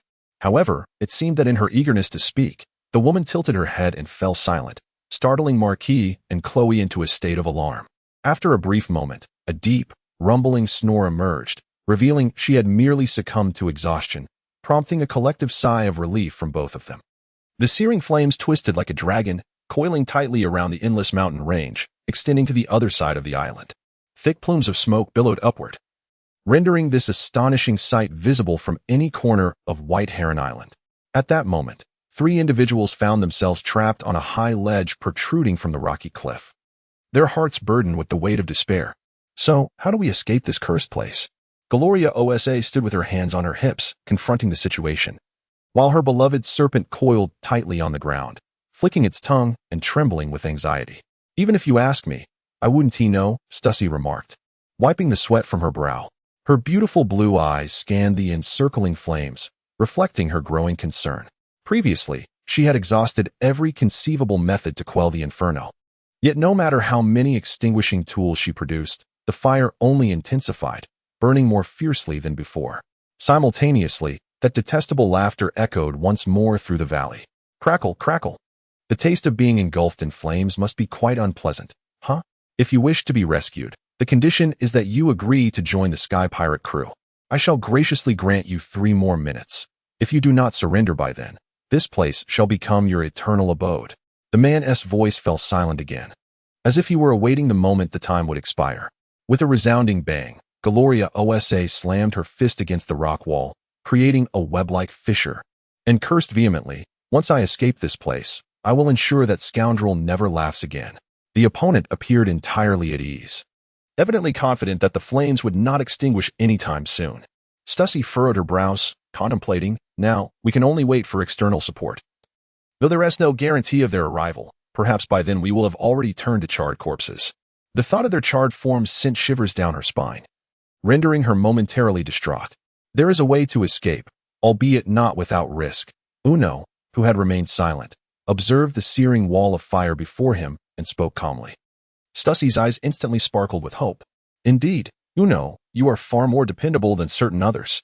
Her gaze unintentionally drifted towards the white-haired woman, a mischievous smile gracing her lips. "Isn't that so? Someone who boasts of mastering all scientific knowledge has yet to devise a solution." Gloria Osa retorted defiantly. "This is not the time for banter." Uno sighed, stroking his forehead. He then turned to both women, his expression earnest. "Though the odds of success are slim, it is the only method that can lead us to salvation. Everything hinges on our close cooperation." With only 2 minutes remaining until Indigo's ultimatum, Stussy slightly parted her lips, pausing for a moment before breaking into a soft, melodious laugh, reminiscent of a lark's song. "Hee hee. It seems that only those with exceptional skill and courage could conceive of such a plan. Humph. As much as I dislike it." Gloria Osa crossed her arms, leaning against the rock wall, her gaze icy as ever. "For now, it appears we have no choice." "Indeed, and we have but one opportunity." Uno nodded, his tone shifting to one of solemnity. "Should we falter, only death awaits us." Upon hearing this, Gloriosa let out a bitter smile. "That would indeed pose a predicament, as my luck at gambling has always been rather poor." "Huh. I find myself quite the opposite," Stussy remarked, winking playfully at him. "However, this time, I wouldn't mind lending you a bit of my fortune." "Uft. I have no need for that." Gloriosa turned her face away, her expression softening considerably. "Oh dear. Why has your face turned so crimson?" "It's none of your concern." Observing this exchange, Uno wore a relieved smile. In this operation, both Stussy, who possessed remarkable agility and an array of peculiar gadgets, and Gloriosa, adept in martial arts and tracking foes through serpents, were indispensable. As long as they were willing to cooperate, the remaining crucial elements rested upon his shoulders. He cleared his throat twice, redirecting the conversation back to its origin, and spoke gravely to them. "We must not delay. Let us commence at once." "Clatter. What is the matter? Haven't you made up your minds yet?" "There is less than a minute left. Clinging to feudal glory at this juncture would be rather foolish." Stussy seemed to ignore the unpleasant laughter, unfurling her jet-black bat wings once more, a slender tail sprouting from her rear. She retrieved a vial from her person and swallowed the pink liquid within in one gulp. A strength enhancer, it significantly augments the muscle density of its user. Alas, its effect lasts only a minute, a rather brief duration for our needs. Discarding the empty vial, a brilliant pink aura enveloped her, causing the ground beneath her feet to crack and splinter. With little time to marvel at her astounding transformation, she turned to her rival, who was reattaching the snake to her waist, and asked, "You've located that snake handler's position, haven't you?" A trivial matter. Do not underestimate Hiroti as sensing abilities. Goroliosa gently stroked her beloved snake, a wicked smile curling at her lips. To the northeast, atop a steep mountain, that fellow stands at the summit, gleefully observing our plight. Truly, it's time to silence his laughter. I share your sentiments. Stussy stepped forward, firmly grasping Uno and Goroliosa by their backs, and said with a grin, "You too. Please don't move around too much, all right? Just make sure you hold on tight." "Understood, Miss Stussy." Uno raised his right arm towards the impenetrable circle of flames above, a hint of tension flickering across his handsome visage. "Please break through. We must. Time us up. You, who have yet to voice your stance, are destined to meet a fiery demise, a lament I find myself compelled to express." Atop the mountain, Indigo, clad in a flowing white robe, bellowed through a cylindrical megaphone, elucidating a profound truth. Opposing the flying sky pirates is an utterly foolish endeavor. His sinister laughter echoed through the winds, resounding into the valley. Yet the only response was the crackling sound of flames. It seemed those within could no longer withstand the searing heat and had succumbed to unconsciousness. Humph, is this the extent of Rock's crew? I must have overestimated them. Casting aside the microphone, Indigo nonchalantly picked his nose. Having positioned himself at a lofty vantage to relish the anguished cries of his foes, yet he found himself disappointed, deciding to let them perish and assist Mr. Shiki instead. However, his words were abruptly halted as a perplexed expression overtook him, fixated on the towering inferno enveloping the valley, as if he had witnessed something extraordinary. The once impenetrable wall of flames exhibited a peculiar white line, visibly extending both upwards and downwards from its center. In the next instant, the entire fire barrier split into two, unleashing a tempestuous blast of wind, sending countless fragments of stone soaring into the air. Amidst the blaze, 3 shadowy figures erupted from the fissure, and simultaneously, the flames rushed back together, swiftly restoring the wall to its former state, leaving no trace of the breach. Indigo stood frozen, rubbing his eyes in disbelief, yet as time passed, the silhouettes became increasingly discernible. A woman, strikingly beautiful yet devilish in appearance, beat her wings fervently. Grasping a similarly stunning white-haired woman in one hand and a youth adorned with an odd-shaped helmet in the other, hurtling towards him with breathtaking speed. What? Only now did Indigo grasp the reality of the situation, his eyes nearly popping from their sockets and his jaw elongating almost to the ground. He never anticipated that the meticulously crafted trap he had devised could be so effortlessly dismantled by the enemy. Yet, for those involved, the situation was far from simple. The panicked Goroliosa cast a glance back at the rejoining fire wall, exclaiming in awe, "That was close. Had we been a moment later, we would have been utterly trapped." Truly, it was a matter of life and death. Uno wiped the beads of sweat from his cheeks, revealing a relieved smile. Just 5 minutes prior, he had attempted to breach the encircling wall of flames with his decomposition ability, not harboring much hope, yet unexpectedly discovered a fissure had formed. Although the gap closed swiftly, it imparted a significant revelation. The flames were not insurmountable. With relentless effort, perhaps the breach could be widened and its duration extended. As this thought emerged, he promptly conveyed his conjecture to the 2 despondent women, who were at a loss for any alternatives. Fortunately, his intuition proved correct. The colossal wall of fire took approximately 3 seconds to close after the initial rupture.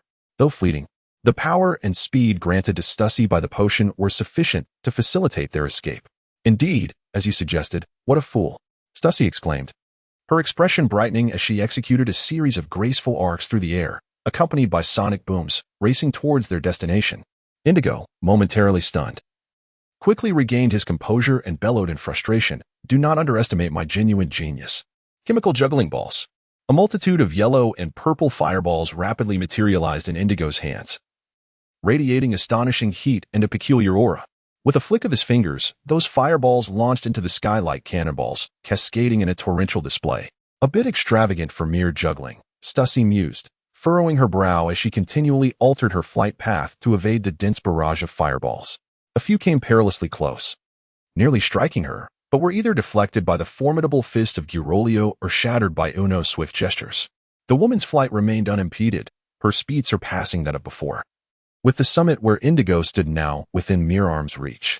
"Impressive, but against you nameless underlings, you are far from defeating my brilliance," Indigo sneered, as thousands of purple orbs converged above him, coalescing into an immense fireball adorned with a vividly grotesque grin. Supersized chemical juggling ball. With a roar, Indigo swung his arms, sending the colossal fireball hurtling towards Stussy and her companions like a meteor. As the fireball closed in, a mere 5 centimeters from the trio, it detonated instantaneously, unleashing a gigantic mushroom cloud that engulfed them, forcing even Indigo to stagger back from the concussive force of the explosion. Crackle, crackle. The brilliance of this genius is indeed formidable. In a brief moment, the triumphant smile of Indigo quickly froze on his face. He beheld a youth, adorned with an oval-shaped helmet, darting forth from the thick smoke. His body was cloaked in dust, yet bore no signs of injury. In an instant, he leaped before Indigo, his right hand swiftly pressing against Indigo's chest, revealing a delicate visage that appeared to be caught between a smile and a smirk. A layer of decomposition unfolded. Waves of green energy radiated outward from Indigo, and in an instant, his hair, clothing, body hair, and trousers erupted in all directions. It felt as though his chest had received a powerful blow, and with a muffled groan, this second in command of the Flying Sky Pirates, known as a genius, fell backward in disbelief. He skidded across the ground for a distance before crashing heavily against a massive rock, which fractured into a web of cracks, crumbling into countless shards that struck him down. Considering the necessity of holding a bargaining chip for negotiations with the Golden Lion, your life shall be spared for the time being. Uno, with his hands clasped behind his head, strolled leisurely forward, remarking, moreover, it seems that your inflated ego has succumbed to the hands of an insignificant nobody. Quite a splendid job, my dear Uno. As the smoke from the explosion gradually dissipated, Stussy descended from the mountaintop with Gyroleosa, both unscathed, much like Uno. In a critical moment, Gyroleosa's beloved serpent, Zeloti, opened its maw wide and inhaled the chemical components of the smoke in one gulp, its body swelling several times in size before it let out a deep belch, returning to its original form. Thanks to this, the 3 of them were unharmed by the explosion. The 2 women hurried to Uno's side, soon spotting another figure. The Indigo, who had previously been taunting them, now lay sprawled upon a pile of debris, rolling his eyes, limbs outstretched, completely devoid of hair, and utterly exposed, resembling a moldy radish. Fortunately, a stone shielded his modesty, sparing him further embarrassment. Gazing at his comical state, Stussy could not suppress a chuckle, exclaiming, "Is this part of your performance? Far more entertaining than any of your previous acts." Indigo offered no response, having succumbed to unconsciousness from the violent impact. "This is the first time I've been made to look so foolish. That damn snowman."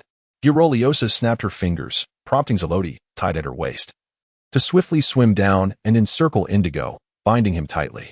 Just as they were preoccupied with their task, the pirates stationed below took notice of the commotion, raising their heads to engage in a flurry of speculation. "Hey, did you hear something?" "I did." "Is it an enemy attack?" "Impossible. Mr. Indigo has already subdued them." "But I thought I heard Mr. Indigo's roar. Perhaps it was just an illusion." Due to the smooth circulation of air, their intense discussions could be distinctly heard from above. Uno smirked, picked up the microphone left behind by Indigo, and addressed the pirates below with a loud voice. "Listen, members of the Flying Sky Pirate crew. Your commander, Indigo, has been subdued by us. If you value his life, surrender at once. Though, I wouldn't mind resorting to violence if necessary." Upon hearing this sudden announcement, the pirates froze in place, exchanging bewildered glances. How did those individuals escape? No one has ever been able to decipher Mr. Indigo's tricolor bullets. More importantly, Indigo is now in their grasp. Are they really expected to surrender? Are they foolish? They still have Admiral Skitty with them. Surely, they wouldn't dare act rashly. But wait, Mr. Skitty has also been detained by them. Noticing the pirates wavering, Uno wore a slight smile and continued to shout, "Rest assured, the Rock's pirate crew welcomes all, regardless of their identity. In the name of Rocks, I guarantee your safety once you board our ship. Can we, people like us, really join the Rock's pirate crew?"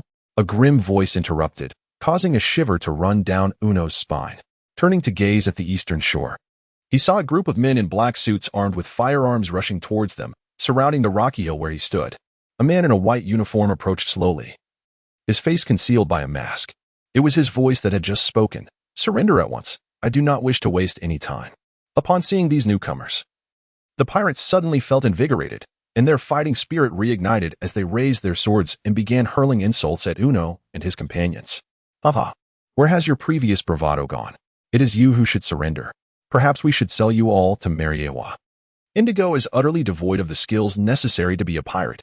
Gloriosa observed the pirates rekindling their fervor and remarked with a slight frown. Having backup certainly makes a difference. Those rascals are infuriating. It seems the timely arrival of the CP unit has aided them significantly. Stussy cast a sidelong glance at the masked man, his expression rife with mockery, noting, and they have a CP-0 as their bodyguard.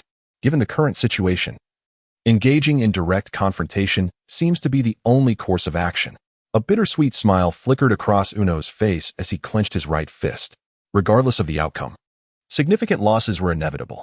As the impending clash between the two factions drew near, the CP agents and pirates had their firearms primed. While Uno braced himself for the imminent leap, suddenly, an astonishing event unfolded. A mist like frost began to spread, enveloping everything in a thick layer of ice. Many pirates and agents, bewildered by the occurrence, were instantaneously transformed into lifeless ice sculptures. The advance of the frost showed no signs of abating, extending all the way to the valley's foot, where flames still roared. Strangely, despite the fire's persistence, its ferocity had diminished significantly, and icy crystals began to form along the rock faces.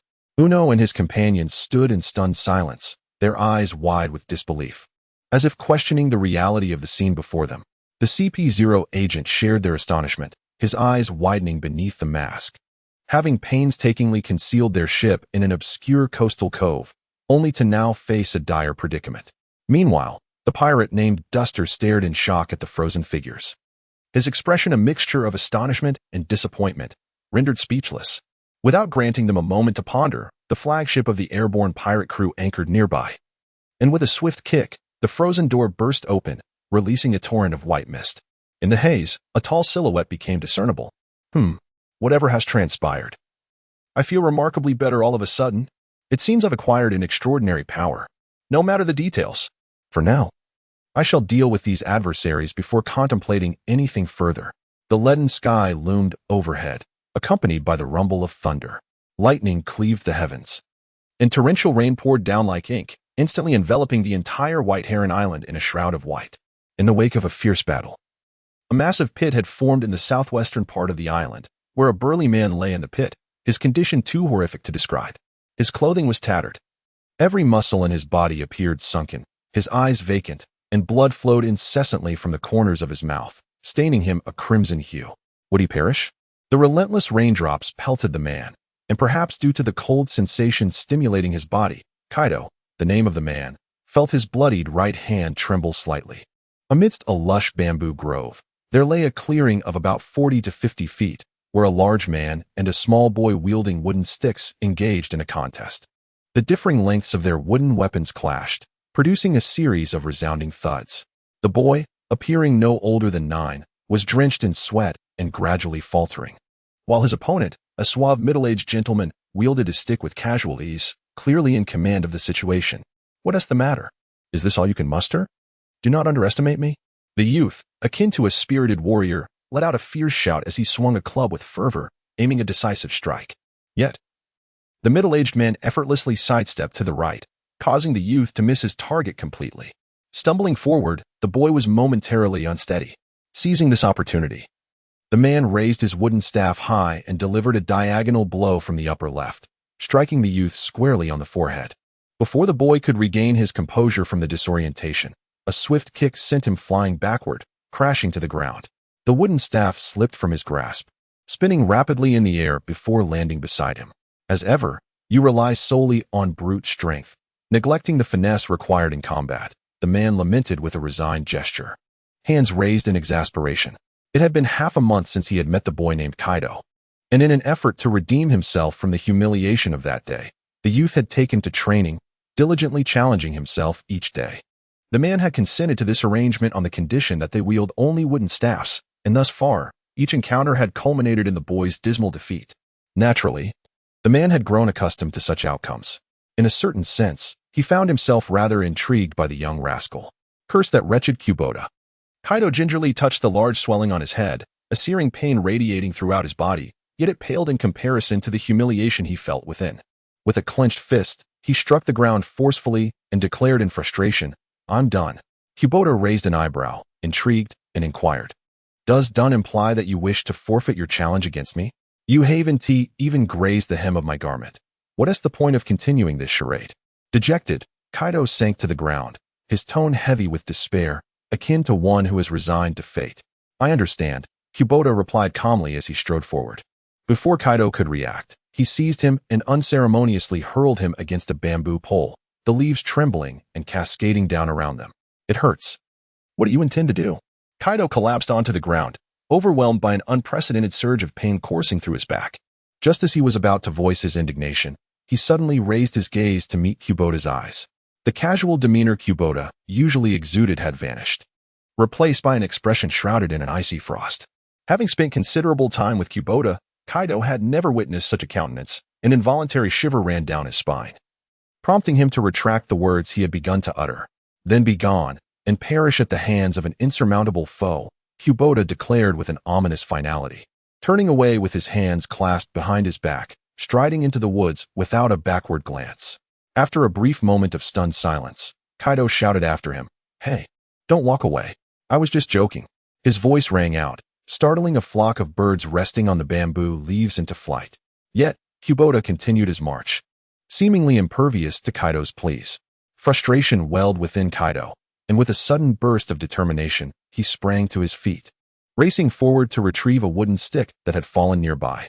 He hurled it forcefully towards Kubota's back. The stick whistled through the air with alarming speed. However, Kubota, without a glance, deftly caught it in his right hand and, with a swift motion, sent it hurtling back in Kaido's direction. Caught off guard, Kaido had no time to evade, raising his arms defensively above his head. To his astonishment, the stick narrowly missed him, embedding itself firmly into a sturdy bamboo pole. Quivering with residual energy, though he had triumphed over Kintaro, he was ultimately still a mere child. Kubota halted, slowly turning his head back towards Kaido. His expression remained frosty, yet his tone softened considerably. "Return whence you came. I have no leisure to indulge in your games any longer."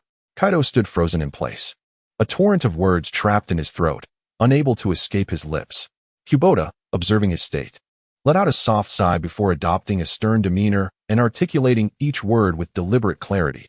"To you, I am merely an insignificant adversary to be vanquished. Yet, after encountering a mere obstacle, are you so quick to concede? Will you willingly submit beneath the feet of your enemy?" He gestured emphatically toward the horizon, his tone growing increasingly fervent. "Apart from yourself, no matter how formidable the opponent, none have the power to compel your surrender. If you endure with grit until the very end, there exists no one in this world who can overcome you. Before you surpass me, spare me that wretched countenance." "Young one." Sunlight filtered through the lush bamboo leaves, casting dappled light upon the ground and illuminating Kaido's astonished face, which was a canvas of disbelief at the man's fervent declarations. Everything that transpired that day lingered in the young man's mind, refusing to dissipate. Perhaps the words spoken were not entirely sincere, yet it was precisely this insincerity that fueled the boy's resolve to survive, even at the peril of his own life. For reasons unbeknownst to him, ever since he uncovered the man's true identity, his breath quickened, and he found it impossible to maintain his composure. His usual strength reduced to a mere fraction of its potential. Yet, one truth remained clear in his heart. Only by overcoming this man could he ascend to greater heights. Before claiming the throne of the world's strongest and transforming this wretched realm, this obscure, lonely island would not serve as his final resting place. With great effort, the youth pried open his heavy eyelids, his blurred vision gradually sharpening to clarity. The familiar silhouette he would never forget emerged before him, standing atop a high stone platform. His entire body was racked with pain, each limb feeling alien, muscles contorted from the forceful impact. Yet, this agony paled in comparison to the humiliation of having his dignity trampled underfoot. An inexplicable surge of strength welled within him, causing his body to tremble slightly. "Hey, you with the ponytail, it's rather unworthy of you to turn your back on an opponent whose defeat remains uncertain." A fragmented yet resolute voice resonated in his ears. Vedrawai raised an eyebrow, mildly taken aback, and slowly turned around to behold the young man, whom he had recently felled, struggling to rise. Despite his unsteady stance, his eyes burned with renewed determination. "Remarkably, he still stands despite all my acupoints being sealed," Vedrawai marveled, then broke into a disdainful smile. "Yet, with such a battered form, stripped of even his prized weapon, what can you possibly accomplish? It is rather evident, is it not?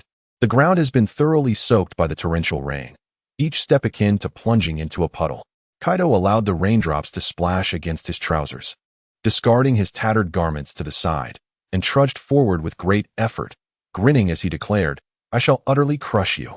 Vidru was momentarily taken aback by his response. After a brief pause, he tilted his head back and erupted into boisterous laughter that resonated throughout the mountains. "You remain unchanged, just as before. No, you have grown even more arrogant." As the laughter subsided, he leaped down from the high platform, landing softly on the damp earth, his right foot positioned in a T-stance. He slowly raised his right hand from his chest, placing it above his right foot with his palm facing upwards and fingers extended forward. His left hand followed the trajectory of his right elbow, resting beneath it with the palm facing down, a composed smile gracing his face. "I shall personally shatter your arrogance. This time, I will ensure that you cease to breathe completely." "Not necessarily so," hiccup. At some point, Kaido's body began to wobble, and he staggered a few steps. His face flushed, his copper bell-like eyes half closed and half open, appearing somewhat dazed. He mumbled a few words, "That fellow Stussy." The after-effect of the alcohol is quite potent. Seeing his somewhat comical demeanor, Vidru found it perplexing, pondering, is he intoxicated? But it has been quite some time since he drank. "I say, you ponytailed scoundrel." Hiccup. Kaido pointed at Vedarui, suddenly drooping his eyelids. A hint of melancholy in his voice, murmuring, "To be honest, I was quite heartbroken when I heard you were a member of CP0. How could a former friend resort to such mutual destruction? Hick. How's this kid so astoundingly skilled at babbling nonsense?" Vedarui, perplexed yet unwilling to underestimate him, decided to resolve the matter swiftly. With this thought, he focused his gaze, a tempestuous aura swirling around him, and in an instant, he vanished from sight, reappearing before Kaido. He pivoted sharply, delivering a powerful backhand strike from below, as swift as thunder itself. Kaido, resembling a drunken man, tilted to evade the strike and grasped Vedarui's outstretched arm. What? This unexpected turn left Vedarui utterly astounded. Before he could react, Kaido spun him around and hurled him towards the rocky wall. Despite the abruptness of the situation, Vedarui remained composed, stabilizing himself midair and generating a series of sonic booms as he propelled himself back towards Kaido, aiming a downward strike at his crown. To his astonishment, Kaido suddenly reclined backward, evading him, and with a push of his legs, vanished from sight. In a critical moment, Vedarui transformed his palm into a fist, crossing his hands over his chest. With a resounding thud, he was propelled upwards by an immense force. Kaido, rising with the grace of a leaping fish, staggered about drunkenly. Vedarui, executing a few rolls in the air to dissipate his momentum, landed steadily on the ground, gazing at the rejuvenated youth before him. The twisted muscles of Kaido instantaneously reverted to their original form, leaving Vedarui utterly bewildered. Attempting to sense Kaido's presence with his observation haki, he was momentarily paralyzed, his expression growing grave. In disbelief, he realized that the sealed acupoints of that boy had just been entirely broken through. Could it be that he grows stronger with each drink? With this thought, the tension in his heart eased, and he smiled at the now awkwardly behaving youth. "You truly continue to surprise me time and again. I never anticipated that your drunken physique would aid you.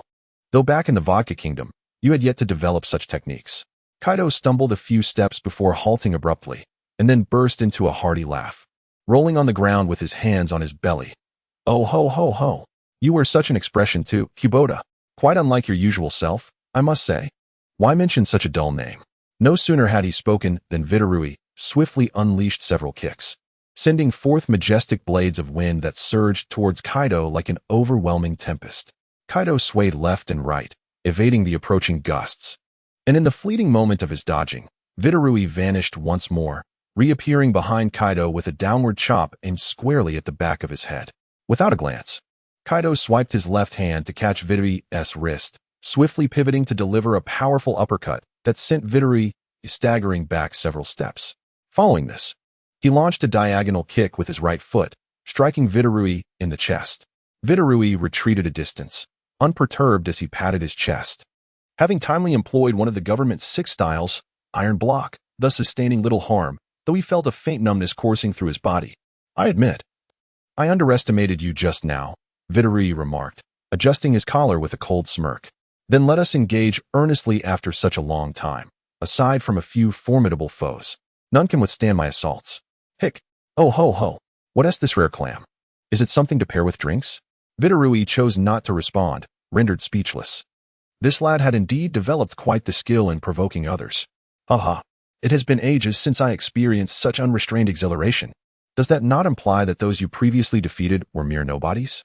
On the western coast of White Heron Island, countless bolts of pitch-black lightning erupted, spreading wildly in all directions like the tentacles of an octopus, sending the surrounding sea into a violent upheaval, with towering waves crashing one after another.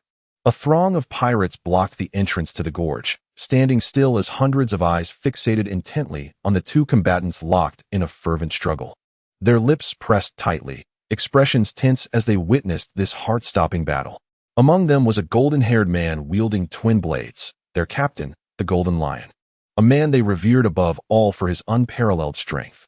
Yet, at this moment, that long-held belief began to waver slightly.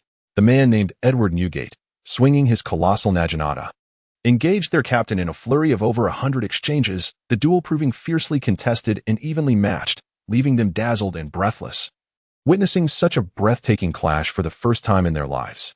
The Flying Sky Pirates had roamed the seas for a decade, undefeated and unstoppable in their relentless conquests. The notion of an admiral being evenly matched with an enemy was something the pirates had never contemplated before. Although some might comfort themselves by dismissing the sight as mere illusion, the unfolding events swiftly yanked him back to reality. No one dared to assist the admiral, for they wished to avoid the fate of their recently defeated comrades, who had attempted to ambush Newgate only to be met with the admiral's furious sword energy that shattered them into disarray. Every individual possesses their own sensitive areas, and an intrusion upon their admiral's battle was undoubtedly one of those zones. Crossing that boundary would inevitably lead to a tragic outcome. Humans cherish their lives above all else, and the pirates were no exception, standing aside quietly to bear witness to their captain's final moments. Wave slash. Shiki leaped through the dense clouds, golden ripples swirling around his blade. He struck with two long swords, unleashing majestic arcs of sword energy that surged downward with lightning speed. Not bad, Newgate remarked, lifting his gaze as countless lights converged upon his blade, forming a colossal sphere of radiance. Just as the sword energy closed in within a meter of him, he bellowed and swept his naginata upward, causing the sphere to explode. A deafening sound reverberated throughout the surroundings, shaking the entire island. Many pirates struggled to maintain their footing, and debris was sent flying, accompanied by heart-wrenching cries. A web of fissures formed in the air, expanding outward as the golden sword energy met the naginata, instantly shattering into tiny fragments that dispersed without leaving a trace. Does he possess the abilities of the Quake fruit? Shiki performed several backflips, landing atop a rocky summit.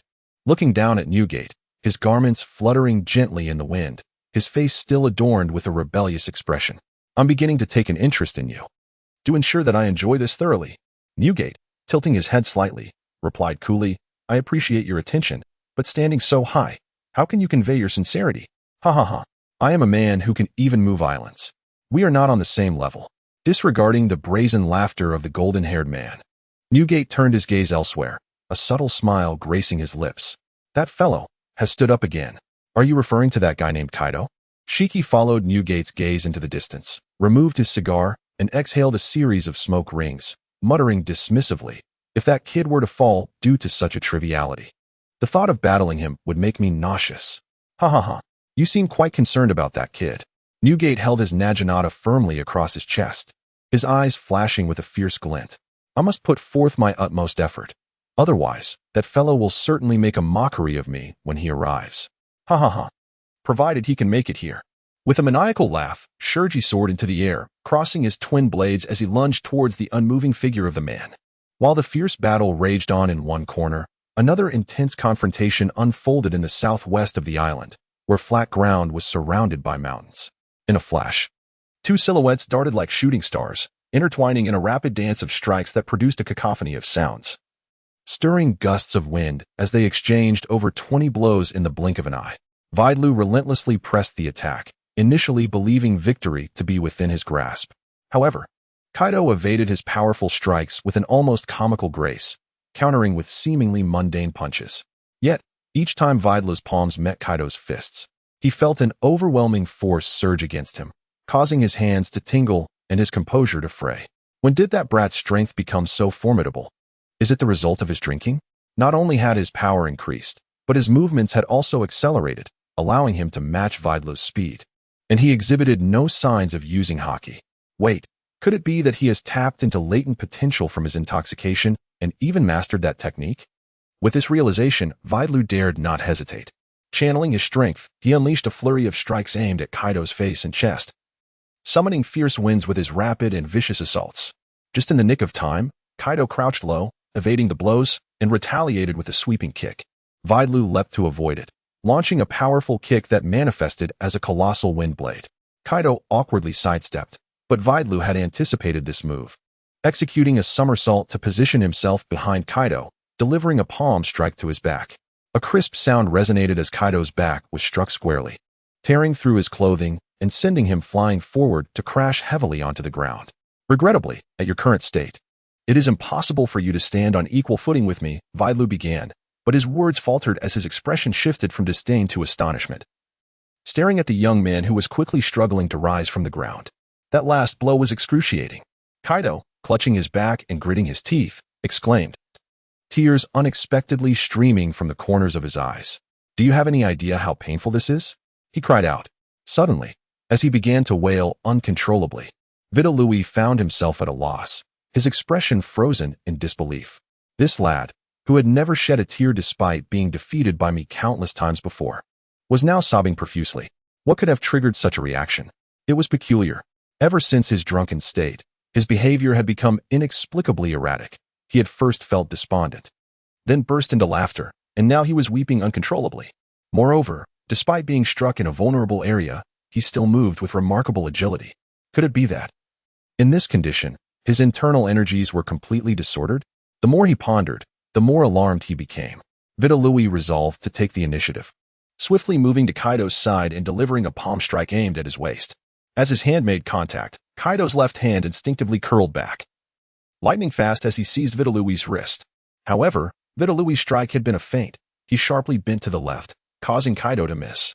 He then darted in front, thrusting two fingers towards Kaido's eyes with fierce momentum.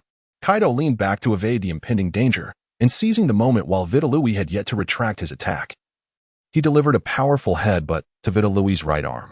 Vitalui felt a jolt in his arm, as if his bones would shatter. Ignoring the pain in his hand, Vitalui prepared to unleash a swift kick with his right leg. Just as he began to execute the move, he suddenly felt a tight grip on his wrist. Kaido had firmly grasped it. Gotcha! Without allowing him a moment to retaliate, Kaido, still sobbing, spun him around several times before hurling him away. Vitalui's body soared through the air as if riding the clouds. In a critical moment, he flipped multiple times in midair, swiftly stepping against the wind to regain his balance. Kaido, with both hands covering his face, wept bitterly for a time.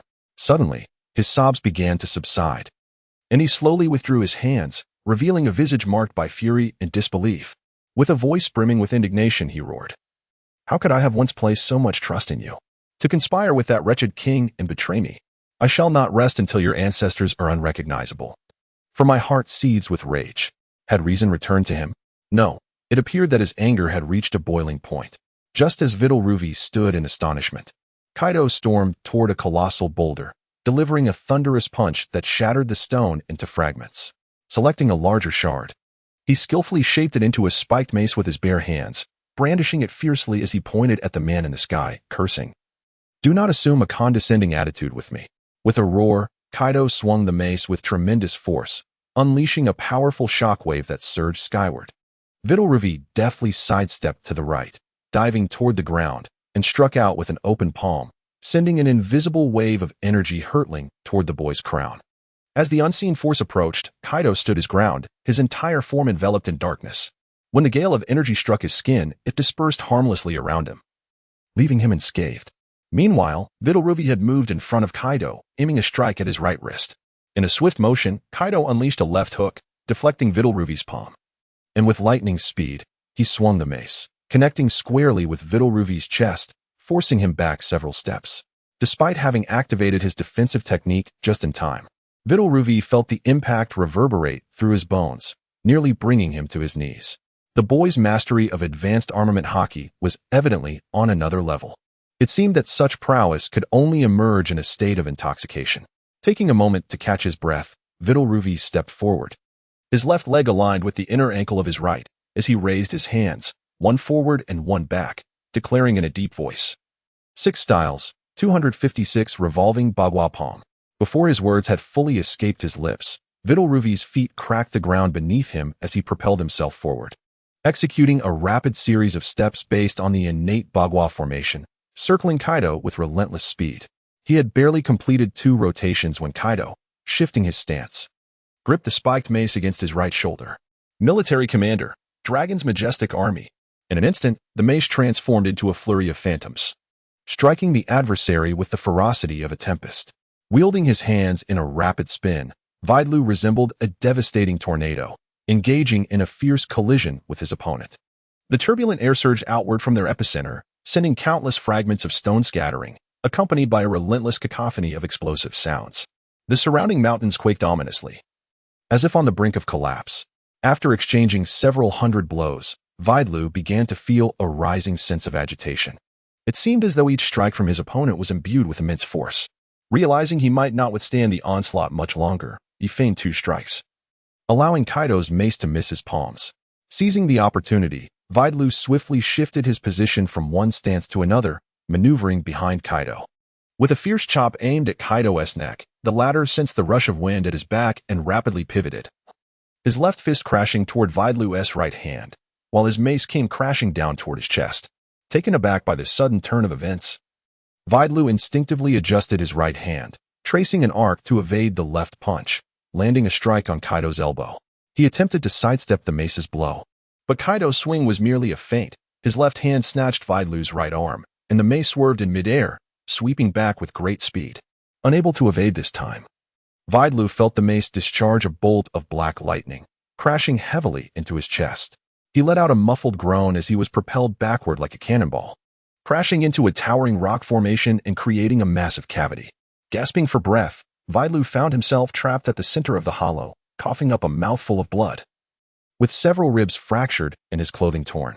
Just as he prepared to struggle free and retaliate, he saw Kaido charging toward him, eyes wide with fury, ready to deliver a lethal blow to his forehead.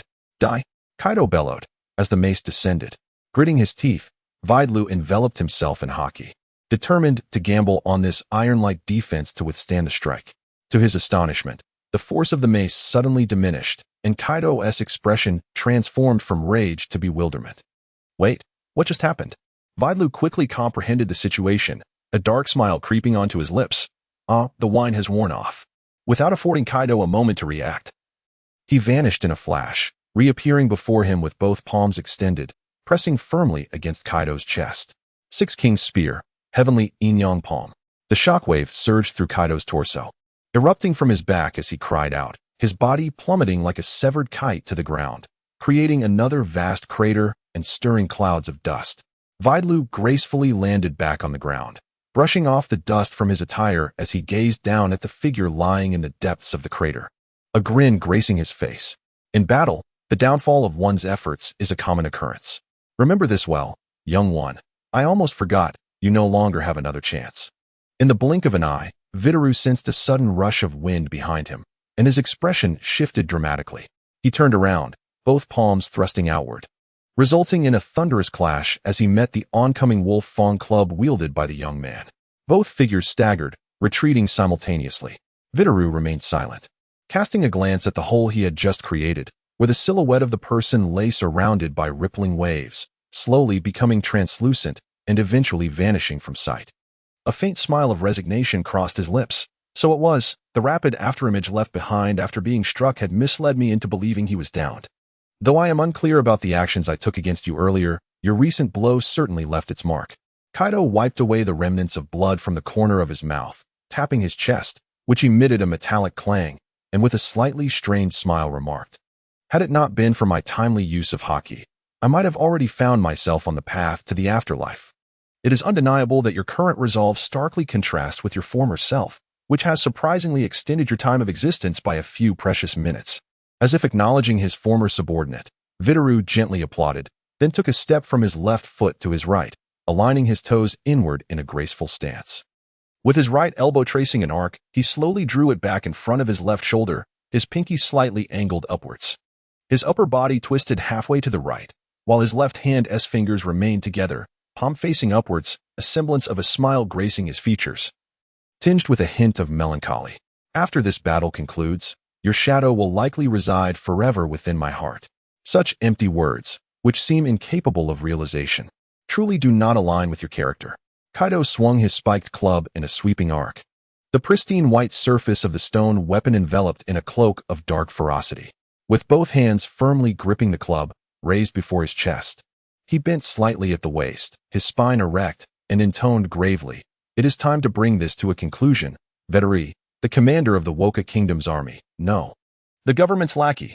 The two stood silently on the ground, their gazes locked in a tense standoff, each seeking to exploit any weakness in the other.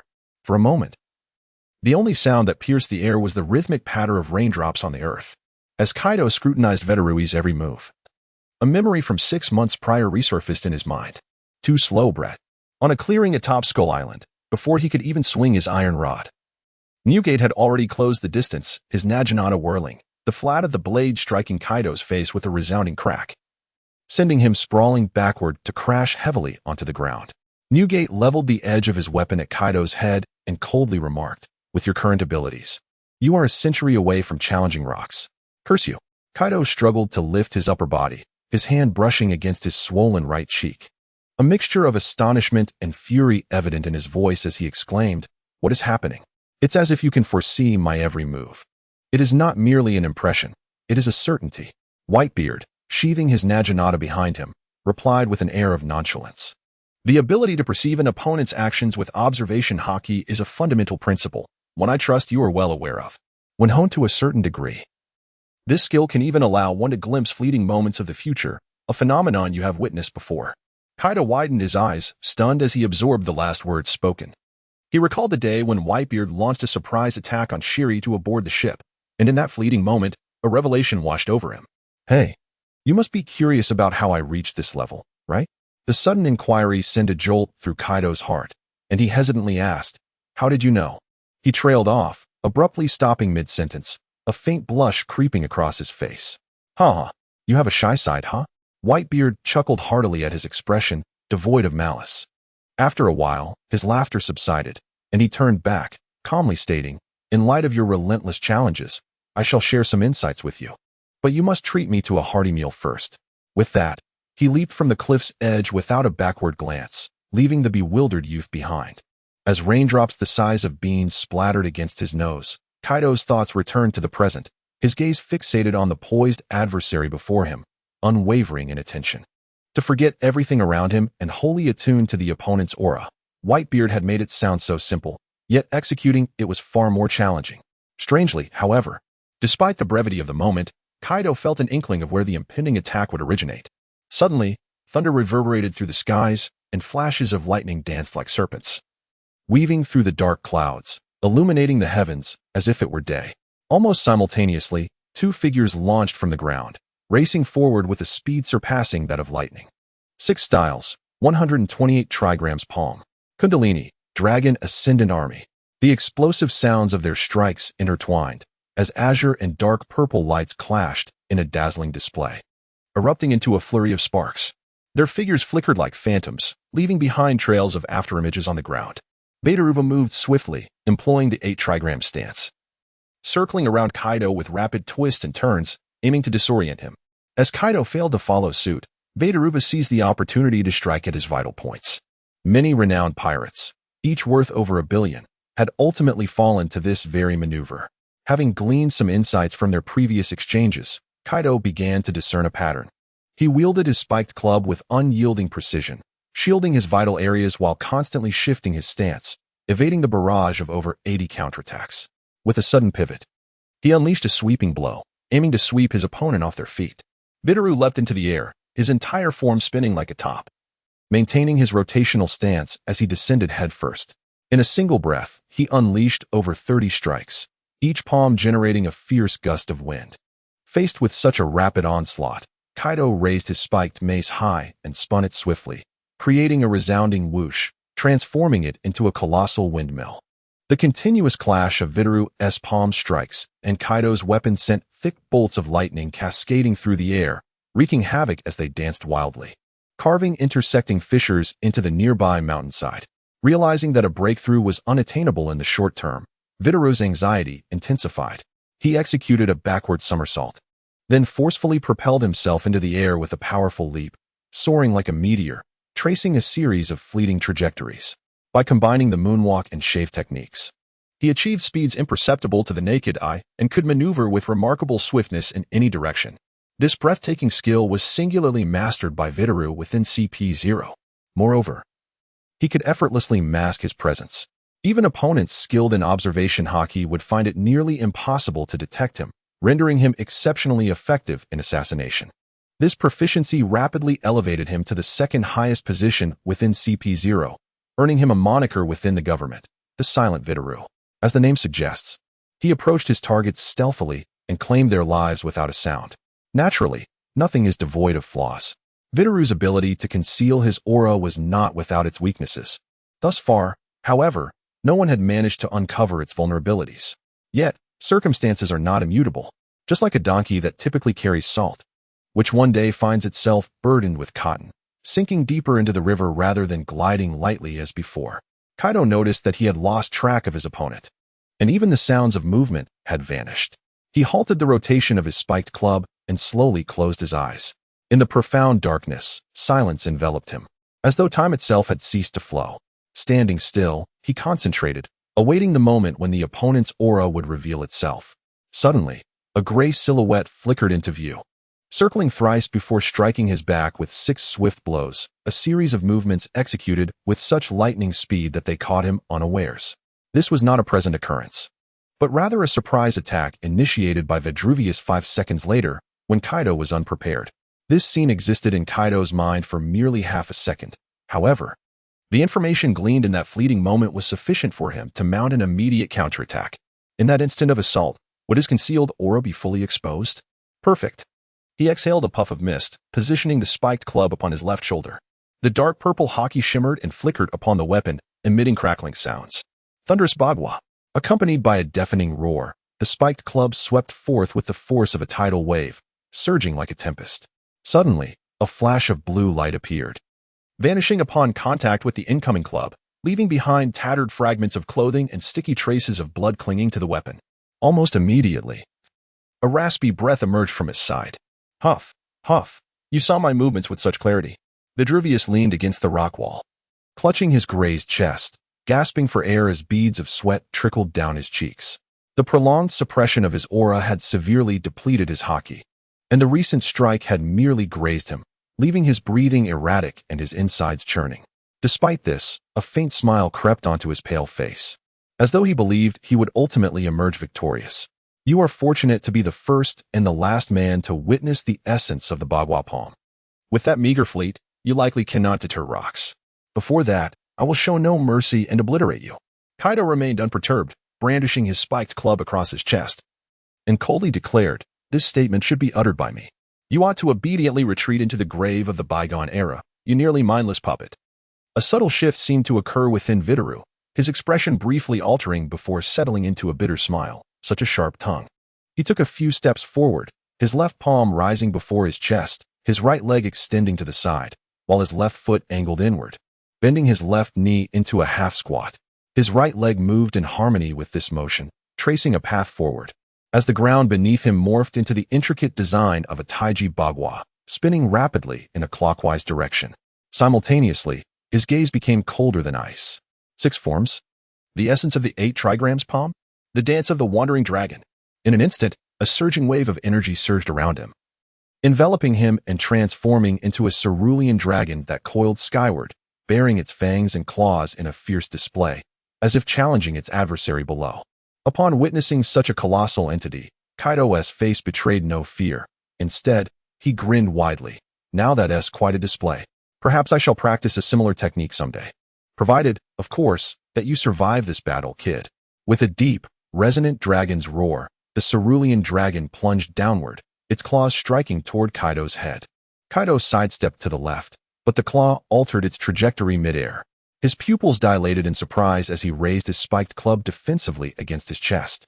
With a thunderous crash, the dragon's claw slammed into his club, and Kaido felt an overwhelming force pressing against him, sending him hurtling backward. In a split second, Kaido aimed his foot at a rocky cliffside, landing heavily upon it, causing cracks to erupt across the surface. utilizing the reactive force. He propelled himself forward like an arrow released from its bow, raising his spiked club high above his head, spinning with unparalleled momentum, trailing a scintillating arc of lightning, and bringing it down fiercely upon the approaching dragon. Descending 3 worlds? Summoning the abyss. In that moment, the sky erupted into a blinding radiance. As the violet lightning dragon intertwined with the cerulean dragon, weaving through the air, distorting the surrounding atmosphere with their formidable clash. Suddenly, the dragon's razor-sharp claws grazed Kaido's left shoulder with lightning speed, causing him to shudder violently as he struggled to regain his balance mid-air and return to the ground. Enduring the excruciating pain, he turned to inspect his wound, discovering a deep gash on his shoulder, rendering his entire left arm numb and rendered immobile, prompting him to furrow his brow. After transforming into such a state, could he truly seal his opponent's meridians with every attack? His strength and speed were on an entirely different level. Indeed, he was the man who had once bested me. However, unbeknownst to him, Viteru was not faring well either. Although he had struck Kaido's shoulder, he had paid a significant price for the effort. Transformed into a colossal dragon, blood flowed incessantly from his forehead, and it felt as though a heavy blow had struck his chest, prompting him to expel a considerable amount of gastric fluid, his heart a tumult of astonishment and fury. Impossible! That wretch was evidently in a state of conscious awareness. How could his domineering presence be so formidable? Could it be that he had not fully recovered from his inebriation, thus retaining the effects of enhanced prowess? In truth, Viteru had only discerned half the truth. After Kaido succumbed to intoxication, the accompanying surge of his domineering spirit gradually permeated various parts of his being, rendering him even more powerful than before. An enhancement intrinsically linked to his unique bloodline and extraordinary monstrous physique. Of course, Kaido himself was oblivious to this phenomenon. This ability was not innate but had been serendipitously awakened in a year after departing from the kingdom of Woker, a fact that Viteru could not possibly fathom. Kaido took a deep breath, infusing a portion of his formidable haki into his shoulder, and remarkably shattered the blockage at the acupoint that had been struck. Although a lingering sensation of soreness and numbness remained, his left arm regained its mobility. This time, however, there was no reason for him to concede defeat. Kaido gripped the spiked club tightly, positioning it before his chest, as an aura of deep purple and black coalesced around the weapon. His gaze became resolutely steadfast, ready to determine the outcome of this confrontation. No longer clouded by doubt, he understood one thing. He must reach a definitive conclusion with the man before him in order to ascend to greater heights. In his arrogance, the azure dragon soared into the sky, ascending as if riding the clouds, circling among them while casting a cold, disdainful gaze upon all below. From their first encounter, it had been predetermined that his fangs would never reach me, and now I would engrave this impression indelibly in your mind. Before the words had fully escaped his lips, the dragon twisted its form, transforming into a tempest of blue, plunging toward the ground with its gaping maw, as if intending to swallow the young man whole. Suddenly, a sharp pain pierced his chest, overwhelming him, forcing him to clutch at his heart with a clawed hand. Disaster! The wound inflicted by that imp had left a hidden injury. In that instant, his movements revealed a subtle flaw, causing his body to twitch involuntarily. Meanwhile, Kaido's spiked club swung fiercely. With a thunderous roar, a dazzling beam of purple light shot skyward, akin to a bolt of lightning striking the heavens. Caught unawares, Viteru was struck directly, the beam erupting from his back and continuing its ascent, tearing a massive hole in the dense clouds. Once more, the heavens opened, raining blood. The azure dragon's form rapidly diminished, reverting to its original human shape, plummeting to the ground like a severed kite. Gazing upward at the figure descending ever closer, Kaido's eyes flickered with a sense of relief he had never experienced before. Once, I felt your silhouette was beyond my reach, yet now I shall surpass you. The man did not know his own name, or rather, it had never existed from the beginning. Shortly after his birth, he was deemed a burden by his already impoverished parents and abandoned, barely surviving for 3 days in the wilderness. Indeed, all of this had long since faded from his memory. He only recalled that from the age of awareness. He was taken to an island known as Guanhao Island by a group of men clad in black, called the Administrators. An ancient tower, 6-sided and 7 stories high, loomed there, leaving a profound impression upon him. No one forced him into arduous labor, nor did they demand any fees from him each day. He merely needed to repeat a set of movements, punching, day after day, relentlessly, even on the brink of exhaustion. Alongside him were several children of similar age. Though he was oblivious to their origins and harbored no interest in their backgrounds, he understood only that all were participating in a game called survival of the fittest.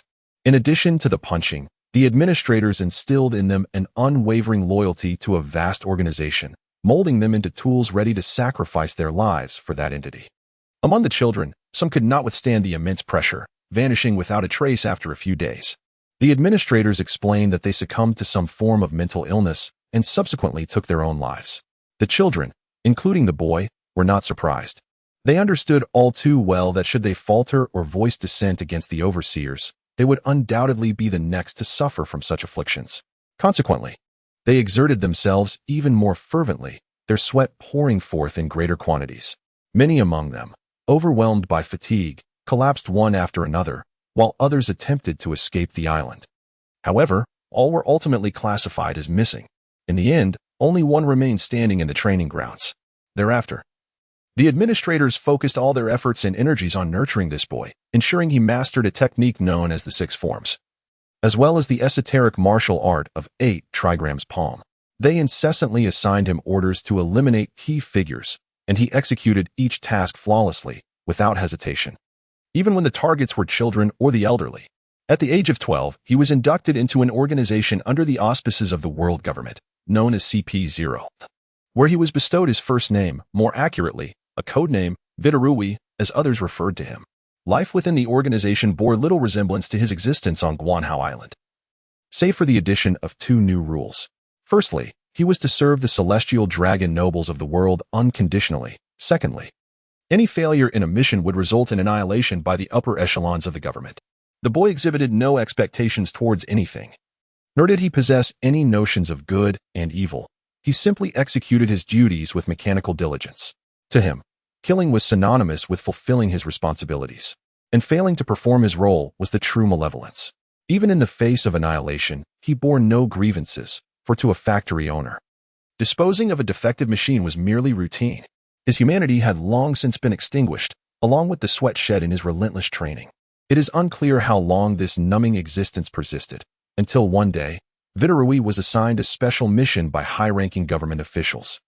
The term special was used to denote his new role as the commander of the royal army in a vassal state called Woka, tasked with overseeing the tribute of gold to the heavens and covertly informing the king while exerting continuous pressure, thereby employing stringent measures to transform the Woka kingdom into a realm unwaveringly loyal to the world government. In this interim, he was bestowed with the name Kubota. For a man, a name merely serves as a convenient appellation for others to address him by. Thus, he readily embraced the identity of Captain Kubota and ventured into that unfamiliar land, embarking on a life markedly different from his previous existence. To present himself as more human, he diligently sought to understand the conversational habits of ordinary people, forcing himself to emulate their interactions and gradually integrating into the daily routine of the military, blending seamlessly with the soldiers. In their eyes, Captain Kubota was an easygoing and laid-back superior, often reaching into his own pocket to treat everyone to drinks. With him around, the otherwise serious ambience before battles became considerably more relaxed, earning him the fondness of all.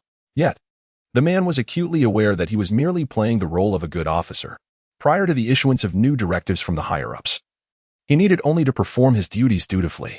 As for the soldiers, each with their distinct personalities, he felt no emotional connection towards them, perceiving them as little more than interchangeable components, akin to the fellow recruits he had known on Guanhao Island.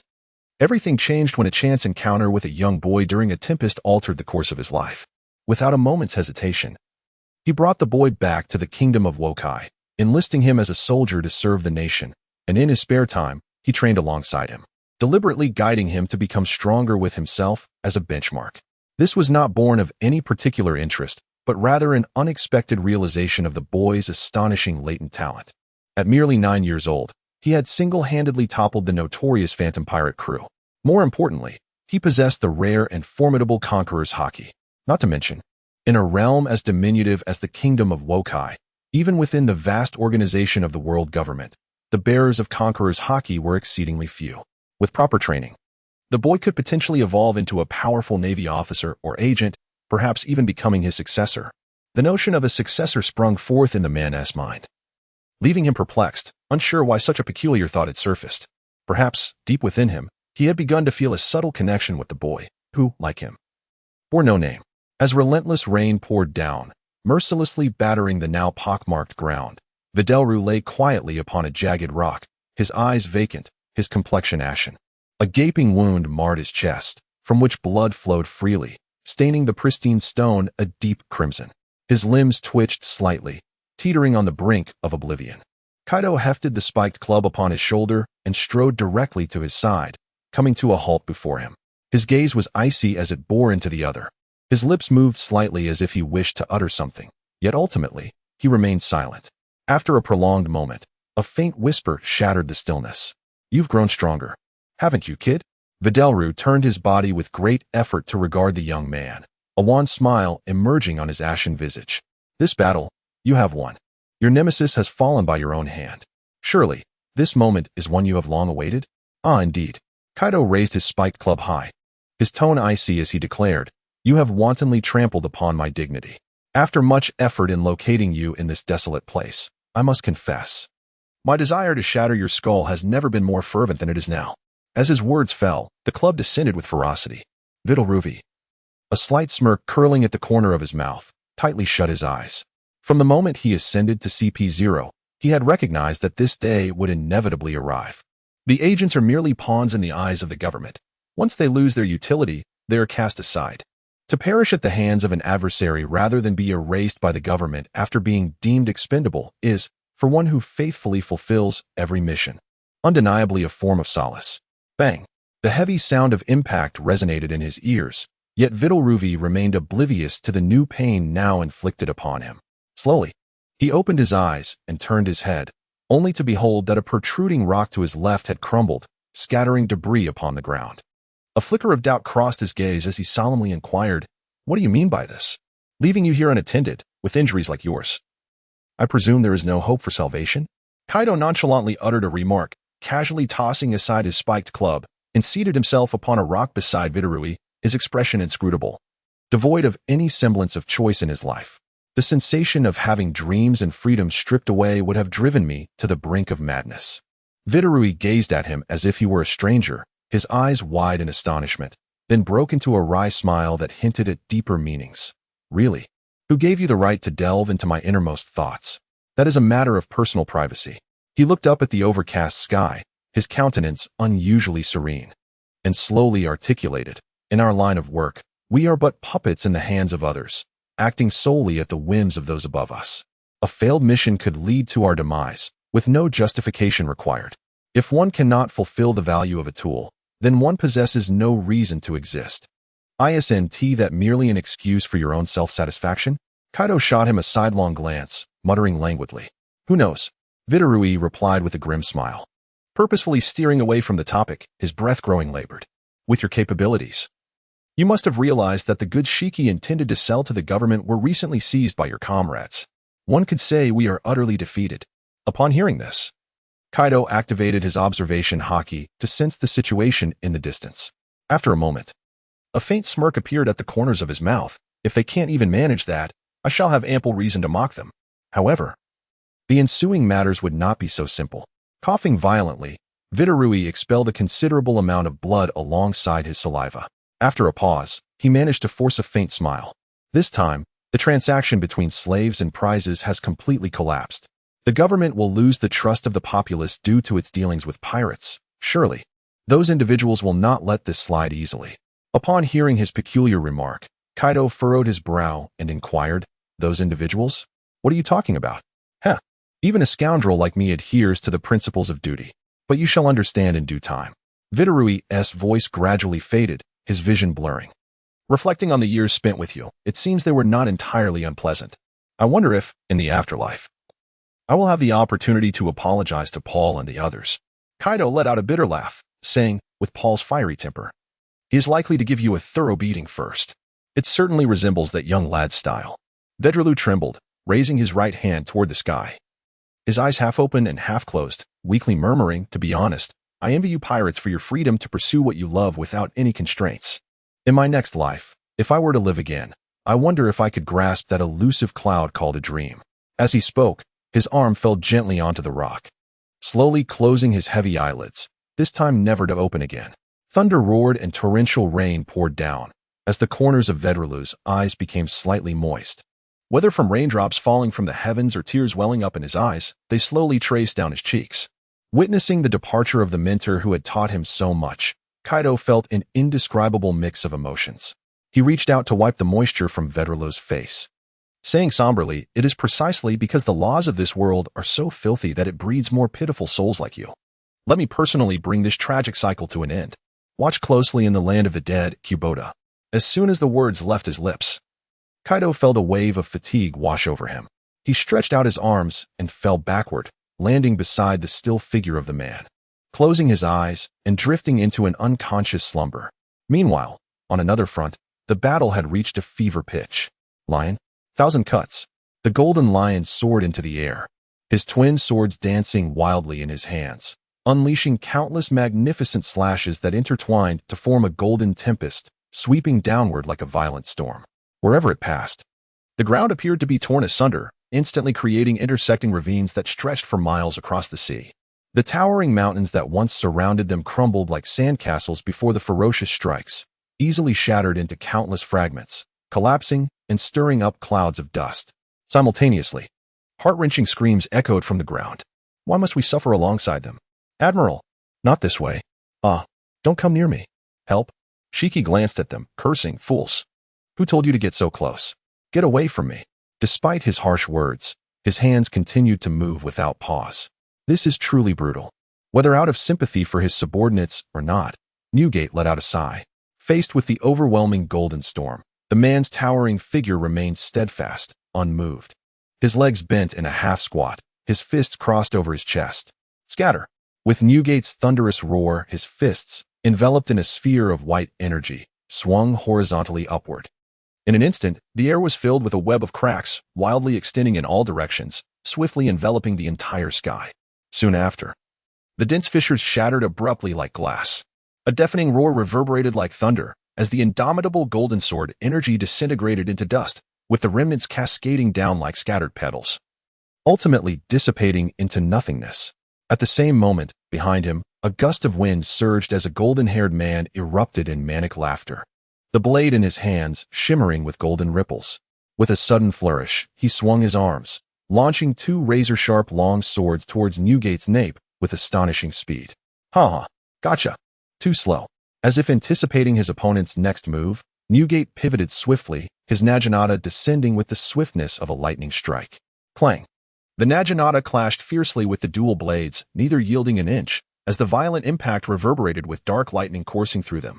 Both men staggered, planting their feet firmly on the ground, leaping back to assume a standoff position.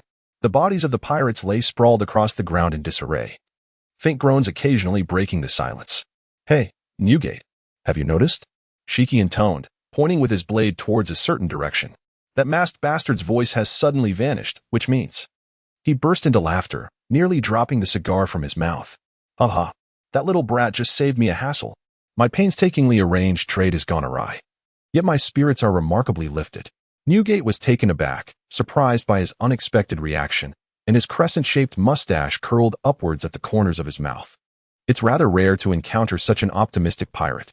"Not optimism," Shiki countered, dismissing Newgate's assessment as he turned his right-hand sword towards the man he had been battling for so long. "Compared to trivialities, I yearn for a thrilling clash. Let our fists speak as the true measure of strength. Let us get serious, Newgate. After I take you down, the next will be rocks." Newgate paid no heed to his audacious provocation, wielding his naginata across his chest with an equally hearty smile. "Graha, it's been ages since I've faced a worthy opponent like you. I, too, am eager to stretch my limbs. Can you keep up with my speed?" As the laughter faded, Shiki's form vanished from sight, transforming into a series of afterimages that darted through the air like phantoms, weaving a tight net around Whitebeard, who remained steadfast in the center. Whitebeard's stance was unyielding, his expression as tranquil as a still lake, allowing the enemy's figures to flit around him without a hint of disturbance. Possessing far more combat experience than most on the seas, he understood that succumbing to inner turmoil in such a situation could lead to being manipulated by his opponent's rhythm, ultimately becoming a mere plaything. After all, that fool, whose mind was consumed solely with the concept of combat, had so easily fallen into the enemy's trap, forcing him to intervene. However, the blame did not rest solely upon him. The adversary was employing a technique of hyperspeed movement, constantly shifting positions and even transitioning rapidly between corporeal form and illusions, making it nearly impossible to discern with observation haki. Such a skill could likely be executed by no more than 3 or 4 individuals in the world. To counter this maneuver, there was but one solution. The sonic booms generated by Shiki's swift movements echoed incessantly in Whitebeard's ears, yet he appeared unfazed, nonchalantly raising his right hand to grasp at the sky. Suddenly, a sound akin to shattering glass resonated above, and the space around him began to tremble violently. From the point where Whitebeard's fingers pulled, delicate fissures spread rapidly like a spider's web, dissipating the afterimages into wisps of smoke. In an instant, a flash of golden light appeared, and a figure shot upwards at lightning speed, hovering midair and looking down with pride upon the opponent who had failed to gain any advantage. Quite the reaction. I thought that blow might at least graze you. Whitebeard mused, gazing at the figure above with a hint of admiration tinged with regret for his opponent. To obliterate all my afterimages with such widespread tremors? Impressive, Whitebeard. Though Shiki's triumphant maneuver had been swiftly dismantled, his face bore no trace of anger. Instead, an indescribable thrill surged within him, causing his hands to tremble slightly. It was akin to a child spotting a coveted toy in a shop window, igniting an unprecedented excitement. How long had it been since he felt such fervor? Even the second-in-command possessed such remarkable prowess. The one who could compel him to submit willingly must be an extraordinary figure indeed. My interest in you grows ever deeper, Rocks. Allow me to reveal the true power of the float fruit. Gripping the withered blade of his beloved sword and the cherry blossom, Shiki extended his arms wide, tracing a graceful arc upwards, elevating it high into the air. The surrounding mountains trembled violently, not crumbling into rubble this time, but visibly twisting and contorting, transforming into lifelike rock lions. Their fur was intricately sculpted, and their wild, gleaming eyes sparkled with ferocity, their visages fierce and terrifying. As they raised their hooves and crawled forward, each step creating a deep indentation in the ground, accompanied by a deafening roar that gradually encircled Newgate at the core. The rock lions, vigilant and menacing, scanned their surroundings. Newgate's expression remained unperturbed as he leisurely inquired, "Is this the pinnacle of the devil fruit's application? The awakening of the fruit, perhaps? Ha ha ha, quite the insightful one, aren't you?" Shiki, pointing the blade of the withered wood at the man ensnared in the midst of the rock lions, revealed a sinister grin. "In but a moment, I shall send you to the scenic locale known as Hell. Lion's Might?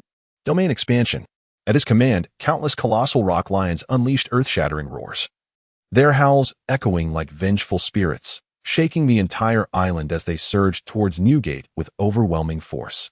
In an instant, the horde of rock lions engulfed the man like a torrential tsunami, wildly constricting inward to form an impeccably fused massive rock mass, resembling a towering mountain piercing the clouds. All creatures caught within were seemingly ground into a pulp, their voices silenced forever. Moments later, the surface of the rock mass fissured with a multitude of cracks, from which brilliant beams of white light burst forth. Subsequently, the entire rock mass shattered into countless fragments, varying in size, erupting outward in all directions. Newgate stood imperiously amidst the blinding radiance, his garments untouched by a speck of dust, not a trace of blood marring his form. In the next instant, his feet shattered the ground as he shot skyward like a streak of white lightning, weaving and leaping amidst the floating debris, racing towards Shiki's position. Impressive indeed. Yet, this is merely the beginning. Observing Newgate effortlessly breaking through the lion throng and charging towards him, Shiki grew even more exhilarated, snapping his fingers. In the pitch-black sky, dark clouds appeared to be drawn by an invisible force, rapidly converging towards the center, gradually coalescing into towering lion heads, each 500 meters high, casting a formidable shadow over the entirety of White Heron Island.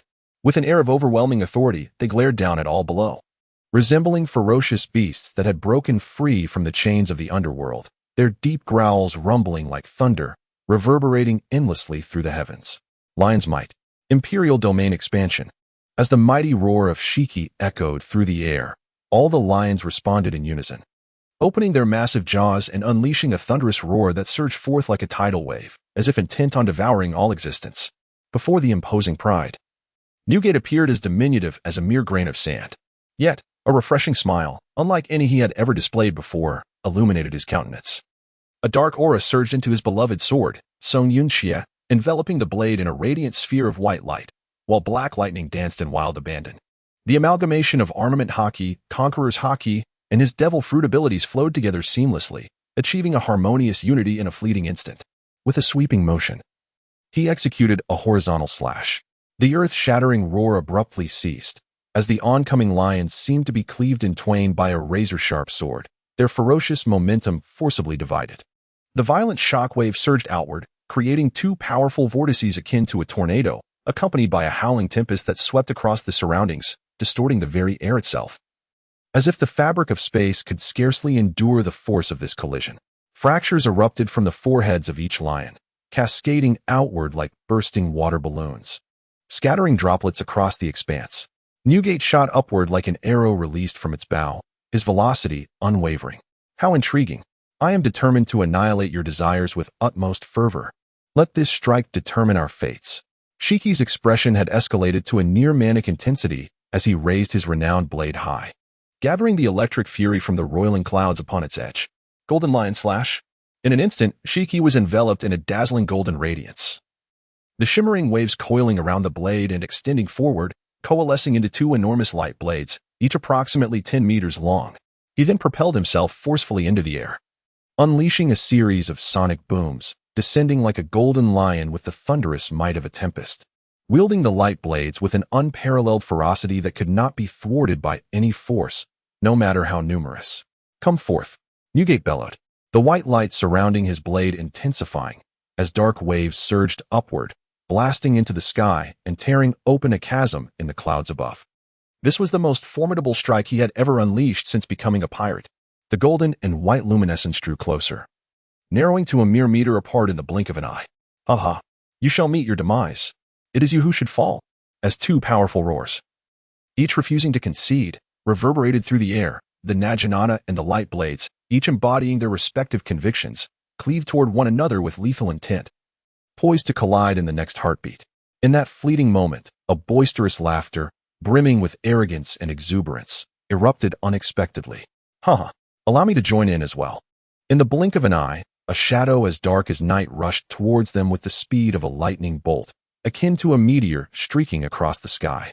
It appeared between the two, grasping crimson currents of energy with both hands, and with a powerful swing of its fists, halted just before making contact with their weapons.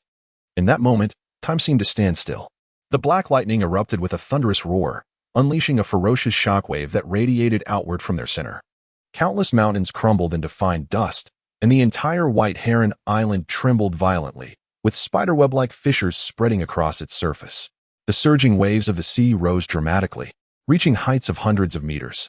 The clouds appeared to be mercilessly battered by an unseen force, swirling tumultuously to the sides and tearing open a chasm that seemed bottomless, its width exceeding 100 meters, extending to an unseen horizon.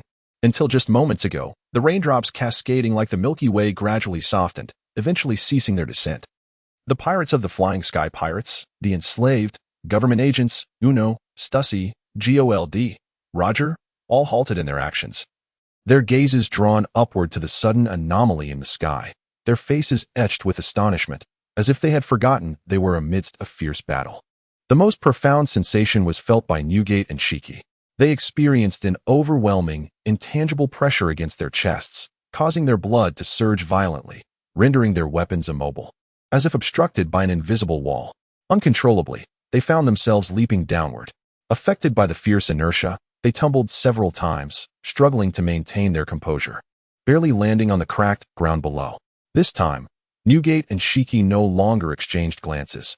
Instead, their eyes were drawn to the man who had landed firmly before them, their expressions so complex that no words could encapsulate them. His hair stood erect like the quills of a porcupine, his face adorned with a perpetually sinister smile, and he wore a long cloak that billowed wildly in the tempestuous winds. Standing together, the man's height appeared unremarkable. Not only was Newgate towering at over 6 meters, but even Shiki surpassed him in stature. Yet, the aura of dominance he exuded was far beyond what the two combined could muster. For Shiki, this was the first time in his life that he felt such an unsettling fear. How could this be? His fists hadn't even made contact, yet he felt on the verge of collapse. This had never happened before. Moreover, could such astounding power truly belong to a human? In comparison to Newgate, they were not even in the same dimension. Could it be that he is Before Shiki could articulate that name in his mind, Newgate, with a tone of exasperation, exclaimed first, "Why do you always interfere in others' battles without warning, Rocks? Ha ha ha. Are you waiting for you both to be mortally wounded before I prepare two graves?" The man with the hedgehog-like hair spoke without courtesy, laughing heartily at his longtime partner. "After completing our task, I found myself rather bored. Since you all took the speedboat, I had no choice but to ride on the anti-aircraft shell to White Heron Island to assess the situation, only to witness such chaos." Upon hearing completed the task, Shiki suddenly recalled something and exclaimed in shock, "Are you implying?"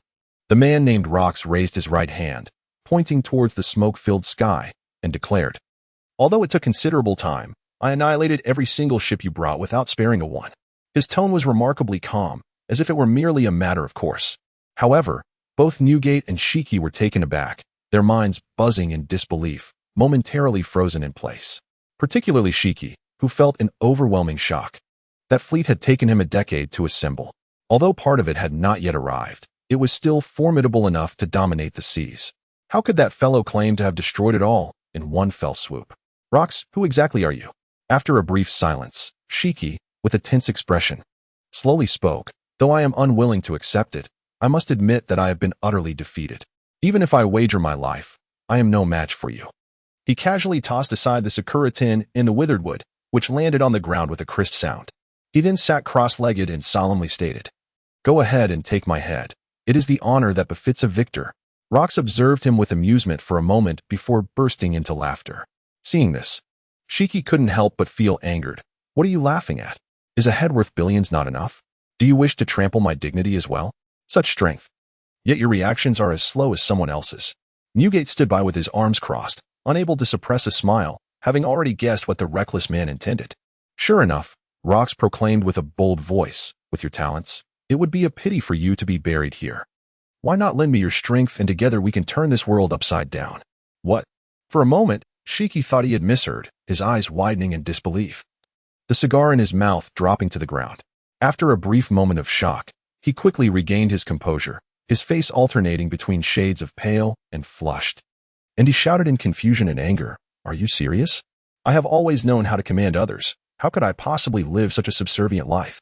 Upon hearing his resolute refusal, Rocks grimaced as if he had encountered something repugnant, his brow furrowing and lips curling into a profoundly disdainful expression. "Is this your answer? I am utterly disappointed. The legendary Captain Golden Lion is merely of this caliber? Perhaps you should henceforth be known as the Sickly Cat Pirate Crew." He turned around with his hands behind his back and said without looking back, "Let us go, Newgate. There's no need to waste time on such scum." A rare moment of consensus. Newgate's lips curled into a slight smile as he followed Rocks out of the island, completely disregarding Shiki, who was left fuming, his whole body bristling with anger, veins bulging on his forehead. In a fit of rage, he leaped up and pointed accusingly at them, shouting, "What? How dare you look down on me, when I led my fleet to crush the Navy? You lot were still hiding on Hive Island playing childish games. You prickly bastard." The continuous stream of invective from behind barely registered with Rocks and Newgate, who continued their leisurely stroll forward as if they had heard nothing. Suddenly, a flash of golden light appeared as Shiki, wielding dual blades, blocked their path and declared in a deep voice, "You won't leave here without clarifying your intentions." His impatience was evident, disregarding the absolute disparity in strength, embodying the arrogance that rumors had foretold. Rocks halted, seemingly unfazed by Shiki's reaction, flashing a grin that revealed his gleaming teeth. "You have two choices laid before you. Will you continue to be a thorn in the government's side, or will you lay down your pride and await a resurgence? Are you threatening me?" Shiki glared at him, his joints cracking ominously, as if ready to explode. Yet Rocks and Newgate remained unperturbed, patiently awaiting his next move. After a moment, the fury on Shiki's face slowly dissipated. With a resigned sigh, he brushed back his long hair and said gloomily, "Very well. The defeated have no right to bargain with the victors. Surviving under your command is akin to hitting the jackpot." Rocks narrowed his eyes slightly. "Oh? What are you implying? Is it not obvious? The flying pirate crew, led by me, shall henceforth be under your banner, and you may dispose of the slaves and fruits meant for trade as you wish." At this point, Shiki's expression darkened, and he pointed the blade of his cherry blossom sword at the bristling man before him. Coldly, he stated, "However, if you fail to allow me the joy of battle, I will not hesitate to tear you to shreds." even if it costs me limbs. Ha! I relish your forthrightness. As he spoke, Rox drew a completely black double-headed sword from his back, swinging it forward to lightly clash with the tip of Shiki's sword, producing a crisp metallic sound. As captain, I declare we shall wreak havoc upon the seas at will. Ha! One day, I will personally defeat you and reclaim the position that is rightfully mine. Beneath the overcast sky, a solitary ray of sunlight pierced through the clouds, casting a radiant glow upon two figures below, enveloping them in a golden shimmer. The crossed weapons in their hands reflected dazzling glimmers, while their cheerful smiles were distinctly visible, as if heralding the dawn of a new era. Since a while ago, it seemed that I had lost my sense of presence. Newgate, who had been relatively silent, spread his arms and couldn't help but voice his complaint. In a daze, Kaido heard a cacophony of sounds and the scurrying of footsteps, prompting him to rub his eyelids and force his eyes open, only to be greeted by a scene that astonished him. Two colossal ships were anchored side by side along the shore, each adorned with distinct patterns on their fluttering flags. A group of pirates, clad in various attires, were panting as they hoisted cargo boxes, laboriously transporting them onto the vessels. A man wielding a naginata stood on the deck, loudly directing them to place the boxes in designated spots, occasionally sighing while rubbing his forehead. Beneath the pirate ship, two men could be seen seated cross-legged, each holding a wine bowl and indulging in hearty drinks. One of them, a blonde-haired man, was animatedly speaking, leaving the disheveled man across from him utterly astonished, who then doubled over with laughter, cradling his abdomen. Not long ago, Shiki, who had been engaged in a fierce battle with his own allies, suddenly sat down to share jovial banter with the rival leader, Rox, as if they were longtime friends, an image that Kaido found utterly unimaginable. He pinched his cheek hard, and as the sharp pain coursed through him, he finally accepted that the scene before him was indeed reality. Ah, you are awake. We are currently on the other side of the island. A gentle voice suddenly emerged. Following the source of the sound, Kaido soon spotted a boy sitting at the edge of a rock, wearing an oval helmet, gazing at him with a warm smile. Kaido recognized that it was his apprentice crew member who had been by his side for 3 years, which eased his mind. He pressed the back of his head and slowly propped himself up, softly inquiring, "What transpired during my unconsciousness?" Uno, with a playful grin, continuously swung his legs and cheerfully replied, "Everything concluded quite smoothly. The Golden Lion and his airborne pirate crew have now completely fallen under the banner of the Rocks Pirates. The spoils we acquired are now ours. And as for those unfortunate trading partners, well, just take a look." Kaido followed his gaze in a particular direction, where he beheld a spacious clearing not far away, covered with a thick layer of frost. A cadre of agents clad in uniforms stood motionless in an array of bizarre postures, all frozen into lifelike ice sculptures, presenting a rather absurd spectacle. Beside them lay a man in white, trembling on the ground, enveloped in an aura of coldness, his entire body coated with a thin layer of frost. His teeth chattered incessantly, his gaze vacant, and his pallid visage betrayed no hint of color. The only indication of his humanity was the way he bit his lip, desperately resisting excruciating pain that gnawed at his very bones. These government lackeys, who could have done this? A shocking scene unfolded before Kaido's eyes, prompting him to widen his gaze and stammer a question. In his recollection, none of the members of the Rocks Pirates possessed the ability to freeze. "I was just about to discuss this matter with you," Uno remarked with a bitter smile, his tone languid. "In terms of outcomes, we have received considerable assistance from her.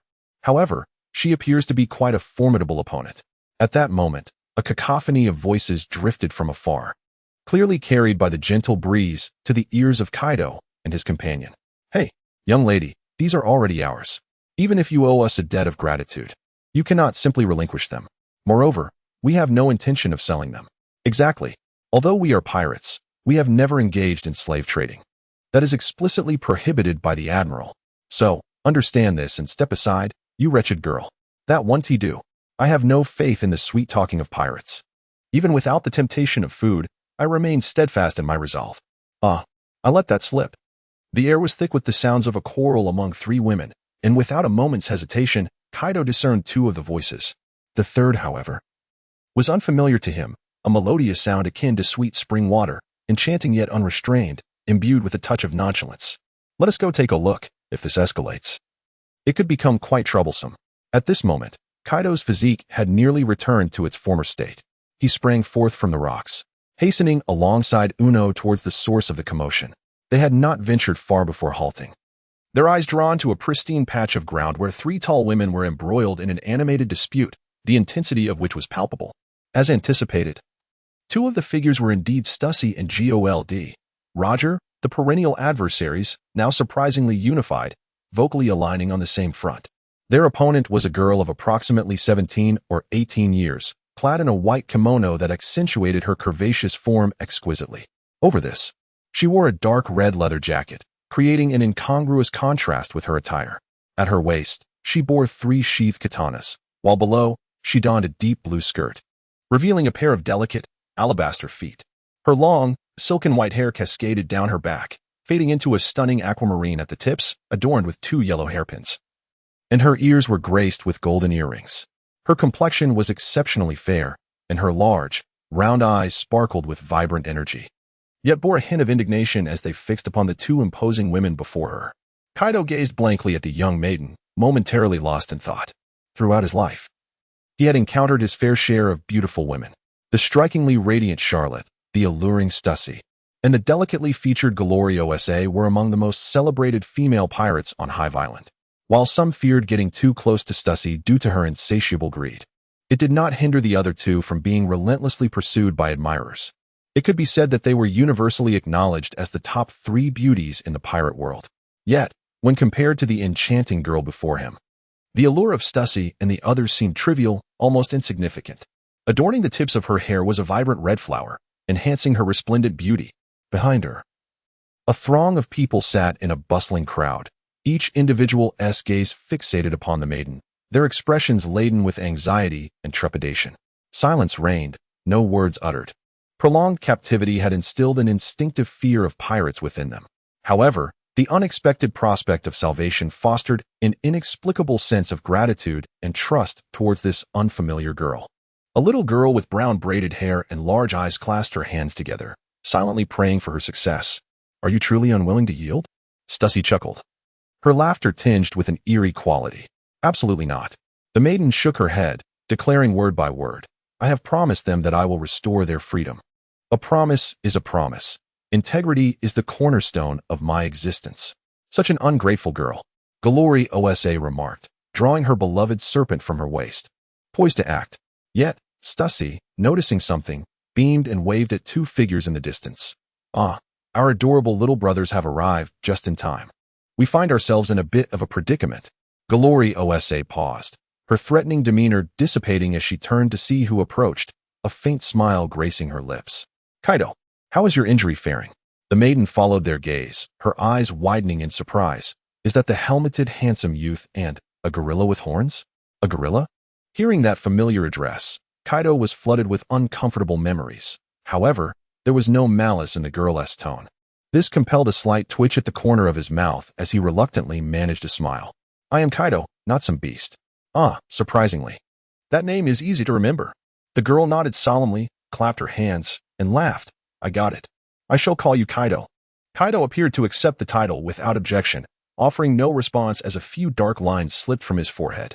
In that moment, he swiftly concluded that, in terms of simplicity, she was indeed far beyond the three pirate women.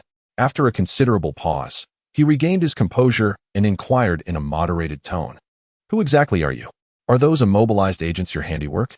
Before he could finish his sentence, the girl confidently pounded her chest, her pale red pupils shimmering with a bright light as she promptly introduced herself. "I am named Saori Tsutsu, a warrior of Wano, dedicated to the revival of the long-fallen Kurizumi clan, wandering across the world." The term Wano was one Kaido had encountered multiple times while in the company of rocks. It referred to a nation located in a certain maritime region of the New World, reputed to possess a history spanning over 8 centuries. Yet it adhered to a policy of isolationism, rejecting all outsiders, and had never allied with the world government. What astonished him most was that even the Navy dared not approach this nation lightly. The reason behind this was the extraordinary martial prowess of its swordsmen, collectively known as samurai within their land. Kaido had once considered seeking them out for a sparring match, but each time he was rebuffed by rocks, who deemed it outside their target range, leaving him to reluctantly abandon the thought. The girl before him, claiming to be a samurai from Wano, was somewhat difficult for Kaido to accept at first. However, her traditional kimono and manner of speaking compelled him to believe her. If what Rocks had said was accurate, Venturing out to sea from that country was absolutely forbidden. So how had this girl made it overseas? Was she perhaps using the title of samurai to deceive others? Yet, her seemingly foolish expression suggested otherwise. The surname Kurizumi was also quite rare upon the seas. In an instant, a lightning-like thought flashed through his mind. Wait, Kurizumi? Wasn't that the name of the old woman who sawed out rocks, known as Kurizumi Higurashi? Could there be a connection between the two? With this thought, Kaido fixed his gaze on the girl, about to voice his inquiry, but reconsidered. Directly mentioning the old woman might raise her suspicions. Instead, he opted to ask, "Among those captured, do any of them include your companions?" The implication was clear. He sought to test whether she was concealing any significant information. The girl named Saori Tsutsu paused slightly, then answered without hesitation, "No, I have always been a solitary wanderer, though this is my first meeting with them. They have all been very kind to me." "Is that so?"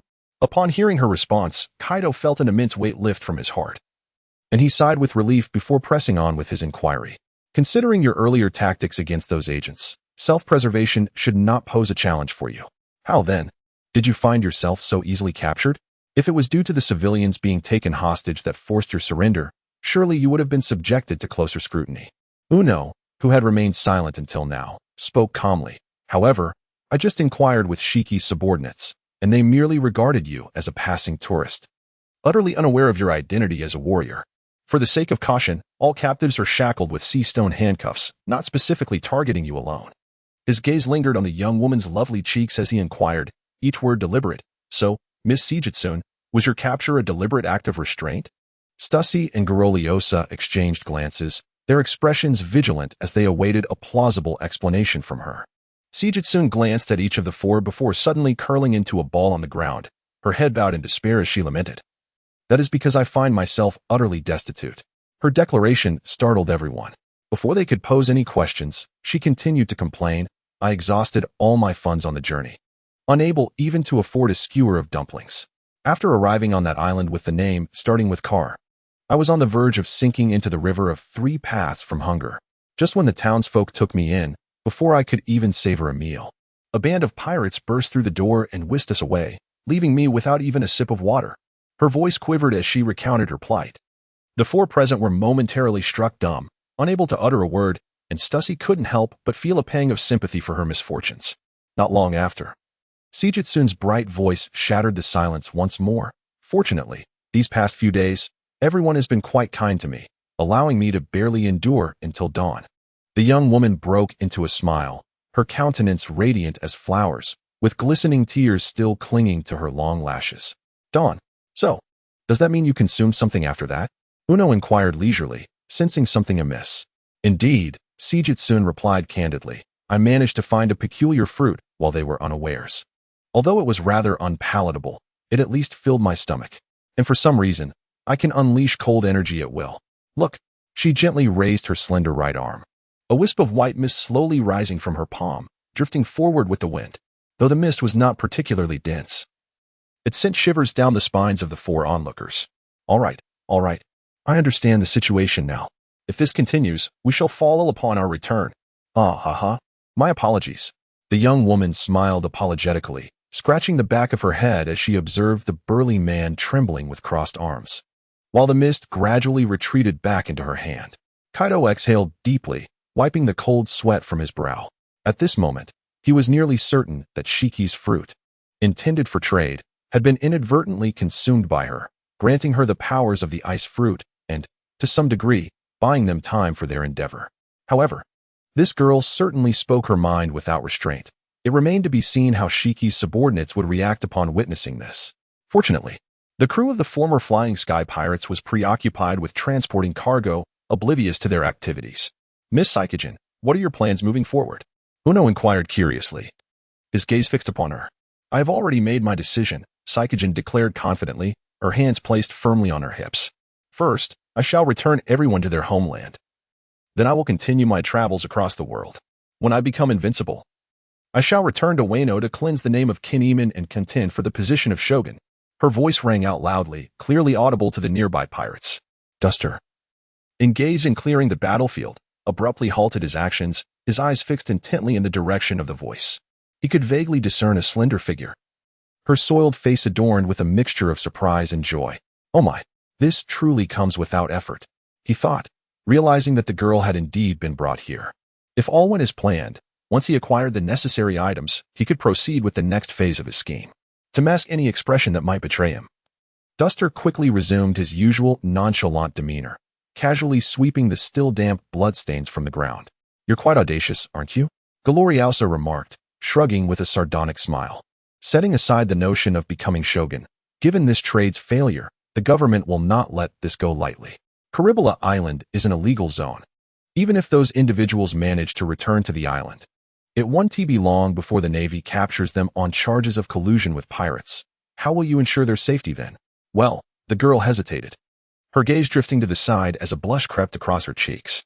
She nervously twirled a strand of her hair, murmuring, "I haven't considered that yet." "I am truly at a loss with you," Gloriosa said, exasperation evident as she rubbed her forehead.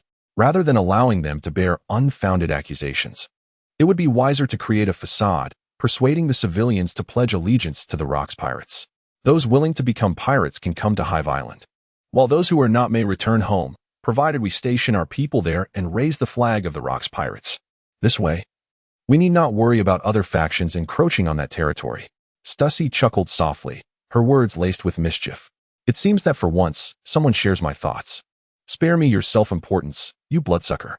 In the presence of the young girl, one must be mindful of their demeanor, Miss Serpent.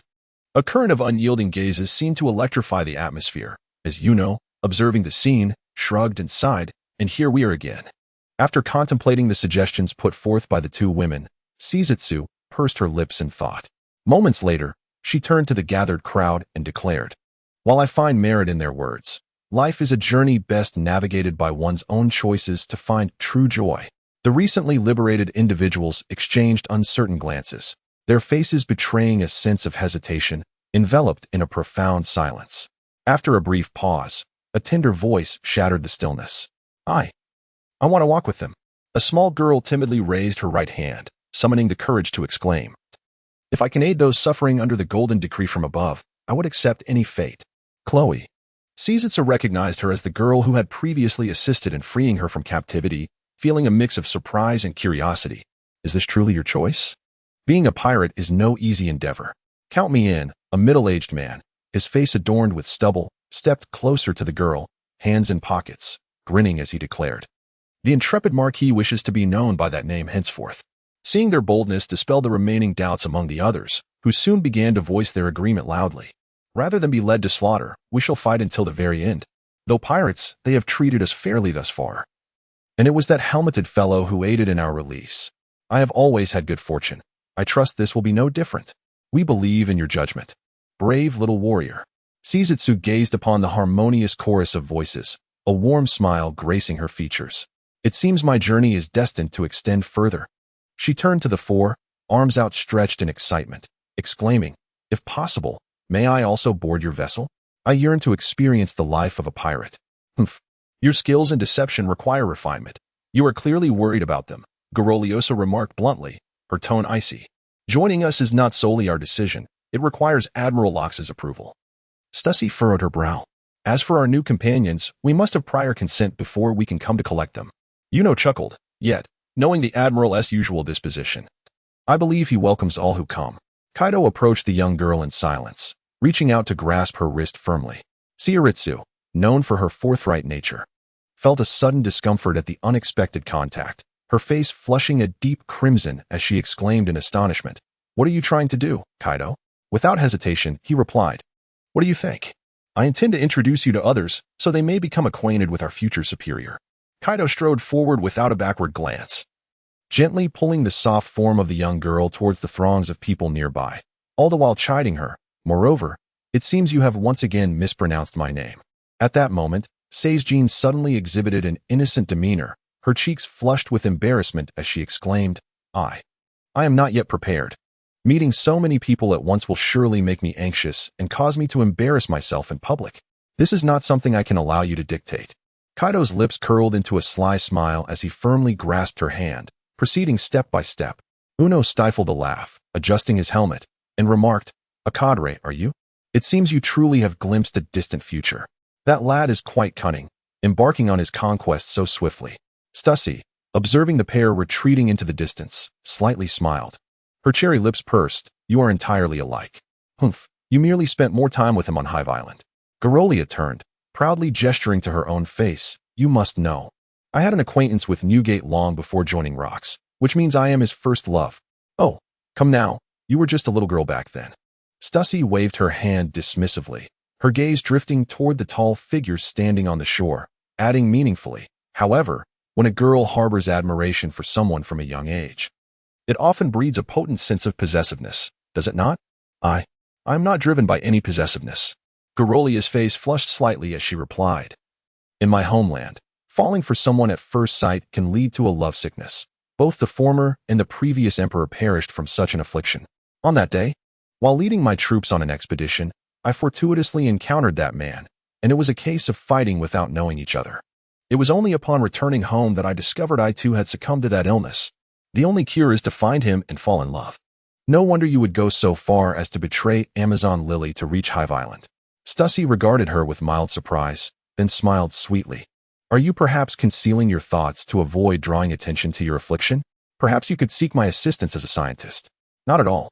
Garolia sighed softly, her gaze turning melancholic. For me, this romance has never truly ended as long as I can see him. That is true. Suppressing one's emotions forcefully is not a wise approach. One must allow themselves a measure of relaxation. Stussy toyed with her lipstick, tossing it into the air where it spun before returning to her palm, chuckling softly. However, this does not mean I shall relinquish the opportunity so easily, you serpent. Garolia crossed her arms, a smirk gracing her lips. Indeed, we are quite alike, my doll. The two exchanged a knowing smile, and in that moment, a subtle transformation occurred in their relationship, one that even Uno, who witnessed the entire scene, could not articulate. Just then, a boisterous laughter resonated throughout the entirety of White Heron Island, ringing in the ears of those present. Upon hearing that familiar sound, Kaido instinctively halted, causing Seizugen, who trailed behind him, to lurch forward and collide heavily into his back. With a cry of dismay, Kaido lost his balance, and both he and Seizugen tumbled to the ground, momentarily incapacitated. Ha ha ha ha. To welcome the Flying Sky Pirates into our fold, my friends, it is time to commence a grand feast for us all. The unprecedented celebration unfolded, lasting from dawn until the sun dipped below the horizon. Formerly adversarial pirate factions found themselves shoulder to shoulder, joyously consuming libations from their barrels, their spirits lifted by the intoxicating effects of alcohol. Laughter and merriment filled the air, rendering White Heron Island a veritable hub of revelry. The newly inducted commoners of the Rocks Pirates stood in astonished silence at the sight of such grandeur.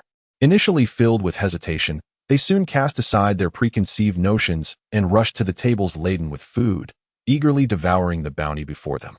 After a month of confinement, their stomachs cried out for sustenance, and faced with such a feast, they could no longer restrain themselves, nearly swallowing their plates whole in their ravenous haste. Moreover, the former captain of the Flying Sky Pirates revealed an unexpected side to the gathered crowd. Kakik, come join me in revelry, Shiki proclaimed from the newly erected stage. Humming a tune as he danced, his subordinates roaring in approval, their cheers adding a wild rhythm to his performance. His loyal aide, Indigo, mirrored his movements, despite his head being wrapped in bandages and devoid of hair, presenting a rather disheveled appearance. Yet this did not dampen his enthusiasm. His face radiated joy as he executed flamboyant steps, drawing an increasing number of pirates to watch, even prompting Rocks and Whitebeard, who had mingled among them, to cheer in delight, elevating the atmosphere of the banquet to a fever pitch. Among the most animated was a girl who had hardly ceased her chatter since the feast began. Delicious. Scrumptious. Seizugen's eyes sparkled as she relentlessly stuffed her mouth with various dishes, occasionally pausing to guzzle from a barrel. In the blink of an eye, the towering pile of food before her vanished, leaving her table mates in stunned disbelief. This girl, could it be that her stomach is a bottomless pit? As she devoured her meal with remarkable gusto, Kaido, seated across from the young girl, could only stare in astonishment, momentarily questioning whether her physical composition still fell within the realm of humanity. His gaze shifted to the 30 or so empty barrels of alcohol beside her, and he couldn't help but chuckle wryly, acknowledging that her capacity for drink left even him feeling inadequate. Uno took a sip of orange juice, sighing, I dare say she has consumed nearly half of the banquet's provisions. It has been ages since I've indulged so liberally. Siajitsu exclaimed, stretching her arms and savoring the moment, her tongue licking her lips in delight. She blinked her eyes, surveying the scant remnants of food on the table, a hint of disappointment creasing her brow. She called out boisterously to the pirate responsible for serving, "Please bring me another 10 bowls." What? The incredulous onlookers could hardly believe their ears.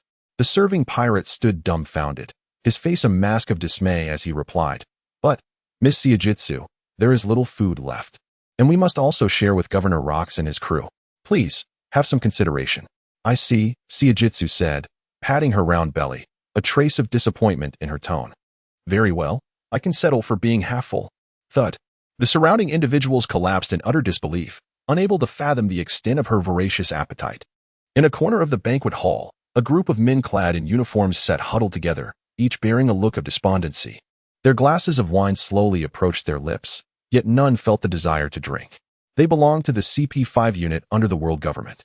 Having received orders 3 days prior to discreetly travel to White Heron Island aboard an unassuming merchant vessel for clandestine negotiations with the Flying Sky Pirates, they had believed their mission was flawlessly concealed, only to discover it had somehow been leaked, attracting the attention of the formidable Rocks pirates.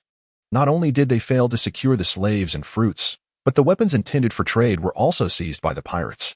To make matters worse, their leader, Agent Vidarui, met an untimely demise in the ensuing conflict. It is worth noting that he was a favored agent of the 5 esteemed dignitaries. Undefeated in all his previous encounters, the idol of every CP operative. To think that he was vanquished by a mere apprentice pirate, this was a nightmare beyond imagination. Upon contemplating this, one of the CP5 members grew increasingly pallid, his grip on the wine glass trembling incessantly. His gaze shifted toward a white-clad man lying motionless on the ground not far away. The man's eyes were tightly shut, his complexion ashen, devoid of any hint of vitality, and his body bore the remnants of having been frozen, as though he had relinquished all signs of life. Furthermore, the CP0 Mantis, who held a position only slightly inferior to his, had been effortlessly vanquished by an inconspicuous young girl. He had barely registered the moment she drew her blade before 3 intersecting gashes erupted across the mantis's chest, blood splattering and crystallizing in the air, leading him to stagger forward and collapse, although faint breaths escaped his nostrils, indicating he still clung to a thread of life. The severe damage to his thoracic region and the prolonged coagulation of his blood had resulted in extensive cellular death, rendering him akin to a vegetable even if he were to be revived. It was unimaginable that events had spiraled towards such a dire outcome. In retrospect, we were relatively fortunate. One CP5 member took a swig of his drink, a bitter smile gracing his lips, as the words of their adversary's leader echoed relentlessly in his mind. "I intended to execute you wretched curs as a warning. However, fortune favors you today. I shall grant you a singular choice. Will you submit to my will? Cherish this rare opportunity." Ha ha ha. Thus, are we to heed Rock's counsel? The CP5 member sighed, posing the question to his companions. Despite their reluctance, an older agent steadied his voice, remarking, "The path before us is limited. We have no choice but to embrace the life of a pirate." Indeed, another slender-faced agent toyed with his empty wine glass, murmuring dejectedly, "Even if we miraculously escape, we would face a grim demise at the hands of our superiors. Perhaps it is better to forge a new existence, one where we need not betray our own hearts." The remaining agents, upon hearing this, bowed their heads in silent agreement, their hearts resonating with the proposed plan.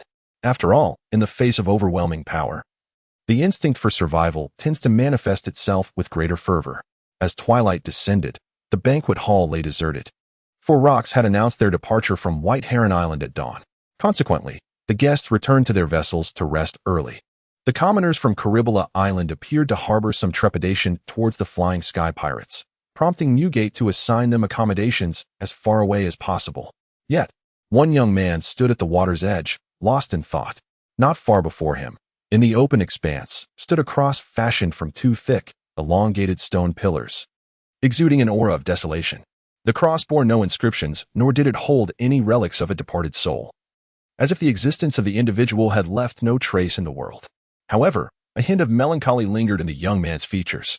Sitting cross-legged on the ground, he raised a red gourd and took a hearty swig, wiping the lingering wine from the corner of his mouth.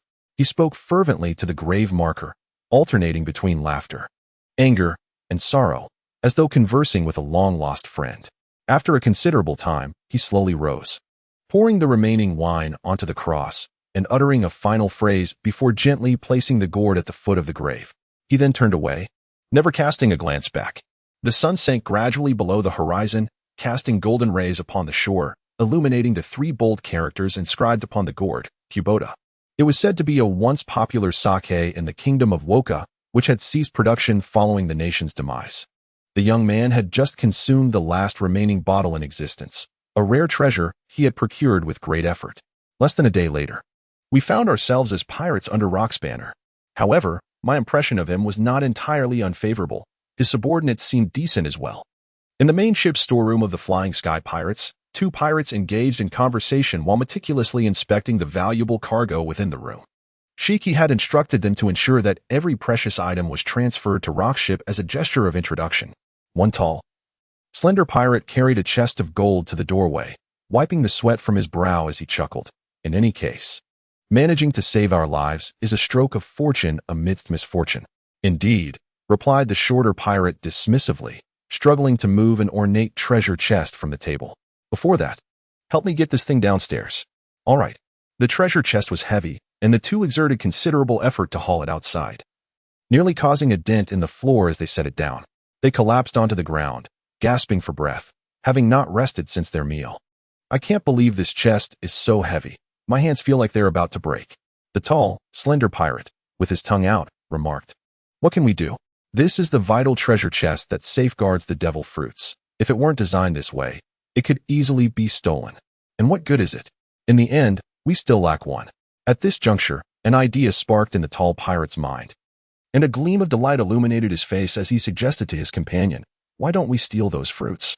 After all, neither Rocks nor Shiki has forbidden us from consuming them. By partaking, we could gain superhuman abilities. Achieving great success in the future would not be a difficult task.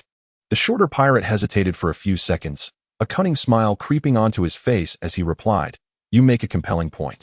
If luck is on our side, we could establish our own dominion.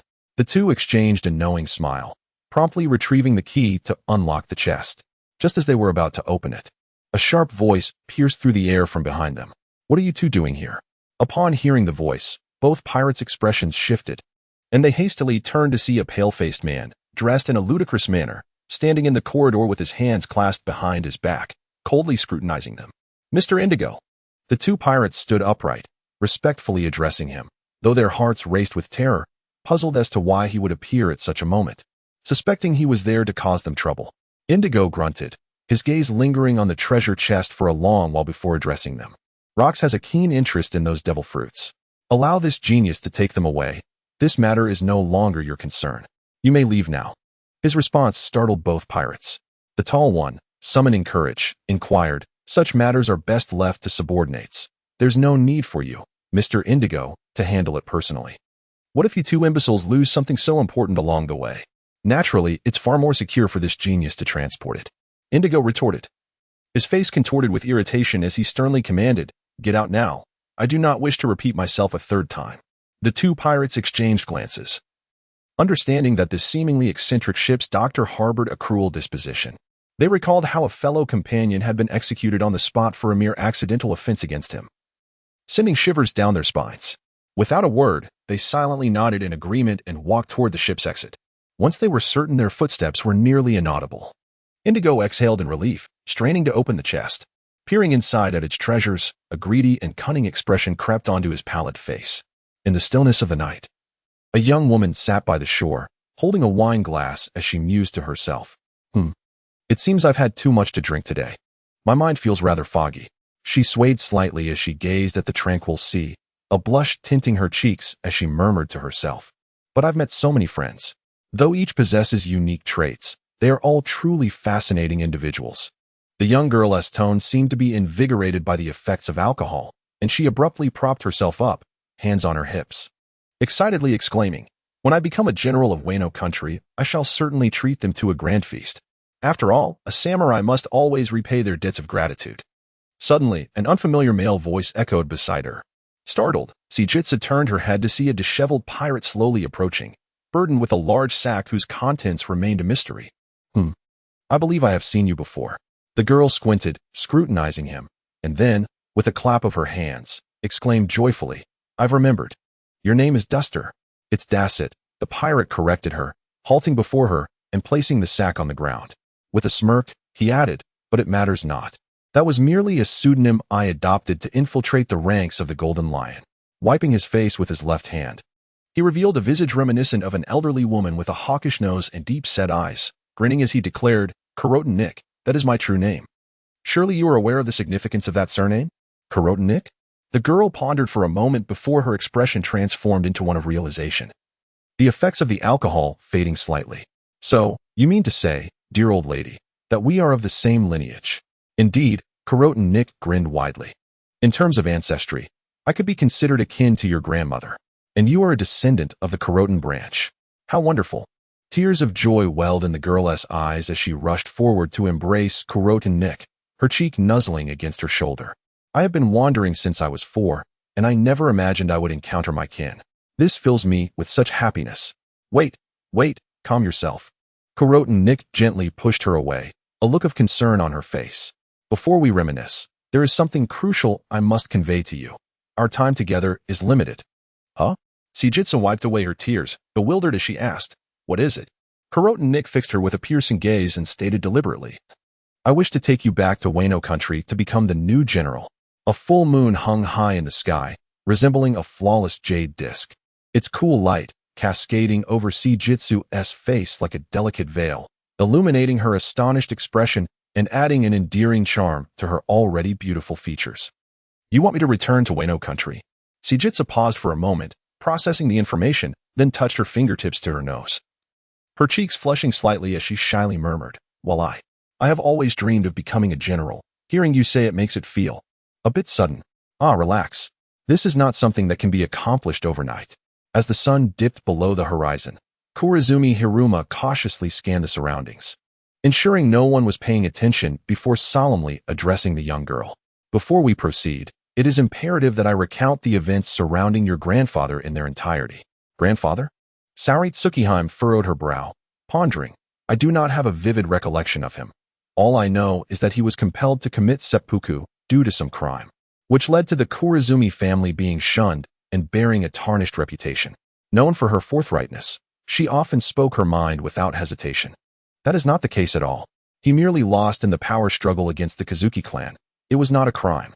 The elderly woman's voice suddenly grew fervent, startling Saori. Those at the pinnacle possess the authority to dictate everything. Even a guilty verdict can be transformed into innocent. Saori pouted, glaring at her indignantly. Why are you shouting all of a sudden? My apologies, dear. The mere thought of that despicable matter ignites an uncontrollable flame of hatred within me. Kurizumi Hiruma realized his own lapse in decorum. Scratching the back of his head awkwardly, he cleared his throat and composed himself, continuing in a calm manner. The previous generation's Kazuki general had no heirs, lacking a legitimate successor. Consequently, the 5 great lords serving the Kazuki clan began to stir, each secretly speculating on their chances of ascending to the position. While they were lost in their fantasies, your grandfather had already made his preparations. He systematically eliminated those foolish individuals who relied on cunning and deceit through poisoning, disguising their deaths as internal strife. Meanwhile, the general fell ill from worry over the successive deaths of the lords, bedridden and unable to rise. It seemed that the next position of general was about to fall into your grandfather's hands. Upon hearing this, Saori clenched her teeth slightly, her eyes revealing an unmistakable disdain for her grandfather's actions. Kurizumi Hiruma appeared to be lost in his thoughts, oblivious to the girl's expression. Waving the offering rod in his hand, he continued with a voice strained from exertion.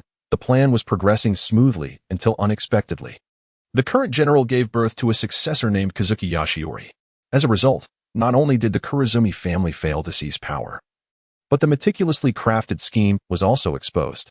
Your grandfather was forced to commit seppuku, stripped of his noble title and all of his status, territory, and strongholds were mercilessly confiscated. The Kurizumi family lost everything. At this point, tears streamed down her cheeks, and she began to sob uncontrollably, as if she herself had suffered immense injustice. In the end, our family was left to wander the streets, scorned by all. Like your parents, I was even forced to drift abroad, unable to secure the most basic necessities of life. It was an excruciating existence. Saijitsuna's expression darkened as she reflected on the truth. Her parents had indeed succumbed to grave illnesses when she was merely 2 years old. Had it not been for her extraordinary physical gifts, she too might have perished in obscurity one fateful day. Little girl, she mused, how is it that you endure such dire straits, with hunger a frequent companion, while those tyrants who have wrought such suffering upon you bask in opulence and luxury? Would you not yearn to see those wretched beings utterly obliterated? Kuroten Haruyum ceased speaking, fixating intently on the young girl, who had bowed her head in contemplation, eagerly awaiting her response. If the girl were to agree at once, I could take her back to enact my revenge. Her exceptional prowess would make it effortless to intimidate those scoundrels. Alas, the government's arsenal is heavily guarded, making theft an impossibility. I must return and devise a plan to amass funds for arms. Come now, unleash the hatred that lies dormant within your heart. Devour every last one of those who have persecuted our Kuroten clan. Saijitsuna raised her head and instinctively declared, I absolutely will not. What? Kuroten Haruyum's eyes widened in disbelief, her jaw nearly grazing the ground as she momentarily thought she had misheard. Only upon seeing the resolute glimmer in the girl's eyes did she realize the gravity of her conviction. What do you mean? Do you not intend to teach them a lesson? Saijitsuna shook her head, her voice ringing clear as she asserted, I may not be wise, but I understand that harboring hatred towards others only breeds greater animosity. Moreover, it was my grandfather's wrongdoing that set this in motion. Even if he ascended through such despicable means, he will never earn the recognition of others. What is impossible about that? As long as someone occupies the pinnacle of power, no matter how many transgressions they commit, others must endure in silence. Kuroten Haruyum grew increasingly agitated, brandishing her scepter as she demanded, have you grown so accustomed to life abroad that you no longer care about the grave persecutions our family has suffered? Not at all. Saijitsuna remained unfazed by the old woman's aggressive tone. With her right hand over her heart, she spoke with righteous fervor. It is precisely to cleanse our family's tarnished reputation that I strive to grow stronger. Upon my return, I shall ascend to the rank of general through honorable means, earning the respect of all, and thereby dispelling the prejudice against the Kuroten name. For this reason, I have resolved to accompany those pirates, to further explore this vast world. This is the dream I must fulfill, even as I draw closer to my last breath. The girl's voice resonated with unwavering strength, as if each word was imbued with boundless power. The faint crimson of her irises sparkled with determination, leaving Kuroten Haruyum momentarily frozen in place, like a wooden statue. After a prolonged silence, the old woman smirked derisively. Being overly naive is hardly a virtue. This is a brutal struggle for power, a war where one must fight tooth and nail for survival. Discussing ethereal dreams holds no significance. Such matters are irrelevant to me. Saizatsu firmly dismissed her opponent's viewpoint, maintaining a serious demeanor as she declared that, regardless of the obstacles encountered, she would never relent. Black charcoal sunsetting glared at her for an extended period, his expression darkening. Suddenly, he sighed and murmured, I understand. If that is your choice, I have no right to interfere in your life. As soon as he spoke, she trembled slightly, turned away, and picked up the cloth bag from the ground, taking one step after another toward the island. Grandma, where are you going? A concerned voice from behind inquired. Black charcoal sunsetting continued walking, not bothering to look back as he replied, Of course, I am returning to the ship to rest. What can an old woman like me, utterly powerless, possibly do? I forgot to remind you. Please do not disclose to anyone that we met tonight. If those pirates find out, I fear I may meet a grim fate. Rest assured, the girl replied, patting her chest with a grin. Even though I don't particularly like you, you are still one of my few relatives, and I won't let you come to harm. You little brat, you really lack tact. Black charcoal sunsetting retorted, wearing a displeased expression and choosing not to say anything further as he continued on his way. Saizatsu stood by the shore, waving goodbye until the hunched figure of the old woman was no longer visible. All right, let's have a few more drinks. The girl settled cross-legged, pouring the contents of the bottle into her cup, raising it to her lips and downing it in one go, exclaiming in delight at the full moon. After 50 rounds of this ritual, she finally could not hold on any longer, collapsing backward into a starfish position on the ground, eyes shut tight. A rosy blush spreading across her face, drool trickling from the corner of her mouth, her chest gently rising and falling as she unknowingly drifted into slumber. Once assured that no one was following her, Black charcoal sunsetting hastily slipped behind an intact massive rock, leaning against it as she sat on the ground. Her eyes wide as she gasped for breath. Huh. I never anticipated that girl would be so stubborn, insisting on seeking validation. It's utterly ridiculous. However, it wouldn't be wise to confront her directly. I am no match for her. Fortunately, I did not reveal these items to her. Otherwise, she might have reported me directly to Rocks. The old woman peered into the bag, and aside from the stolen 100,000 berries, she found 3 uniquely shaped devil fruits. Tightening the bag's opening with a rope, a sinister smile crept onto her lips. Well, she is merely a child from a branch family. It would be better to return home and try my luck. Perhaps I will encounter someone more suitable than her. But before that, there is still one matter to attend to. She retrieved a telephone bug from her person and, with her gnarled right hand, brushed it across her wrinkled visage. Admiral Shiki, are you certain you wish to proceed with this? A pirate stood at the stern of a small vessel anchored by the shore, hesitantly addressing the golden-haired man facing away from him at the bow. It's merely a brief excursion. I shall return promptly once matters are settled. Shiki slightly turned his head, his rugged countenance revealing no discernible emotion, the cigar clenched between his teeth trembling ever so slightly. It is said that Wano country is abundant in sea stone. Should we procure a substantial supply, that fellow Rocks would undoubtedly yield to my authority. However, I have heard that Wano's terrain is treacherous. Many vessels attempting to land there have vanished without a trace. Not to mention, our flagship may not even gain entry. Fear not. In my youth, a subordinate infiltrated Wano for intelligence purposes. To safeguard his secrets, he confided in no one but me. He has since ascended to a position of considerable stature there. We can leverage this opportunity to gain entry. Shiki proclaimed with satisfaction. Considering the isolationist policies of Wano, directly deploying my abilities to traverse there may result in interception. By selecting the appropriate sea currents, we can enter the country undetected. Oh, indeed, Admiral Shiki. Leave the navigation to me, the infallible captain. I have longed to behold that land of warriors.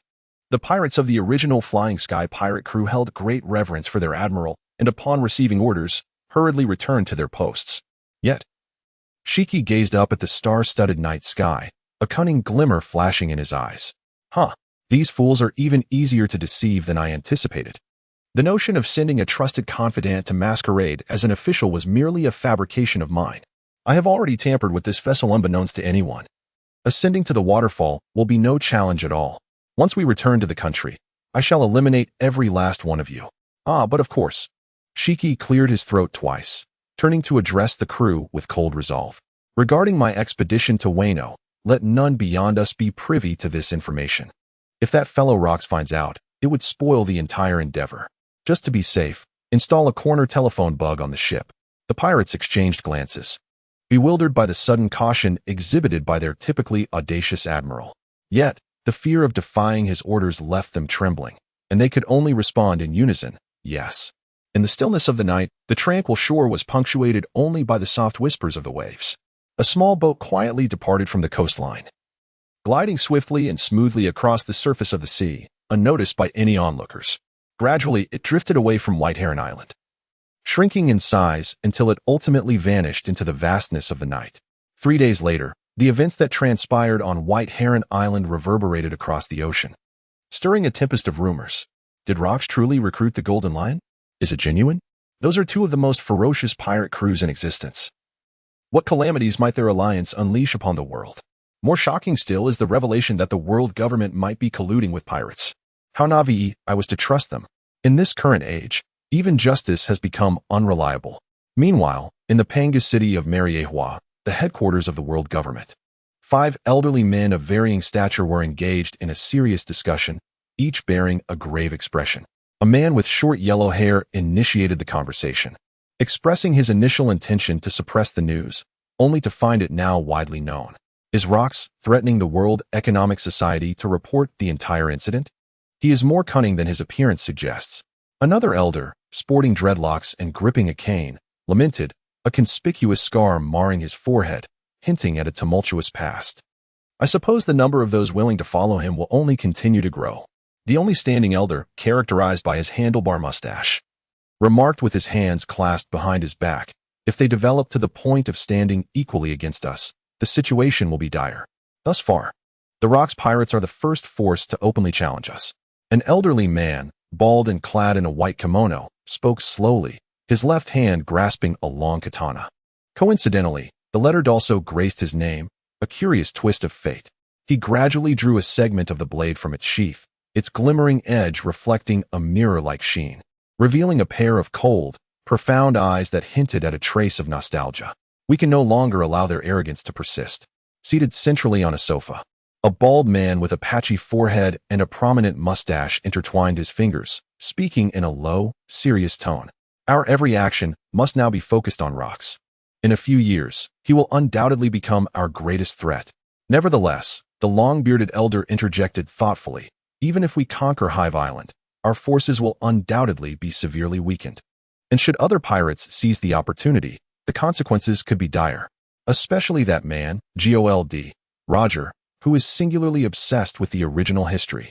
The elder with yellow hair clenched his fists, his voice filled with fervor. By all accounts, this year marks the occasion for our triennial hunting event.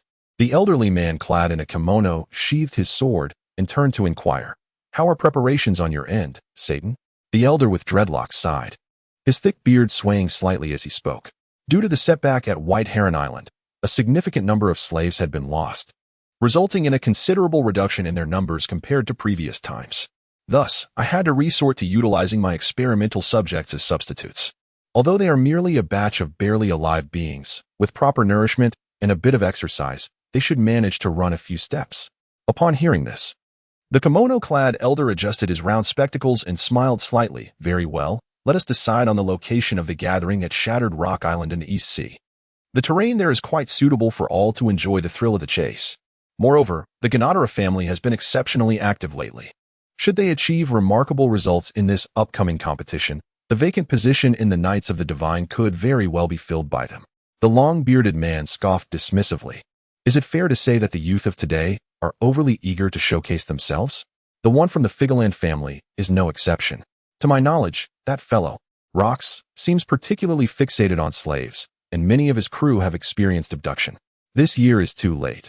I can only seize the next opportunity to ensnare him. The elder with a curled mustache spoke with a glimmer in his eye, enunciating each word. The man known as the king of the world? A singular ruler of the world is all that is required. The other elders ceased their chatter, nodding in agreement, acknowledging the truth in his words. Indeed, the only individual worthy of the title king of the world is the one whose status far surpasses their own. What is the meaning of this? The devil fruits I diligently collected have transformed into this pile of fakes. 16 days had passed since the incident at White Heron Island. Near Rocky Port on Hive Island, a magnificent ship was docked at the shore. On the deck, a rugged, golden-haired man gripped the collar of a tall, lean pirate, his face contorted with rage, his hair bristling as though he were an agitated lion. The remaining pirates stood frozen, rigidly at attention, their captain's fury instilling fear in them. Their hearts raced, nearly leaping from their chests, as they dared not intervene. Merely 3 meters away, a pitch-black treasure chest lay open, its surface adorned with intricate and convoluted patterns. Inside, 3 fruits with swirling designs rested, each appearing bizarre and unique. Unexpectedly, these fruits, seemingly having languished in darkness for an extended period, emitted a pungent odor that filled the air, causing several pirates to grimace and cover their noses. Even worse, the patterns on the surface of the fruits began to dissolve, dripping like ink, rendering the fruits filthy and disheveled. It was evident that these devil fruits were counterfeit preparations made by someone. The genuine ones had long since vanished. And no, this is not my fault, Admiral Shiki. The captured pirate struggled to justify himself, exclaiming, "Before returning from White Heron Island, I inspected everything thoroughly, and I never anticipated that it would come to this today." At these words, the anger within Captain Shiki surged, and he tightened his grip on the pirate's collar, roaring, "Aside from you, who else had contact with the devil fruit? Speak." The tall, thin pirate turned pale with fear and stammered, It was Mr. Indigo? He mentioned that Lord Rocks was very interested in these fruits and wanted to personally present them to him. He allowed us to return first. And what happened afterward is beyond our knowledge. He speaks the truth, Captain Shiki. I can also attest to this. A short pirate in the crowd interjected. That evening, it was he and I who were responsible for the organization. Mr. Indigo indeed told us those very words. His voice trembled, cold sweat beading on his forehead as his body shook uncontrollably, clearly overwhelmed with anxiety. Captain Shiki recognized that this diminutive pirate would never lie, and with a snort, he hurled the tall pirate forcefully onto the deck, maintaining a stern expression as he commanded the others, "Summon Mr. Indigo to see me immediately." "Yes." The pirates responded in unison, turning to leave. Just then, Shiki's transponder snail suddenly rang, and with an impatient expression, he answered it. A boisterous laugh erupted from the other end. "Ha ha ha. What's the matter, my dear Shiki? I could hear your shouting from afar early this morning." Shiki replied irritably. "The devil fruits I painstakingly gathered have been swapped, and I am in no mood for disturbances." "Ha, that's hardly a concern. I've already stated that anyone is entitled to those fruits. Perhaps that individual merely intended to play a little prank." "This prank is far from amusing," Shiki shouted. "If someone is to consume them, at the very least, I should be informed first. All right then, for my sake, let us put this matter to rest. It would not bode well for suspicions to arise among everyone on the island before the formal declaration of war. In the future, accompany me on expeditions to seize more rare devil fruits, and all the profits shall belong to you." Shiki paused for a moment. Then his anger transformed into a smile. "You are indeed generous. Otherwise, I truly do not know how long this would have escalated." The voice on the other end laughed even louder. "Moreover, that fruit of yours, which had seemingly vanished, has now become part of our collection." "Ha!" Upon hearing this, Shiki narrowed his eyes slightly, turning his gaze toward the northern street, a contemplative expression crossing his face. Are you the samurai from Wano mentioned by Rox?" In the spacious and opulent hall, Charlotte Lingling reclined on the sofa, her right hand grasping a slice of cream cake, her eyes scrutinizing the girl standing before her with a curious gaze. "You appear somewhat different from what I had imagined," she remarked with interest. "Allow me to introduce myself. I am Saiken Kuroten, on a journey across the world in pursuit of becoming a general of Wano." The girl, undeterred, confidently placed one hand on her hip and declared, "Until that day arrives, I shall temporarily reside aboard your vessel." As soon as she finished speaking, she leaned toward the burly youth beside her and whispered, her face turned slightly, "I have never encountered such a tall beauty in my life." Well. You speak quite frankly. I do not dislike your straightforward demeanor," Lingling remarked, taking a bite of the creamy cake and licking the residual frosting from around her mouth, her face alight with joy. "Let us make it official. Considering you lack experience as a pirate, you shall serve as an apprentice crew member under me." "How wonderful!" Saiken exclaimed, unable to contain her delight, her arms outstretched in excitement, her bright eyes sparkling like crescent moons. "Do you truly not mind your rank? You are quite an amusing little rascal." Lingling swallowed the remaining cake in one bite and grinned widely, revealing 2 rows of pristine white teeth. "Of course, depending on your future accomplishments, there may come a day when you stand on equal footing with me. For now, you 3 should get along well." "Indeed," Saiken exclaimed as she threw herself forward, wrapping her left arm around Kaido and her right around Uno, cheerfully declaring, "From this day forth, we are friends." "Ahaha. It is an honor to meet you, Miss Saiken," Uno replied. "Let go. You are making me uncomfortable, you little brat." In an instant, the room buzzed with lively chatter, and several of Charlotte's children peeked their heads out from various corners, their curiosity piqued by the arrival of the new older sister. Observing the commotion, the silent Longbread cleared his throat and raised his head to address Lingling. "Mother, it is time to return for rest. Insufficient sleep may severely impact the development of the fetus. Indeed, I wonder if this time we shall bear a child of a size comparable to that of the giants." Lingling lowered her head, gazing at her round belly, resembling a balloon, and her heart was filled with countless emotions.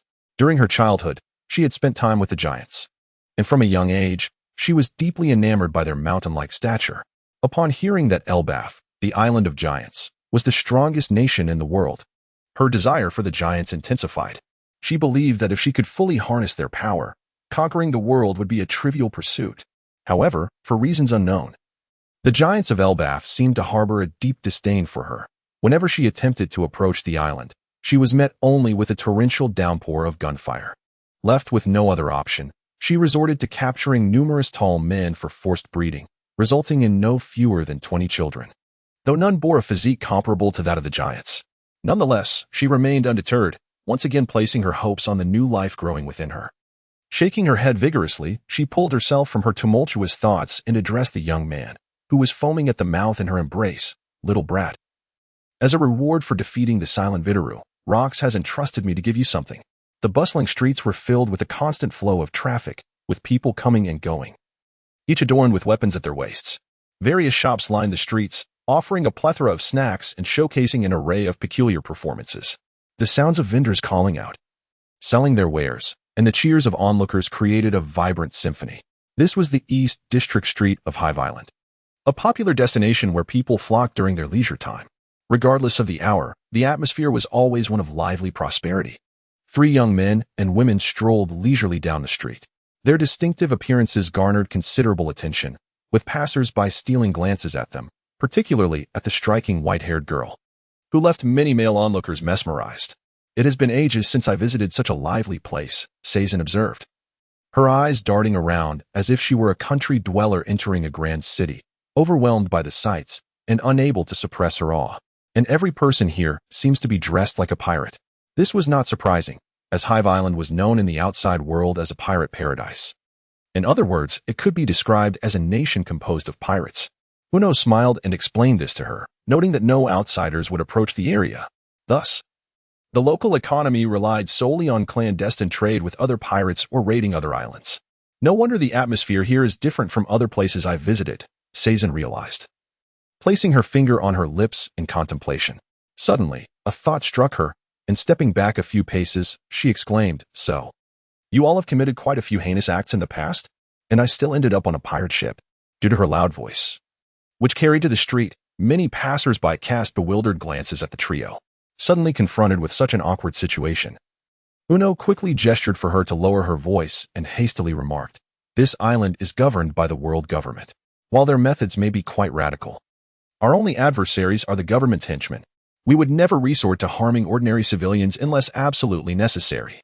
Understanding the gravity of the situation, the young girl let out a long sigh of relief and replied, "Then I shall rest easy." Kaido disdainfully snorted through his nostrils, expressing his incredulity. "So you consider yourself a pirate without even grasping the situation? I am utterly speechless." Sage turned his head, puffed out his cheeks, and shot him a glare, retorting, "I have only just embarked on my journey as a pirate." Kaido ceased his verbal sparring with her and removed a tightly wrapped object from behind him, untying the cords that bound it. As he unveiled a massive, pitch-black mace adorned with menacing spikes, it glimmered with a resplendent metallic sheen under the sunlight. Following the obliteration of the transaction between the world government and the flying pirate crew, the weapons they had brought to White Heron Island were also seized and tucked into Rock's waist pouch. Among them, one particularly stood out, a mace so formidable that even 10 pirates could not budge it, and when struck with a blade, the sword shattered while the mace remained unscathed. Rox learned from an agent that this mace was a hard-won trophy, procured by the government after slaying a powerful, nameless creature on Savage Island in the West Sea. Since it did not fall within the category of government property, they intended to sell it to pirates to rid themselves of this burden. Just as he contemplated selling it for profit, he suddenly recalled that Kaido had recently lost his weapon in battle, and thus decided to bestow this mace upon him as a gesture of goodwill. Kaido effortlessly lifted the spiked club, swinging it casually through the air, producing a sharp whistle. With another flourish, he tossed it aloft, watching it spin gracefully before catching it deftly in his hand. A grin spread across his face. "This fellow has bestowed upon me a rather splendid weapon, though it lacks renown. I shall bestow a name upon it." He raised the spiked club towards the two, adopting a serious demeanor as he inquired, "What do you think of the name 8 Precepts?" 8 Precepts? They exclaimed in astonishment. Does that refer to the 8 precepts mentioned in Buddhism? It was surprising that Kaido was aware of such a concept. Siajitsu blinked, pondering the term. "I believe I have encountered it in books before." Uno scratched his helmet, offering a wry smile. "It seems rather at odds with your usual style. Precisely because it contrasts with my nature, I am inclined to adopt this name." Kaido gazed at the pitch-black staff, a tinge of nostalgia seeping into his tone, suggesting a resonance with my own tumultuous yet intricate experiences. "Ah, I see." Uno, seemingly grasping the underlying sentiment, smiled and remarked, "Since you express it this way, I have no objections. I feel the same." Seize leaned closer to Kaido, raising his right hand and exclaiming, "That name sounds exceptionally cool." Thus, it was settled. Kaido gently caressed the spiked bat, a spirited smile illuminating his face. "Sooner or later, I shall establish my name across the world through my own prowess, the 8 Precepts." Meanwhile, Sijitsu, with drool trickling from the corner of her mouth, pointed toward a nearby stall with a tone bordering on desperation, stating, "Ever since I left Ailing's place, I have been famished, and I have no money on me. Would you two be so kind as to alleviate my pressing hunger? Gurgle prompted by her words. The two instinctively lowered their heads, becoming acutely aware of the growling in their own stomachs, which had grown increasingly pronounced. A row of stalls lined both sides of the street, and the air was thick with tantalizing aromas, inciting an irresistible craving. At Seijitsu's fervent suggestion, the trio approached a stall specializing in Japanese cuisine. Uno, with a penchant for fried foods, ordered a serving of crispy cabbage, its golden crust glistening with a savory sheen. Upon discovering that the stall also served alcohol, Kaido's eyes sparkled with delight. He promptly purchased a bottle of sweet sake and drank deeply, feeling an indescribable sense of relief as the liquid flowed down his throat and into his stomach. As for Seijitsu, she borrowed a substantial sum from Uno and voraciously devoured several skewers of tricolored dango and 3 portions of candied apples in one go. In her haste, she choked, her lovely face turning a deep shade of purple, reminiscent of a ripe eggplant. Fortunately, Kaido quickly poured sake into her mouth, enabling her to gulp down a hearty sip and restore her breath. After indulging in a sumptuous meal, Uno led the two to a nearby gathering of onlookers to witness a street performer's act. As the rotund man slowly inserted a sharp, long knife into his mouth, Seijitsu felt her heart race with apprehension. However, as the performer grasped the hilt and smoothly extracted the blade from within, the entire process appeared seamless and natural. He raised the long knife to show the crowd, devoid of any bloodstains, prompting a chorus of cheers from the audience. Seijitsu exhaled in relief and found herself clapping and applauding his remarkable performance along with the others. Meanwhile, Uno watched silently with a knowing smile, seemingly enlightened by the underlying technique. Once the performance concluded, the artist removed his hood and turned it inside out, gradually approaching the crowd to solicit tips. Witnessing the astonishing feat he had just displayed, the spectators, without hesitation, tossed their bills into his hood. When the hood came to rest before Seijitsu, she eagerly grasped the performer's hand, her eyes sparkling with admiration as she implored him to accept her as his apprentice, leaving him momentarily flabbergasted. It was only when Kaido unceremoniously dragged her away that Uno offered a sheepish smile to the performer, placing their collective tip into the hood before turning to leave, thus bringing the minor commotion to a close. Not long after, they arrived at a spacious square teeming with bustling crowds, all intently focused on a massive white screen suspended against a towering wall. In the corner lay a peculiar telephone bug, its eyes emanating 2 beams of light that danced upon the screen, casting a vivid image. To provide the pirates with a well-deserved respite, Wang Ji, an officer of the Rock's pirates, had organized numerous entertainment activities on the island, among which the open-air cinema was the most beloved. Sightsee, having never encountered such an extraordinary spectacle throughout her life, joyfully bounded into the square, while Kaido and Uno, wary of her potential folly, trailed behind like overprotective guardians. After much effort, the trio finally secured a spot to sit, immersing themselves in the film being screened. As the protagonist, clad in pirate attire, dashed across rooftops, deftly evading a torrential barrage of bullets, Sightsee felt her heart race, pounding as if it were lodged in her throat. Moments later, the hero executed a breathtaking leap, wielding a pistol in each hand, unleashing a flurry of ammunition that sent the pursuing royal army crashing to the ground. The tension in the young girl's heart immediately relaxed, her body leaning softly against Kaido, only to be met with an unyielding hand that halted her. Observing this comical scene, Uno stifled a laugh, his lips curling in amusement. Ah, what a delightful day it had been. As night deepened, the streets grew sparse, shops gradually shuttered their doors, and Sightsee, savoring her ice cream with one hand while clutching a fluffy puppy toy in the other, sighed contentedly, reflecting on how she had never before experienced such joy, inevitably forging a deeper attachment than most. How can you still complain? You've spent a fair share of my money. Kaido, holding an untouched ice cream, languidly voiced his complaints. After the film concluded, they meandered into the arcade, where a dazzling array of gaming machines awaited them. Seijitsuki, unable to suppress her eager anticipation, borrowed some money from both Uno and Kaido, then eagerly sat down in front of a claw machine. Perhaps her skills needed refinement, as she failed to grasp a single plush toy after numerous attempts. It was only after nearly exhausting Kaido's borrowed funds that she finally succeeded in capturing a doll. To soothe the bewildered young man's thoughts, Uno extracted his meager remaining funds and purchased a delightful treat for each of them. Haha. Since Miss Saijitsuki is new to this place, it is only fitting to indulge her in some fun, he chuckled, savoring a lick of his chocolate-flavored ice cream. After all, there would be countless opportunities to return here. Really? Saijitsuki exclaimed excitedly, leaning closer to him. Please bring me back here next time. I truly adore this place. However, Kaido pouted and replied coldly, I must decline. Before they knew it, the sky had darkened. Gazing at the boundless night sky, Uno couldn't help but ponder deeply, wondering what hues the journey ahead would hold. Kaido swallowed the entire ice cream in one gulp, wrinkling his brow as if consuming something unbearable, and uttered in a deep voice, regardless of its color, let's simply send all these bastards flying. Just then, a calm voice resonated beside them, prompting both to glance at the silver-haired woman walking between them. She wore a furrowed brow, her face adorned with an unprecedented contemplation that piqued their curiosity, eager to discern the conclusion she might reach. After a moment, she lifted her head, tears cascading from her eyes. The pirate Adam in the movie. I truly find him incredibly cool. He distributes the stolen money to the refugees, unafraid of authority. Even the king's army is powerless against him.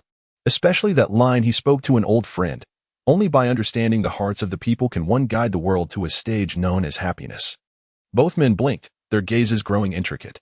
So, you see, the girl clenched her fists, her lively eyes cast downward as she candidly shared her innermost thoughts. I wonder if one day I could achieve something like he did. Upon uttering this, Kaido and Uno were momentarily taken aback, momentarily forgetting how to respond. Shizujin, seemingly oblivious to their reaction, continued to muse aloud. If I wish to make the world a better place, I must earn everyone's recognition.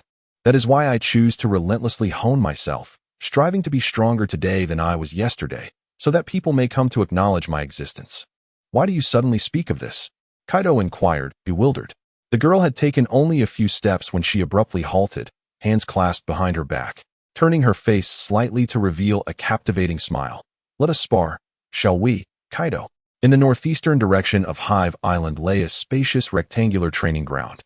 To cultivate a formidable force capable of confronting the Navy, Rocks had specifically constructed this facility in an uninhabited area of the island. Considering the excessive number of pirates on the island, ordinary crew members must first seek approval from officers of higher rank to gain entry.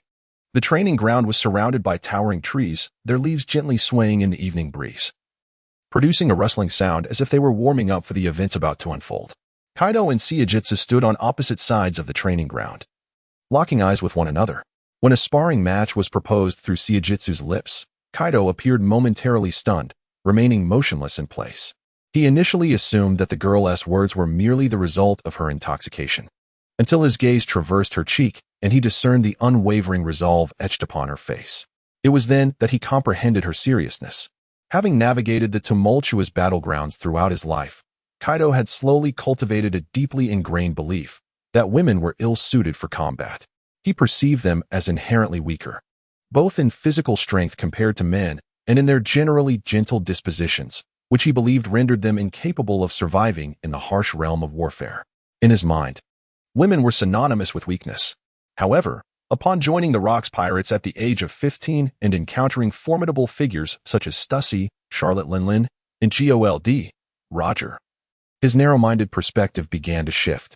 He realized that there existed powerful women among them, and the vast ocean was far more intriguing than he had previously imagined.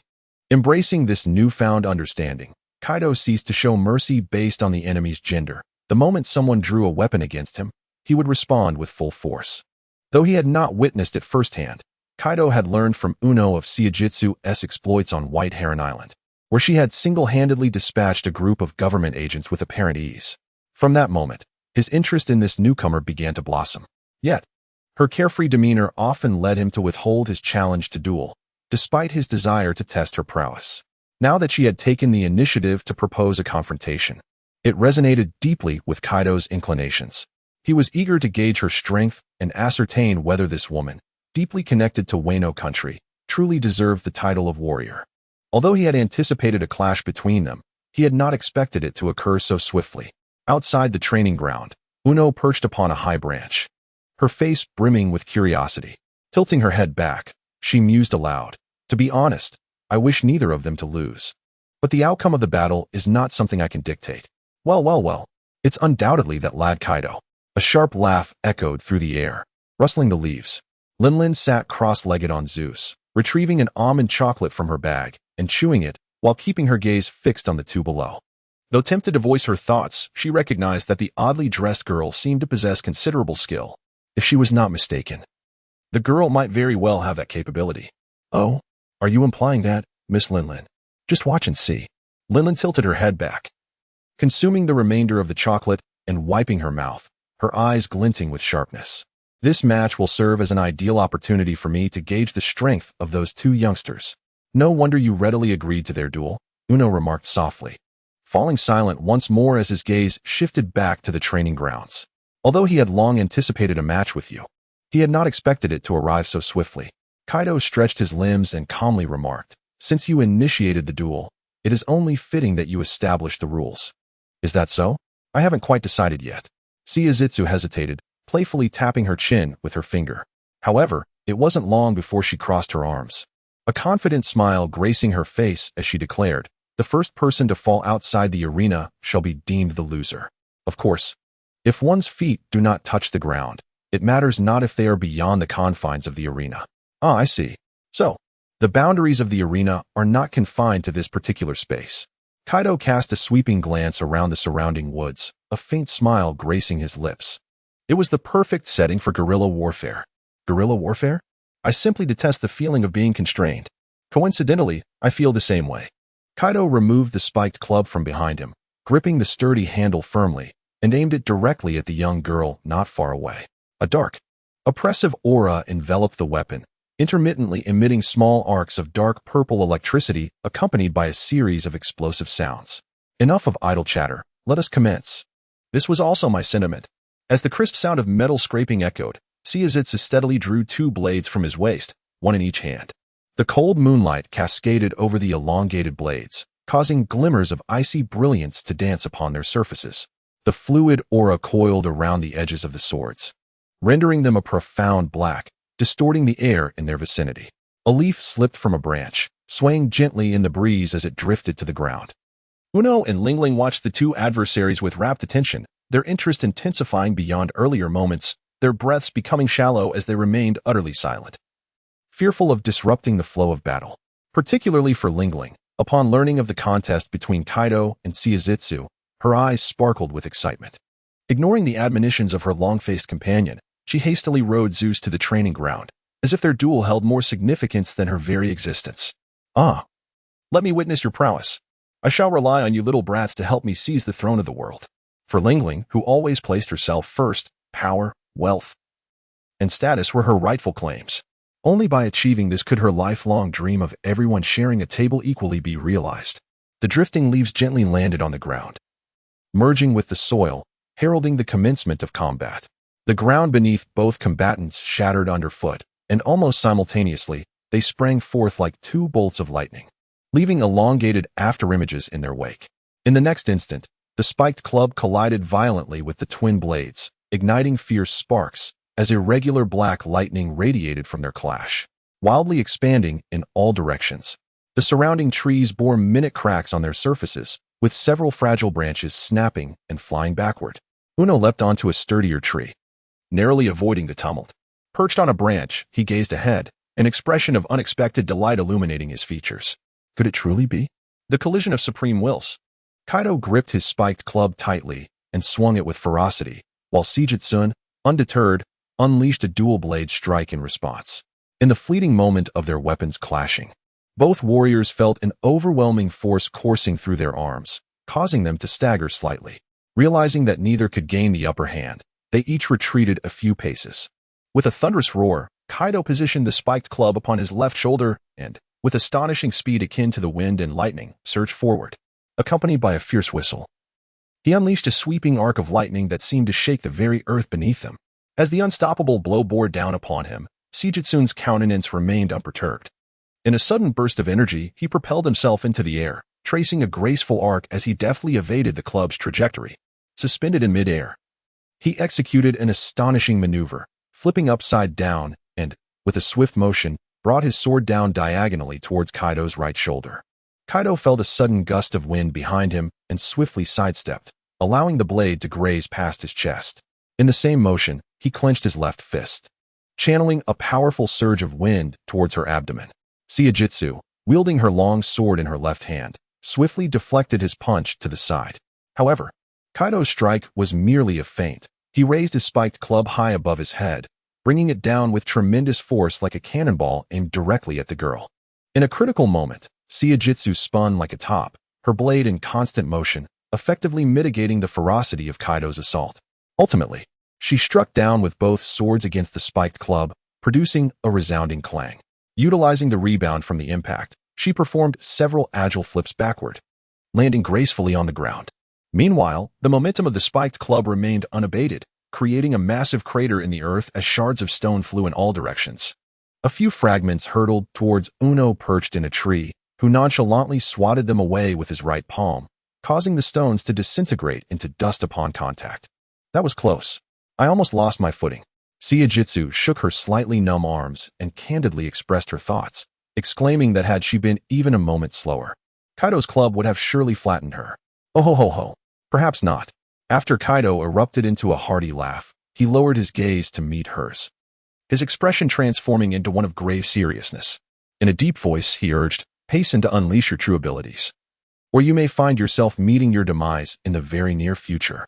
"You are no different," the girl retorted, unwilling to appear weak. She swung her long blade, pointing its edge directly at Kaido. "This is a treasured heirloom passed down from my late father.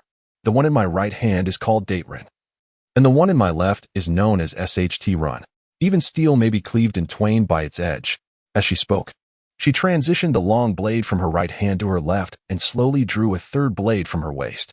Unlike the previous two, this blade's guard resembled a series of blooming petals, its edge gleaming as brilliantly as a tranquil autumn stream, radiating a silvery luminescence.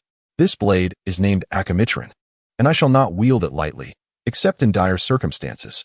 Seizing the hilt, Saizuki held it horizontally before her chest and stated calmly, "Were my opponent you, I would bear no psychological burden, for it would be the second time I wield 3 blades in unison." "What did you say?" Kaido inquired, his expression one of bewilderment, struggling to grasp her meaning. Saizuki offered no reply, inhaling deeply. Suddenly, her appearance underwent a dramatic transformation. The smooth surface of her skin became covered in fine, dense fur, her size doubling in an instant. Her 10 fingers elongated into sharp claws, her mouth protruding slightly forward, revealing rows of gleaming fangs. Her ears elongated to a sharp point, and from behind, a fluffy tail emerged, resembling a blazing inferno at first glance. White mist billowed from her mouth, coalescing into a long ribbon that danced in the wind from her back. "So this is the power you have attained." Witnessing the entirety of her metamorphosis, Kaido appeared slightly astonished, then chuckled, "The legendary Great Mouth deity, you differ somewhat from what I had envisioned. Well, I wonder if it will work," Saizuki murmured, tossing the Akamitrin behind her. With a flick of her tail, she deftly ensnared the hilt, maintaining its horizontal position. Testing her grip, she excitedly exclaimed, "Just like last time. It is a success." Upon witnessing her peculiar posture with the blades, Kaido finally experienced a moment of enlightenment, raising an eyebrow as he inquired, "Are you attempting to strike with 3 swords simultaneously? I have never encountered such a swordsman. Without a distinctive style, one cannot aspire to become a remarkable warrior. One day, I shall ensure that my self-created techniques resonate throughout the world." Seijutsu turned her body, her head remaining still, as she held 2 long swords, one in front and one behind, with her legs slightly bent, poised firmly on the ground. The blades pointed directly ahead, her gaze piercingly fixed on the man standing before her. "Seijutsu's 3-sword style? Cloud dance." As the words fell from her lips, she gently pressed her feet against the ground and leapt into the air.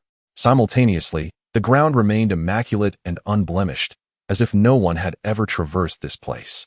Under the moonlight, the maiden danced gracefully into the air, her body gliding and spinning, reminiscent of a delicate waltz. Each rotation seemed to captivate onlookers, including Kaido, who was entranced, as well as Uno, perched upon a tree branch. Before they could fully comprehend the spectacle, Seijutsu's right-hand sword spun elegantly, descending upon Kaido's chest with the force of a seemingly weightless strike, yet imbued with boundless power, resonating with a tearing sound in the air. Kaido's heart quickened, and with quick reflexes, he swung his club to parry the blow, feeling a slight tingle in his arm from the impact. The young man dared not relax for a moment. He leaned back sharply to narrowly evade the blade that sliced horizontally from Seijutsu's left hand. In the next heartbeat, a flame-like tail flickered before him, curling around a gleaming long sword that lunged directly toward Kaido's abdomen with astonishing speed. In that instant, Kaido's pupils dilated, and a vivid image of his own disembowelment flashed through his mind, a wave of fear surging within him. Remain calm. This is merely an illusion. At the critical moment, Kaido snapped back to reality, extending his left hand like lightning to grasp the opponent's tail firmly, halting the blade mere inches from his stomach. Just as he was about to exert force to fling her away, Seijutsu suddenly opened her mouth, gathering countless icy mist particles that coalesced into a white energy sphere. No servant, Ice Fong. In the blink of an eye, a dazzling beam of light erupted from Seiza's mouth, transforming into a white column of air that descended with great force, enveloping Kaido's massive form. The ground was blasted into an unfathomable pit, a chilling aura radiating in all directions as the surrounding terrain became blanketed in a thick layer of frost. Nearby trees, too, were affected, quickly adorned with a pristine coating of ice. Perched upon a branch, Uno shivered, leaping gracefully to another tree that remained untouched by the cold, wrapping his arms around himself. His teeth chattering incessantly, his gaze fixed anxiously on the icy battlefield below. Despite his comprehensive understanding of Kaido's formidable power, he could not guarantee his safety from a direct hit at such proximity. To generate and manipulate cold air within one's body. Truly, a power more rare than even that of the natural elements. The cold air ascended, while Ling Ling, ever nimble, calmly retrieved a biscuit from her bag and nonchalantly observed the fierce clash below. Zeus, beneath her, struggled against the frigid environment, trembling uncontrollably and sneezing repeatedly. Achoo, achoo, achoo. With each sneeze, his body convulsed violently, causing Ling Ling to sway unexpectedly, resembling a precariously balanced weeble, fighting off dizziness. She pressed her palm firmly on Zeus's head and scolded, "You foolish Zeus, stop moving around so much." Zeus looked up at her, his expression one of pitiful dismay. A droplet of crystalline liquid dangling from his nose. Mama, I don't want to do this either, but the weather has suddenly turned so cold. I feel awful. Just maintaining this form is quite the struggle." Just as Ling Ling was about to reprimand him further, she noticed that Zeus had diminished in size. Crystalline ice forming upon him, gently drifting downward. As these ice crystals continued to materialize, Zeus's body shrank further. In no time, he might lose the ability to support Ling Ling's weight and plummet to the ground. Realizing the change occurring in Zeus, Ling Ling's expression grew grave. Typically, even in winter, Zeus moved with ease, never exhibiting such a condition. Can the climate truly be manipulated? Oh my, this is indeed extraordinary. One day, I shall make that girl mine. Achoo. Another violent tremor arose from below, nearly toppling Ling Ling from the clouds. Gripping the fluffy mass tightly, she shouted, "Prometheus." Seize executed a splendid backflip, dissipating the recoil from the shockwave, landing lightly upon the icy surface, surveying his surroundings with an apologetic scratch of his head. "It seems I may have overdone it with this technique for my first attempt." Her gaze shifted towards the pit she had created not far away. Noticing that the spacious entrance had frozen over, resembling a vast, flawless mirror, a shadow of concern crossed her face. Could it be that the monster was trapped within? Should she descend to rescue him? "There's no need for your worry." A sharp sound severing the air emanated from behind her. Sari swiftly turned, her dual blades sweeping in a decisive arc to intercept the descending spiked club. The forceful impact resonated through her arms, akin to the clash of steel, causing her to momentarily shudder.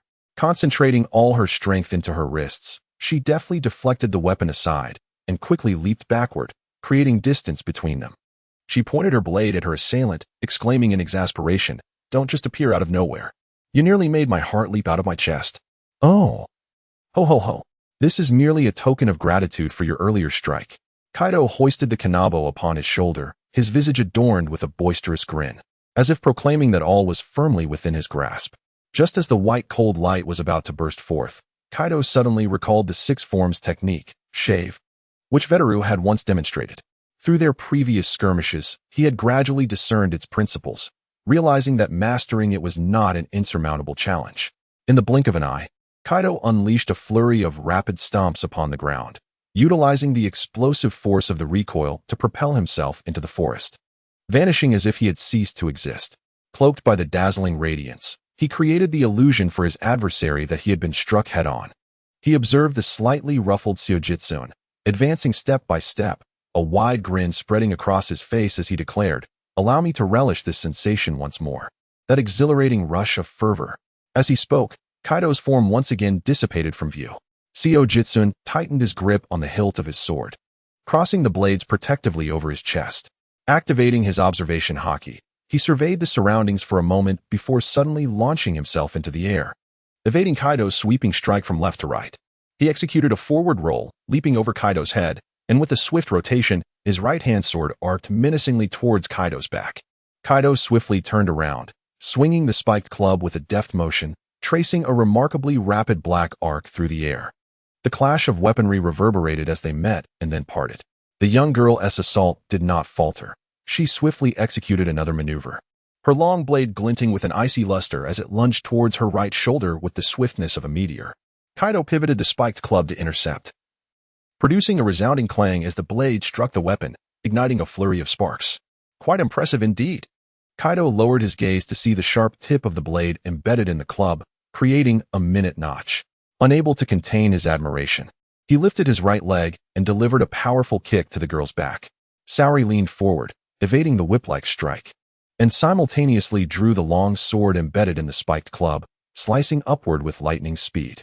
In a critical moment, Kaido stomped heavily on the ground, propelling his entire body into the air, gripping the club tightly as he swung the massive weapon like a windmill. Lower the three worlds. Summon the abyss. With a thunderous roar that resonated with power, Kaido brought down the spiked club, trailing a long arc of lightning, crashing down with tremendous force. The girl looked up at the iron club hurtling towards her, her pale red pupils suddenly constricting. Boom. A massive crater formed instantly on the ground, circular shockwaves radiating outward, stirring up a tempest of ice shards as the earth seemed to tremble momentarily. Yet, the blow did not make contact with any flesh. Had she evaded it in the nick of time? It was fortunate that this was the outcome. Kaido grasped his spiked club, raising his head to catch a fleeting glimpse of a white flash darting between two trees not far away. A subtle smirk curled at the corner of his mouth as he crushed the ground beneath his feet, his massive form launching forth like an arrow released from its bow. Plunging into the depths of the forest, the dense woodland whizzed past him, rapidly fading into the distance. Kaido leapt between branches, each touch causing them to splinter under his weight, his speed astonishing. Repeating this action with fervor, a white silhouette soon emerged ahead, gradually sharpening in clarity as he approached. A colossal wolf, its coat as pure as silver, devoid of any blemish, propelled itself with powerful strides, weaving swiftly among the trees, disturbing the underbrush in its wake. Adorning its neck was a flowing ribbon of condensed white mist, while the sleeves of its dark red jacket billowed in the wind. These distinctive traits instantly revealed its identity to Kaido. Is it attempting to lure me in? Very well, I shall engage with you to the fullest. Kaido let out a thunderous laugh, propelling himself forward with explosive force, crashing through tree trunks like cannonballs. With a heavy iron club resting on his left shoulder, he swung it with great ferocity, unleashing a magnificent shockwave that surged downward. The colossal wolf, sensing the disturbance from behind, lightly pressed its claws against a branch and leaped into the air. Accompanied by a deafening explosion, countless tree trunks were sent flying, and the ground was excavated into a massive crater. The giant wolf, suspended in midair, twisted its body, opening its mouth wide as a thick mist rapidly coalesced within. No servant, Ice Fong. A brilliant white light erupted from its maw, sweeping toward Kaido with overwhelming force. With both hands firmly gripping the spiked club, Kaido's body aligned parallel to the ground as he spun incessantly, resembling a furious tornado. The icy air splattered outward upon contact with the storm's edge, transforming the surrounding terrain into frozen earth. The momentum of the whirlwind remained unyielding as it veered with astonishing swiftness, charging toward the giant wolf, which seemed to have lost its footing in the air, while nearby trees were likewise uprooted by the fierce winds. In a critical moment, the giant wolf spotted a tall wooden post not far from itself. With a powerful thrust of its hind legs, it utilized the recoil to land gracefully atop the post, its claws never faltering as it deftly navigated through the intricate pathways, pursuing the tempestuous Kaido, who relentlessly followed in hot pursuit. As they traversed through dense thickets, a sudden illumination beckoned, revealing a spacious clearing. The giant wolf landed heavily on a branch, leaping back to the ground. Simultaneously, the dark tornado burst forth from the jungle, appearing directly above the giant wolf, ceasing its rotation. Kaido raised the spiked club high, enveloped in a fierce aura of haki, and brought it crashing down with tremendous force. As the club drew near, the giant wolf remained unfazed, rapidly contracting to a visibly smaller form, transitioning into its hybrid beast-human shape. Its back facing the ground as it hovered in midair. Extending its arms to either side, it grasped a long blade firmly, its tail curling tightly around the slender edge. Saigetsu, three-sword style? Group dance. In an instant, the entire figure of the giant wolf became shrouded in white mist, rendering it ephemeral. The next moment, the girl's afterimages scattered in all directions, the blade glinting with a chilling light, racing toward Kaido with ghostly speed. Clones, are they? Watch me shatter them all. Gunfly? Dragon's might. With a booming laugh, Kaido landed upon the icy surface, creating a deep indentation as he swung the spiked club in a relentless barrage, dispersing the oncoming afterimages. Yet, the sheer number of them began to overwhelm him. Scatter. Just as he narrowly evaded a speeding afterimage, Kaido's gaze sharpened. The iron club resonated with an invisible wave, and with a powerful sweep, he executed a 360-degree spin, unleashing a circular shockwave that obliterated all the afterimages in its path. Huff, huff. Kaido gripped the spiked club tightly, his breath coming in heavy gasps, as beads of sweat trickled down his forehead. The recent exertion had severely depleted his formidable energy, leaving him uncertain about his ability to endure the ensuing battle. A white mist coalesced in the center, transforming into the form of an orc that descended back to the ground, adopting a battle stance. 3 razor-sharp blades were aimed at the man before him, and though the orc too was panting slightly, it appeared far less fatigued than his opponent. It seemed that the outcome would hinge on a decisive move. Although he lacked full confidence, he had no choice but to take the gamble. Kaido positioned the iron rod behind him, his knees slightly bent, his gaze piercing as he fixated on his opponent. The purple light emanating from the spiked club intensified, accompanied by a distant rumble that resonated in the air. Just as he was about to swing the iron rod, let it be for now. The orc gradually diminished in size, reverting to her slender and graceful form. The young lady sheathed her 2 gleaming weapons and, with a playful smile, remarked, "You are far more formidable than I had anticipated, Horned Gorilla. Why do I find myself with yet another peculiar title?" Kaido was taken aback, and after confirming that the other party had voluntarily called for a halt, he sheathed his spiked club and voiced the long-buried question that had lingered in his heart. "I have yet to inquire about your motivations for challenging me to battle. While I was still on White Heron Island, I happened to overhear 2 pirates discussing your exploits." Saigetsu retrieved the long sword that had fallen to the ground after its tail had abruptly vanished, sheathing it with precision and securing it to his belt. With both hands firmly planted on his back, he stretched his weary limbs and recounted how they spoke of your formidable strength, claiming you had never tasted defeat and were far more capable than many of the officers. Aspiring to become a general of Wano, I yearned to encounter various exceptional masters during my lengthy journey, hoping to engage in duels that would elevate my own reputation. Is that the reason you sought me out? In a sense, we are quite similar. Kaido let out a bitter smile, yet he felt a kinship with the young girl. Therefore, let us find time in the future to spar together. Neo 2-1. Saigetsu lunged forward, gripping Kaido's shoulder and shaking him vigorously. I must grow stronger. Stronger. Stronger. All right. All right. Whether you will grow stronger remains uncertain. However, it is possible that I may venture into another realm ahead of you. Kaido was shaken so vigorously by her that he became somewhat dizzy, his vision blurring. After such a fierce battle, there remains so much energy. One must commend the innate vitality of the phantom beasts, indeed. As she spoke, Lingling descended gracefully upon a massive fireball, its menacing visage inhaling deeply before exhaling forcefully towards the surrounding icy expanse. A torrent of scorching heat assailed them, gradually melting the frost that blanketed the ground, restoring it to its former state. Are we still undecided in this battle, Ailing? Saizuki called out, his movements incessant. But this outcome was to be expected. Lingling alighted from the fireball, displaying an unusually warm smile. Considering how hard you two have fought, allow me to treat you both to a drink. Really? That would be splendid. I was just thinking of having something to drink. One exclaimed.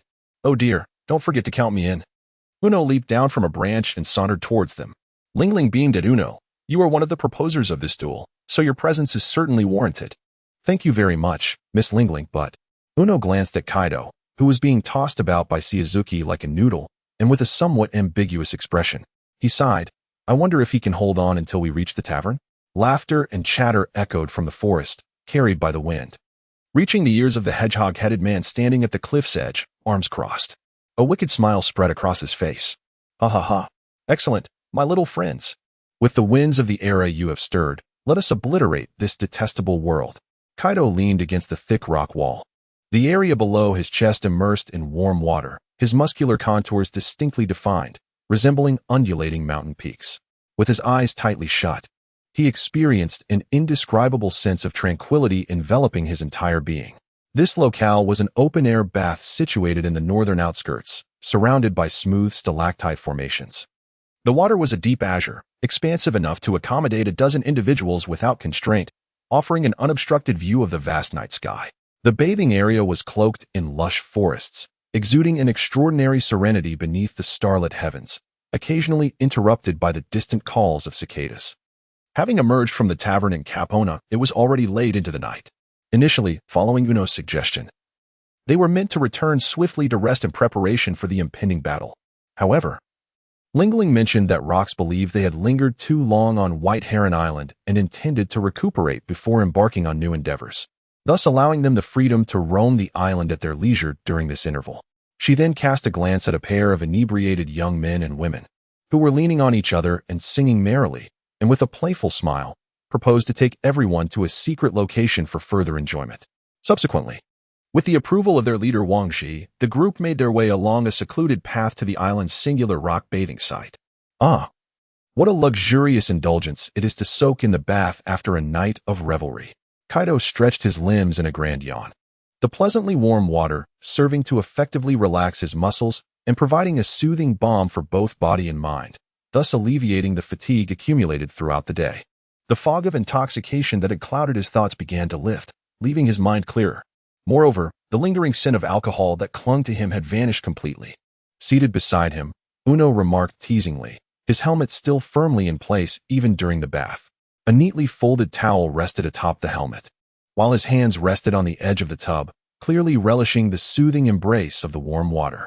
No matter how many times he indulged in this ritual, it remained an unwavering source of comfort, providing a profound sense of relaxation throughout his entire being, although he still felt a lingering sense of lethargy. It was likely that that fellow had also regained his clarity by now. Kaido glanced at the wall intricately woven from hundreds of bamboo stalks, and could not help but exclaim, setting aside the fact that she possesses strength comparable to mine.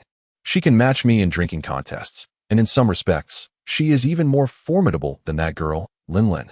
How is that possible? Mother is the strongest woman on this vast sea.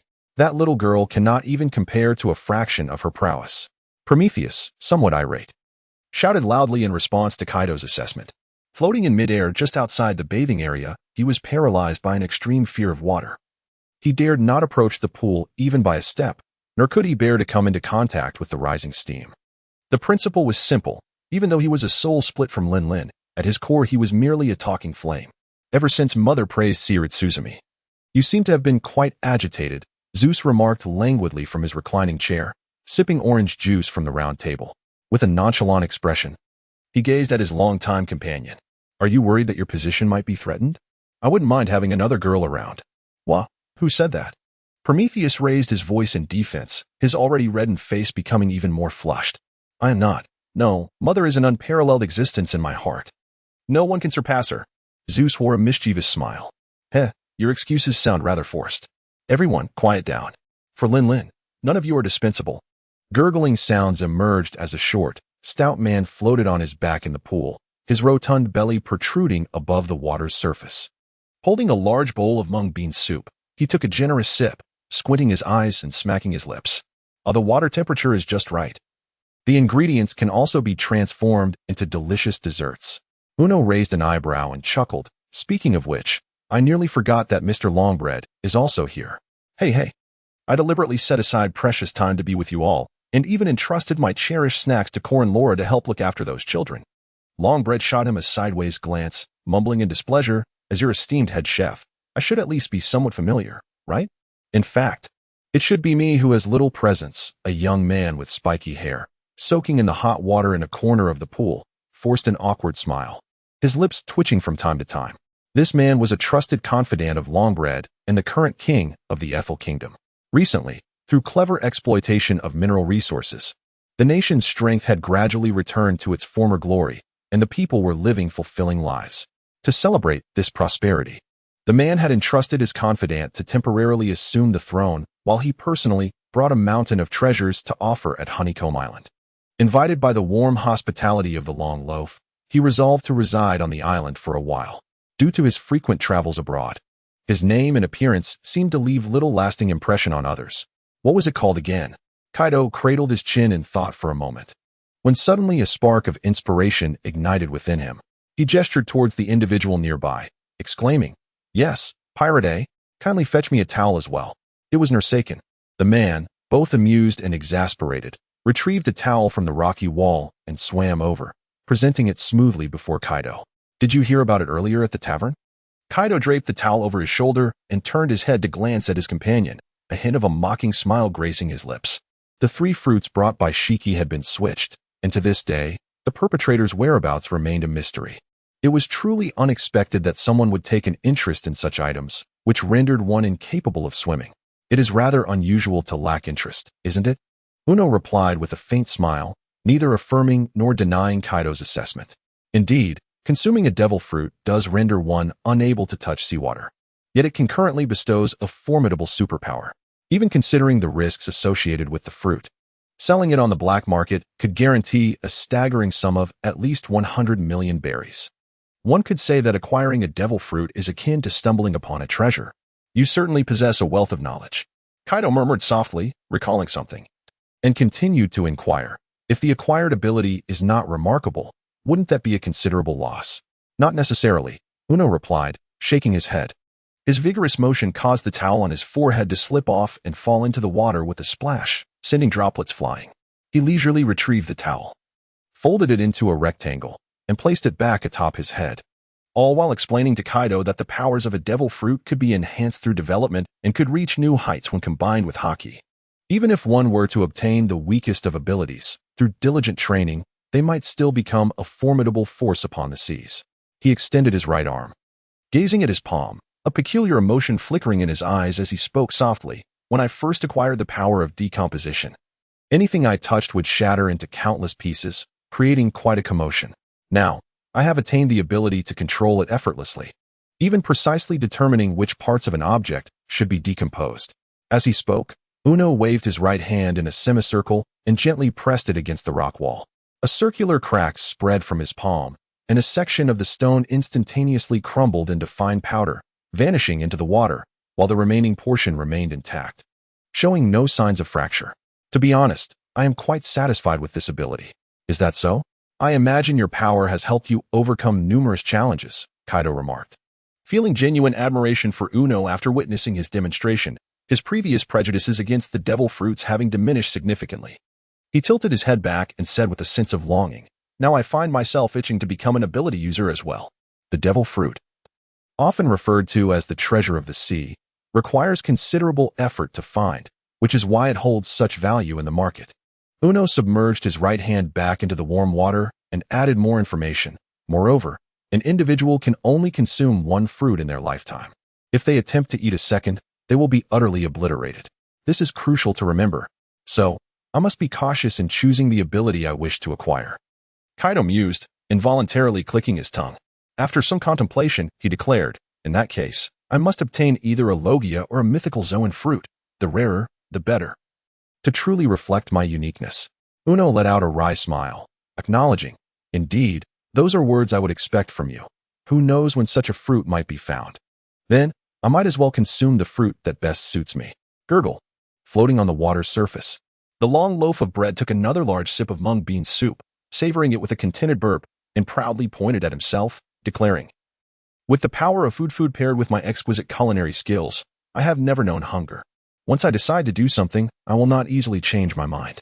Kaido steadfastly clung to his convictions, flashing a grin at the 2 who opposed him, particularly after his clash with Saichitsu. He realized that only through the fusion of formidable strength and domineering spirit could one ascend to the pinnacle of power. "Oh ho ho. Ah, are you discussing me?" "Indeed. We were just talking about your battle at the training ground." "Huh? Upon hearing that somewhat boyish voice, everyone was momentarily taken aback, instinctively turning towards the source. Unbeknownst to them, a graceful figure had emerged from the steaming water, her long hair transitioning from white to a shimmering turquoise, cascading down her back like a waterfall, accentuating her exquisitely beautiful face. Her flawless, porcelain-like skin resembled the finest mutton-fat jade, her curves alluringly defined, revealing a pair of long, slender legs. The rising mist enveloped her most sensitive areas, enhancing her already captivating allure. Gazing at her flawless form, all were left speechless, mouths agape, as if their very breaths had been stolen in that instant. Norsaikin's eyes widened, blood trickling from his nose. "Oi, Ichiro, Huno." Ailing felt a bit bored and decided to come here. The girl stretched her delicate arms, splashing water around, her ample bosom swaying with her movements. "By the way, a bath feels incredibly refreshing, even more delightful than I imagined."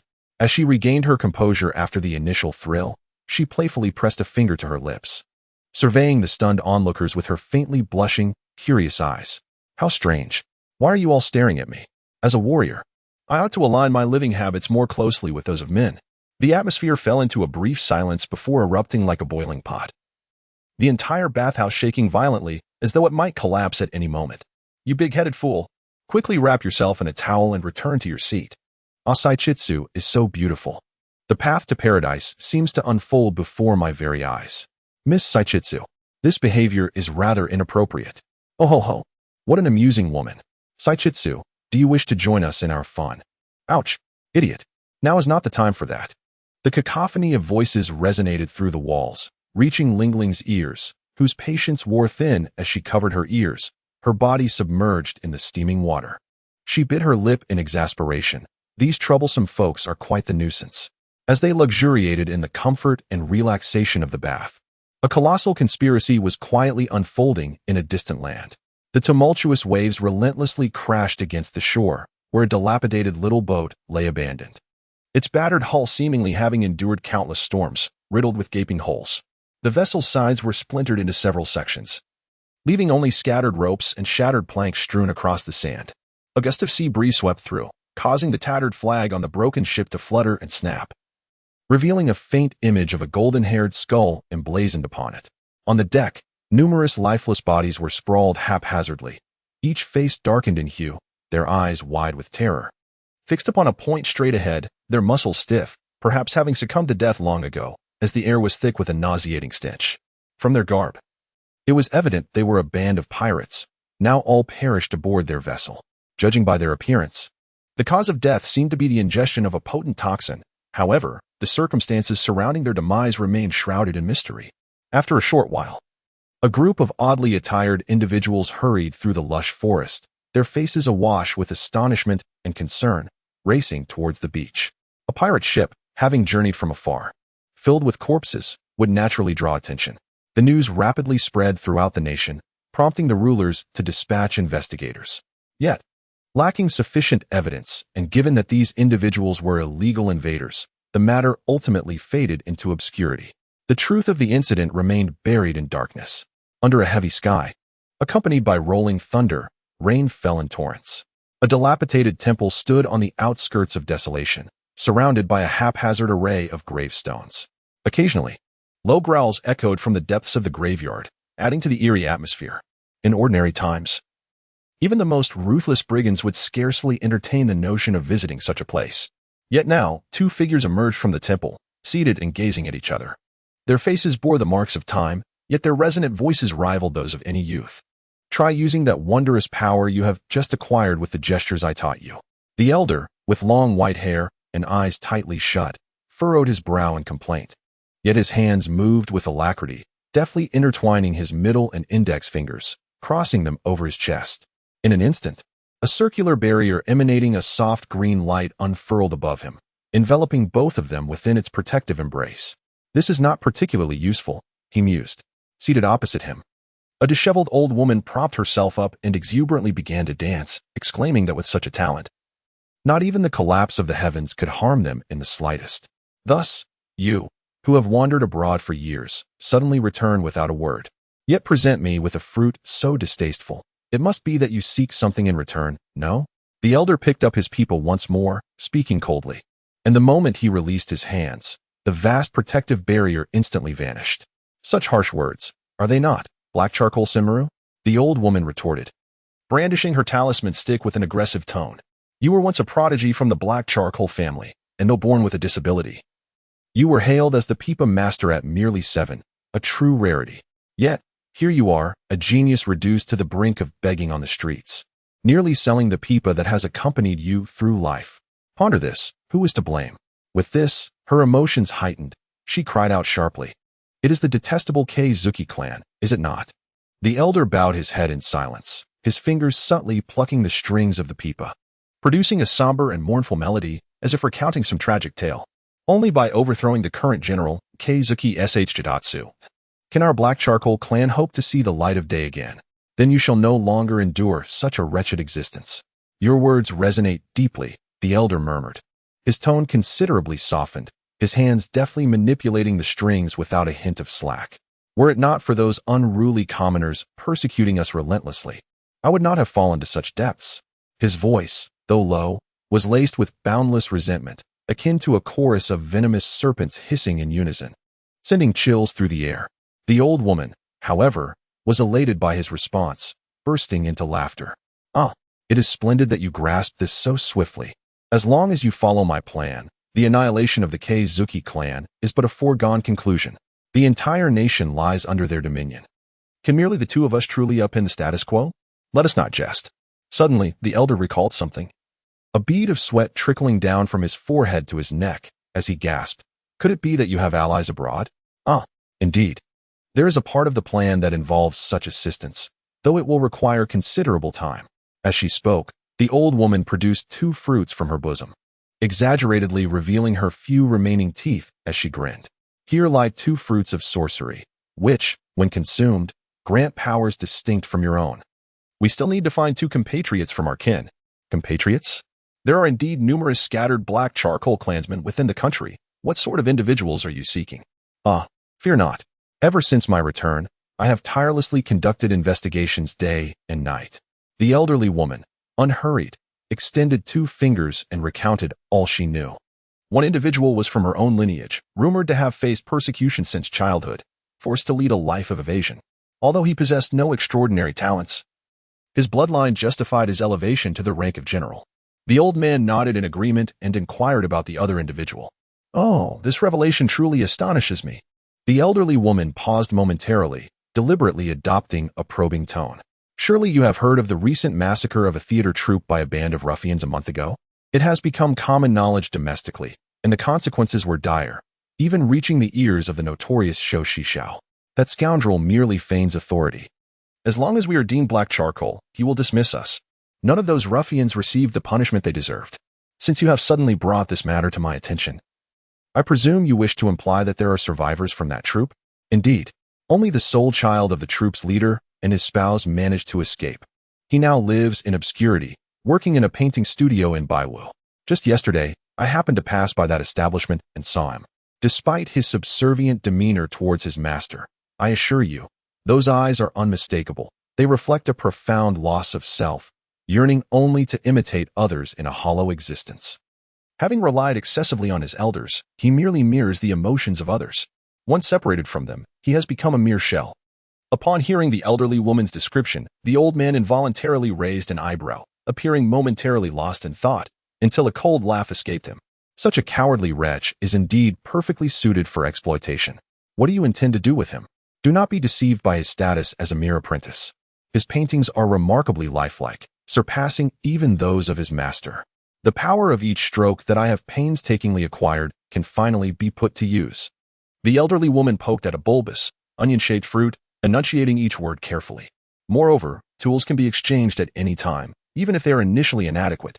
Just then, a flash of lightning illuminated the dim, dilapidated temple, casting a stark light on her cunning smile, making it all the more vivid. Had anyone witnessed her expression at that moment, they would find it hard to fathom such malevolence existing in humanity. Yet, beside her stood only a blind old man. The sky quickly darkened again, and moments later, a wailing cry echoed from outside the temple, reminiscent of a lost soul emerging from a grave. Oh, how wretched I am. Just because I bear the name Black Charcoal, I am relentlessly pursued, unable to find a place even to rest. One day, when I am left to rot in the wilderness. Those fools will undoubtedly rejoice. If I were born into a family of immense wealth, I would have long been indulging in riches and would not be burdened by such trivial concerns. The cries seemed to echo with boundless resentment, resonating clearly even amidst the torrential rain. Upon hearing this sound, the old woman's eyes sparkled with delight as she waved her ceremonial rod, exclaiming joyfully, "Isn't the splendid? It spares us the trouble of seeking out that little ghost from our clan." A hint of a smile flickered across the previously stoic face of the elder. "Ah, one might say this is a twist of fate." The old woman gently caressed a fruit resembling 8 snake heads at its base, her lips curling into an exaggerated arc. "Let us commence the first act of our revenge for the prosperous future of our black charcoal clan." As the rain poured down, a somber melody echoed through the air, akin to a lament from the netherworld, creating an eerie atmosphere. A terrifying conspiracy, poised to upend the nation, was quietly unfolding. Unbeknownst to anyone, "From now on, this shall be your bedroom, Miss Seizu." As Uno grasped the handle and gently pulled the door open, a pristine and orderly room came into view. The interior was immaculate, with furniture arranged in an orderly fashion, the air fresh and imbued with a subtle fragrance, each corner exuding elegance and beauty.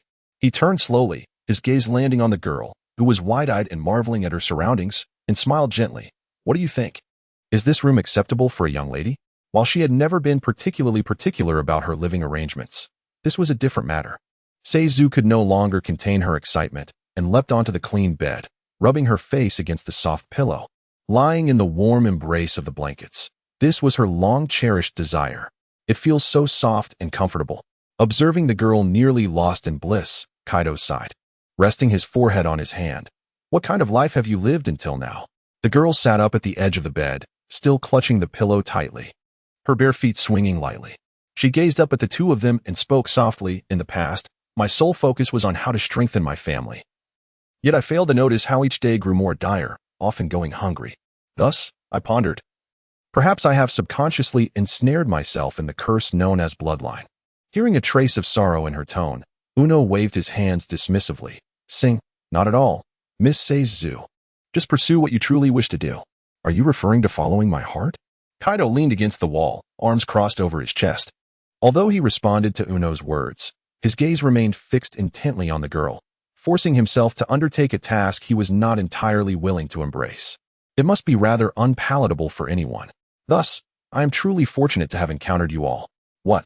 Upon witnessing the astonished expressions shared by the two, Seizu merely smiled gently, resting her chin on her hands, gradually revealing her innermost feelings. "I have always wandered alone, believing I had grown accustomed to solitude.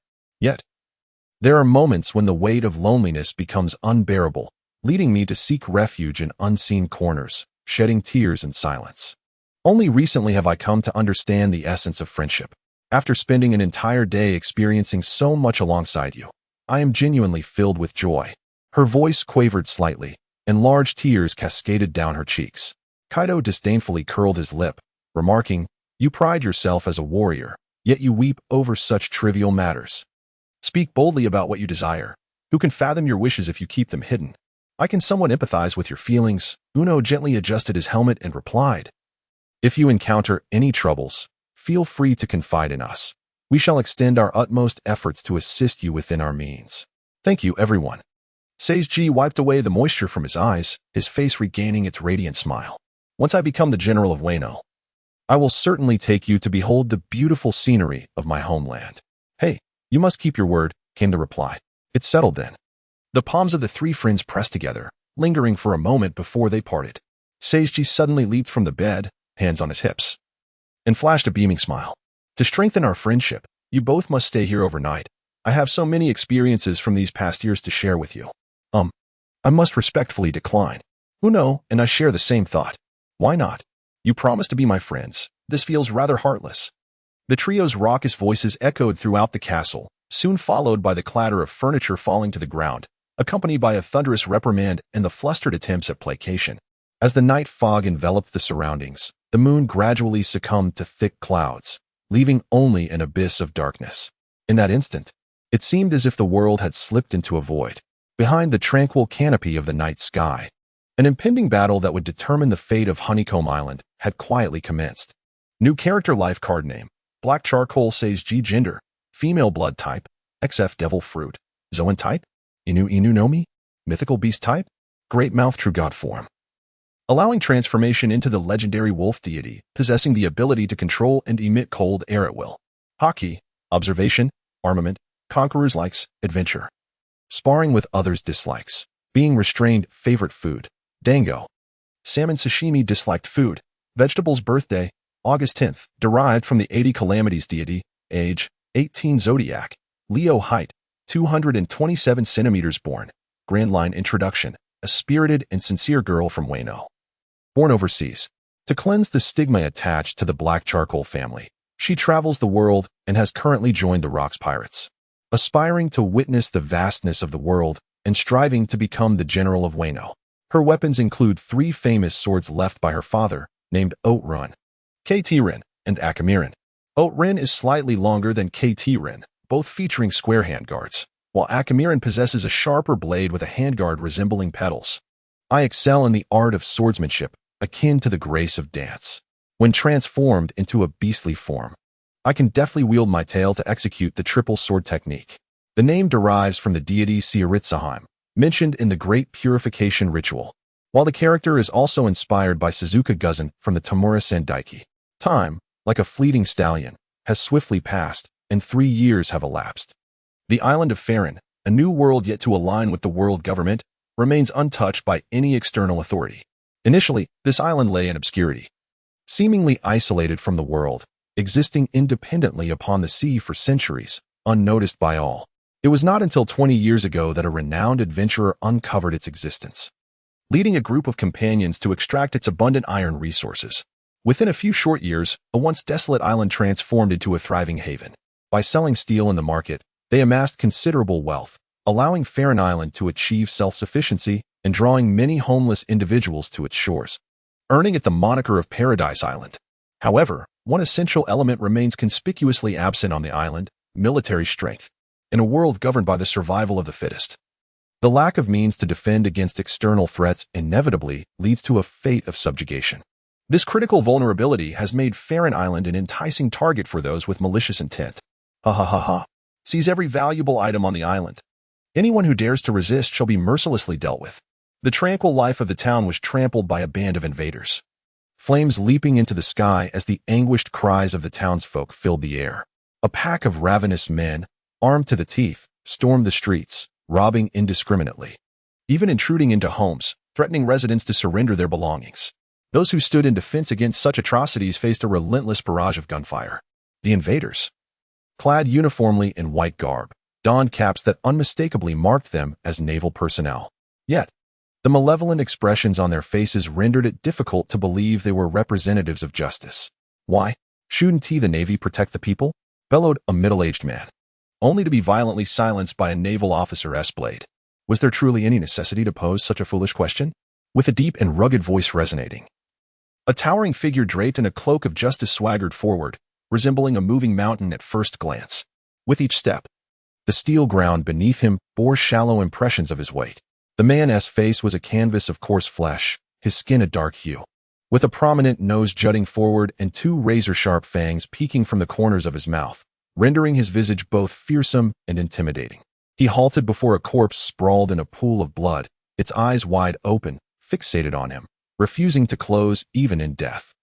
A grim smile crept across the giant's face as he delivered a forceful kick to the body, sending it tumbling, mocking the audacity of those in regions unaligned with the world government to speak of human rights, a notion utterly ludicrous. A young naval officer hastily approached, saluting. Reporting in. Colonel Tusk. The entire back street has been cleared. Aside from the residents who resisted, the rest have been taken to the port. Impressive efficiency, Tusk replied. Not in vain do I often impart my teachings to you. He retrieved a cigar from his pocket, placed it between his lips, and accepted a lighter from the officer, igniting the cigar and exhaling a plume of white smoke. Ensure that the captives remain unharmed, and deliver them intact to the celestial dragons. Understood? Yes, sir. Tusk dismissed the young officer with a wave, turning his back and strolling towards a corner where a pair of siblings huddled together, trembling. Brother, I'm so scared. Do not worry, I shall not let you come to harm. The boy, appearing no older than 7, comforted his sister with a gentle stroke of her hair. then turned to confront the looming threat, shouting, You shall not approach. Otherwise, I will knock you down with a single punch. Such bravado is meaningless, little one. Tusk scoffed, extending his massive hands to seize the siblings, coldly remarking, You would do well to follow me quietly, lest you suffer some discomfort. Release us, you villain. The boy gritted his teeth, struggling fiercely against Tusk's grip, yet utterly unable to budge his hold. Tusk watched with a smirk as the boy exerted himself for several moments, his face growing red from the effort. The giant's ears twitched slightly in the breeze as he taunted, Ha ha ha, villain. That term is better suited for you, the offspring of this lawless region. Suddenly, the boy lowered his head and bit down hard on Tusk's hand. Even for Tusk, whose skin was as tough as leather, the unexpected bite caused a sharp pang of pain. Regaining his composure, he flung the boy away, who landed with a dull thud. Brother! The girl cried out in alarm at the sight. Tusk raised his right hand, revealing a deep bite mark, blood flowing freely from the wound, and glared furiously at the boy, his eyes seemingly ablaze with fury. You wretched little brat! How dare you inflict such harm upon me? The youth lay on the ground, bloodied and gasping, his eyes glassy, teetering on the brink of life. In that moment, I changed my mind. Gazing at the trembling boy on the floor, Tusk, with his blood-stained right hand, drew a pistol from his waist, aiming it at the young girl he held in his left hand, a cruel smile gracing his lips. I shall resolve your sister's fate before your very eyes, and then send you to join her. What do you think? Am I not being exceedingly merciful? No. Help me. Brother. The girl, pale with fright, struggled helplessly, her efforts proving futile.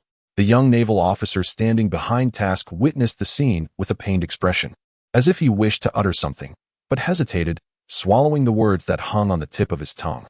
The boy, with great difficulty, lifted his head, parting his lips to force out a few words through clenched teeth. Stop. Ha! Would it not have been simpler to comply with me? Tusk pressed the gun's muzzle against the girl's forehead, a bloodthirsty glint flashing in his eyes as he slowly squeezed the trigger. It was necessary to use your heads to teach the remaining rabble the consequences of defying me. In the next instant, however, his expression shifted subtly, as if he had beheld something astonishing. The girl continued to weep, yet the gun in his hand had vanished without a trace.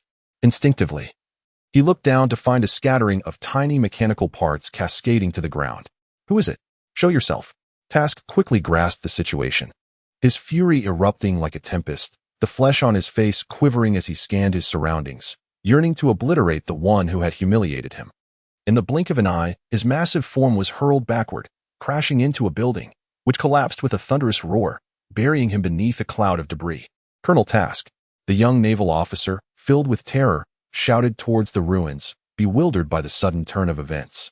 Meanwhile, the girl slipped from his grasp, and just as she was about to fall, a figure darted past and caught her securely. Do not worry, you are safe now. Huh? The girl's large, lustrous eyes widened in astonishment as the voice was calm and gentle, like a spring breeze, possessing a reassuring power that made her involuntarily cease her tears. It hurts so much, you wretched thing. The heavy rubble was suddenly pushed aside, and Tusk staggered out from the debris, a deep bruise forming on his abdomen. A trickle of blood at the corner of his mouth, his eyes bloodshot as he fixed a fierce gaze upon the figure before him, demanding, Who are you? How dare you impede my duties? Oh, since when has the Navy's duty devolved into pillage and slaughter? Could it be that the current admiral of the Navy hails from a pirate lineage? The figure gently placed the girl on the ground, leisurely turning his head with a smile that brimmed with mockery. Cloaked in a pitch-black mantle, his face was entirely obscured by the hood, rendering his visage a mystery to onlookers. Yet, the youthful timbre of his voice suggested he was around 18 years of age. A mere child? How audacious. Tusk wiped the blood from the corner of his mouth, forcing an unsightly grin onto his plump face, bellowing with laughter, regardless of your origins. I shall ensure you comprehend the repercussions of opposing a regular army. Is that so? The youth raised an eyebrow with keen interest. I eagerly await your performance. Tusk scoffed derisively, placing 2 fingers in his mouth and emitting a shrill, piercing whistle. In an instant, a throng of Navy personnel emerged from behind the buildings, each brandishing a firearm, moving swiftly and in unison towards Uno, encircling him tightly within mere seconds. Is this a grand welcome for me, with so many appearing at once? Glancing around at the Navy officers aiming their guns at him, Uno nonchalantly raised his hands in a gesture of surrender. All right then, I shall accompany you. Not even a hint of resistance? It seems you are all bluster. Tusk shook his head in disappointment, then grinned wickedly at him, no worries. I shall personally escort you to the Grand Prison, ensuring you never forget the experience." Uno sighed, a grim expression crossing his face. "Before that, I have a word to share. Is it a plea for mercy? That would be amusing." Uno lifted his gaze, fixing his eyes on the smug naval officer. And with a cunning smile, he articulated, "One should never believe a single word spoken to a pirate." "What?" Before Tusk could react, Uno snapped his fingers. Immediately, a white figure leaped from the rooftop, descending with a blade that fell among the crowd, moving with the swiftness of a phantom, leaving behind an afterimage too elusive to grasp. Thud, thud, thud. The Navy officers were still bewildered when icy wounds erupted across their chests, the frost visibly spreading throughout their bodies, causing them to collapse one by one. "What is happening? What are you all doing?" Tusk's eyes widened in terror as he instinctively took a step back, attempting to maintain his composure while shouting, "Shoot that brat immediately." It seems rather too late for a counterattack now. Before his words faded, the youth flickered like a specter, weaving through the remaining unaffected Navy ranks, dismantling their firearms into countless fragments that clattered to the ground incessantly. "How peculiar. How did our weapons fall apart? That individual must be an ability user. Colonel Tusk, please issue new orders." Suddenly struck by a series of surprise attacks, the Navy was thrown into disarray, lacking any coherent strategy. In the midst of chaos, a white figure executed a splendid front flip from the crowd, landing gracefully beside the cloaked figure, exclaiming in frustration, "These fellows are truly infuriating. I have long desired to teach them a lesson. My apologies, Miss Seijitsu. Engaging them directly will surely lead to them employing hostage tactics." Seijitsu. Could it be the heavenly demon princess who has been active at sea in recent years? Upon hearing this name, Tusk couldn't help but glance at the young woman several times. She had long, flowing white hair that transitioned into a bluish green at the tips, and her face was strikingly beautiful, yet exuded a gallant demeanor. She wore a kimono complemented by a dark red denim jacket. These unique features bore an uncanny resemblance to the notorious bounty criminal with a bounty of 380 million, almost identical in appearance. If it is indeed her, then that man must be. His conjecture was soon confirmed as the young man gently lifted his hood, revealing a handsome visage, clad in a dark green bodysuit that accentuated his tall and lean figure. Most striking was the enormous silver helmet atop his head, from which two short mechanical arms extended, moving back and forth with a creaking sound. The bounty of 510 million belonged to the decomposer Uno. With Tusk's astonished exclamation, the surrounding Navy members clearly heard, and a cacophony of noise erupted. "Wait, is he the newly appointed officer under Rocks? That means the enemy is the Rocks pirates. How did they come to be on this island? This is absurd. We must request reinforcements from headquarters. Oh no, that brat has destroyed the transponder snail." Upon realizing that the Rocks pirates were involved, the already low morale of the Navy plummeted to an all-time low. Forgetting their dignity as soldiers, they turned and fled without hesitation, not wishing to perish in vain. "Damn it, a bunch of useless fools." Glancing at his fleeing subordinates, Tusk gritted his teeth, his heart pounding with fear, cold sweat trickling down his back. Accustomed to bullying the common folk, he found himself at a loss when confronted with individuals far more powerful than himself. Suddenly, Tusk noticed the pair of siblings staring in shock at the two figures, positioned not far from him, while Seijitsu and Uno were engaged in a discussion, oblivious to his presence. Truly, the heavens have favored me. Given their choice to act at this moment, it is evident that they hold the two youngsters in high regard. If I, with cunning, seize them as hostages while they remain unsuspecting, those two fools will surely refrain from making any rash moves, and will have no choice but to comply with my demands. Just as he resolved to leap forward, a chilling voice suddenly echoed in his ears. Such thoughts are delightful, yet reality often proves disappointing. Tusk's eyes widened in shock, and he stammered, "How do you know?" Before he could finish his sentence, a black lightning-infused mace surged into view. With a resounding crash, the massive weapon struck his face, causing it to cave in, shattering his fangs completely. His body was propelled backward like a cannonball, crashing through several buildings. Yet the force did not wane as he hurtled towards the port, colliding with the stationed Navy personnel, sending them soaring into the air before he plunged into the sea, creating towering waves. Colonel Tusk, witnessing their superior being sent flying into the water, the group of Navy soldiers momentarily halted, their movements mechanical as they slowly turned to behold a burly figure standing proudly before them. His shirt was open, revealing a formidable chest and well-defined abdominal muscles. Towering horns adorned his head, and a massive mace rested casually on his right shoulder. At that moment, the giant was glaring at the Navy with eyes as large as bronze bells, exuding an invisible pressure with his fierce gaze, causing the soldiers to struggle for breath. Those horns and that mace could belong to no other. It was Kaido, the monstrous newcomer of the Rocks Pirates. Alone, he poses a challenge we cannot face. Please, don't kill me. Recognizing his identity sent the Navy into a state of panic, wishing they had been born with 2 extra legs to flee at an unimaginable speed towards the island's edge, disappearing in an instant. In the end, they are merely a pack of paper tigers bullying the weak. Observing the retreating figures of the Navy, Caesargen stuck out his tongue and made a mocking face, displaying his disdain. It seems those individuals are even more afraid of you than we are, Uno remarked, turning to his old partner, suppressing a smile. Who knows? Kaido, with an air of nonchalance, raised the iron rod in his hand, took a deep breath, and bellowed with a voice powerful enough to reverberate throughout the entire island. All local inhabitants, heed my words. From this moment forth, Farron Island belongs to the Rocks Pirates. The following day, as the sun ascended from the horizon, the Navy headquarters convened a long overdue meeting in the spacious yet unadorned conference room. Numerous officers of the rank of brigadier general and above gathered, their expressions grave, each bearing the weight of unspoken concerns. Before them sat cups filled with clear, aromatic tea, yet none dared to touch them, as the gravity of the situation rendered any thought of refreshment utterly insignificant. They remained seated in silence, akin to meditative monks, patiently awaiting the commencement of the meeting. For them, nothing held greater importance than the matter at hand. The reason for gathering you all here is likely known to many of you, began Admiral Steelbone Kong, as he ascended to the podium, his gaze sweeping across the assembly. His demeanor solemn. Just yesterday, the Navy forces dispatched to Farron Island were ambushed by a band of pirates, resulting in near-total annihilation. A flag now stands proudly in the very heart of that island, signifying its subjugation by this newfound power. It is undoubtedly the work of those scoundrels, the Rocks, remarked a calm female officer with a deep blue ponytail, her voice gentle yet firm. Despite her evident age, her spirited demeanor remained undiminished.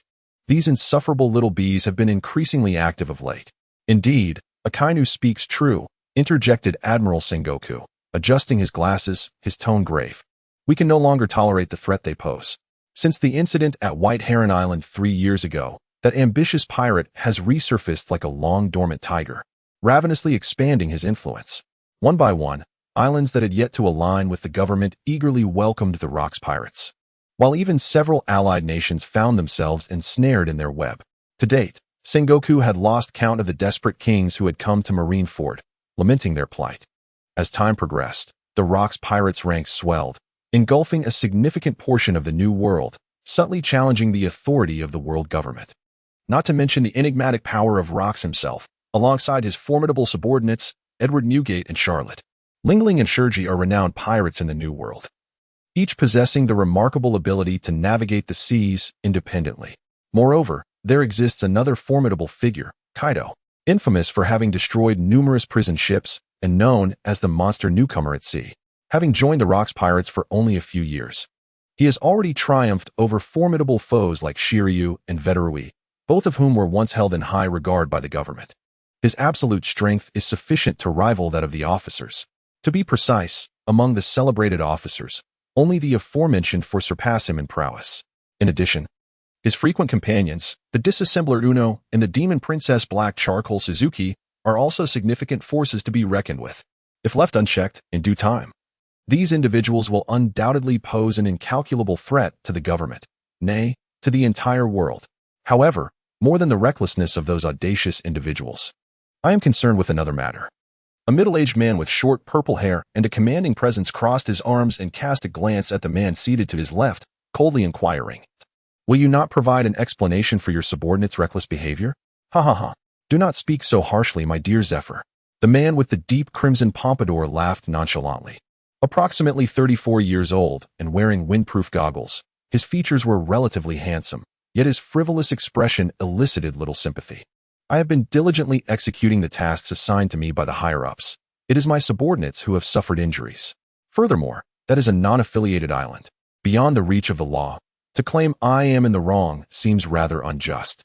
Regardless, the inhabitants of Farron Island are civilians, individuals we ought to protect. Zephyr retorted, glaring at him and raising his voice. As a soldier, your actions bring shame upon the Navy. Huh, are you mistaken? The Navy is under no obligation to protect those lacking human rights. The pompadoured man displayed an incredulous expression, unable to suppress a scoff. And yet, you, whose rank is lower than mine, dare to lecture me.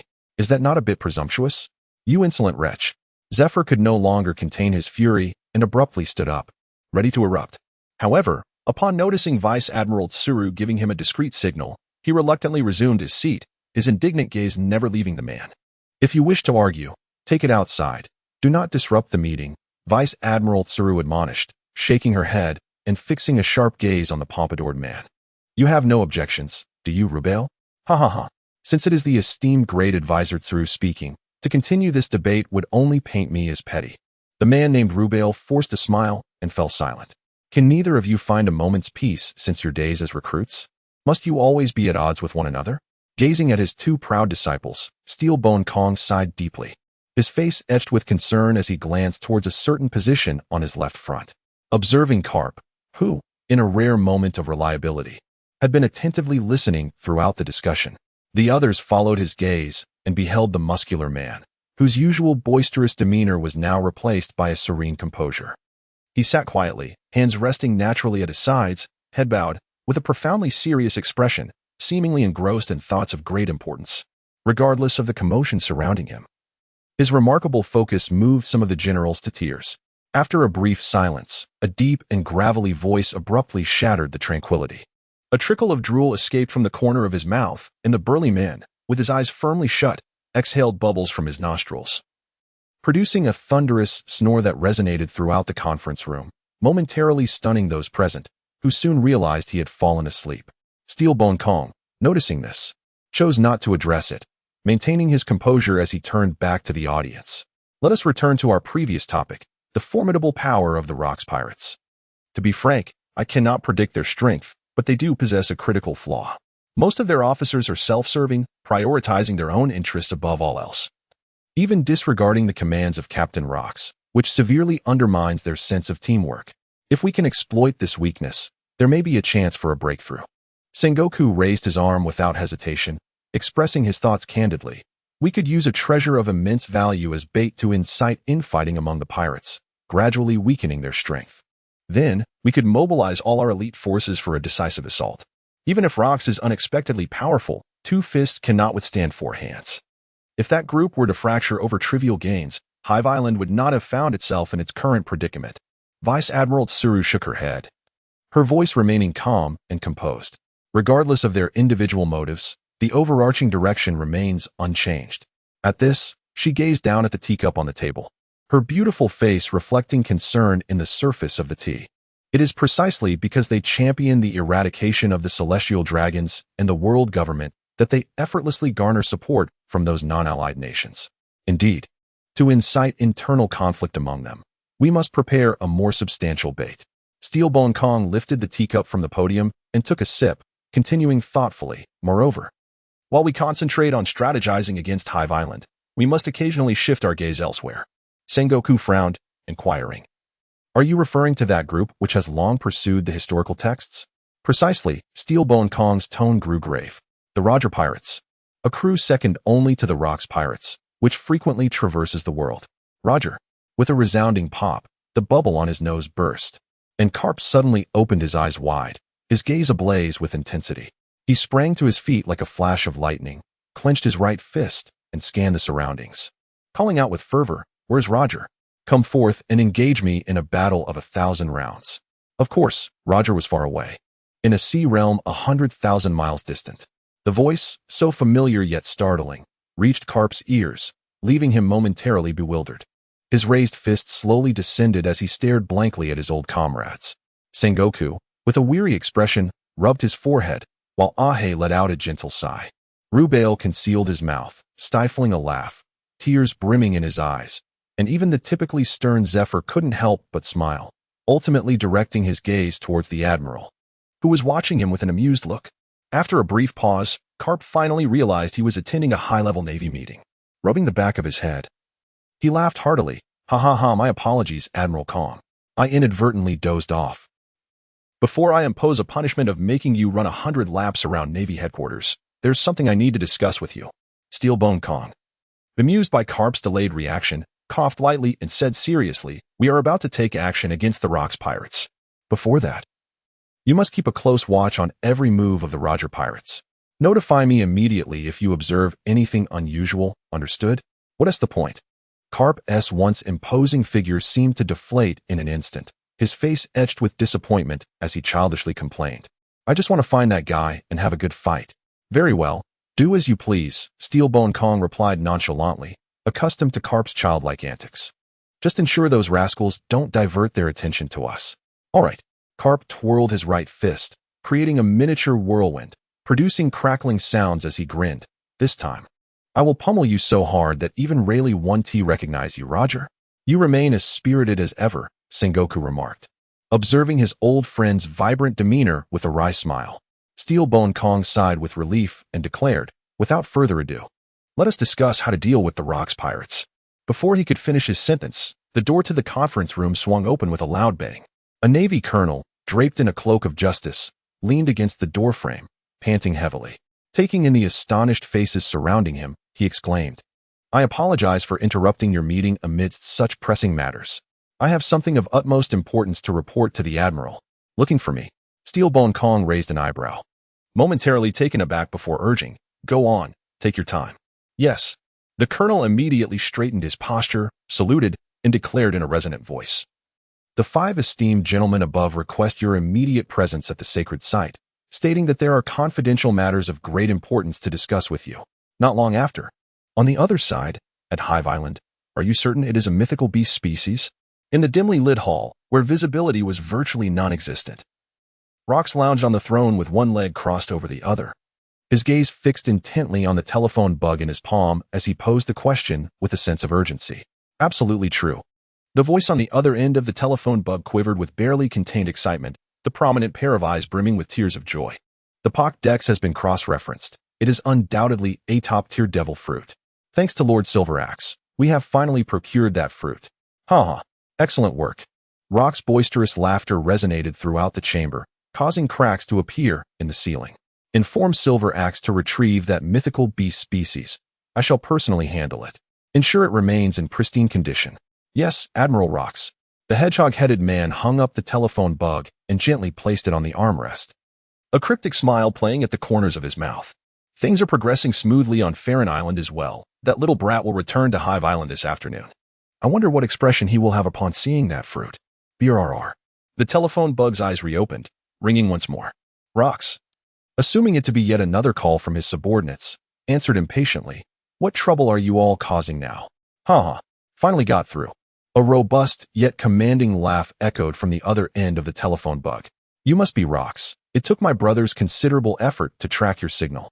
To the point, my name is Roger, and I would like to seize this opportunity to meet with you. Leaning back against his throne, Rocks stared vacantly at the ceiling, his brow furrowed, revealing a countenance laden with uncharacteristic concern, a stark contrast to his usual demeanor of strategic confidence. Receiving a call from a stranger invariably evokes a degree of surprise, especially when the individual attempting contact is a notorious pirate whose renown rivals his own. GOLD. Roger, a name that frequently graced the headlines, was one that Rocks had long since grown accustomed to. As a rival, aside from a few skirmishes fought over resources, there had been little interaction between them. However, those rare encounters left an indelible impression of a man named Roger in the heart of Rocks. It was not solely his extraordinary strength that struck a chord, but rather his unwavering courage to protect his comrades even at the cost of his own life. For Rocks, whose ambition was paramount, Roger's selfless dedication to his companions was utterly incomprehensible. Pirates, by nature, were a self-serving lot, and those who fought for others could easily be dismissed as fools. Yet, it was precisely this foolishness that ignited a deeper fascination within Rocks. Had it not been for the absence of a fixed base for Roger's crew and the need to amass resources for an impending battle against the world government, Rocks would have gone to any lengths to recruit that man. Thus, when he heard that familiar voice emanating from the receiver, he accepted the conversation without a moment's hesitation. The recent dialogue he had with Roger lingered vividly in his mind. I can't believe you managed to find my phone number. Let me tell you up front. Our relationship isn't quite that close yet. If you wish to meet, you must clarify your intentions first. Ha ha ha. I never expected you to show a more reserved side. To avoid being monitored by the Navy, I'll keep this brief. The voice on the other end hesitated before adopting a serious tone. You might be displeased, but I must ask you not to declare war on the world government in the immediate future. Rox was taken aback, taking a few seconds to gather his thoughts before responding gravely. If this is merely a jest, I shall not indulge you. Allow me to finish. The government has maintained its maritime dominance for centuries, not only through the might of the Navy headquarters, but also due to the support of allied nations. They are currently spreading malicious rumors in those countries, and should you choose to engage in reckless warfare, you will face a pincer attack. At this, Rox fell into silence. Indeed, they had garnered substantial support from non-allied islands, yet in the eyes of those allied nations, they were viewed as harbingers of disaster. The residents of non-allied countries, naturally, had little influence. Since we both operate under aliases, I can share many matters more freely with you. Rox felt a jolt of alarm. How had Roger learned this secret, which was known to no one on Hive Island? He had no time to ponder that question and coldly inquired, "Are you also aware of the existence of the ancient texts?" Ha ha ha, so you are aware as well. I came to discuss this very matter with you. To be candid, I have recently gathered 2 pieces of the ancient texts. If you are willing to assist me in seeking out more stones to unveil the truth of the world, I will join you in raising the banner of rebellion against the government. Rox pondered for a moment before slowly responding. Given the circumstances, I shall grant you my trust, albeit tentatively. However, at this juncture, he articulated each word with deliberation. Should you intend to engage in any deceitful antics, I will resort to extreme measures as the situation warrants. As long as you can assure me of a meeting, that would suffice. The location shall be. Returning to the present, Rox continued to reflect on the words Roger had spoken, his expression becoming increasingly intricate. That young man, he mused, was an enigma, leaving him to wonder what thoughts occupied his mind. If he truly had discovered those stones, perhaps it could secure a chance to triumph over the world government. With this thought, Rox felt a renewed sense of resolve, picking up the transponder snail at his side and dialing a number, stating earnestly, "Is this Newgate? Assemble all available officers here at once, including the youngsters without exception." As Kaido and his companions had just disembarked at Rocky Port, they were warmly greeted by the enthusiastic Longbread, who had been waiting at the dock for quite some time. After a brief exchange of pleasantries, he led the trio toward the skull situated at the heart of the island. Along the way, the streets were already thronged with bustling crowds. Upon catching sight of the approaching group, the onlookers erupted into joyous cheers, their excitement palpable. Numerous pirates flocked around Kaido, casting him adoring glances. In the eyes of these individuals, Kaido had become an unequivocal symbol of strength, having demonstrated monstrous prowess at the tender age of 15, rivaling that of seasoned officers. Over the years, as a member of the Rocks Pirates, he had traversed from south to north, leaving behind countless arrogant pirates and naval forces in utter defeat. He had even single-handedly annihilated an entire nation's army, and his fame had burgeoned, earning him the moniker of the monstrous rookie that reverberated throughout the New World. Though not yet officially recognized, his current bounty had reached a staggering figure of 833 million. Such an amount at his age was exceedingly rare. It could be said that in the meritocratic realm of Hive Island, the name Kaido had become synonymous with invincibility. The reason for the qualifier almost was that, in their view, only the man standing at the pinnacle could truly be equated with invincibility, a figure that sent shivers down the spines of many. The notorious pirate Rox had ruled Hive Island for decades. To this day, no one had witnessed his full strength, nor was it clear if he possessed any special abilities. Yet, all were convinced that this promising young man would, in due time, become Admiral Rock's right-hand man, and to speak in grandiose terms, it was not beyond the realm of possibility for him to stand shoulder to shoulder with that esteemed individual. Once they managed to successfully cling to his thigh, they will swiftly welcome the days of prominence. On ordinary days, the typically composed Satatsu suddenly felt uneasy under the gaze of so many, resembling a shivering little rabbit. Instinctively, she moved closer to Kaido, tightly embracing his strong arm, as if only this gesture could bring her solace. This scene did not escape the notice of Uno behind them, who wore a faint smile that quickly faded. Having been well-versed in the intricacies of human interaction since childhood, he understood well which matters should remain unspoken. Amidst the thunderous applause, the four traversed the long street and arrived before the iconic colossal structure. Gazing upon the skull that had changed little over the years, Kaido felt a surge of emotions. It had been 6 years since his first visit to this place. He recalled how he had inadvertently been captured by 3 pirates at a tavern and the fortuitous encounter with Whitebeard, whose candid invitation still resonated in his mind. "Hey, Kakuzen, if you don't hurry, we'll leave you behind." A melodious voice jolted Kaido from his brief reverie. He looked up to see the trio pausing on the steps leading to the entrance, the silver-haired girl waving at him, calling his name, though, unsurprisingly, she still mispronounced it. "TSK, how bothersome." Kaido murmured softly, a hint of a smile gracing his lips as he ascended the steep steps in synchrony with the others, pondering what challenge the reclusive man would present this time. Aside from Wang Ji, who was unable to attend, Silver Axe and Captain John were present, so the meeting could commence without delay. Observing the assembly of numerous officials below, Rox cleared his throat and announced, "Earlier this morning, the renowned Roger unexpectedly contacted me via a transponder snail, expressing his desire to meet and discuss a potential collaboration between our pirate crews, to which I have acquiesced." Upon hearing this, the crowd erupted in uproar. With a resounding thud, Shiki's fist struck the wall, causing spiderweb-like cracks to radiate from the point of impact as he bellowed. "What sort of international joke is this? Such a crucial matter should have at least sought our counsel first. Do not act unilaterally. It is far too perilous. We are dealing with Roger here." Stussy also voiced her concerns, questioning what would happen if this were merely a trap to ensnare us all. Lyosa scoffed, "As pirates, we should trust each other even less. Why is everyone so tense?" Lin chuckled dismissively, her eyes glinting with avarice. "Wouldn't it be better to seize this opportunity to eliminate those fools once and for all? Let us all calm down." Rox's voice resonated with an undeniable authority, gradually silencing the tumult around them. He turned to his most trusted partner, gazing intently as he asked, "I recall you knew Roger before joining our crew. You must have a thorough understanding of him, correct?" "Much like you, though perhaps with a few more skirmishes under my belt," Newgate replied, a smile curving his lips to reveal his pearly white teeth. "That lad's actions are often unpredictable and have led to quite a few amusing incidents. However, one commendable trait of his is that he never utters a falsehood. Even in dire circumstances, he honors his commitments to duel with me. Is that so?" Rox's expression shifted to one of enlightenment, and he grinned, dispelling his lingering doubts. Stussy raised her hands in enthusiasm, affirming, "Since Newgate has spoken, I too support the meeting with Roger. Who was it that just said it was dangerous?" Lyosa glared at her with disdain as dark lines appeared on her forehead. "Fine, do as you wish." Shiki crossed his arms, irate, and retorted, "Just so you know, any issues that arise are not my concern." Although I had never encountered Roger, I remained oblivious to his true nature. With a calm demeanor, Uno spoke, however. "If we are to meet with pirates of such caliber, I strongly advise that we carefully deliberate on who should accompany us and who should remain behind. Even if Roger does not harbor any ulterior motives, we must be prepared for the full scrutiny of the Navy." "Indeed, your point resonates," Lox acknowledged.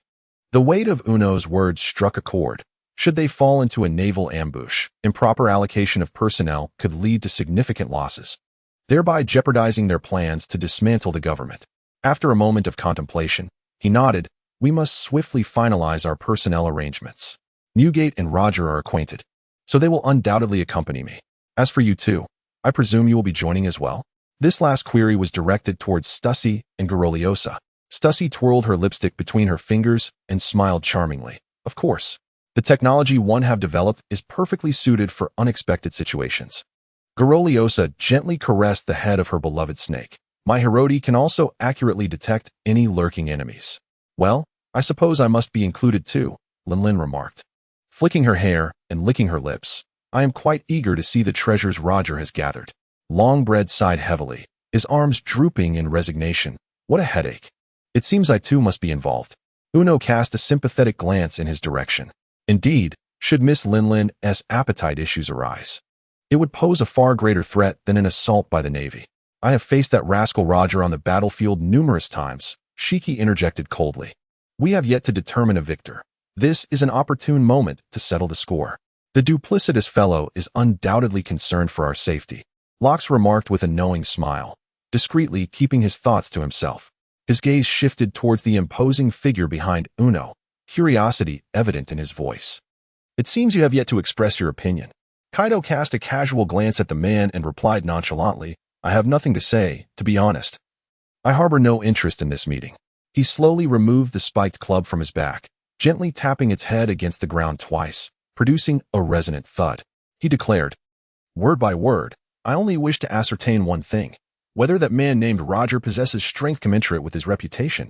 Regardless of what his opponent desired or the past they bore, Kaido's customary style was to resolve everything through a decisive battle. "Ha ha, indeed. Those are words you would utter." Rox laughed heartily, his gaze shifting to the girl beside him, a subtle smile gracing his lips.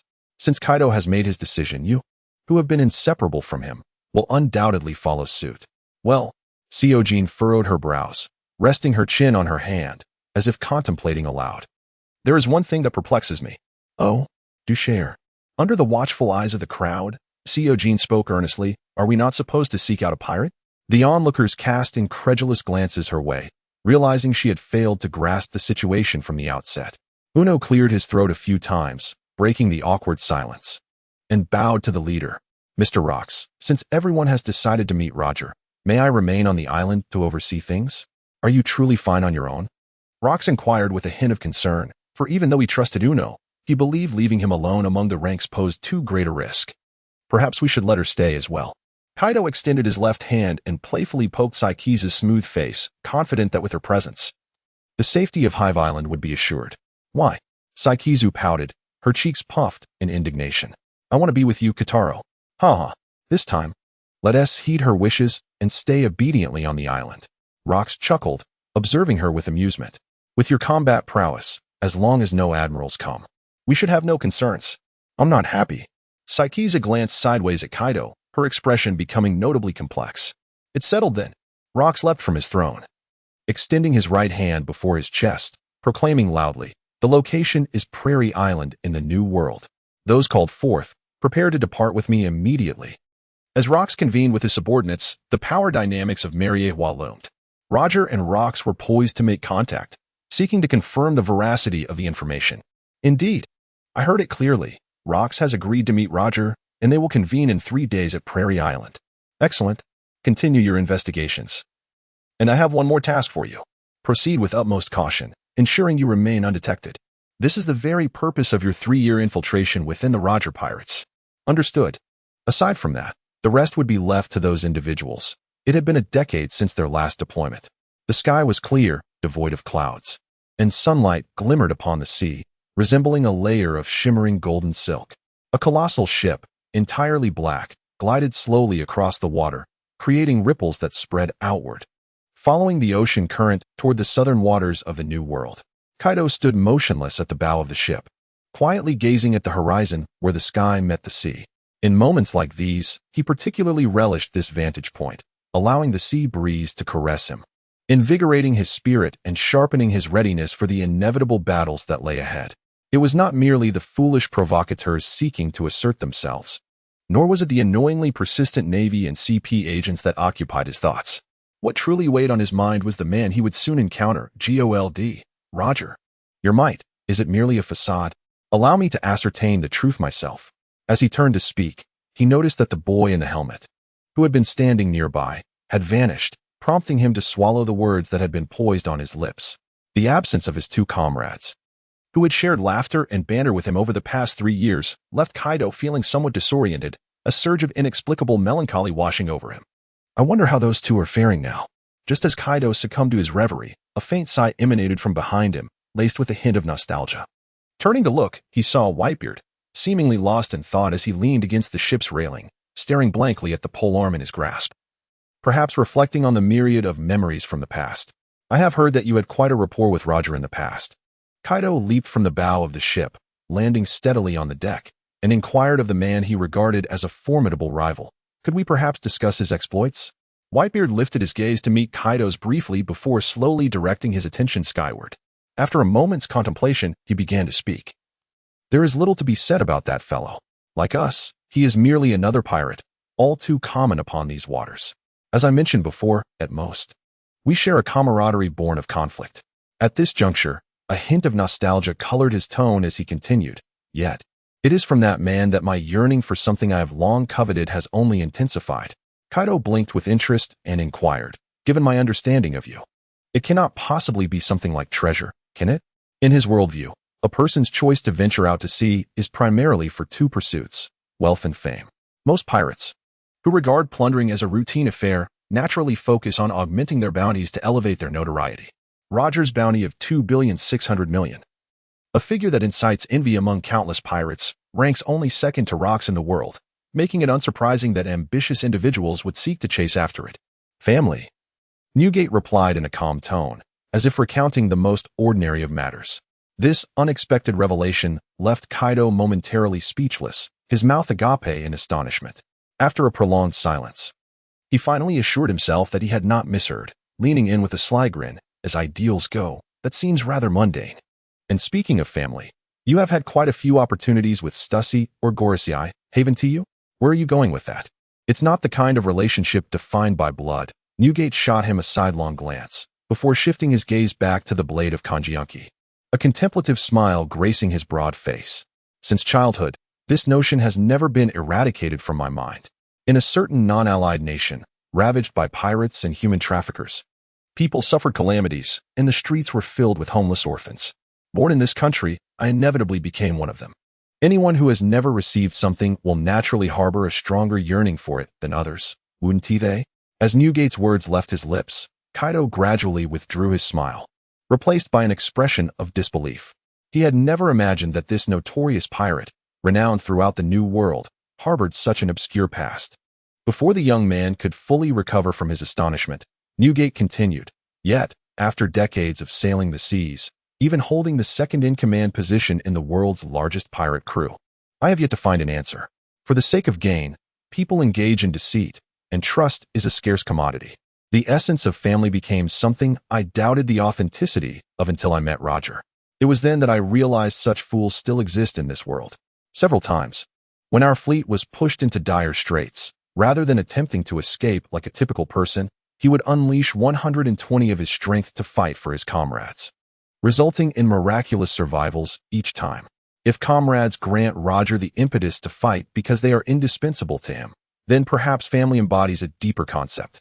As he spoke, Newgate meticulously wrapped Konjiunki in cloth, securing it with rope across his back and tightening it around his chest, his arms resting casually on the ship's railing as he slowly closed his eyes.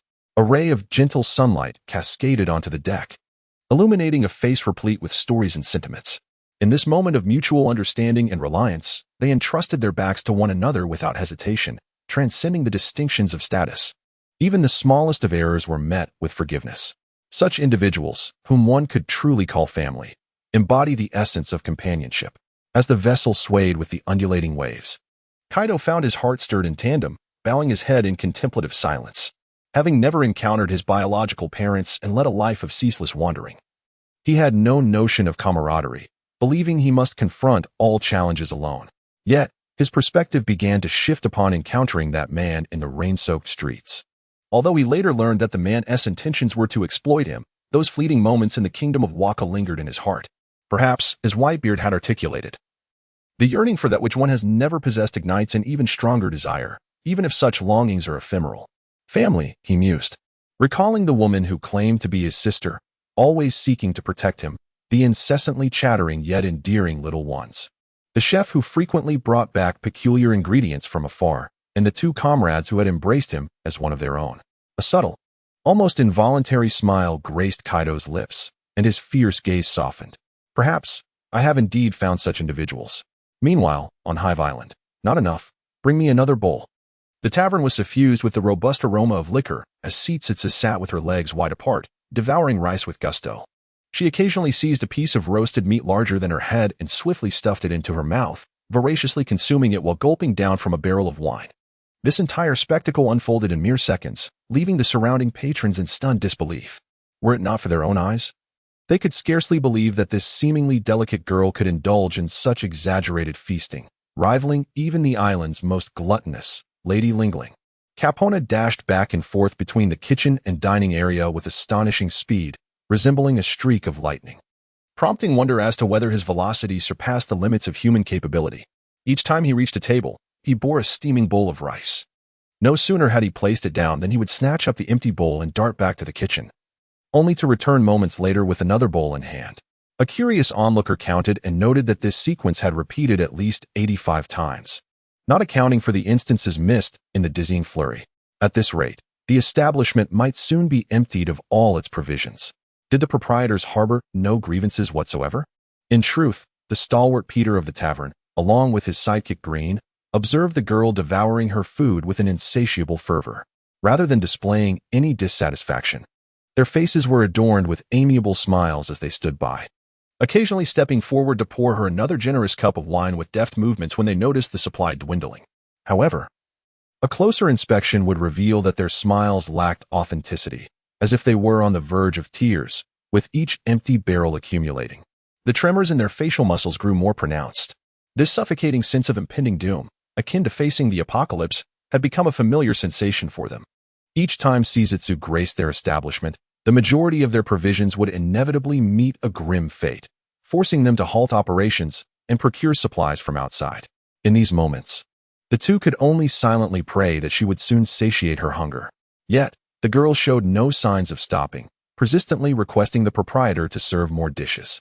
After what felt like centuries, Shizutsu leaned back in her chair, caressing her round belly with an expression of blissful satisfaction. She remarked, "Finally full. Thank you for the hospitality." Upon hearing her words, Peter let out a sigh of relief, his face beaming with a smile as he cautiously approached her, inquiring, "Our food still suits your taste?" "Dear sister, I hope?" "Indeed, it does," Shizutsu affirmed with a nod, grinning as she added, "I'll be back tonight for another hearty meal." "That may prove somewhat difficult," Peter lamented, his expression turning sorrowful, as it was clear that the quantity she had consumed this time would necessitate several days of closure for them. "Then I shall seek sustenance outside the town," Shizutsu mused, glancing down at the empty barrels, a hint of intoxication gracing her features as she murmured to herself, "It feels as though something is amiss, as if something is missing." Exhausted and sprawled on the ground, Capona slowly rose, wiping the sweat from his brow, and chuckled. "That's likely because Boss Kaido isn't here.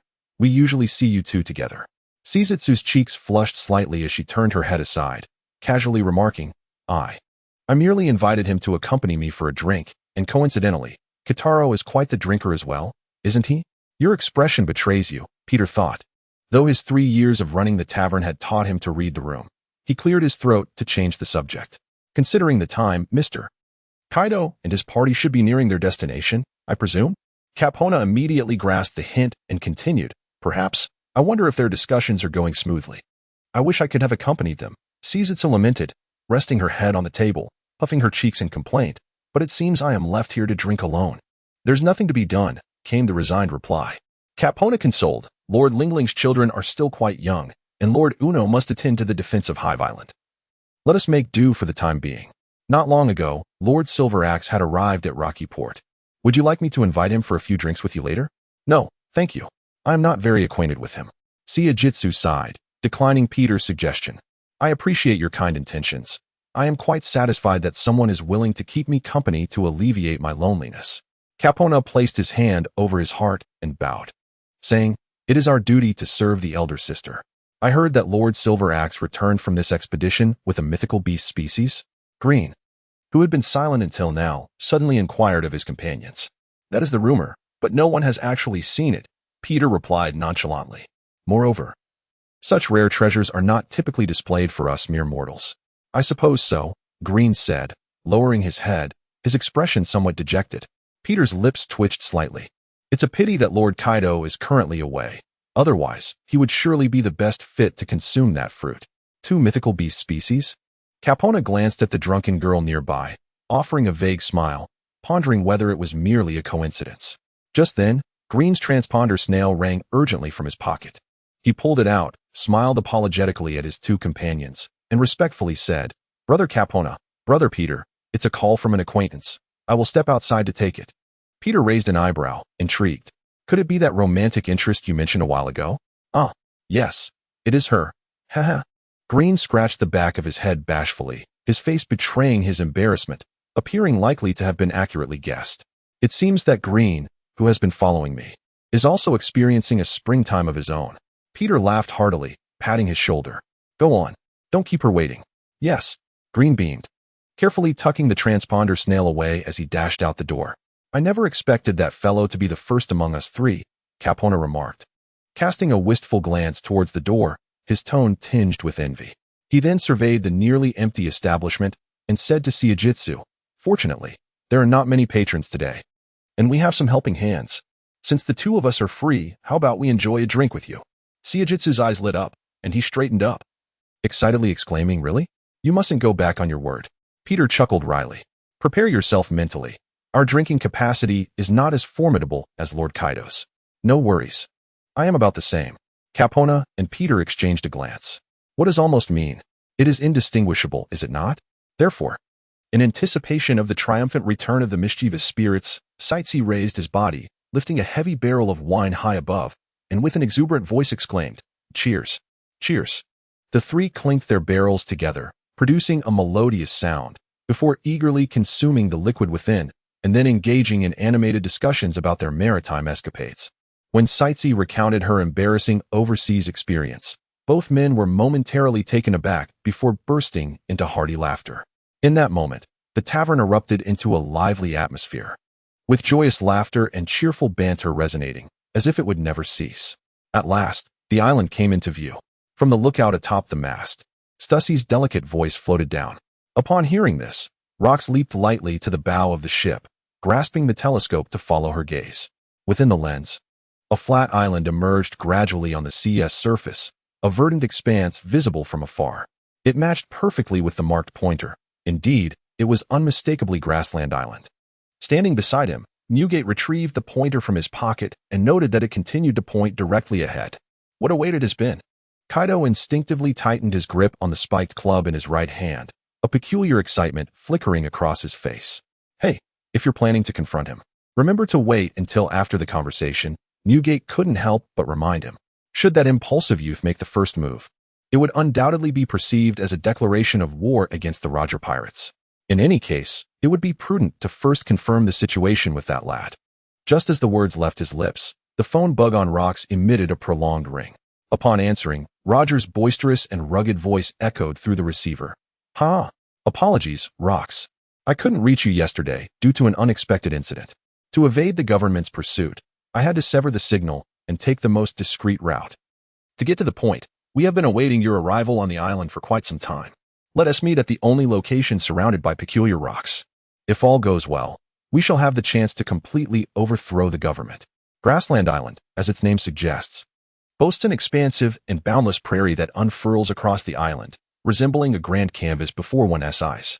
A refreshing breeze sweeps through, causing the grass to undulate like rolling waves. Sunlight spills over the verdant blades, casting a golden glow that renders the entire expanse of the prairie even more resplendent. Occasionally, deep growls resonate in the air as wild wolves, tigers, and lions roam the grassland, their formidable forms akin to small mountains. They either rest in the underbrush or stealthily prowl in search of prey, and at times, they engage in fierce battles for territory, with only the strongest surviving. Nature typically operates under the law of survival of the fittest, and in this sparsely populated region, these fierce and combative beasts have long reigned as the sovereigns of Grassland Island. However, within the span of merely a minute, the beasts transformed. Akin to mice encountering a cat, each became drenched in sweat, displaying expressions of sheer panic as they instinctively retreated several steps, crouching submissively to either side, barely daring to draw a breath.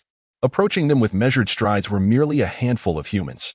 The leader, sporting a spiky hairstyle reminiscent of sharp blades, strolled confidently down the path the beast had vacated, his hands tucked in his pockets, exuding an air of arrogance, never once casting a glance at the wild animals, as if they had never existed.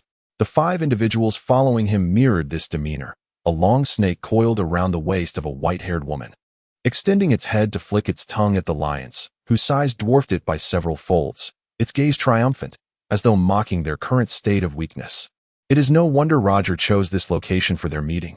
Typically, one would be wary of venturing into such a place. Gazing upon the vast prairie stretching to the horizon and the herds of beasts galloping across the distant slopes, Lingling couldn't help but exclaim that such undeveloped islands indeed serve as the most suitable meeting grounds for the strong. That may not necessarily be the case. For me, it bears no distinction from paradise, she mused, chewing thoughtfully, with a long loaf of bread speared with a piece of meat. He chewed thoughtfully while casting glances at the ferocious beast prowling on the ground, a look of ravenous desire etched upon his face. If not for the pressing task at hand, he would have eagerly lunged at them, eager to carve them into succulent morsels for a fresh feast. Speaking solely of the environment, the grassland island could indeed be deemed a paradise. The ancient Loriolosa strolled leisurely, one hand resting on her hip. As her feet brushed against the soft grass, akin to walking upon a verdant tapestry, far more comfortable than the harsh and rugged terrain of Honeycomb Island. Roger. How she longed to see him at that very moment. Kaido gazed ahead, murmuring to himself, his expression, when juxtaposed with the carnivorous creatures surrounding him, rendered it nearly impossible to discern who the true beast was. Whitebeard shook his head, since departing from Honeycomb Island. This young man had uttered that name so frequently that it nearly had calloused his ears. Were it not for his knowledge of the young man's background, one might assume they were long-standing rivals. He closed his eyes, ensuring he was in a state of tranquility, and activated his observation haki, extending his awareness across the entire island to meticulously probe the air for any shifting auras, excluding the commonplace beasts at the very heart of the island. Several figures of varying heights congregated, and from their silhouettes and the frequency of their movements, it was evident they were indeed genuine humans. It was rare for that fellow to exhibit such punctuality. A faint smile graced Whitebeard's lips, but it vanished almost instantaneously, replaced by a serious expression. Yet, for reasons unknown, he couldn't shake off an ominous premonition. Could it be that you were overthinking it? Gororiosha teased, pressing her small lips together, and then she let out a long sigh. The absence of that fellow had left her feeling somewhat out of sorts. Kaido glanced back, wary of unforeseen circumstances. Rox had left Stussy behind, while Captain John remained on board to guard the ship. With those two present, even a Marine Admiral leading the charge would find it impossible to contend with them. As for Shiki, he verbally declared he would not engage in the pirates' trivial discussions, yet his body betrayed him. Through his observation haki, Kaido sensed him seated upon a cloud above, occasionally casting furtive glances in their direction. "Let us proceed," Rox succinctly declared, lapsing into silence, his demeanor suggesting an indifference toward the events about to unfold. It was as if a coincidence occurred. Upon Rock's utterance, the surroundings fell into an unexpected hush, no one daring to add further words, trailing silently behind him. They understood the truth. Excessive discussion on any matter often breeds tedium, gradually stripping it of its inherent significance. For pirates, who constantly navigated perilous waters, no matter the dangers that lay ahead, they could effortlessly turn threats into opportunities as they always had. This mindset was undoubtedly rooted in the enigmatic strength that Rox exuded. No one could fathom the depths of his struggles, akin to the absurdity of the sun rising in the west. Unbeknownst to them, the group traversed the verdant grassland, journeying a considerable distance until they arrived at the designated location, coming to a halt as they beheld the sight before them. Towering stone pillars loomed majestically, encircling a vast ring upon the boundless prairie, resembling silent sentinels gazing down upon the visitors below. These pillars, sculpted by nature's artistry, were a surface riddled with intricate cracks and textures, presenting a distinct ruggedness. One could surmise that this island had undergone a transformation in its topography over the past few centuries. In that moment, the group had little time to dwell on such details, their thoughts consumed by the impending meeting with the man. They passed through a narrow passageway, barely wide enough for a single person, between two of the stone pillars, revealing an expansive clearing before them. "Is it you, Rox? We have awaited your arrival for quite some time." Beneath the pillar directly opposite, a few men dressed as pirates sat scattered about. One of them, upon noticing their approach, sprang to his feet, waving his right hand in greeting, his tone brimming with excitement. "Haha, Roger, you haven't changed a bit, you rascal." Recognizing the man he had crossed paths with more than once, Rox felt a wave of relief wash over him, a broad smile spreading across his face as he quickened his pace towards the man. "Hey, Rox, remember, he is still the enemy," Gurolio cautioned, concern evident in his voice. "Keep a safe distance first. No need for worry. Even if he intended to scheme, he would not be my match." Rox, without looking back, waved his hand toward her, the distance between them gradually diminishing. Those two seemed to be Rayleigh and Jabba, since they remained stationary. There was no need for us to pursue them. Whitebeard cast a glance at the distant crowd, settled cross-legged upon the grass, and calmly remarked, "Let us wait here. We shall respond to any unforeseen circumstances as they arise." How disheartening. Lingling summoned Zeus to take a seat above, furrowing her brow as she muttered, "I abhor waiting the most." "I second that." Kaido, unaware of when he had removed the spiked club from his back, bore an expression of predatory intent, as though he were poised to pounce at any moment. The fork that was almost at his lips suddenly halted, and Longbread's round face fell, sensing something amiss. Lingling, bewildered, inquired, "What do you mean?" "The scent," he replied. "My nose is naturally far more sensitive than that of an average person. I can distinctly discern the aromas of any creature. Yet, for some inexplicable reason, I cannot perceive the scent of those individuals. Are they truly human?" Newgate, who had always trusted his instincts, felt a wave of unease wash over him upon hearing this conclusion. He abruptly propped himself up, brandishing his naginata, and charged forward, shouting, "Rocks! Retreat! It's a trap!" Rocks paused in bewilderment, and in that very moment, Roger, who was but a step away, suddenly grinned ominously, his visage contorting grotesquely. Countless minuscule pink crystals erupted from beneath his once normal skin, rapidly proliferating and enveloping him entirely, forming a colossal wave of crystal that surged forward with unstoppable force. Caught off guard, Rocks was swiftly engulfed and vanished from sight. At the instant the crystals encased him, they swiftly coalesced into a massive crystal sphere. Simultaneously, the individuals seated beneath the stone pillars trembled violently, their bodies transforming into elongated strands of crystal that shot toward the sphere with lightning speed, converging and merging, ultimately forming a gigantic crystal column that soared into the sky, towering before the onlookers. "Damn it!" Newgate soared forward, raising his naginata high, dark lightning crackling around the blade, and struck the crystal column with tremendous force. A thunderous crash echoed as the entire column trembled violently, and numerous long cracks spiderwebbed across its crystalline surface. Yet, in the blink of an eye, those fissures began to mend at a visible pace, and within mere seconds, the massive column restored itself, glistening with a radiant sheen. "Curse it! It's even more fortified than before." Newgate struck the crystal again, but this time the column remained utterly unmoved, not even a scratch appearing upon its surface. Everything transpired too swiftly.